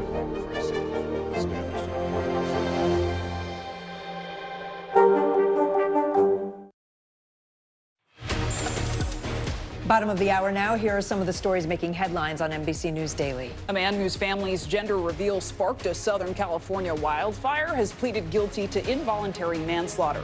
That fire resulted in a firefighter's death. Back in 2020, the man set off a smoke-generating device in a field, which quickly ignited dry grass. He will serve a year in jail. His sentence also includes 2 years of probation and 200 hours of community service. Police in San Francisco are investigating after a Waymo self-driving car was vandalized and set on fire over the weekend. It happened in the city's Chinatown district during a Lunar New Year celebration. No one was inside that driverless car and no one was reportedly hurt. Police have not made any arrests. The game of pickleball has skyrocketed in popularity across the country, and so have the number of serious injuries related to the sport. Doctors say bone breaks related to pickleball have increased by 200% over the past 2 decades. They say soft tissue injuries like sprains or strains were the most common found while playing the sport. Players over the age of 60 also suffered worsening symptoms of arthritis. Now to the race for the White House. After the special counsel's report last week about President Biden's handling of classified documents called Mr. Biden elderly and said he struggles with his memory, Democrats flooded political shows over the weekend to defend the president, calling him sharp and on his game. At the same time, over the weekend, former President Trump drew criticism after recalling a conversation with another leader when he was in office and suggesting the U.S. would not protect NATO allies. And one of the presidents of a big country stood up and said, well, sir, if we don't pay and we're attacked by Russia, will you protect us? I said, you didn't pay? You're delinquent? He said, yes, let's say that happened. No, I would not protect you. In fact, I would encourage them to do whatever the hell they want. NBC News White House correspondent Monica Alba joins me now. Excuse me. 1 second. Sorry, Monica. How is the White House reacting to those comments we just heard from former President Trump, and then also dealing with the fallout from the special counsel's report? Well, Kate, this is an issue that this White House and administration has spoken out about repeatedly, warning about the former president's comments on NATO as ones that are completely dangerous and really that they say illuminate the issues of what would happen if he were to win the White House again. So they are painting that as a real contrast, as something that the president has been very clear about his support for NATO. And this is something where they're also trying to draw a contrast between the current president and his predecessor when it comes to, as you just mentioned, those allegations in Robert Hur's special counsel report. And the president today, in remarks, tried to sort of brush them off with a bit of a joke. Take a listen to how that went.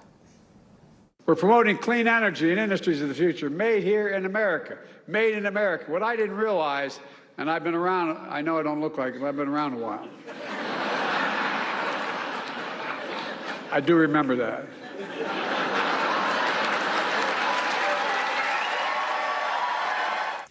Big reception there and a lot of laughter in the room to the president, clearly trying to say that his memory is fine and pushing back on those allegations that he doesn't have good recall. Kate. Monica, last summer you wrote an article saying that President Biden's campaign would not have a TikTok account. You had 3 sources telling you that. Yesterday, they launched a TikTok account. What changed?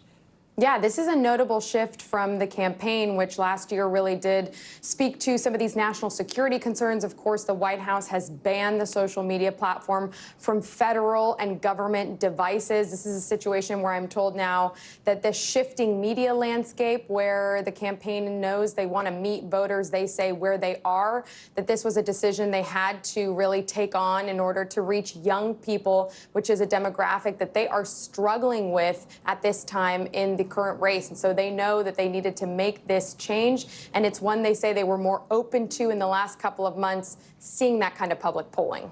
Kate. Right. Monica Alba, thank you. Now to Black Heritage Month. This year, actor Coleman Domingo earned his first Oscar nomination for his powerful performance as Bayard Rustin in the biopic Rustin. Rustin was an organizer of the historic March on Washington, playing a key role in the civil rights movement, but many have never heard of him. I spoke with Domingo about bringing this story to the big screen. Counting on the courts to eradicate racial inequity, that's madness. Coleman Domingo's performance in Rustin is captivating audiences. I'm the one that's been preaching passive resistance. Domingo brings to life the story of unsung civil rights hero Bayard Rustin. The actor, celebrated for his roles in Euphoria. You think you're tough? I'm tougher. And The Color Purple. Don't you move a muscle. Now Oscar nominated for Best Actor in the biopic. There were many years where people said if there was a Bayard Rustin biopic, you should play him. Yeah, I feel like that there has always been sort of a secret society of people who knew about Bayard Rustin. When this opportunity came at 51 years old, and Bayard was 51 years old when he organized the March on Washington, that I had a lot of what I needed to do this film. In terms of life experience? Life experience, leadership skills. I knew I've stored up a lot that I needed.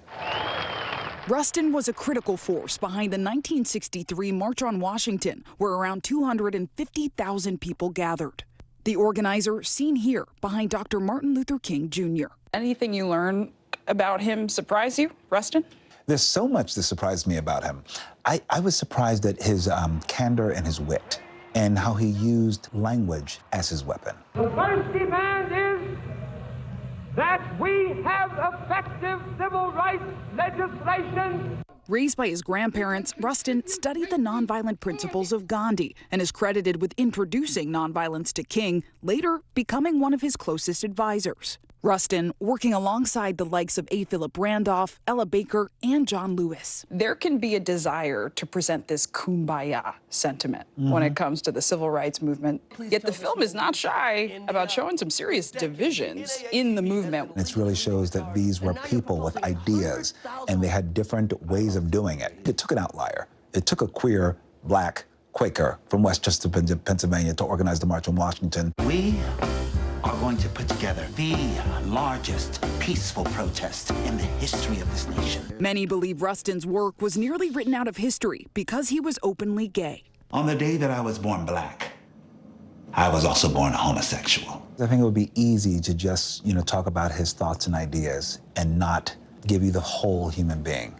The fact that he was trying to navigate love, romance, sex. Rustin remained committed to the cause. He died in 1987. President Barack Obama, an executive producer of the film, posthumously awarding Rustin the Medal of Freedom in 2013. Domingo says now is the time for Rustin's story to be told. What do you think his legacy is in this country? Bayard Rustin was somebody who devoted his entire life to civil and human rights. These people weren't superheroes. They were just doing what was in front of them. They were ordinary human beings doing things that were extraordinary. What do you say? And Rustin certainly was extraordinary. I think we share this, and that one of my favorite things about this job is that we're constantly learning something new. And there was so much I did not know about Bayard Rustin. And even Coleman Domingo himself, he actually almost quit acting 9 years ago. Really? But stuck with it, and now he's got this nomination. Well, I can't wait. I haven't watched the documentary and now, or the movie, and now I will. Yeah, absolutely. watch. Well, maybe you are one of the millions who want to start your own business, but you're not exactly sure how to get the business off the ground. Yeah, raising money can be a huge challenge, and some potential entrepreneurs don't often think about it. CNBC's Sharon Epperson spoke with 2 black business owners about their advice to others. Disappointed with the local dating scene in Washington, Nasa Shelley, an attorney, saw an opportunity. When I looked for a matchmaking service, I looked for a dating app, and I couldn't find anything that catered to professional black women. In 2018, she founded Carpe Diem, a dating app and matchmaking service. To fund the business, she sold her condo, drained her savings, and raised money from friends and family. The growth and revenue potential is massive. As the business has grown, Shelley has raised nearly $2 million and continues to make her case to investors for funding to enhance marketing, hire more matchmakers, and expand into other cities. I can't understate the value of getting capital into the hands of minorities and especially women of color to help them fuel their businesses. I think there's a unique drive for success because of a lack of resources and the necessity to drive optimal outcomes with less support and less capital. Matching investors with opportunity prompted Jason Ray to start his own wealth management firm based in Philadelphia in 2019. Many of his clients invest in early-stage businesses. The first thing people should think about is how it frames into their investment policy or financial plan and why they're investing in startups. If clients want to invest, he advises they know how the company operates and its competitive advantage, evaluate the management team and its track record, and most importantly, understand the terms of the investment. If the valuation on the company is too high and you as an investor are not getting enough rights or ownership or control or whatever it may be, that may not be the right deal for you, even if the management team and the company has great competitive advantages. Carpe Diem seized the moment and now has a revenue-generating business. We have customers, we have members. It makes it a little bit easier coming to the table and advocating for additional funding from investors. And Sharon joins us now. So Sharon, for business owners that have already launched a company, they've got it off the ground, what can they do to increase funding from investors? Well, if they've already launched it with friends and family money, the first stage, crowdfunding, or just going out and asking friends and family, the next stage is angel investing. And to be an angel investor, you need to be what's known as an accredited investor. And that means you have earned income of $200,000 for individuals, $300,000 for married couples, or you have investable assets around $1 million. So it's a sizable amount of money that you have to take this risky investment into the startup company. And that's so critical because we know building businesses is a key way of building wealth in this country. Absolutely. Sharon Epperson, thank you so much. And for more of Sharon's tips, head to cnbc.com/personal-finance. Coming up, the good, the bad, and the funny. We're talking Super Bowl ads, people. See if your favorite topped the list.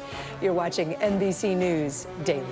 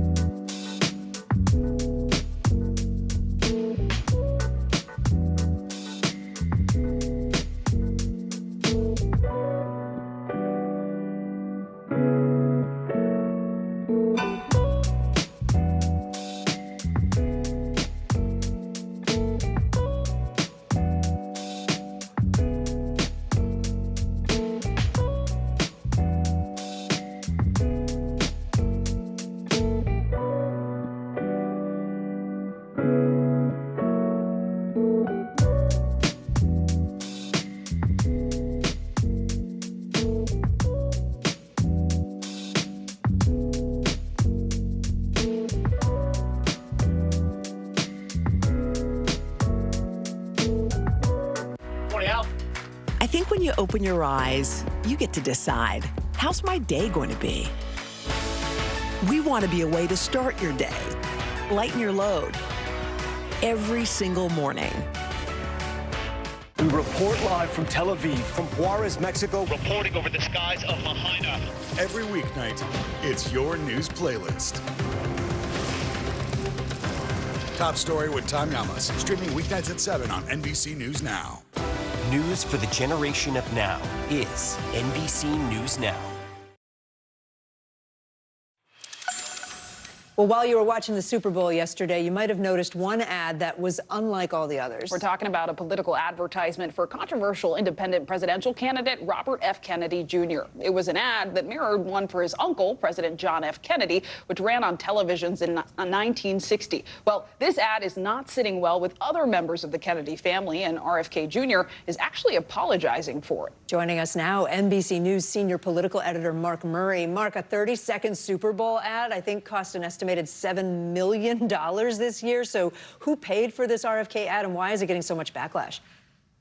So it was paid by the super PAC that is supporting Robert F. Kennedy Jr.'s independent campaign. It wasn't the Kennedy's own campaign that did it. It was the super PAC that was backing it. And the reason why it's getting so much blowback is that there are members of the Kennedy clan who aren't too fond of Robert F. Kennedy Jr.'s presidential bid. A lot for the idea that that could actually end up hurting President Joe Biden in the election, but also for Kennedy's own controversial views when it comes to vaccines. And so this is getting caught up in a lot of the politics of the Kennedy family. And Robert F. Kennedy Jr. apologized, saying that he did not run the ad. It was his super PAC, and he is by law not allowed to coordinate with that. However, it is important to note that on Robert F. Kennedy Jr.'s Twitter page, pinned is that very ad. Mark Murray for us. Mark, thank you so much. Now let's talk about the other less controversial Super Bowl ads. Yeah, the game was a nail-biter for football fans, but it was a blowout for advertisers. Brands shelled out, as we said, about $7 million for 30 seconds. So which ads scored biggest with viewers? Here to break it all down is Nick Primola. He's the executive. No, Primola. Promola. I had it right the first yeah. You tell me. Love it. Executive Great. Vice President of the Association of National Advertisers. Say your name. Nick Promola. There Great we to go. meet you guys. Thank you. I'm sorry, Nick. I apologize. Can we walk through what we thought were maybe some of the most effective ones, starting with the Dunkin' Donuts, full of stars? Take a look. He's here. Fleck on the track. What up, Bronx? For your consideration, here comes the Boston Massacre. The Dumb Kings. Touchdown, Tommy on them keys. Player coach. Got it. I'm open. And needs no introduction, my partner. Sometimes it's really hard to be your friend. You said you were gonna support me. Dumb Kings. Don't go away. My heart. Why you dunking me, girl? Why you dunking? Dumb Kings. My heart. How do you like them donuts? I'm so sorry. You had to see it, but I forgive you. Lay us on the track. Are we gonna be on the album? We talked about this. It's really funny, Nick. Yeah.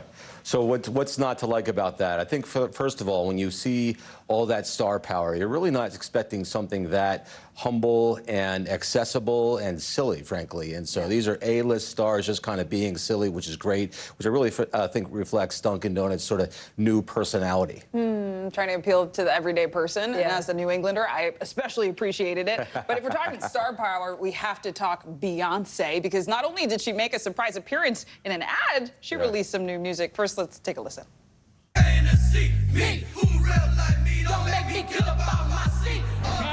Broke the internet again. Oh, it's coming in really fast. Yeah, it's Verizon 5G. The network is crazy powerful. I bet you can't break that. I bet I can. Wait, what? Beyonce breaks the internet, but can she break Verizon? Broken? Not even close. Time for a surprise drop. Did I break it? You broke me.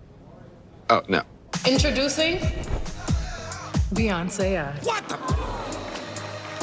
Seriously? How about Barbie? No. I'm running for Beyonce of the United States. Can you hear me now? No breaking. How about the first woman to launch the first rocket for the first performance in space? Wow, Verizon didn't break. You ain't gonna break me. Still works. Okay, they ready. Drop the new music. Beyonce, we had Tom Brady. To you, what made all these ads stand out?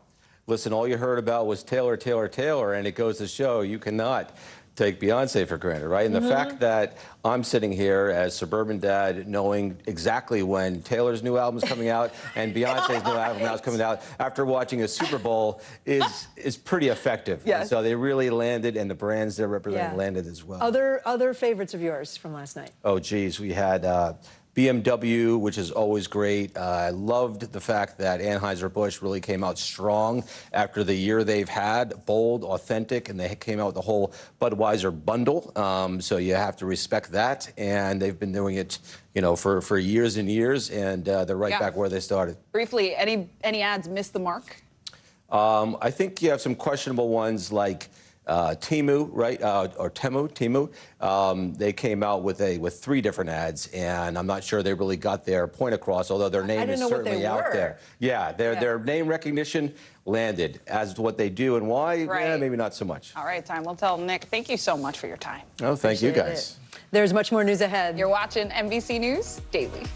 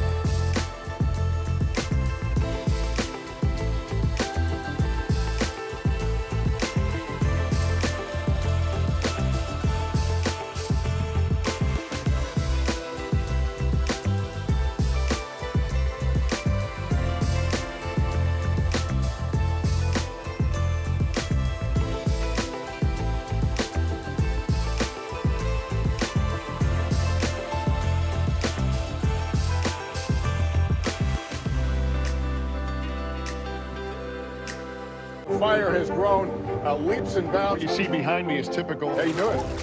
Pretty bad.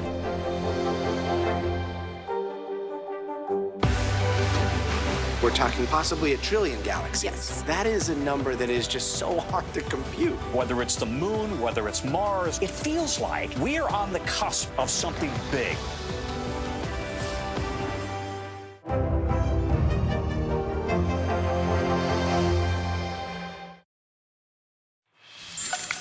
Okay, be honest. Who out there is having a rough Monday? Maybe we stayed up a little too late watching the Super Bowl. Seriously, the day after the big game should really get the penalty. And as Emily Aketa tells us, there's a growing push to make today a national holiday. Hey there. Well, I'm clearly not one of the millions of people skipping work today. And while the idea of establishing the day after the Super Bowl as a national holiday isn't exactly a new concept, the push is seeing new momentum, especially after what could be a record number of fans tuning in to last night's game. In a face-off that sent fans to their feet, Super Bowl 58 did not disappoint. Mahomes flings it. It's there! Hardman! The Chiefs defeating the 49ers in an overtime thriller last night. But some say the big game could be even more fun if they had today off. To have the day after Super Bowl as the day off, it makes sense. According to a poll, more than 16 million Americans plan to miss work today, and over 6 million of them say they'll fake being sick or ghost their employer. Many call it the Super Bowl flu. It's one of the few events left where almost everyone in the country does exactly the same thing, and they treat the day after as a day to recover and a little bit of an unofficial holiday. And for those clocking in today, it may be a pretty tough morning. Over 28% of workers saying they'll be less productive than usual, prompting some businesses like tech company UKG to cancel Monday morning meetings. It's a way to have a little bit of fun, but also acknowledge what people are going through and give people a couple hours to ease into the week. A fan asked the Kelsey brothers to lead the charge with a different idea, moving the big game from Sunday to Saturday on their podcast. No. Completely it's out. one day out of the year, all right? One day. The Super Bowl is meant to be played on Sunday. Yeah. If anything, we need to make Monday a holiday. Yeah. Just make Monday a holiday. Yeah. Don't the country should change what they're doing for the Super Bowl, not the Super Bowl for the country. Come on now, people. Come on. Four-time Super Bowl champ Rob Gronkowski agrees. Because I think it would be the most celebrated holiday as well. And while some skeptics think that's a step too far, Enjoy the game and all the festivities, but you got to get up and go to work. over a third of U.S. workers believe the day after the Super Bowl should be a national holiday. Even ice cream brand Drumstick, which made its Super Bowl commercial debut this year. Where did you all get those? Trying to drum up momentum with a Change.org petition. Many Americans bleary-eyed this morning, but some lucky students in Kentucky are enjoying a day off after their superintendent made this recent announcement. Whether you're dying to see Taylor, Mahomes, Usher, or just the commercials, this year you can. Paris City Schools is off school the Monday after the Super Bowl. National holiday or not, Sean Scott says he decided to take the day off from his account management job anyway. I had plenty of Mondays after the Super Bowl where I worked, and it was not very productive. Having that day off to relax after, especially after hosting a party, having people over, and so it's important to have Monday off. And keep in mind, Congress has established only a dozen federal holidays, just 2 in the last 50 years. So a more likely path to an off day is that the NFL continues extending its regular season to push the Super Bowl back a week. And next week is President's Day. Back to you. Ooh, what do you think? Well, that's a legit holiday. No. Fair. I don't know. I think like a parent and having like another day of school off that you where have to you have deal to get with. childcare. This is true. This is fair. Let's take a look at some of the other stories trending right now. Starting with Jon Stewart making his much-anticipated return to The Daily Show on Comedy Central. That's tonight. This time, not only as the weekly Monday night host, but also as the show's executive producer. Stewart will work with a rotating line of comedians who will host Tuesdays through Thursdays. In a recent interview, he said he wanted to have some place to unload unload his thoughts as we get into this election season. Ariana Grande and Cynthia Erivo are defying gravity in the new trailer for Wicked. You probably saw this last night. The film based on the novel and the Broadway show of the same name. It tells the story of the witches in Oz before Dorothy arrives.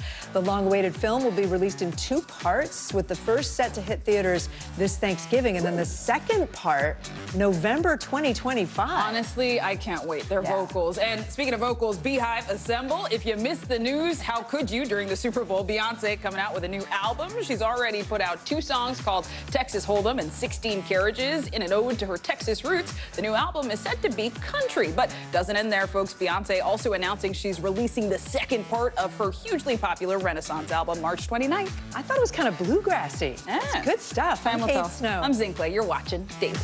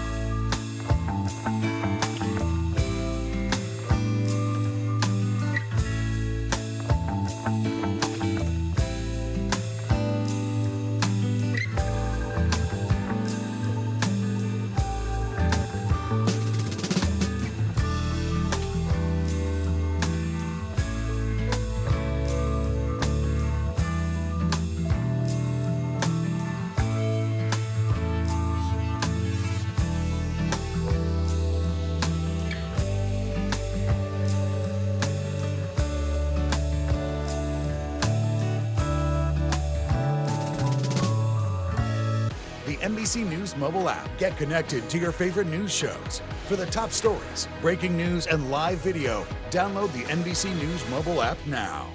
News lives in the now. The horrors of war on full display on both sides of the Israel-Gaza border. Protesters are on the streets here. Most of the time, the Iron Dome works, but a few get through. News for the generation of now is NBC News Now.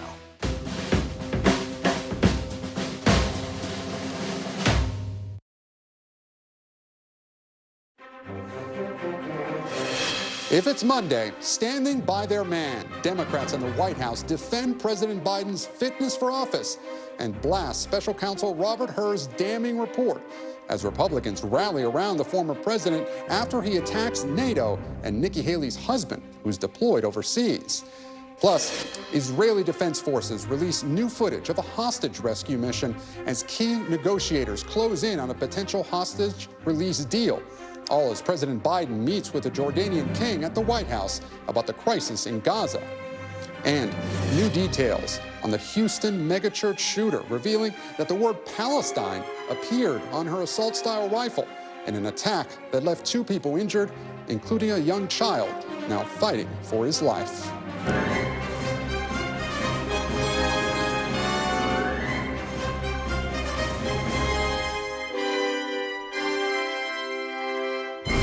Welcome to Meet the Press Now. I'm Gabe Gutierrez in Washington, where we're awaiting remarks from President Biden after his meeting with the King of Jordan, coming as the administration is signaling optimism about a potential new hostage deal in the Israel-Hamas war.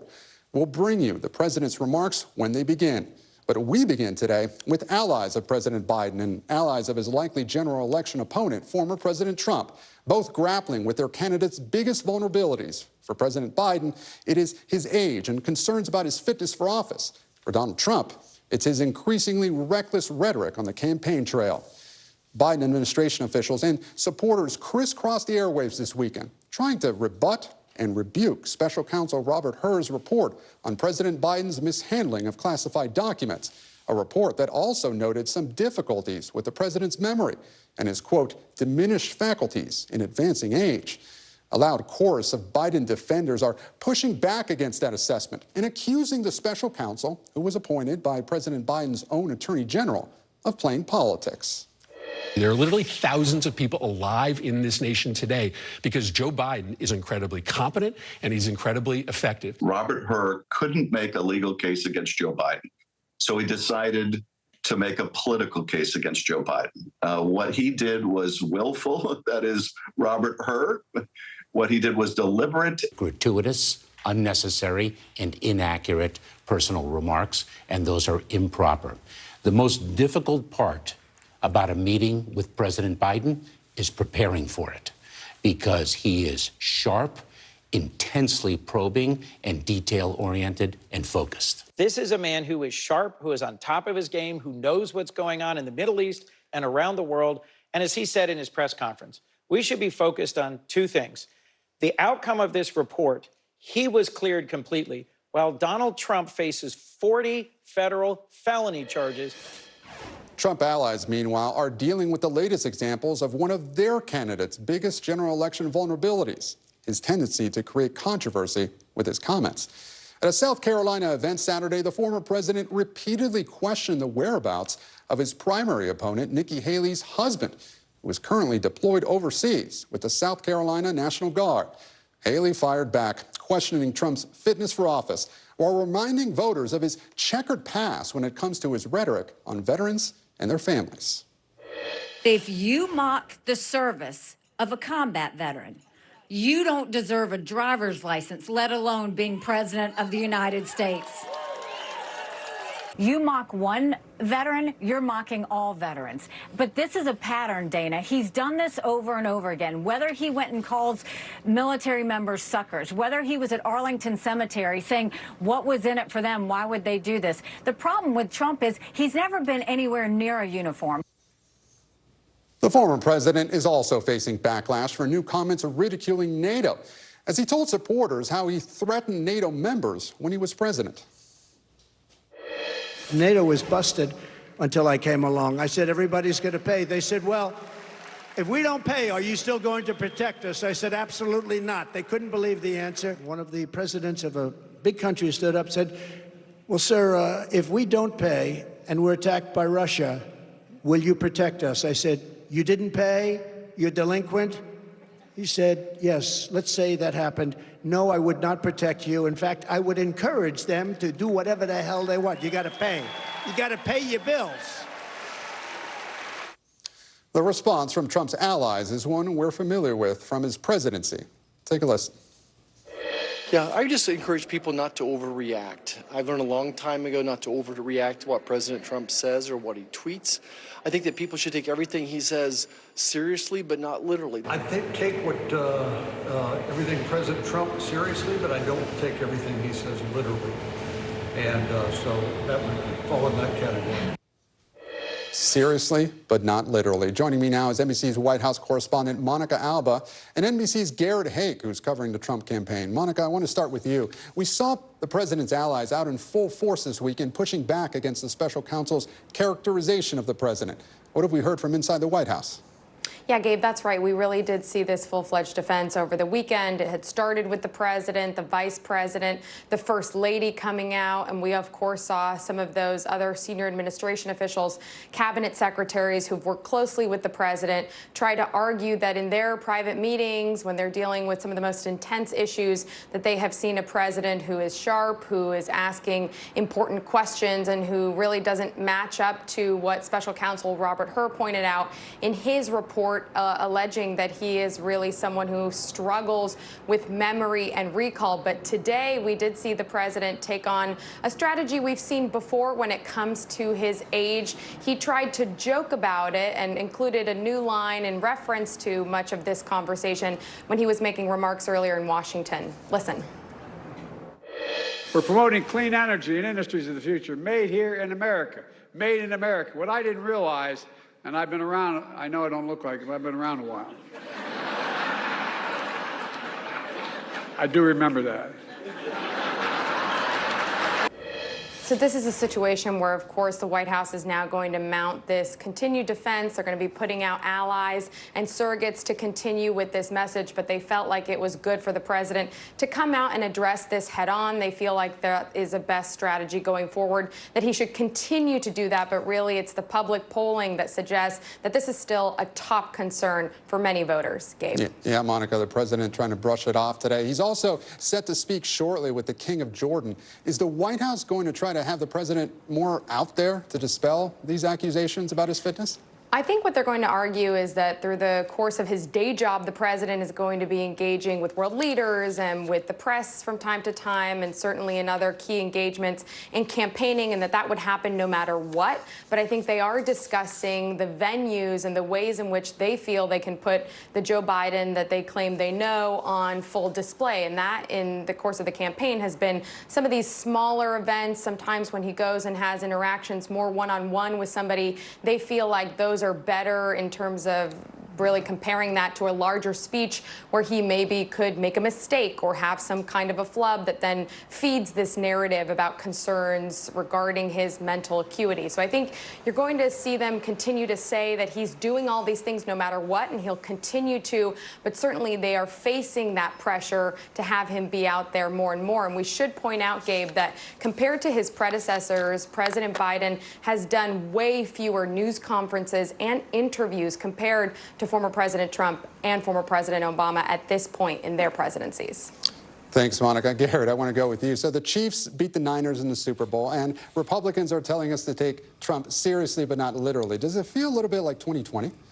It does, Gabe, but my hair is grayer now than it was back then. Look, they're going to put seriously but not literally on my tombstone, because this is something we've been hearing covering Donald Trump for years now, and it is the favorite kind of fallback here whenever Trump says something that would put him out over his skis or kind of outside the typical Republican positioning on an issue, as his comments on NATO certainly appear to be. But what you've also had today, and really since those comments Saturday night, is this effort to explain Trump in kind of more normal Republican English and less of the kind of MAGA exaggeration that he likes to use. That was what Senator Rubio tried to do over the weekend on Sunday. I think his comments are instructive.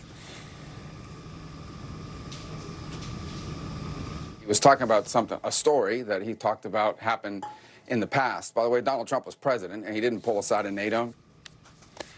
The irony of Marco Rubio's lack of concern here about the possibility of being pulled out of NATO, Gabe, is that Marco Rubio is the co-author of a provision that passed last year to make it harder for presidents to pull the United States out of NATO without congressional approval. So he was concerned about it as recently as the end of last year. But I do think you're seeing these Republicans kind of try to translate this and say, look, this is just about making sure that other countries pull their weight within the alliance. But Democrats and certainly European leaders are far less certain that Trump's concerns here are that benign. You know, Garrett, it wouldn't be the first time that Senator Rubio has tied himself in knots trying to explain former President Trump's comments. But for most candidates, the pivot to the general election involves moving a little bit to the center. That's not what we saw from Trump over the weekend. So clue us in. How are his rallies sounding right now? Yeah, it's been interesting, Gabe, because you look back at in Iowa particularly, but also New Hampshire, the Trump campaign was holding these smaller events. In Iowa in particular, it was these commit to caucus events. They were rallies, but it was a few hundred people, not a few thousand. They were shorter. Donald Trump was much more on message than we have sometimes seen in the past. I was at his event Friday night in Pennsylvania for an NRA sort of sponsored rally, basically. Then this event Saturday in South Carolina, a return to the mega rallies. We're seeing much more red meat. I think there's a sort of a correlation here between Donald Trump's confidence in his ability to achieve being the nominee for a third time and his willingness to give his supporters exactly what they want and kind of be full-throated MAGA Donald Trump. It is not indicative of a traditional, win over the middle strategy. But if his belief is that there's enough of his base out there around the country that needs to be fired up and believe in him, it's a strategy that could make sense. What I don't know yet, and what I think will be kind of the tension as we go into the summer and fall, is that a strategy that Donald Trump wants to pursue and that his campaign wants to pursue, or is that Donald Trump's nature kind of pulling him in that direction as he gets in front of those bigger crowds? Garrett Hay, thank you so much. And joining me now is Rhode Island Democratic Congressman Gabe Amo. Congressman, thank you so much for joining us here on Meet the Press Now. Gabe, thanks for having me, Gabe. It's a good name. It's a great name. So let's start with the special counsel report. You used to work in the Biden administration and the Obama administration. What'd you make of it? Well, look, it's clear that the president was cleared of wrongdoing, and the headline here should be just that. Ultimately, we need to focus on the fact that the choice between President Biden and former President Trump, who has himself mired in a series of investigations, is very clear. There's nothing similar between those circumstances, and now we need to move forward to making that choice clear in this election. Some of the president's allies, including the vice president, has called this report politically motivated. Do you agree? I agree. I mean, it's very clear that there are vendettas made by the Republicans that they want to satisfy with this report that ultimately cleared the president. That's the most important headline here. And it is very clear that the contrast with former President Trump could not be more stark. He is mired in investigations, and those are really unsettled for the American people. And we've heard those comments from your congressional colleagues. It seems like talking points have been given out among some of the Democratic colleagues, but what evidence is there that this was politically motivated? Well, look, the facts are clear. What is most important about the findings? The most important thing about the findings is that the president has been cleared. So we should move on to what the voters need to decide this November between former President Trump and President Biden, who has led us into a historic economic recovery and had produced real results for the American people, putting people over politics. And speaking of the voters, in his report, Robert Hur did make the distinction between President Biden's case and former President Trump. As you said, he's facing many criminal counts, 40 criminal counts when it comes to this case, and he allegedly actually hid the classified documents and did not alert authorities, which the special counsel credits Mr. Biden for doing. But when it comes to voters, are they going to be able to separate that? Is it difficult to make the argument that former President Trump, should go to jail for mishandling classified documents? And I understand the distinction that you made, but will voters see it differently? I think voters will see it clearly. Because the president was a full, active, forthright participant in the investigation here, did not hide, has not tried to obstruct, and wants to move past this so we can focus on delivering results for people instead of dealing with all of the charges that former President Trump is dealing with at this moment. Do you think the transcripts from President Biden's interviews should be released? I defer to the appropriate folks there. Frankly, what I do think the American people care about is that this process was done in a transparent fashion. It appears so, and now we can move on. Congressman, the fact remains that the president has been in the Senate, or has been in politics a really long time. He was a senator for 15 years before you were born. And so age really has become an issue in this campaign. One of those recent polls showed most Americans do believe that both President Biden and former President Trump are too old. How do you think the Biden-Harris campaign gets over that in the next coming months? Well, I think they focus on the experience that the president brings and what that experience has yielded, which has been historic job growth and recovery, an American Rescue Plan, a bipartisan infrastructure law, Inflation Reduction Act. The hit list. No one has done more in this period of time than President Biden. And that's a focus on people over politics, on ensuring that when he connects with the American people to solve their problems, he's very focused on them and not the aspirations of former President Trump, who wants to break every international relationship that we have via his comments regarding NATO. You know, Congressman, we just heard during my colleague Monica Alba's report that the president today, in his speech, made light of, you know, his memory. He tried to, you know, deal with it with humor. Do you think that approach is going to work? I think all approaches that make the president very clear that he wants to serve the American people are what we need to focus on. When I worked for President Biden in that Oval Office, when you go to brief the president, you better come prepared, because he was very focused on how are we working together to solve problems for people. When I traveled with the president after natural disasters, whether it's Fort Myers Beach or Surfside, I saw him really display the empathy that we require out of our leaders and actually work to help. Should he be doing more robust events? I think he's going to do a whole range of events. I think you've got to meet people where they are. You saw last night they're on TikTok now, the Biden campaign. Which, by the way, they said they weren't going to be a part of. Yeah. So is that an acknowledgement that they're not doing well with younger voters? Well, I think it's a campaign tool. Look, I'm 36 years old. I know a lot of my peers are on TikTok. Go meet people where they are. You see the president having dinner in the home of some voters. That's important. And he will be in front of podiums, in front of crowds. He will do it all because that's what it requires. He has the capacity and the ability to connect with people more than most politicians I've ever seen. And I look forward to seeing more of it along the campaign trail. You know, the media has talked a lot in the last couple of days whether he should have done a Super Bowl interview. What do you think?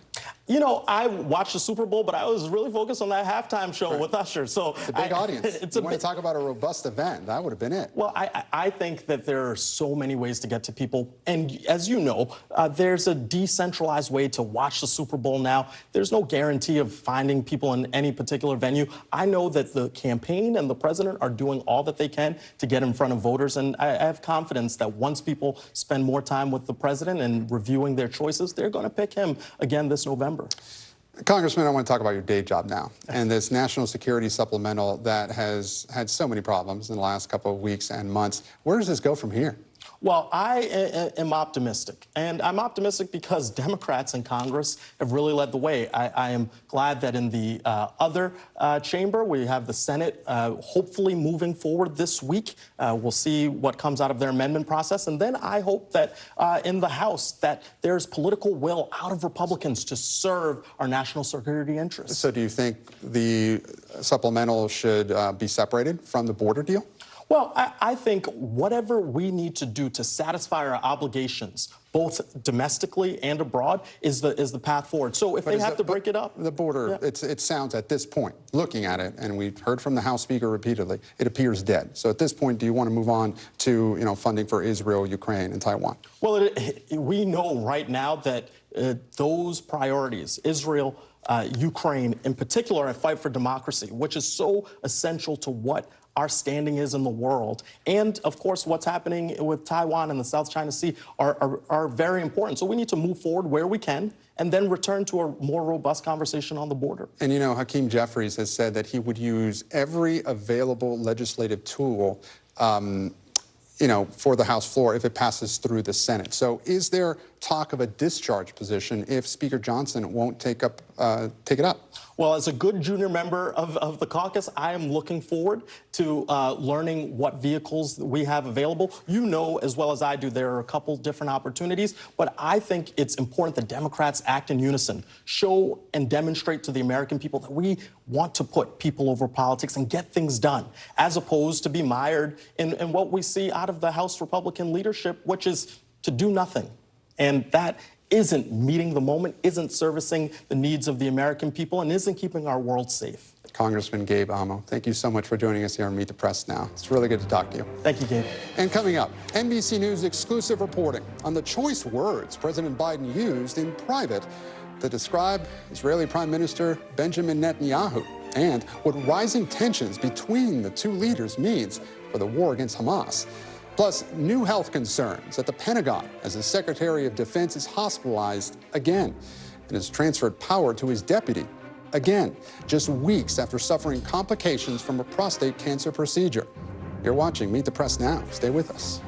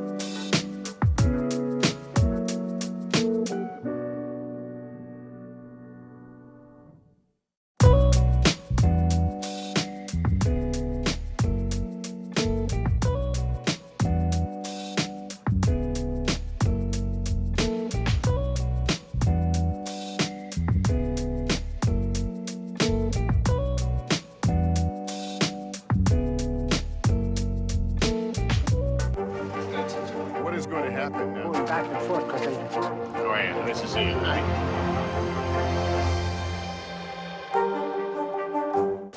News for the generation of now is NBC News Now. Morning, Al.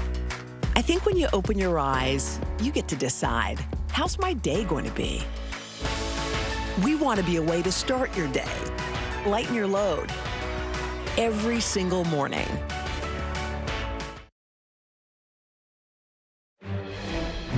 And breaking right now, President Biden delivering remarks alongside King Abdullah of Jordan. Let's listen in. Between Israel and the terrorist organization Hamas. Over 4 months ago, on October the 7th, Hamas attacked Israel in an act of sheer evil, massacring more than 1,200 innocent women, men, and children. The deadliest day for the Jewish people since the Holocaust. More than 250 hostages were taken. 134 are still being held hostage by Hamas. We don't know how many are still alive. The anguish that their families are enduring week after week, month after month is unimaginable, and it's a top priority for the United States to bring them home. I've made clear the United States shares the goal of seeing Hamas defeated and ensuring long-term security for Israel and its people. After October 7th attacks, Hamas retreated back into Gaza, where its leaders live in underground tunnels stretching for over 100 miles beneath civilian infrastructure, including schools, playgrounds, and neighborhoods. The past 4 months, as the war has raged, the Palestinian people have also suffered unimaginable pain and loss. Too many of the over 27,000 Palestinians killed in this conflict have been innocent civilians and children, including thousands of children. And hundreds of thousands have no access to food, water, or other basic services. Many families have lost not just one, but many relatives, and cannot mourn for them, even bury them, because it's not safe to do so. It's heartbreaking. Every innocent life in Gaza is a tragedy, just as every innocent life lost in Israel is a tragedy as well. We pray for those lives taken, both Israeli and Palestinian, and for the grieving families left behind. Not only do we pray for peace, we're actively working for peace, security, and dignity for both the Palestinian people and the Israeli people.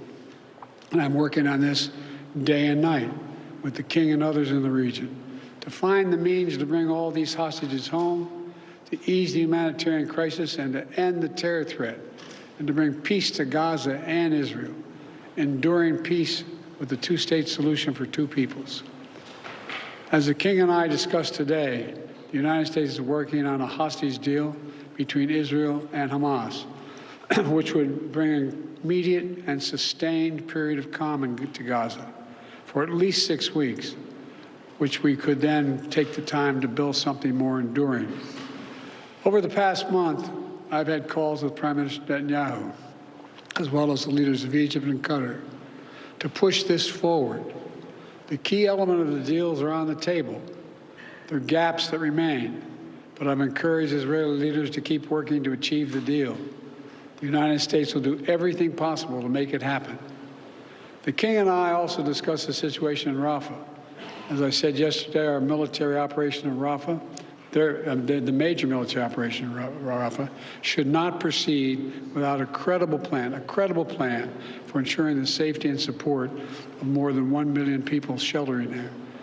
Many people there have been displaced multiple times, fleeing the violence to the north, and now they're packed into Rafah, exposed and vulnerable. They need to be protected. And we've also been clear from the start. We oppose any forced displacement of Palestinians from Gaza. Today, the King and I also discussed in detail how to get more humanitarian aid into Gaza from the very beginning. My team and I have relentlessly worked to get more aid in. I urged Congress for months to make sure that our nation's support for Israel and also includes urgently needed aid for innocent Palestinians. And I've spoken repeatedly with partners across the region, including the King, to help facilitate the flow of such aid into Gaza as much as possible, and then to actually get to the people that are needed. We work to get the Rafah crossing open. We work to get Kareem Shalom open. And we insist that it remain open, both remain open. We're working to open other routes as well. And we're also working relentlessly to make sure aid workers can get the aid where it's needed once it gets through. I want to recognize Jordan and the King specifically for all he has done to provide humanitarian aid to Gaza, including just a few days ago. He personally got in a plane and helped conduct an airdrop of urgently needed medical supplies into Gaza. I understand that 2 of his children have also joined those airdrops. They help fly humanitarian supplies in. And for years, the Queen has been a passionate advocate for the Palestinian people, particularly women and children. Your family's leadership, Your Majesty, and humanitarian commitment are commendable. And at the same time, we're working to create the conditions for a lasting peace, as we talked a lot about upstairs. With the Israeli security guaranteed and Palestinian aspirations for their own state fulfilled. I say this as a lifelong supporter of Israel. That's the only path that guarantees Israel's security for the long term. To achieve it, Palestinians must also seize the opportunity. As discussed with the King today, the Palestinian Authority must urgently reform so it can effectively deliver to the Palestinian people in both the West Bank and Gaza.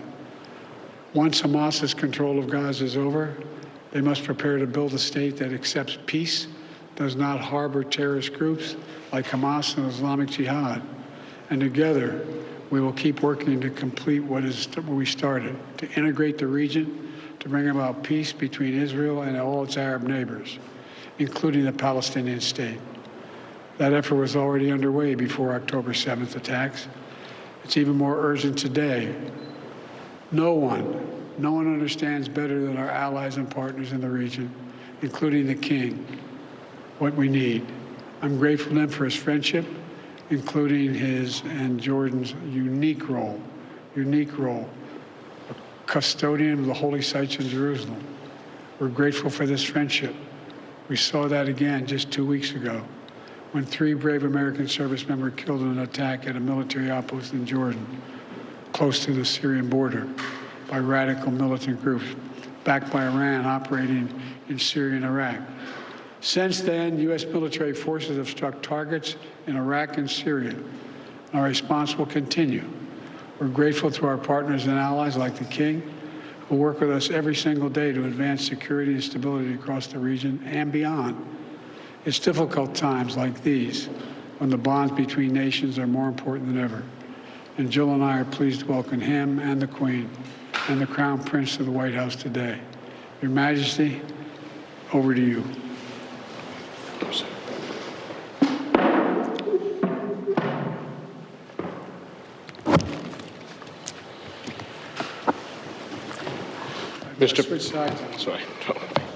Mr. President, thank you for your gracious hospitality accorded to me and my delegation today. My visit today carries an added meaning as our countries this year mark 75 years of exemplary strategic partnership. However, we had hoped we would be marking this major milestone during better circumstances in my region and the world. Unfortunately, one of the most devastating wars in recent history continues to unfold in Gaza as we speak. Nearly 100,000 people have been killed, injured, or are missing. The majority are women and children. We cannot afford an Israeli attack on Rafah. It is certain to produce another humanitarian catastrophe. The situation is already unbearable for over 1 million people who have been pushed into Rafah since the war started. We cannot stand by and let this continue. We need a lasting ceasefire now. This war must end. We must urgently and immediately work to ensure the sustainable delivery of sufficient aid to Gaza through all possible entry points and mechanisms. And I thank you, Mr. President, for your support on this. Restrictions on vital relief aid and medical items are leading to inhumane conditions. No other UN agency can do what UNRWA is doing in helping the people of Gaza through this humanitarian catastrophe. Its work in other areas of operation, especially in Jordan, where 2.3 million are registered, is also vital. It is imperative that UNRWA continues to receive the support it needs to carry out its mandate. The potential threat of Palestinian displacement beyond the borders of Gaza and the West Bank is something we view with extreme concern and cannot be allowed. At the same time, we must not ignore the situation in the West Bank and in the holy sites in Jerusalem. Nearly 400 Palestinians have been killed in the West Bank since October 7th, including almost 100 children and over 4,000 injured. Continued escalations by extremist settlers in the West Bank and Jerusalem's holy sites and the expansion of illegal settlements will unleash chaos on the entire region. The vast majority of Muslim worshippers are not being allowed to enter Al-Aqsa Mosque. Christian churches have also voiced concerns about increasing and unprecedented restrictions and threats. It is also important to stress that the separation of the West Bank and Gaza cannot be accepted. 7 decades of occupation, death, and destruction have proven beyond any doubt that there can be no peace without a political horizon. Military and security solutions are not the answer. They can never bring peace. Civilians on both sides continue to pay for this protracted conflict with their lives. All attacks against innocent civilians, women and children, including those of October 7th, cannot be accepted by any Muslim, as I had previously stressed. We must make sure the horrors of the past few months, since October 7th, are never repeated nor accepted by any human being. We must together, along with Arab partners and the international community, step up efforts to reach a ceasefire in Gaza and immediately start working to create a political horizon that leads to a just and comprehensive peace on the basis of the two-state solution. An independent, sovereign, and viable Palestinian state with East Jerusalem as its capital, but living side by side with Israel in peace and security. This is the only solution that will guarantee peace and security for the Palestinians and the Israelis, as well as the entire region. Your leadership, my dear friend, Mr. President, is key to addressing this conflict, and Jordan is ready to work, as always, with you towards peace. Thank you.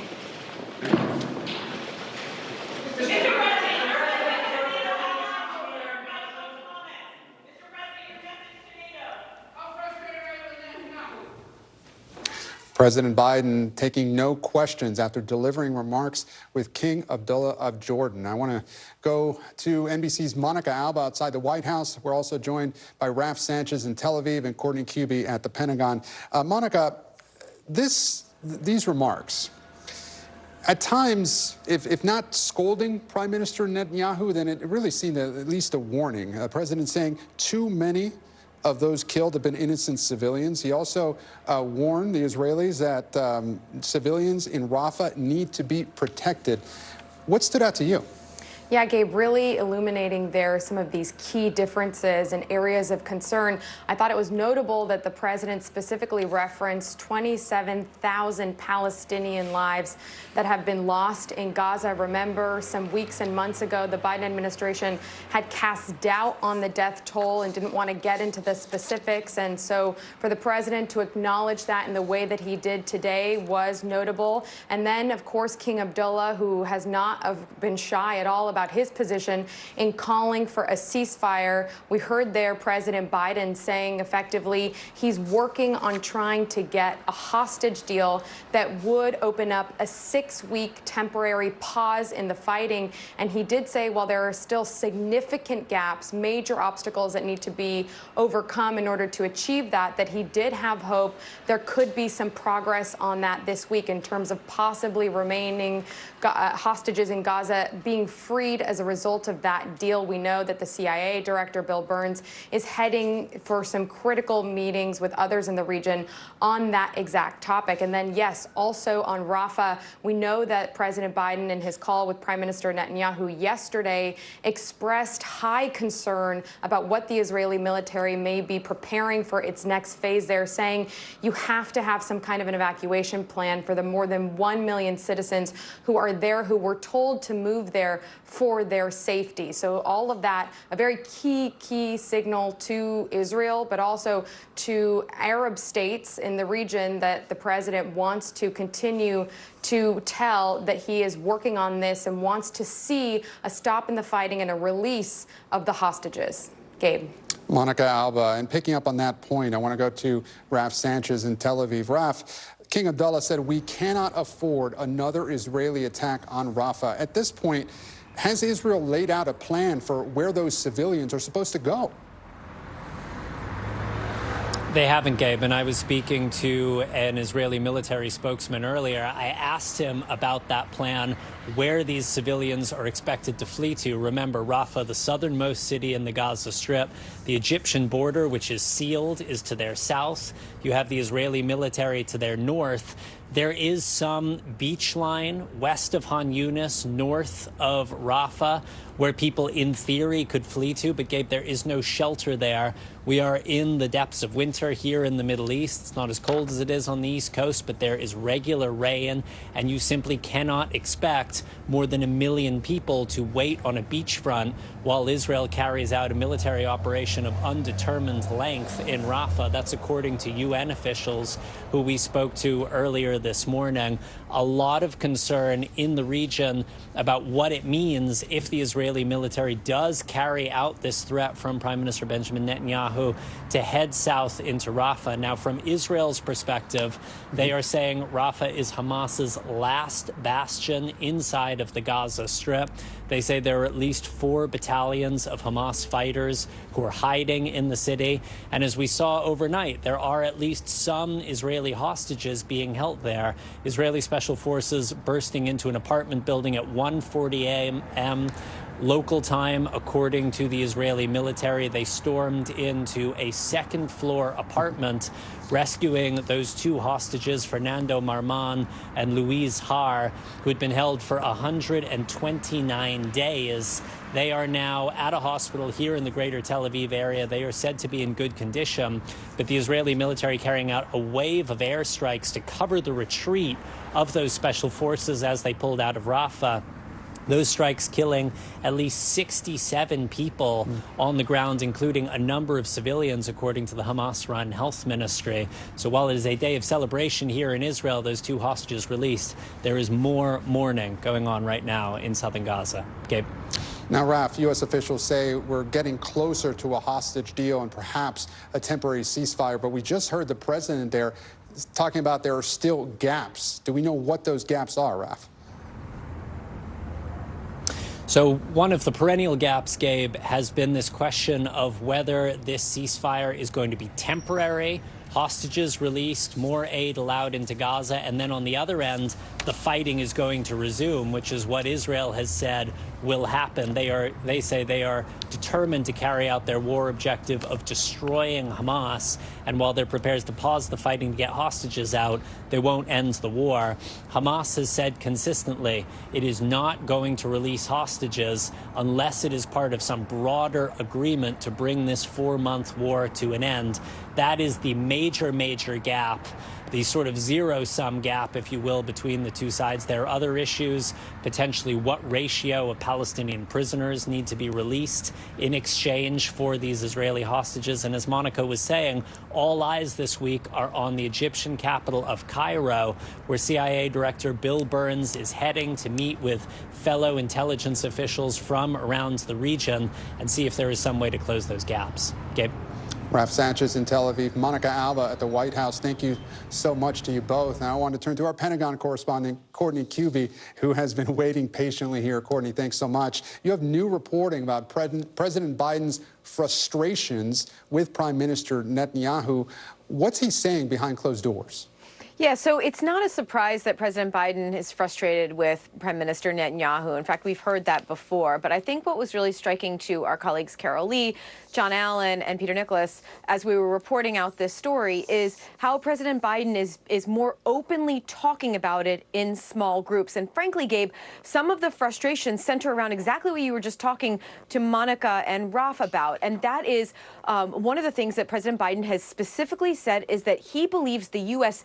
keeps taking good deals to the Israelis and that Netanyahu is dismissing them and he is not working towards a deal. And in fact, in some of these small group meetings, the president has even said, according to officials who are familiar with these conversations, he's even said that he believes that Netanyahu is trying to extend this war, extend this conflict so that he can remain in power. So we've also heard about President Biden using some very colorful language when describing Netanyahu in these private conversations, according again to officials who are familiar with the conversations.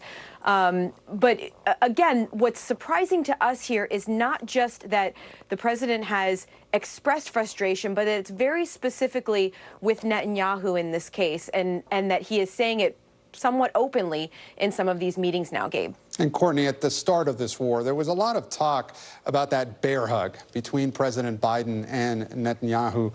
As Israel prepares for the military operation in Rafah, is there any sign at all that Israel is heeding the warnings from the U.S.?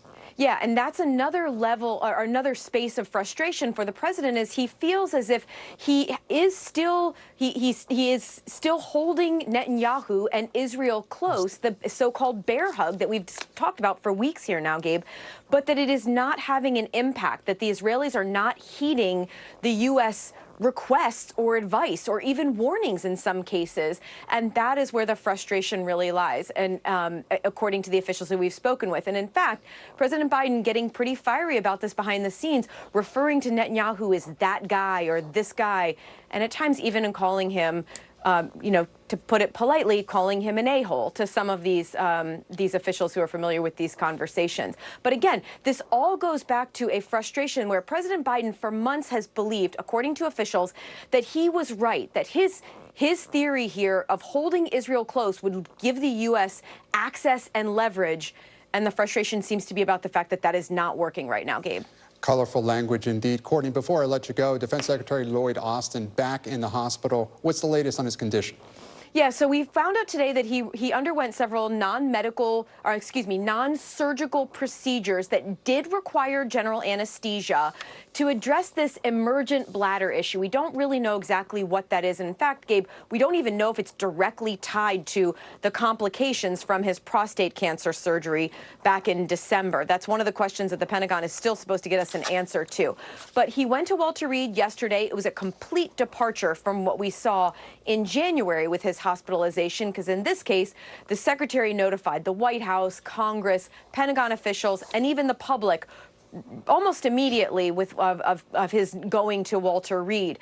After a series of tests, he transferred authority to his deputy secretary, Kathleen Hicks, late yesterday afternoon around 5 p.m. before undergoing these procedures today. His doctors now are saying they expect a recovery.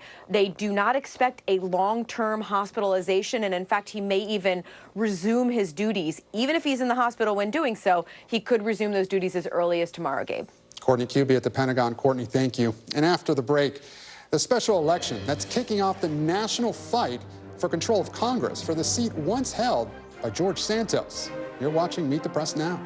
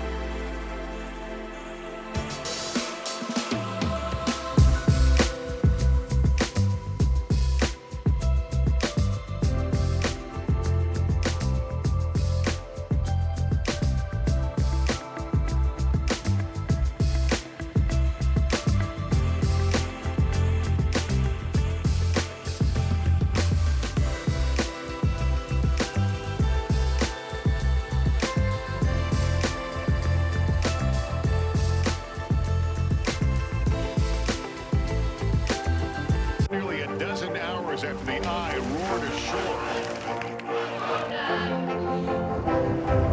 There is some late-breaking news. All right,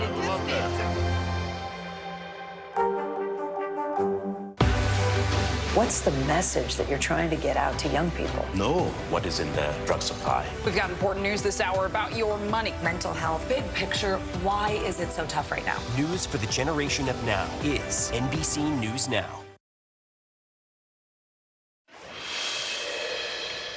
And welcome back. A special election tomorrow in New York's 3rd congressional district could have significant impacts in Congress for both the short term and long term. Democrat Tom Suozzi is facing Republican Mazi Pilip to fill the seat that was held by George Santos before he was expelled from Congress. In the short term, a victory by Suozzi, a former congressman, would shrink Republicans' already razor-thin majority. And the latest poll from Newsday and Siena College shows Suozzi with a 4-point lead. That's within the margin of error. And in the longer term, tomorrow's election is a test of messaging for both parties ahead of November, specifically on the issues of immigration and abortion, which have been front and center in this race. Tom Suozzi rolled out the red carpet for illegal immigrants. I kicked ICE out of Nassau County. Suozzi helped create our immigration crisis. I'm pro-life. Me, Mazi Manasa Pilip. I am pro-life. Mazi Pilip is running on a platform to ban abortion. And NBC News senior national political reporter Sahil Kapoor joins me now from Great Neck, New York. Sahil, so good to see you. What's at stake nationally from this special election? Well, two big things, Gabe. The first thing that's at stake is the balance of power in Washington. This is one seat in the House of Representatives, which may not seem like a whole lot, but we saw just last week with that attempted impeachment of DHS Secretary Alejandro Mayorkas what one seat means, because that was literally the margin of difference between what ended up being a spectacular failure and what would have, for Republicans, been a success if they had this seat. The second thing that's at stake is that this is a glimmer into the national political environment heading into 2024. This district has reflected the national mood since at least 2018, and it's the kind of bellwether district that both parties believe they need to win in order to have a very good shot at taking control of the House of Representatives this fall. How important is it to you which party controls Congress? The both of them need to work together. I don't know. I want a middle. One is too far left, one is too far right. I think that both of the parties are not focused with a clear intention of the majority of the people of this country at this point. And I think that what matters is standing for what the people care about. Now, there are multiple national issues, divisive national issues like immigration, crime, public safety, and abortion that are decisive, that are proving or showing up to be decisive in this race so far, that will be decisive in other districts as well, Gabe. One unifying factor for voters here, whether they're supporting Tom Suozzi or Mazi Pilip, is a shared embarrassment in George Santos. The fact that he was elected for 1 year, didn't have any committee assignments before he was ultimately indicted on 23 counts, disgraced, expelled from Congress. Republicans are trying to wash the stench of George Santos off their party brand, seeing him as a major liability in what in Nassau County has been a pretty good last few years for them, Gabe. Sahil Kapoor in New York, and the embarrassment for George Santos. Apparently that's something that can bring people together and everyone can agree on. Sahil, thank you. And joining me now on set is Eugene Scott, senior politics reporter for Axios, Adrienne Elrod, former senior aide in the Biden-Harris campaign, and Sarah Chamberlain, president and CEO of the Republican Main Street Partnership. Thank you all so much for joining us. Eugene, I want to start with you, and let's go back to what we were talking about at the beginning of the program. You know, here we are in the presidential race, and is this going to be where we're at 7 months ago? You know, President Biden is going to be 81. Donald Trump is still, you know, his rhetoric isn't going to be toned down at all. This snapshot right here, when we're talking about President Biden's age and talking about former President Trump saying something outlandish yet again, is this what we have to look forward to? Well, the only way, should I say, that could change is if the former president stops saying outlandish things, and the current president stops aging. Neither of those things is going to happen. Exactly. Right? And what would need to happen to convince voters on, outside of these two individuals' camps that these issues are not actually issues is for their teams to somehow figure out a way to message to those voters who are concerned about these things in a way that communicates that this is not as big of a problem as voters repeatedly tell us it is. Now, Sarah, speaking of messaging, Donald Trump could have had an easy weekend just basking in the fallout of the Hur report. He, of course, did not. He never does. He never does. No. What can that be changed? Does the Trump campaign, can they rein him in? No. This is who he is. He loves doing this. He loves doing it for the applause. He loves doing it for the controversy. He loves the fact that we are now talking about it. So no, this is his campaign. There's no doubt. Well, Adrian, and I want to talk about Democrats, though, and they, over the weekend, talking about messaging, a lot of Biden surrogates really came out and said the same thing, similar talking points, calling the special counsel's report politically motivated. Can Democrats credibly make that argument, though, when they've been saying for so long that Donald Trump can't make that argument in his case? Now, I know the special counsel made a distinguish the two cases, but will voters see it that way? No, and that's why they can. I mean, look, James Comey started the precedent. Obviously it was a slightly different situation because he was the FBI director, but he started the precedent, unfortunately, of using his own political opinion to make an ultimate determination on where, I mean, that was not why Hillary Clinton was not recommending criminal charges, but the fact that he stood on his own bully pulpit for 15 minutes and ridiculed her and then said, oh, by the way, we're not going to recommend that charges go forward. He set the precedent to make it seem like this is acceptable.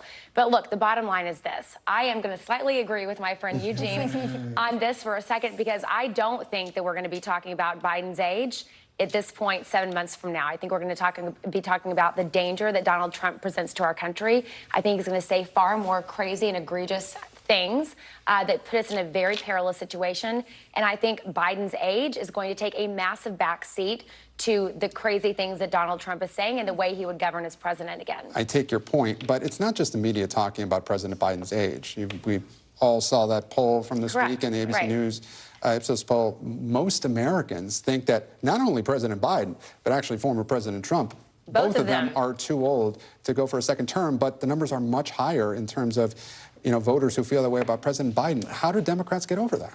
Well, I think, again, when you look at that poll, yes, maybe a significant majority of voters think that both Joe Biden and Donald Trump are too old, but that doesn't mean that they're not going to vote for Joe Biden. That is the thing. It's the same with the approvals and disapprovals in polls. Just because you're approving of somebody or disapproving of somebody doesn't necessarily dictate how you're going to vote. Same with the age factor. And you put these two candidates against each other, the contrast could not be more clear. And as you know very well, because you've covered a lot of elections and campaigns, the campaign will be decided, the election will be decided by a small sliver of the electorate. And those independent swing voters are going to want someone who's going to continue to govern effectively, as opposed to somebody who's going to govern erratically. And a small sliver of voters, as you mentioned, Adrian. Eugene, I want to pick up on that point. Donald Trump right now is running a campaign of revenge. Right. Joe Biden is running a campaign of fear, fear of Donald Trump. Are voters just going to throw up their hands and just not turn out? We were talking about how critical that small amount of voters is. For Joe Biden supporters, will they just get frustrated and not show up? Tomorrow, I'm talking to voters with the Axios Swing Voter Project, and it's voters who backed Trump in 2016 before swinging over to Biden in 2020.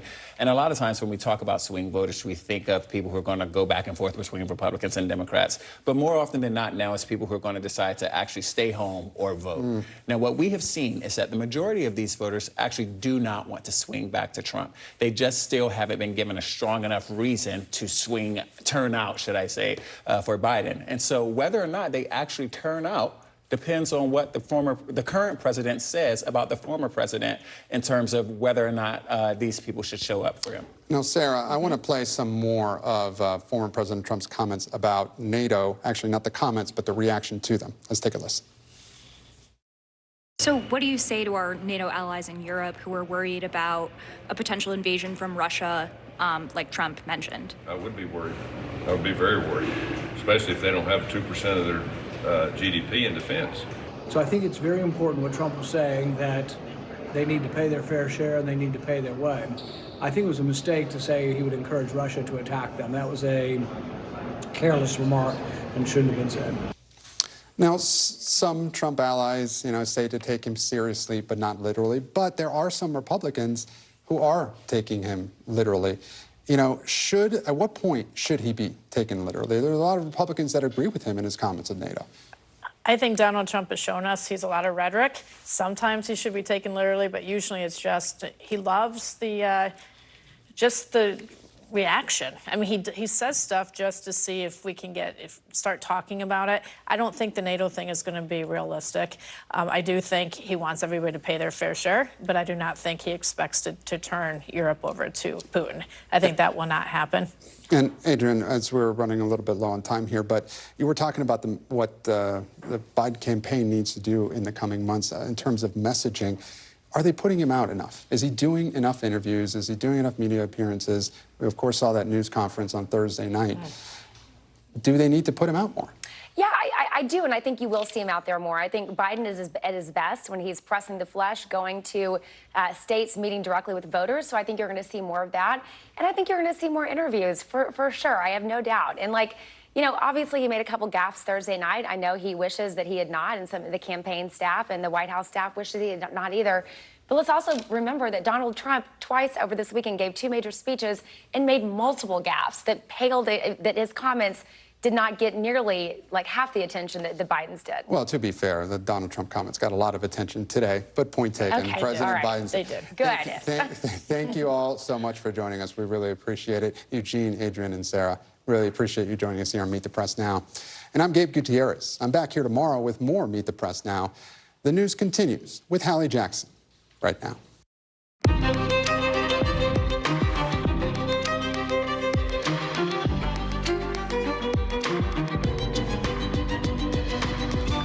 Tonight, the search is on for some kind of a motive in Texas, with the latest details coming into us from police on why somebody attacked a Houston megachurch with an assault rifle, leaving the attacker dead, her own child in critical condition. The new information we're just getting in from officials who say these clues so far point toward anti-Semitism. Then tens of millions of people facing what could be a brutal winter storm. The latest predictions calling on a ton of snow right in the middle of the morning rush, and the warnings from officials to just stay inside. Plus, a key election in New York is now just hours away. Who's likely to replace now former Congressman George Santos, and what it means for a Republicans' razor-thin majority in the House. Plus, new numbers coming into us any minute on what could have been, may have been, a record-breaking Super Bowl. How many of us caught yet another Chiefs title, that Usher halftime show, and which of those multi-million-dollar ads made the biggest impression? And later on in tonight's original, is Gen Z failing to launch? Why one of the youngest generations reports feeling lonely, stressed about money, some of them not even bothering to get their driver's licenses. That's a little bit later on. Hey there, I'm Hallie, and we begin tonight with those new details coming in about the shooting at a Houston megachurch.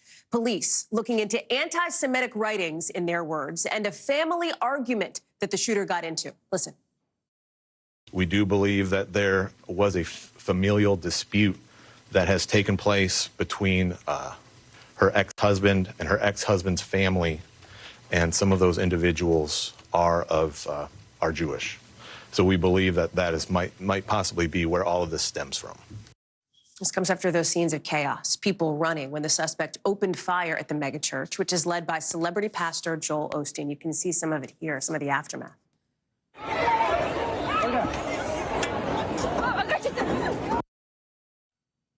Those, of course, are the moments inside Lakewood, when people were yelling for people to get down in Spanish. You could hear off in the distance some gunshots. But we now know the shooter was carrying an assault-style rifle, according to police, that had a sticker with the word Palestine on it. Police say she acted alone and that her child, a 7-year-old, is fighting for their life after being hurt in the chaos. 2 off-duty officers who were working at the church now being hailed as heroes who killed this attacker, putting a stop to what could have been an even worse situation. Morgan Chesky has been following this story and is joining us now. Bring us up to speed here, because this afternoon, late today, fast-moving developments in trying to figure out what happened here and why. Yeah, Hallie, this investigation has been sharing new details almost by the hour today. And you mentioned those two off-duty officers who engaged the shooter here. Important to note that they had sidearms on them, and authorities stressed that they did not flinch whenever the shooter pulled out a long rifle, believed to be an AR-15, and opened fire, saying that they returned fire until the threat was neutralized. And we now know who that shooter was, identified just a short time ago by authorities as a 36-year-old Genesee Moreno. And in addition to that information, they also shared that this 36-year-old has 6 prior arrests dating back to 2005, Hallie, which include unlawful carrying of a weapon, evading arrest, and assault on a public official. In addition to that, Hallie, we also heard that there is a history of mental health issues there as well, acknowledged by family members in addition to authorities here. And that has painted a much more clear picture of some of the context surrounding what took place yesterday afternoon here at this church behind me. Important to note that we still do not have a motive, though. Hallie?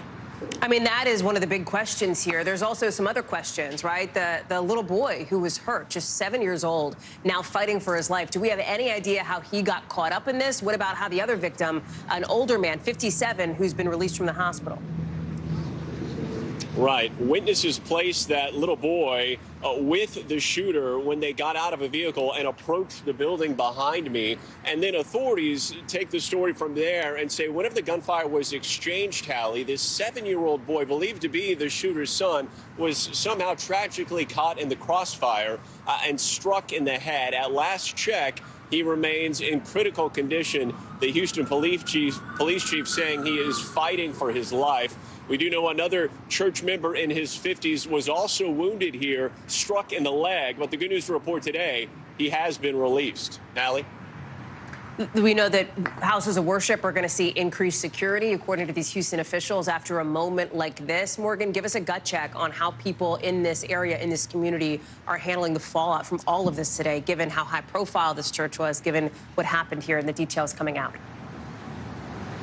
Right. Authorities stress that houses of worship across the greater metro area will be seeing reinforced security measures. And that does not just include churches like this, which hold thousands of people. That also includes smaller houses of worship, synagogues, etc. as well, Hallie. And I should say that right now, the authorities say that there was a bomb threat that came in addition to the shooter's arrival, but no specific explosive has been found, although individual ingredients have been recovered from their residence, located about 30 minutes from where I'm standing in the suburb of Conroe. Hallie? Morgan Chesky live for us there in Houston. Morgan, thank you for being on top of that one. Let's bring it back east now, because tonight millions of people in the Northeast are bracing for what could be the biggest snowstorm to hit some cities in years.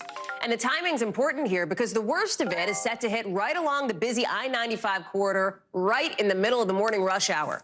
That could snarl traffic up and down the East Coast, with 40 million of us under winter alerts right now. In Boston, there's a snow emergency already, with a pile of snow expected there. And in New York, they're telling people, if you don't absolutely have to be on the roads, stay home.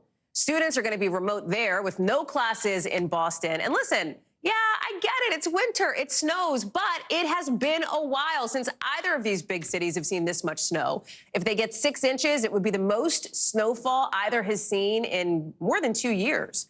Meteorologist Bill Cairns is standing by. But first, I want to get to Stephen Romo outside in New York. Not so bad where you're standing now. It could look very different this time tomorrow, Stephen. Yeah, it certainly could. And the hope here, Hallie, is that New Yorkers actually remember how to drive on it, because chances are things are not going to be moving like this tomorrow. Just for an example, I've lived here for going on 3 years now. I've only really seen it snow just one time while I'm here. And that means stuff like this hasn't really been a part of my New York experience. This is what the city will have to be using to treat the roads come tomorrow. This is, of course, salt that they'll be using. They say they are still ready. They remember what it's like when snow actually falls here. So they're going to be prepared using this this to treat all of the ground ahead of this event. And this could be the most snow we've seen in the city since January of 2022. You mentioned the schools are closed. Governor Hochul telling people to stay home if at all possible. So here are some of the warnings. Here's what we could expect from this. That is severe travel delays on the roads. Of course, that comes with accidents and spin-outs. And get ready for the salt trucks and crews as well on the streets to try to get them ready, along with delays at the airports. The airlines are getting ready. We have messages and advisories out from JetBlue, Southwest, United, Delta, all to prepare passengers for that. And it's not just New York. Boston declaring that snow emergency as well, also canceling in-person schools. Boston says they have about 38,000 tons of salt ready ahead of this. The city of New York also has thousands of tons of salt ready. Not much has had to be used here in the past couple of years. It's been like 2 years, I think, since we've had more than 2 inches of snow in a single day. We'll get to the expert, Bill Cairns, on that. Yeah. But hopefully people will remember how to actually deal with this, Hallie. I mean, that's the thing. You got to hope that people remember how to stay safe. Stephen Romo, thank you very much. I want to bring in the aforementioned expert, Bill Cairns. No pressure, friend, but what's the track? How bad is it going to be? Hallie, I like to blame all my gray hair on my kids and snow forecasts. That's, yeah, pretty much sums it all up. This storm has had significant changes in the last 48 hours. Just give you one example. So my family, I grew up in the Albany, New York area. 2 days ago, it looked like a foot of snow was going to fall in Albany, New York. Now it looks like they're going to get 0. This storm has taken a significant shift to the south. That means the snow forecast has changed for many areas. The snow forecast just dropped significantly for Hartford, for Boston. It went up in New York City. Providence is still pretty high, and now Philadelphia is getting into the mix, and all our friends on Long Island. So, yeah, there's been a lot of changes with this storm in the last, 12 hours. So we still have 45 million people. The heart of it is still in this pink area here. These are the winter storm warnings. This is where the highest impacts will be tomorrow morning, right during the morning rush hour. And it's a narrow band of really heavy snow. And that was up more to the north, and now we're shifting it south. And you notice we still have it over southern New England now in the Long Island. This may even shift a little more south with this next update this evening. So I have a broad brush here of 3 to 6 inches New York City. It may only drop to 34 degrees. The snowflakes are going to melt on the roads and the treated surfaces. They may never get snow on some of the roads in New York City. Go walk in Central Park, and you may have 3 to 6 inches, and it looks like a winter wonderland. It may be one of those storms. Best chances of really treacherous roads will be outside of New York City, northern New Jersey, western portion of New Jersey, north of Philadelphia, southern New England, any of the higher elevations in southern Connecticut, and also down through the Hudson Valley. That's who now looks like to get the worst of it.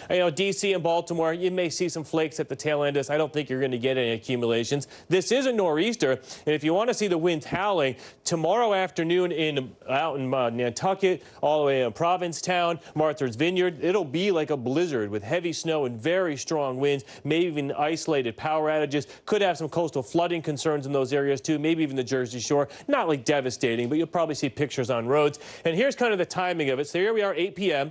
Then we notice this is that bright white. This is the highest impacts, 8 a.m. tomorrow morning, New York City, Jersey Turnpike, southern New England. So we'll fine-tune that, Hallie. But, these snow forecasts, when the temperature's close to 32 degrees, like 1 degree completely busts a forecast.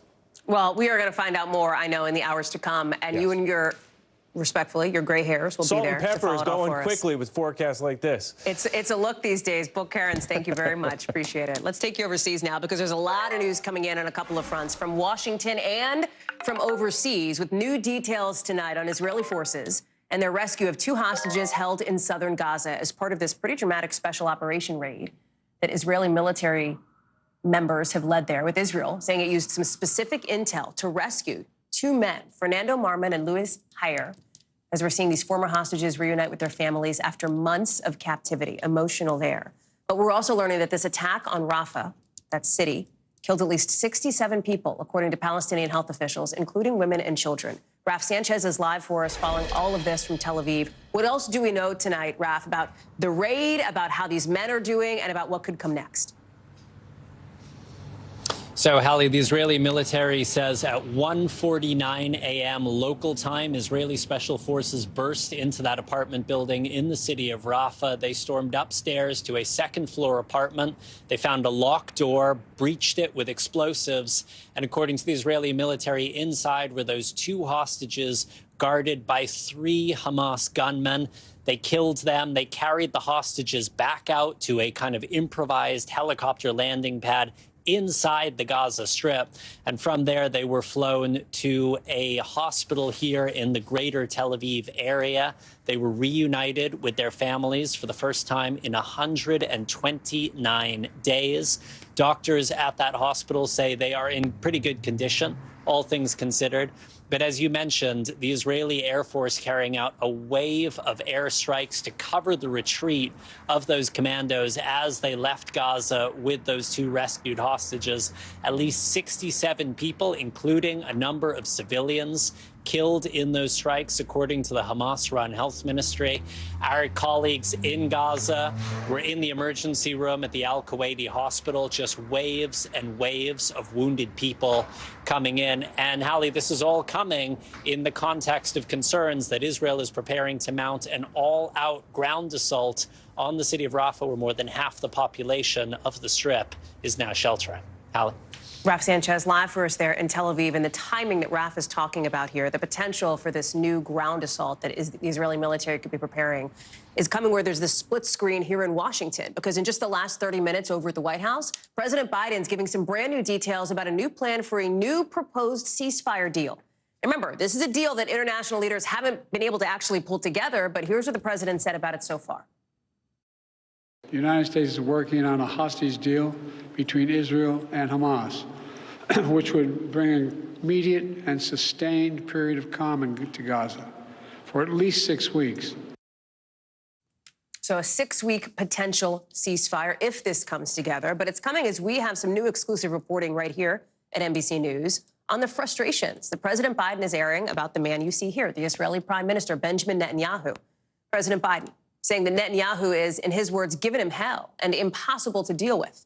People familiar with the president's comments tell NBC News. Apparently, President Biden's even called Netanyahu an a-hole a few times as the president's trying to persuade Israel to change its military tactics in Gaza, according to 5 people directly familiar with his comments. The CIA director is heading to Egypt tomorrow on the president's orders to try to hammer out a new deal. And in just the last 24 hours, President Biden told Netanyahu Israel should not go ahead with that new assault you just heard about from Raf in southern Gaza without what he calls a credible and executable plan.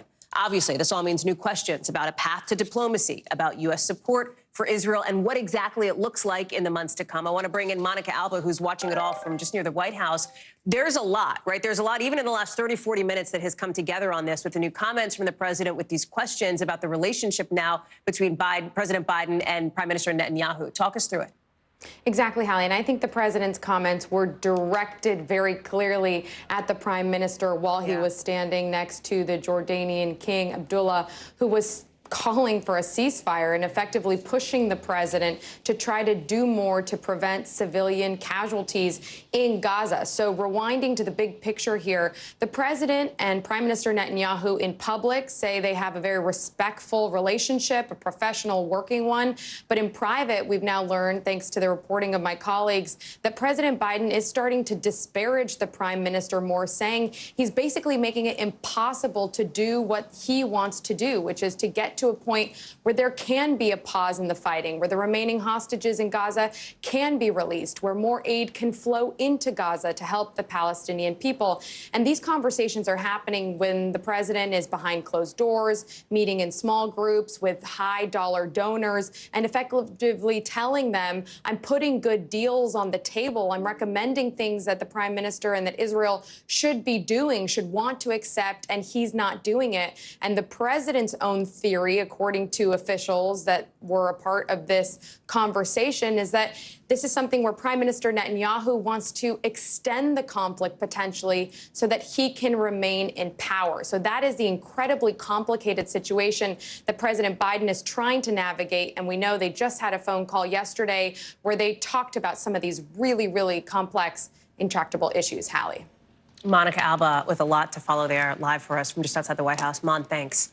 Also in Washington, or near Washington, we should say, just across the river at the Pentagon, we're learning in just the last few hours that the defense secretary went under anesthesia earlier today for a medical procedure on his bladder, with the White House coming out and saying that Secretary Austin is now following protocol to a T. This time, when it comes to this kind of thing, doctors at Walter Reed, where the secretary is being treated, say he'll be able to get back to work tomorrow, but for the time being, he's put his second-in-command in charge and notified the White House. That's significant. Remember, I know you're thinking about that two-day period earlier in the year when the president was really in the dark at the start of what turned out to be a weeks-long or a days-long hospitalization for complications related to prostate cancer surgery. Doctors say that even though he's been hospitalized again, Austin's prognosis to beat the cancer remains, in their words, excellent. I want to bring in NBC's Courtney Kube. So a couple of pieces to this, Court, right? First one is the logistics. This is going down differently this time than it did for Secretary Austin the last time around. But second is the practical implications here, right? Because there's a trip to Europe that's now called off because of the secretary's health conditions at a time when, as we have laid out even here in the show, there are a number of urgent international crises to be dealt with here. Walk us through what you're hearing at the Pentagon about what the next week or so looks like. Yeah, this was a really busy week for Secretary Austin. Yeah. So he was hospitalized yesterday, taken to the hospital a little after 2 p.m., not via ambulance like we saw back in New Year's Day, but taken by a security detail. And as you mentioned, Hallie, it was a huge departure from the January 1st hospitalization, in that the secretary's office, his aides, called the White House before he even got to the hospital to say he was going there. They also notified Congress, senior Pentagon officials, and then the public, all within a couple of hours of him being taken to the hospital for what's being described as symptoms of an emergent bladder issue. Now, throughout the course of the day, we had several additional updates, including that he had transferred his authorities to his deputy and that he was taken into critical care. We found out today that he was under general anesthesia for these procedures, and they expect him to potentially resume his duties as early as tomorrow. Now, he was scheduled to travel to Brussels tomorrow morning for two events. One on Wednesday was the Ukraine Defense Contact Group. That's where a bunch of allies get together and they talk about weapons and equipment, largely ammunition right now, that they can all gather up and send to Ukraine to fight in the war against Russia. It's a very critical time for this Ukraine Defense Contact Group right now, Hallie, because as we know, as we've been talking about on the show for weeks now, the U.S. is really fighting about funding to send more to Ukraine. Mm-hmm. This will now go on virtually. It's not clear whether Secretary Austin will be able to participate from the hospital or maybe from his house. We're waiting to hear more on that, but it's a critical week for him to be suffering with these medical issues, Hallie. Courtney Kube, we're glad to have you reporting on all of this tonight. Thank you. We got to get to some other breaking news in just the last half hour here, because former President Donald Trump is now asking the Supreme Court for more time to file an appeal on whether or not he is immune from criminal prosecution. So remember what happened just last week. We brought it to you here as breaking news. This panel from a federal court here in D.C. said, no. They said, Donald Trump, you have the same rights as any other criminal defendant, meaning you don't have special immunity because you used to sit in the White House. You're treated just like maybe you or me or whoever. Remember, they called him, in their words, Citizen Trump, meaning his federal election interference trial could go ahead. But here's the thing. This new filing that's just into us from the former president asks for a stay, i.e. a pause, right? They're asking to press pause on that ruling. Why? Because Mr. Trump's attorneys say that a months-long criminal trial at the height of election season would radically disrupt Mr. Trump's ability to campaign against President Biden. You see that quote there. That is sort of the key of this. Danny Savalas is joining me now. And Danny, of course, right? I mean, of course, the impact of a trial affects what happens on the campaign. That is what people have been talking about since the second this case was brought here. What is the likelihood that that is going to be persuasive to the rulers that be here? There are a few different requests going on here. One is the stay, and the stay has a couple different levels, but the other one is for review. Now, on the argument for the court to review it, I noticed this over the weekend, and obviously the Trump team noticed it as well. But remember, back in December, Jack Smith, the prosecutor in this case, essentially said, this is an issue, immunity, that must be taken up by you, the Supreme Court. At the time, Jack Smith was seeking to leapfrog the D.C. Circuit Court of Appeals in order to move this along as fast as possible and have the Supreme Court review it. So in a sense, Jack Smith has already argued that this case should be heard by the High Court. On the other hand, the Trump team is also asking for a stay of the proceedings and a stay of the mandate so they can ask for en banc review at the circuit court. So they're asking for a lot of different stays here.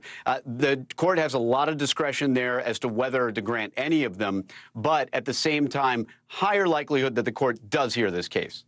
Okay, you got to it at the end there, but if I asked you to boil this all down into like super plain English terms of what you think is most likely to happen in the next month on this, what would you say? There are a couple different outcomes, but likely that the Supreme Court takes up this case.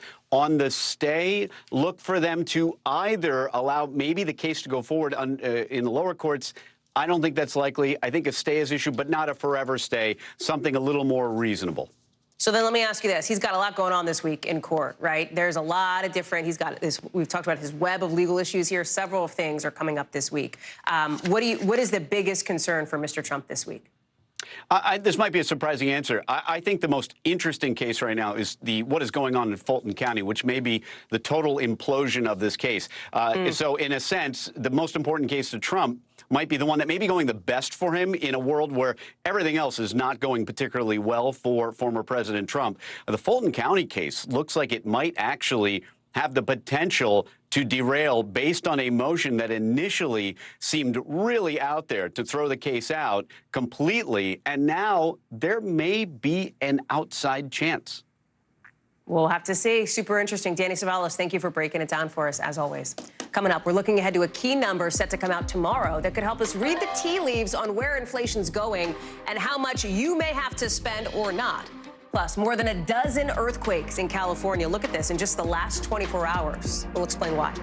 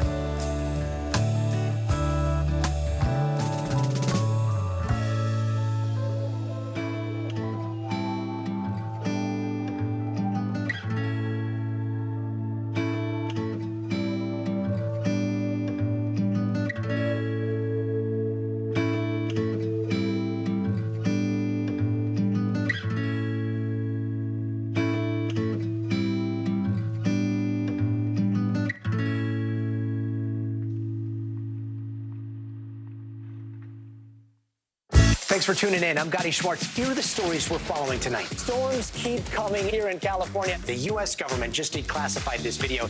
A lot more stories trending like crazy on social media. A controversy pitting lawmakers against young voters. What's the state of crypto today? Is it safe for investors? We've got another mind-bending story on artificial intelligence. This is what my voice sounds like when I clone it. That wasn't me. You gotta see this. Stay tuned now, weeknights at 8 Eastern, 5 Pacific on NBC News Now.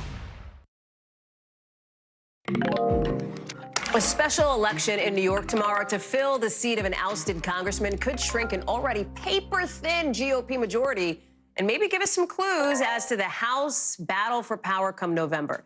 Now, this contest pits former Democratic Representative Tom Suozzi, who held the seat for 6 years, against Republican Mazi Pilip. It's a big deal because you can see it here. Republicans have a 7-seat majority, 4 seats vacant. If you don't feel like doing the math, let me just tell you. What it means is every single seat counts, and that includes the seat of George Santos, who, of course, no longer is in Congress. And if you can't quite remember why, here's how we got here. You were the it girl. Everybody wanted you until nobody wanted me. No, I was not a drag queen in Brazil, guys. I was young and I had fun at a festival. Sue me for having a life. I'm Catholic, but I'm also Jew-ish.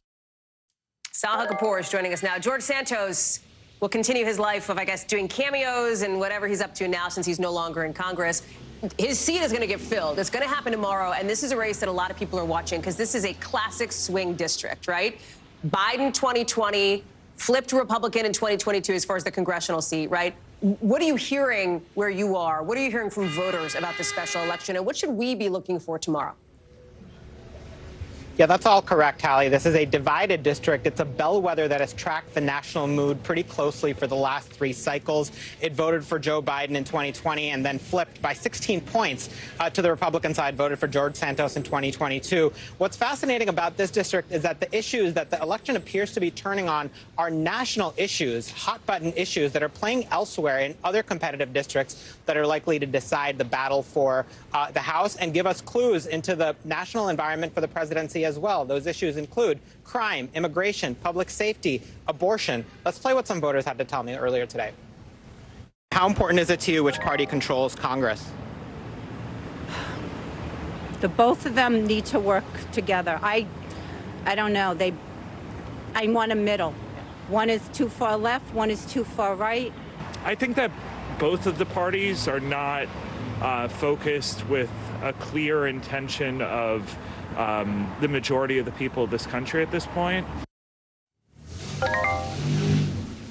Now, one thing you just heard there is a general dissatisfaction with Congress, a dissatisfaction with Washington that is contributing to the fluidity of districts like this. Neither party's brand is particularly popular here. Both Joe Biden and Donald Trump in a recent Siena College poll are underwater in terms of their own favorability. And let's show the race what it looks like in that poll. Suozzi leads narrowly with 48%. To Mazi Pilip, the Republican candidate's 44%. That is just inside the margin of error. So it's a statistical dead heat in this race. The issues that are driving the race, let's show that. Mazi Pilip has a lead of 9 points on the issue of addressing the migrant crisis. This is the single biggest asset politically that Republicans have going for them because you see Tom Suozzi has a 23-point lead on the issue of abortion. Well, this is a pro-choice district. He also leads on the question of protecting democracy and making Congress work. Which way are they going to come down, Hallie? This is a paper-thin margin that Republicans have in the House of Representatives. If they lose a seat, it gets thinner. What's thinner than paper? It's hard to say, but certainly they're going to need every vote they can get, especially after last week we showed the importance of one vote when they tried to impeach the DHS secretary and failed by a single vote. Do I love you for talking about the paper thin, cliche? Because you're right. Like, there is not much thinner than paper, and we keep saying this, and I wonder, as it is obviously an active scene behind you there, how we can drill down on this for folks. Because literally, people might be thinking, wait, there's 400+ seats in Congress. Like, does one seat really make that much of a difference? This year, it absolutely does, and it could give us a signal about November, Sahil. Yes, it absolutely does. A single seat, would have an enormous impact. Again, as we saw last week, one vote made the difference between what would have been a historic impeachment of a cabinet secretary for the first time in 150 years and what ended up being a spectacular failure that left House Republican leadership stunned. So if Democrats win, they feel like they can have an additional asset in the form of one seat to put pressure on Republicans to feel like they have to compromise with Democrats in order to govern, because right now, Speaker Mike Johnson has a tiny majority where any small number of rebels within his conference can object to what he does and prevent it from happening. Hallie? Sahil Kapoor live for us there in Great Neck. Sahil, thank you. Let's get you over to the 5 things our team thinks you should know about tonight. Number one, as Danny talked about a little earlier in the show, we're looking ahead to Thursday because that is when the Atlanta judge overseeing the former president's election interference case in Georgia is confirming he will hold a hearing. It's on those misconduct claims against the Fulton County DA. Mr. Trump and some other co-defendants want Fani Willis, the DA, disqualified from the case, claiming that she and the lead prosecutor benefited financially from their personal relationship. That's an accusation Willis denies. Number two, nearly half of the world's animals that migrate are declining in population. It means their numbers are getting smaller, according to a new UN report. About a fifth of them could face extinction. Officials say it's because of habitat loss, for example, because of illegal hunting and fishing, and because of climate change. Number three, check this out. It's an earthquake shaking things up in Southern California. One of about 24 earthquakes there in just the last 24 hours, according to officials. Happened in Southern California. You see some of the spots there. Fortunately, there haven't been any reports of anybody getting hurt or any major damage, but boy, those pictures really tell the story. Number four, Patrick Mahomes won the Super Bowl. Now guess what? He's going to Disneyland. He's already there. Check it out. I thought we had some pictures of it, but anyway, he's there. Quarterback, Super Bowl MVP, just rode in the post-game Disney parade. It's the Chiefs' third Super Bowl win in 5 years. And tonight, guess who's back on Comedy Central? Jon Stewart in the chair for The Daily Show after nearly a decade away. He's not going to be there every night, just on Mondays for this next year, for this election season. He's also going to serve as executive producer until at least 2025.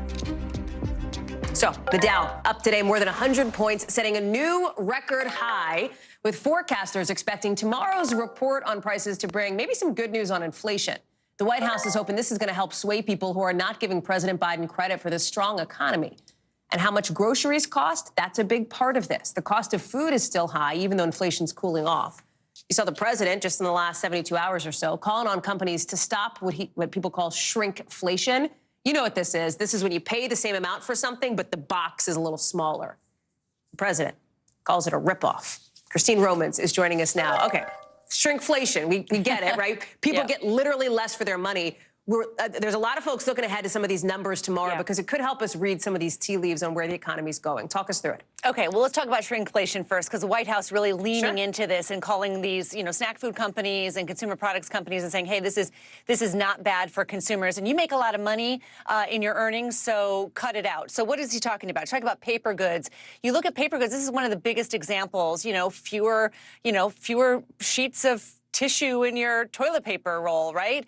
About 10% of the price increase in paper goods is because of this shrinkflation, less stuff in the package. Snacks, almost about 10% as well. Cleaning products, it's pretty prolific there too. Coffee as well, ice cream and candy, 7% of the increase in the price of the overall price increases because of that so-called shrinkflation. And it really has, cooling inflation overall, but consumers are still red hot about the fact that their grocery bill, when they go to the supermarket, when they go to buy, everyday products, everything still costs more. So that is still a real problem. By the way, Super Bowl, in case you're keeping track here, chicken wings down over Super Bowl weekend. So there are some places where we are seeing, Hallie, the grocery prices declining, right? Frozen chicken wings down 11, but chips, I'm a big chips and queso person, those prices still up. You'd be welcome at my house anytime. So then look ahead to tomorrow then, Christine. What are you watching for? So this is the CPI number for January, probably 2.9%. It's going to show, again, the cooling inflation, which has not really resulted in people feeling better about their grocery bills just yet. We'll watch this one very closely. You talked about the record high in the Dow today. The markets are saying the inflation crisis is over. A soft landing is here. Corporate profits will be strong again this year. Does all that translate into happiness and contentedness at the kitchen table? Not quite yet. The White House clearly hoping that the president's messaging on this will start to resonate at some point. Christine Romans, thank you very much. We'll look for you, I know, again tomorrow, and there's a lot to talk on all of this. Appreciate it. When we come back, take a look at this video of rescuers saving a 12-year-old stranded on a cliff. Oh, so scary.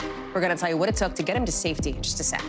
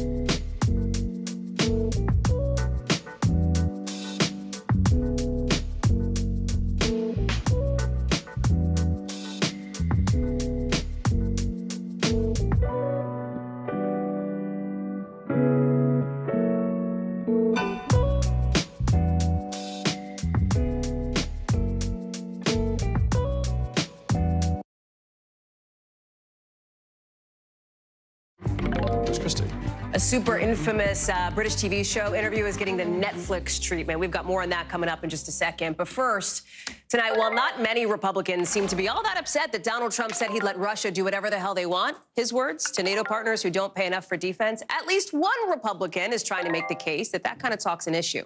Nikki Haley, today, with some of the sharpest attacks yet against her former boss in this GOP primary. Listen.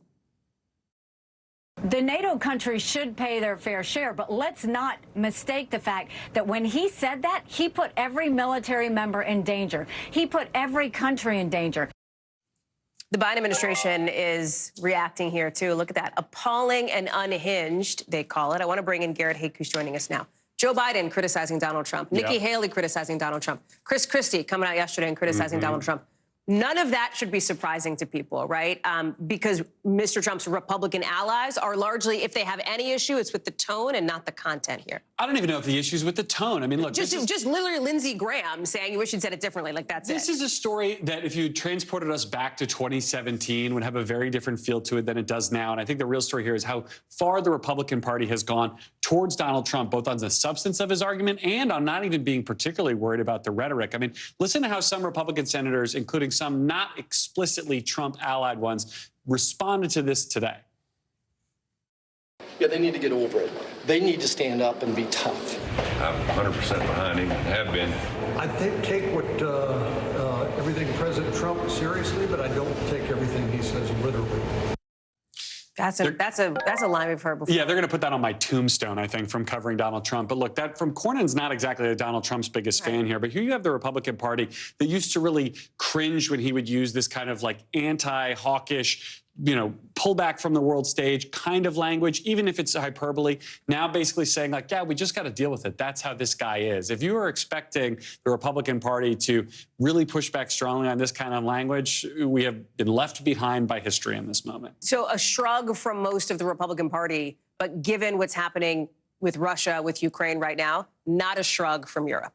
No, definitely not. I mean, we heard this from several foreign heads of state today. We heard it from David Cameron, who's now the British defense minister. A lot of concern about this kind of language. They very much expect America to uphold our ends of the NATO agreements here, mutual defense, obviously paying our fair share in defense as well. Can we just get into the actual substance of this, though? Because paying the fair share, this is something that Donald Trump's been talking about for at least 8 years, right? If not longer, right? And part of this is everybody's got to pay into this NATO bucket. Explain this and the actual facts of the case. You don't even have to pay into a bucket. You just have to pay into your own bucket, right? You have to basically, every NATO country is expected to contribute roughly 2% of that country's GDP. So if it's Germany, it's a bigger amount than if it's Portugal, into your own national defense, so that all of these countries would be strong enough to respond should that threat ever arise. The irony of this is Donald Trump is right. A lot of these countries are not up to snuff. They are not paying up to 2%. And the other irony is most of the ones that are the ones who are at the most risk, right? If you're Latvia, Estonia, Poland, those countries who are right up there sort of snuggled up against Russia,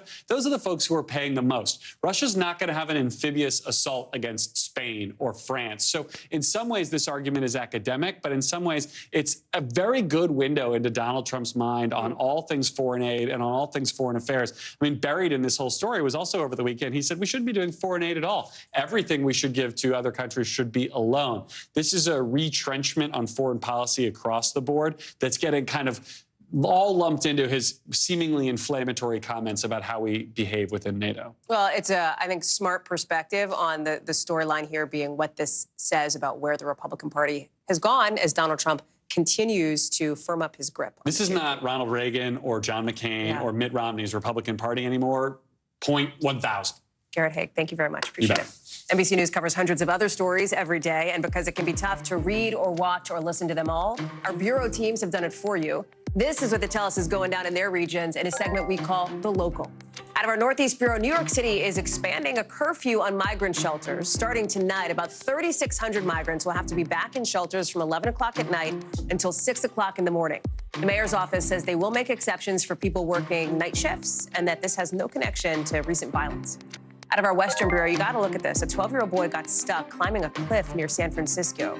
Rescuers couldn't see him from the top, so they used a helicopter to dangle a firefighter about halfway down this 200-foot cliff to bring the boy back up. You see it there? Terrifying to look at, but incredibly, that boy is okay. Thank goodness. And out of our Northeast Bureau, a town in Massachusetts wants private daycares and preschools to pay a fee if their kids that go to these daycares go to public parks. The town says the fees would help keep up with upkeep and that they already charge kids' sports organizations for using public spaces. Some schools say, hey, fine, but if you charge us a fee, we're just going to have to pass that along via tuition. If the proposal is finalized, it could go into effect this summer. So listen, Netflix is just out with the first trailer of its new film, Scoop, highlighting how one woman secured what's been called the scoop of the decade. We're talking BBC's Newsnight 2019 bombshell interview, where Prince Andrew talked for the very first time about his links to Jeffrey Epstein, causing a ripple effect, right? The dominoes to fall, leading to his eventual royal downfall. Netflix says to get an interview this big, you got to be bold. Here's Josh Letterman. Thursday, 2 p.m., the Palace. 2 chairs in the middle of the floor, 6 feet apart. It's the story behind the story that brought Prince Andrew's life and royalty crashing down. Your Royal Highness. Netflix releasing its first preview of the new film Scoop about Andrew's infamous 2019 interview with the BBC, focused on his friendship with convicted sex offender Jeffrey Epstein. Just for the record, you've been on his private plane. Yes. You've been to stay on his private island. Yes. You've stayed at his home in Palm Beach. Yes. Prince Andrew had hoped that interview was his chance to set the record straight about allegations he had sex with a teenager trafficked by Epstein. Instead, it was a public relations disaster, widely described in the UK as a car crash. He didn't express an iota of sympathy for these young girls. That was a disaster. For me, it just showed that he's very arrogant. Prince Andrew panned for his answers about his 4-day visit to Epstein's private island in 2010, after Epstein had pleaded guilty to soliciting minors for prostitution. You were staying at the house of a convicted sex offender. It was a convenient place to stay. Netflix saying the film goes behind the scenes of the historic interview. The BBC's Emily Maitlis, played by Gillian Anderson. For Andrew, life after that interview was never the same.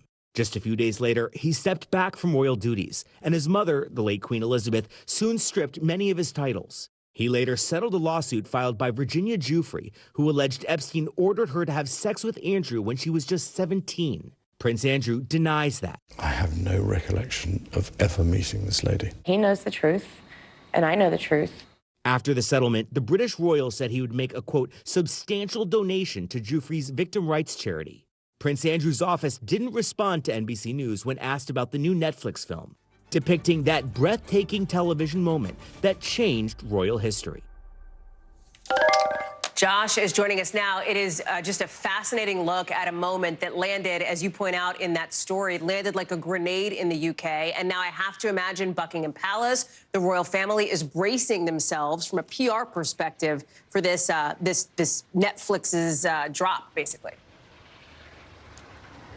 That's right, and it's supposed to come out on April 5th, Hallie, at which point we still expect that the king's cancer treatment will be a major focus. And every time the royal family is back in the spotlight, it's kind of a reminder of how Prince Andrew has been relegated to the black sheep in the family. As other royals like Prince William are stepping up to take on responsibilities from King Charles, Prince Andrew not part of that because he's not a working royal. And you'll recall during the Queen's funeral, he was notably not wearing his military uniform because, again, his late mother, the Queen, stripped him of those military titles. And so each time, and again with the release of this film, another reminder of a very embarrassing chapter for the royal family.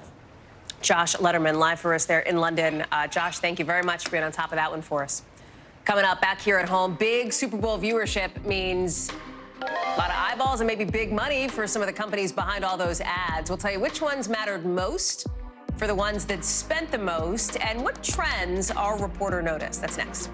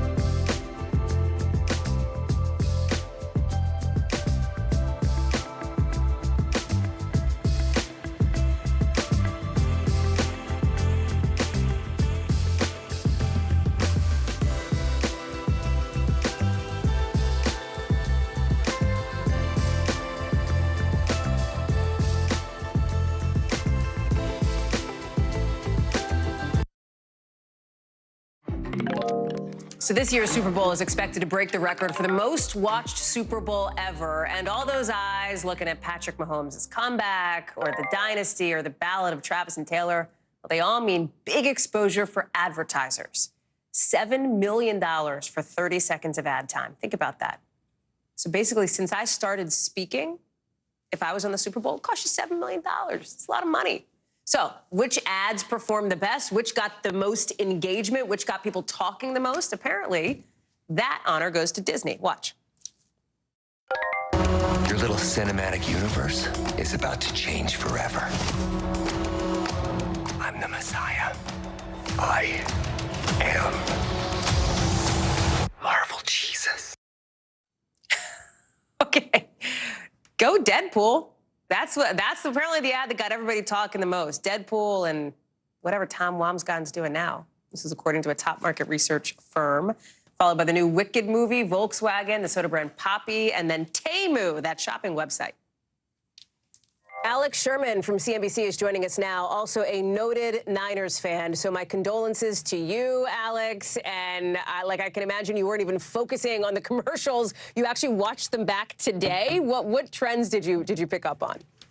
Yeah, I honestly, I did not pay attention at all to the commercials because I was too stressed out over the game itself. So I went back today and rewatched all of them to figure out why certain ones were trending that were trending. There's an EDO report that's out that kind of ranks the different commercials based on consumer engagement, which is sort of a metric that they have based on sort of what's most likely to actually trigger a sale. The top two were Hollywood movies, which is good for the box office and the movie industry at large. They were Deadpool, which is a Disney film, and Wicked, which is a Universal film. Not that anything's going to happen immediately with either of those films because Deadpool doesn't come out until the summer and Wicked even after that. But this is supposed to be a down year for Hollywood. In fact, I do this media predictions poll at the end of last year for the coming year for 2024. One of the experts, I polled 13 people, one of them said they didn't think we would have $1 billion movie all year, which would be the first time in 15 years, barring the pandemic year, that happened. So good news, at least, that the top two were Hollywood movies. Maybe we'll cross that barrier. A couple other trends just to note. Foreign cars, real big. This is, again, the first time in years that the big American car makers, all of them did not buy a Super Bowl ad. You can attribute that to, the high interest rates and sort of lower consumer demand. But foreign car companies stepped in. So you saw Kia, BMW, Toyota, Volkswagen all had ads. The third trend I would say is a bizarre one. And that's that for some reason, a lot of attention toward old NBC comedies on CBS. So I guess we'll pat ourselves on the back for this one, Allie. But I mean, there was a commercial that referenced Scrubs. There was a commercial with Jennifer Aniston and David Schwimmer representing Friends. There was a 30 Rock commercial with Tina Fey. There was a Parks and Rec commercial with Aubrey Plaza and Nick Offerman. I don't know what the obsession was with all this nostalgia toward NBC comedies, but too many of them to just ignore it. I don't hate it. I'm here for that piece of it. I feel like every time I talk to you, in just the few seconds we have left, we've got to talk about the streaming side of it, too, because this feels like this was a big moment for Paramount, too, which was left out of that sports streamer we talked about last week. Talk us through how you see that piece of it. Yeah, so, obviously the Super Bowl kind of rolls through CBS every 4 years or so. They'll next get it in 2027, then again in 2031. But it is an open question about whether Paramount Global will be an independent company by then, or maybe even, we're talking about maybe even a year or two from now, they may not be, because Sherry Redstone, the majority shareholder, is right now talking to other companies, other potential buyers to see, what's out there. Paramount Global's future is in jeopardy because their streaming service still loses money. So it is not clear if this company can be a robust competitor to the Netflixes and Apples and Amazons and